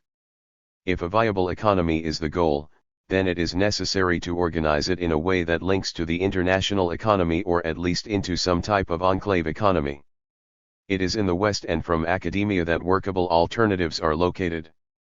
In terms of economic models, the classical choices are capitalism and socialism, and ideologies reflect this. These two ideological positions were the principal reason for division in the UNIA. The homeland encumbrances that impede African diaspora political activism do not operate in most liminal diasporas. And as a result, most liminal diasporas are able to send remittances to their families, social and political organizations, or directly to state operations. We learned from Sheffer that remittances might be the only currency available to relatives still living in the homeland. But we learned from the BSL experience that small contributions could be assembled into a large capital fund, in other words, remittances given to family groups and/or social institutions can total a large amount, enough to augment the efforts of international organizations such as the International Monetary Fund attempting to stimulate economic growth in that developing nation. The study of India and more recently Mexico indicate that if remittances are diverted to capital and other economic development, entire villages may be transformed by the efforts of diaspora activists. Modest infrastructure may be put in place facilitating significant economic development for a village without waiting for the assistance of the developing state. These developments increase the receiving state's economic position while supplementing its resources, making them reach further. Such substantial help might ingratiate the homeland government to those components of its diaspora that provide this capital investment. Yet these projects may be relatively small by the standards of outside researchers and international organizations, and may not be considered in evaluations of developing nation-states. But the assets of diasporas should be weighed, as should their political strength. One method would be as follows. 6. First, the researcher should identify the best established communities in the diaspora, those where workers are. Clearwater's 173. Employed in large numbers on a continuous basis. A survey could be designed to determine the average salary of workers and from that an average remittance might be determined. This amount should be added to the average annual income of the developing country's workers. A more refined survey might determine how much is sent to community and other social organizations. This amount should be added to whatever investment income is made available to families through diaspora remittances. The resulting calculation represents the amount of capital outside of state and international organizations that is available for a particular country. An even more detailed survey might determine what amount is geared toward state use or for private community/regional capital projects. Such information would help construct a more realistic evaluation of a country's economic development possibilities. All diaspora activity is not political, and most remittances may not be meant for political use but for the economic well-being of the families of diaspora residents. But when political work is intended, then unified action might prove expedient. Remember that the BSL experience suggests that centralization augments the power of a diaspora. The shipping line could not have been launched without the financial support from several communities within the same time span. Secondly, the skills of many experienced activists help the effort to be accepted and to coordinate tasks. Because the resources of liminal diasporas are relatively sparse, concentrating resources either within the diaspora or in a specific cause, program, movement, or government in the homeland increases the ability to influence the political issue targeted. Centralization may also imply a large group of activists. At least in democratic states, a large following is useful in lobbying efforts and may produce local and regional political influence. Thus, the researcher needs to discover the resources that diaspora communities have been able to acquire from host countries and other allies. A researcher studying an industrialized or modern state might also be interested in diaspora relations. States have several reasons to be involved in diaspora politics, chief among them are economic priorities, interstate competition, and alliances. Economic priorities include the protection and expansion of markets. This goal can become particularly sensitive during economic downturns. As we saw for the BSL, the war depleted the financial resources of one hegemonic power and increased opportunities for the rising power. One result of those realities was increased sensitivity to economic obstacles. It was crucial that economic programs in place not be interrupted as the consequences were 174. More immediately felt. For Britain, that would have hindered the rebuilding of its crumbled economy. For the United States, such interruption could have impeded efforts to open up new markets in South America, necessary to stop the contraction of American production. For similar reasons, states are concerned about the accessibility to resources. Crucial transportation links had to be protected as well, this included sea lanes and other routes to raw materials. Markets could not be served if materials were unavailable for processing into goods. For the United States, this meant the protection of its new Panama Canal, which cleared the way for unprecedented accessibility to Asian markets. If trade relations could be established in Asia, the U.S. economy would expand its markets and therefore halt the contraction of its economy, decreasing unemployment and racial/labor unrest. Because of its function in achieving these economic goals, the canal had to be protected at all costs. Another economic priority for states is to protect transportation links needed for military reasons. The Panama Canal was just as vital to military strategy. Americans assumed other powerful states and competitors wanted ownership of the canal and access to raw materials. Access to transportation networks has been sufficient cause for nations to go to war. In addition to the competition issues, both Britain and the United States were concerned about communist incursion in the region. Wary of the plans of each other and the intentions of Russia, the British and Americans were not going to chance the UNIA or its BSL impeding economic relations or military preparedness in the region. Similar scenarios are plausible for other regions that have transportation advantages or supply important resources.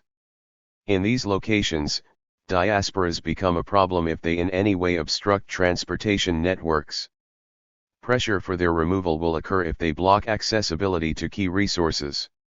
A related concern is the control of labor. Liminal diasporas tend to form at points of raw resource excavation and industrial production. This is so because their populations are usually overwhelmingly composed of manual labor. Again, this is not to say that there are not professionals present in the diasporas but that this labor pool is much smaller and not the part that earns subsistence for the communities. If a dominant state has become reliant upon a pool of manual labor, it does not welcome disruption of production. It is here, in particular, that a state would be concerned about the political affiliations of diasporas.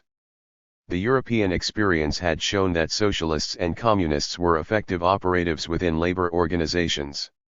With such evidence of how politicized labor can disorganize a capitalistic economy, A.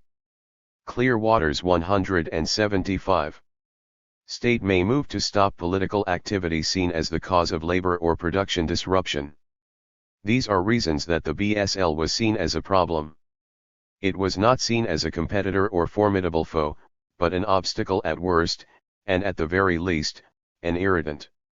For a state to stop such diaspora activity was a relatively easy task, but for the diaspora, it could be devastating. State intervention could destroy intricately built networks, which may explain why some diasporas remain in a liminal stage for extensive periods. And it is not simply the diaspora's operation that concerns states. A diaspora can be manipulated or compromised to serve the interest of a stronger entity, especially competitors or political foes. To avoid such manipulation, a state may disrupt the diaspora's political or economic programming. Finally, a host state may see diasporas as conduits to their homelands.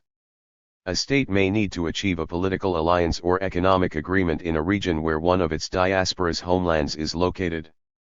If the diaspora is reasonably situated with regard to the two countries, then the host state may request that the diaspora support its attempts to persuade the homeland to contribute to some goal or task.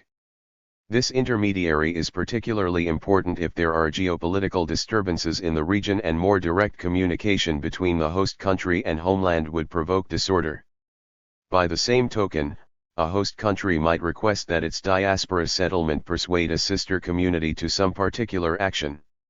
A diaspora may improve its position with powerful states by providing assistance, and in the process improve its economic opportunities. 176. Conclusion.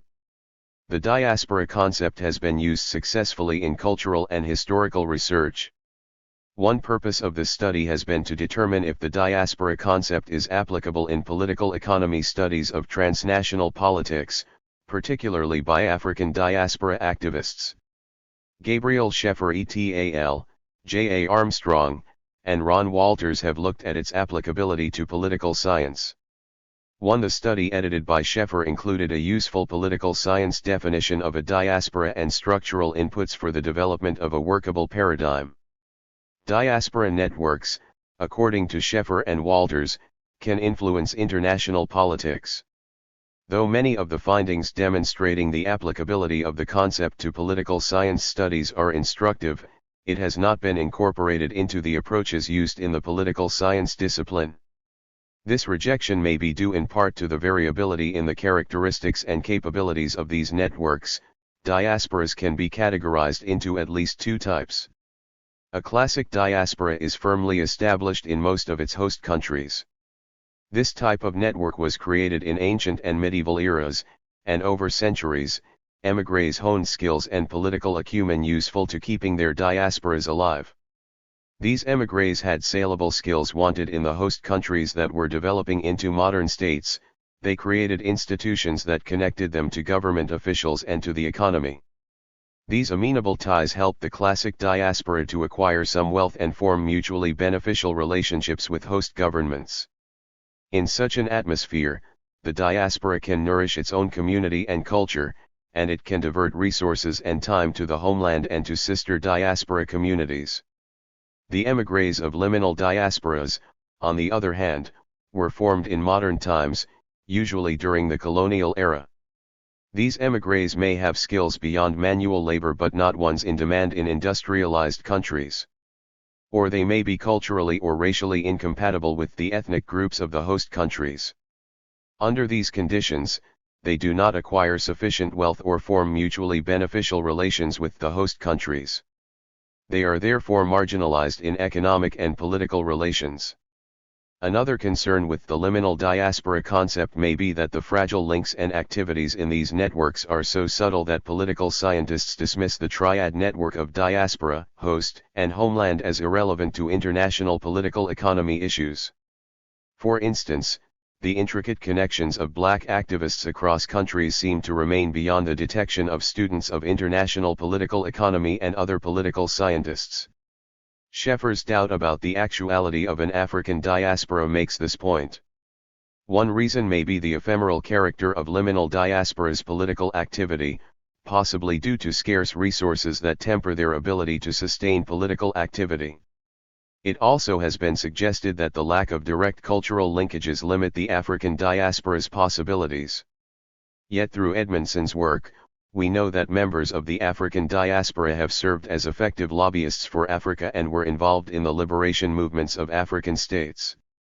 Many of Scheffer's conclusions are persuasive, however, and they proved useful in helping me build a model for empirical study of transnational politics of black activists distributed throughout the Black Atlantic. To minimize the obstacles to discerning diaspora political activity, I modified the model by conjoining it with an institutionalist political economy approach. This modification allowed me to probe all institutions used in activism, looking for the political and economic strategies and resources employed.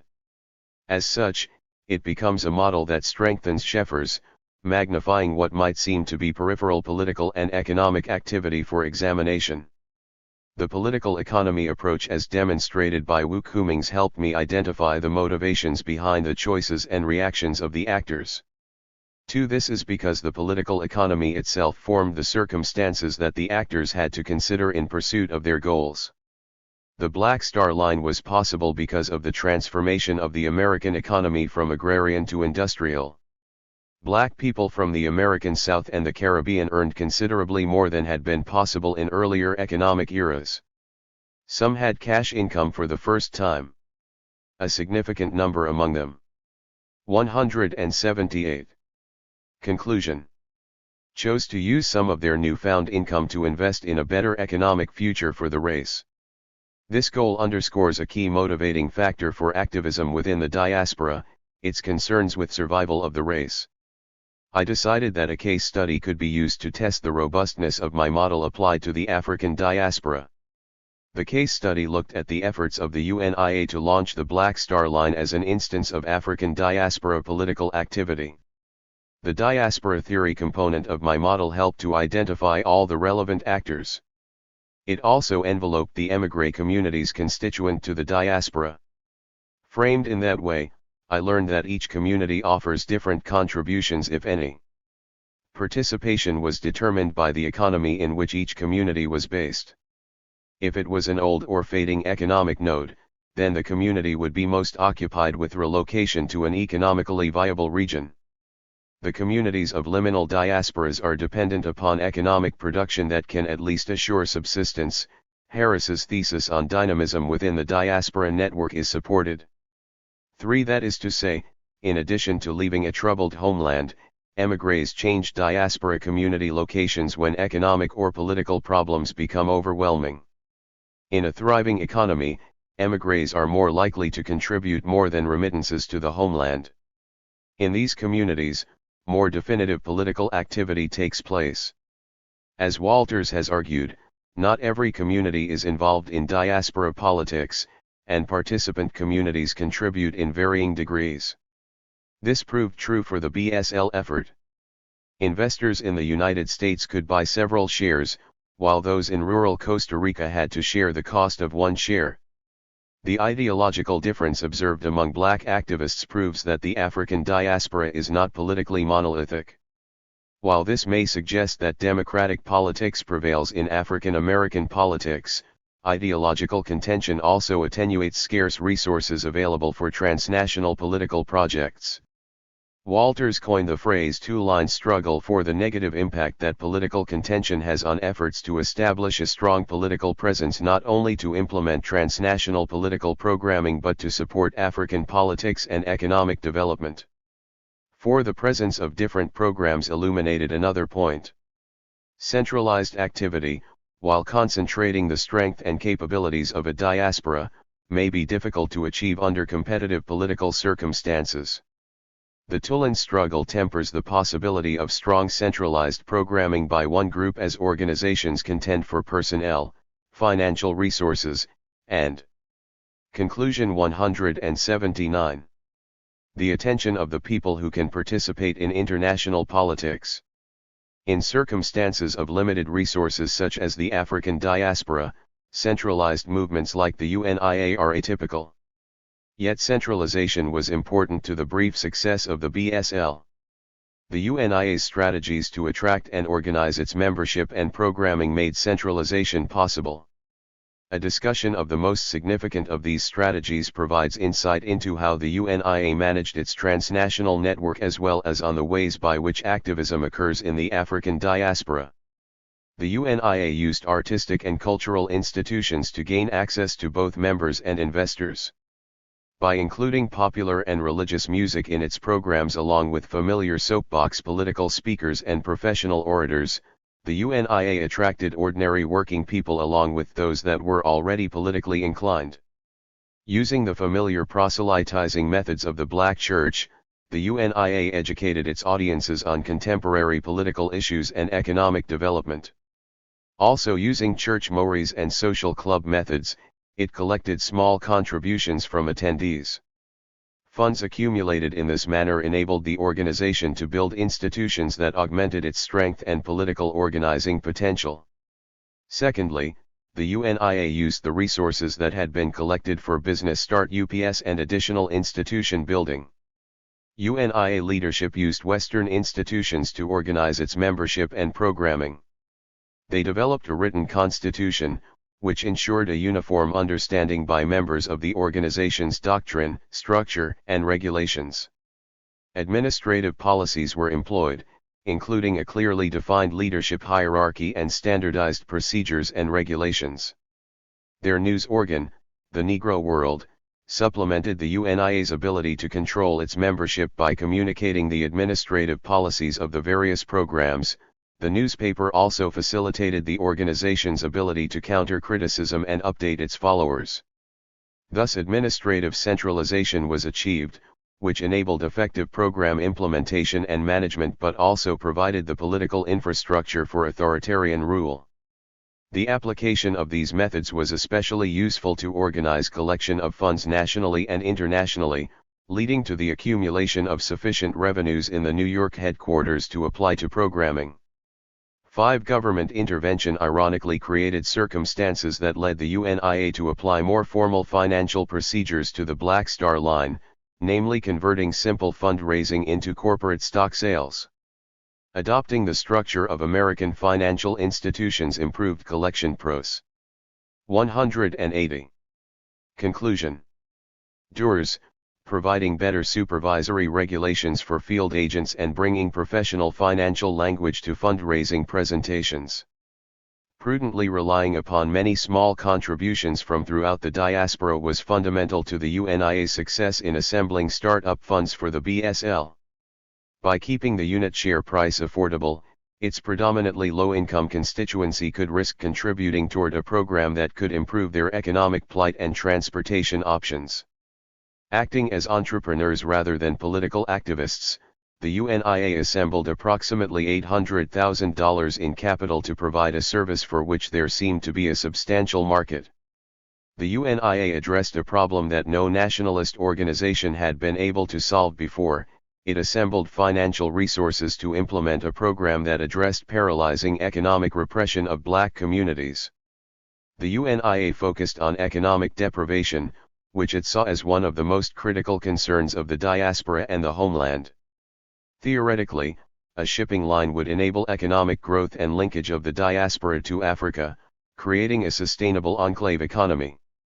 This program would offer services, be self-funding, and ultimately provide profits to the parent organization and investors. Perhaps the fundamental mistake was trying to incorporate this entrepreneurial goal into the UNIA's state-building goal. BSL directors departed from the legal restrictions of incorporation and used investment funds as tax revenue to finance other programs in addition to the Black Star Line. Had the UNIA chosen a less complicated venture than shipping, it may have been able to lay the groundwork of its proposed enclave economy in a way that did not invite federal prosecution. Shipping had seemed a viable option because it would lay a foundation for the enclave economy.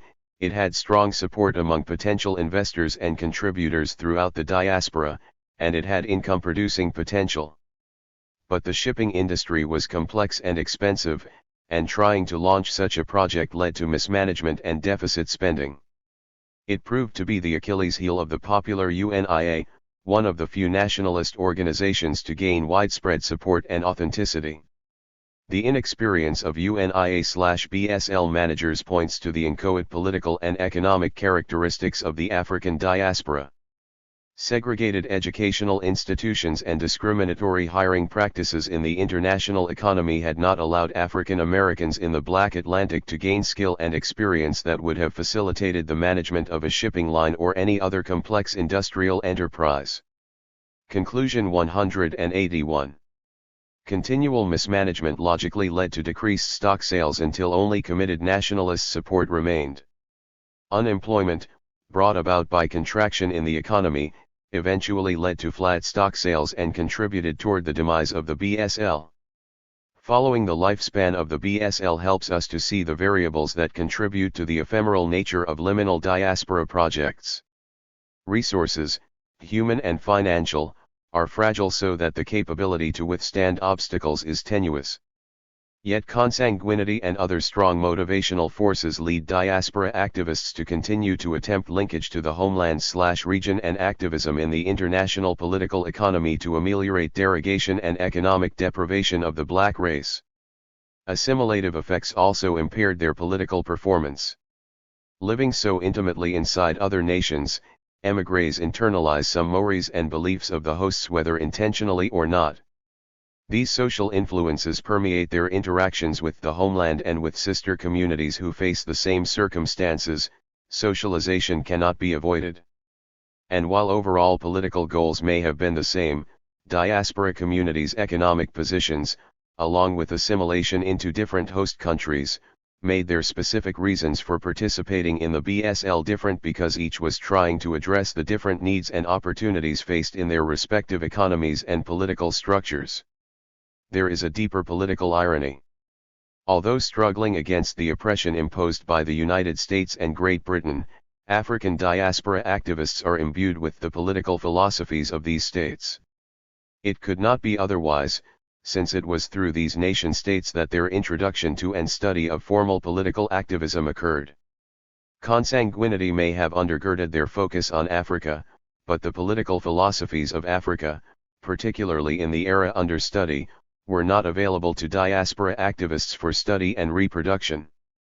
Rather, the political goals of diaspora activists were realized through Western political philosophy and organizational modes. And while the United States and Great Britain's political evolution were similar, the former became more democratic than the latter. This divergence in political growth of the oppressive states was reflected in the political relations between the sister communities of the diaspora. African Americans resisted authoritarianism embedded in the BSL administration and openly attempted to change its leadership. 6. This political disagreement aggravated the internecine struggles facing the UNIA/BSL. In addition to concerns about financial management and operations, there was withdrawal from the organization due to differentiation in political belief systems, one being more populist than the other.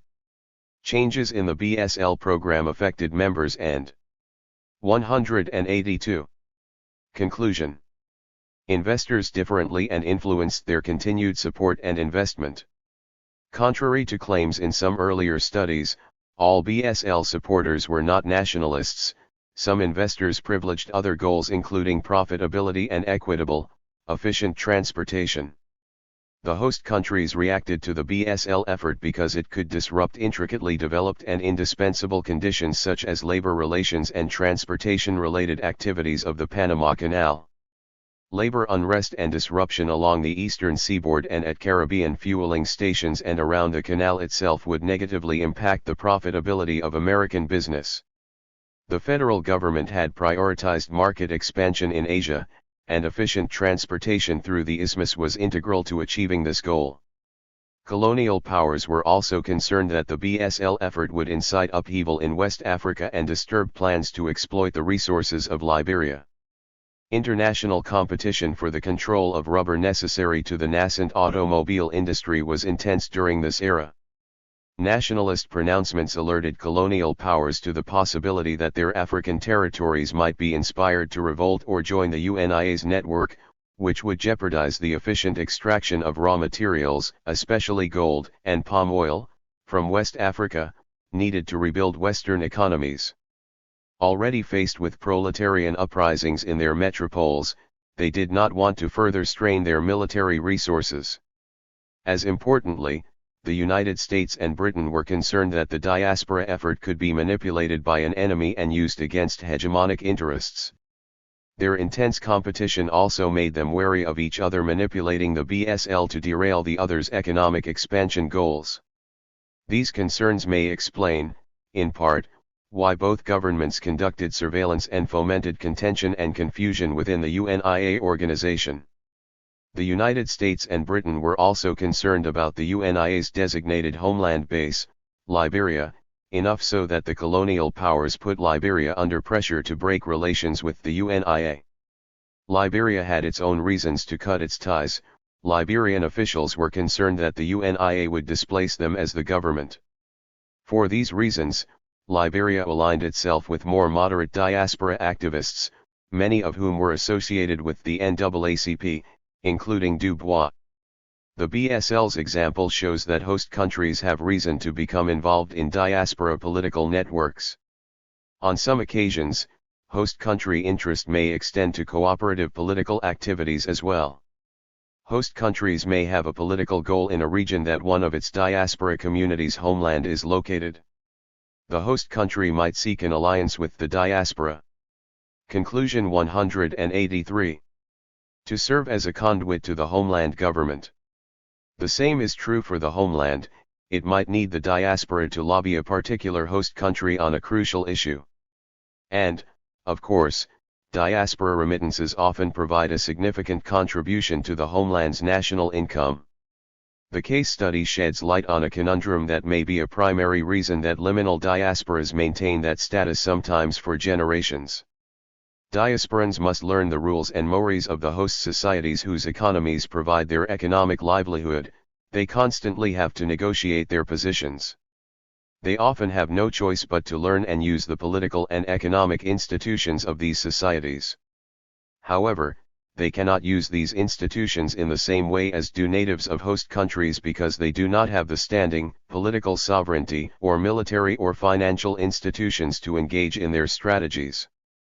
Instead, they find creative ways to redesign the institutions to meet their needs.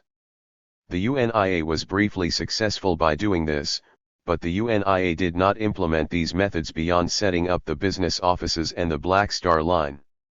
For example, it did not redesign domestic political institutions to augment the inchoate power that the BSL brought to the UNIA.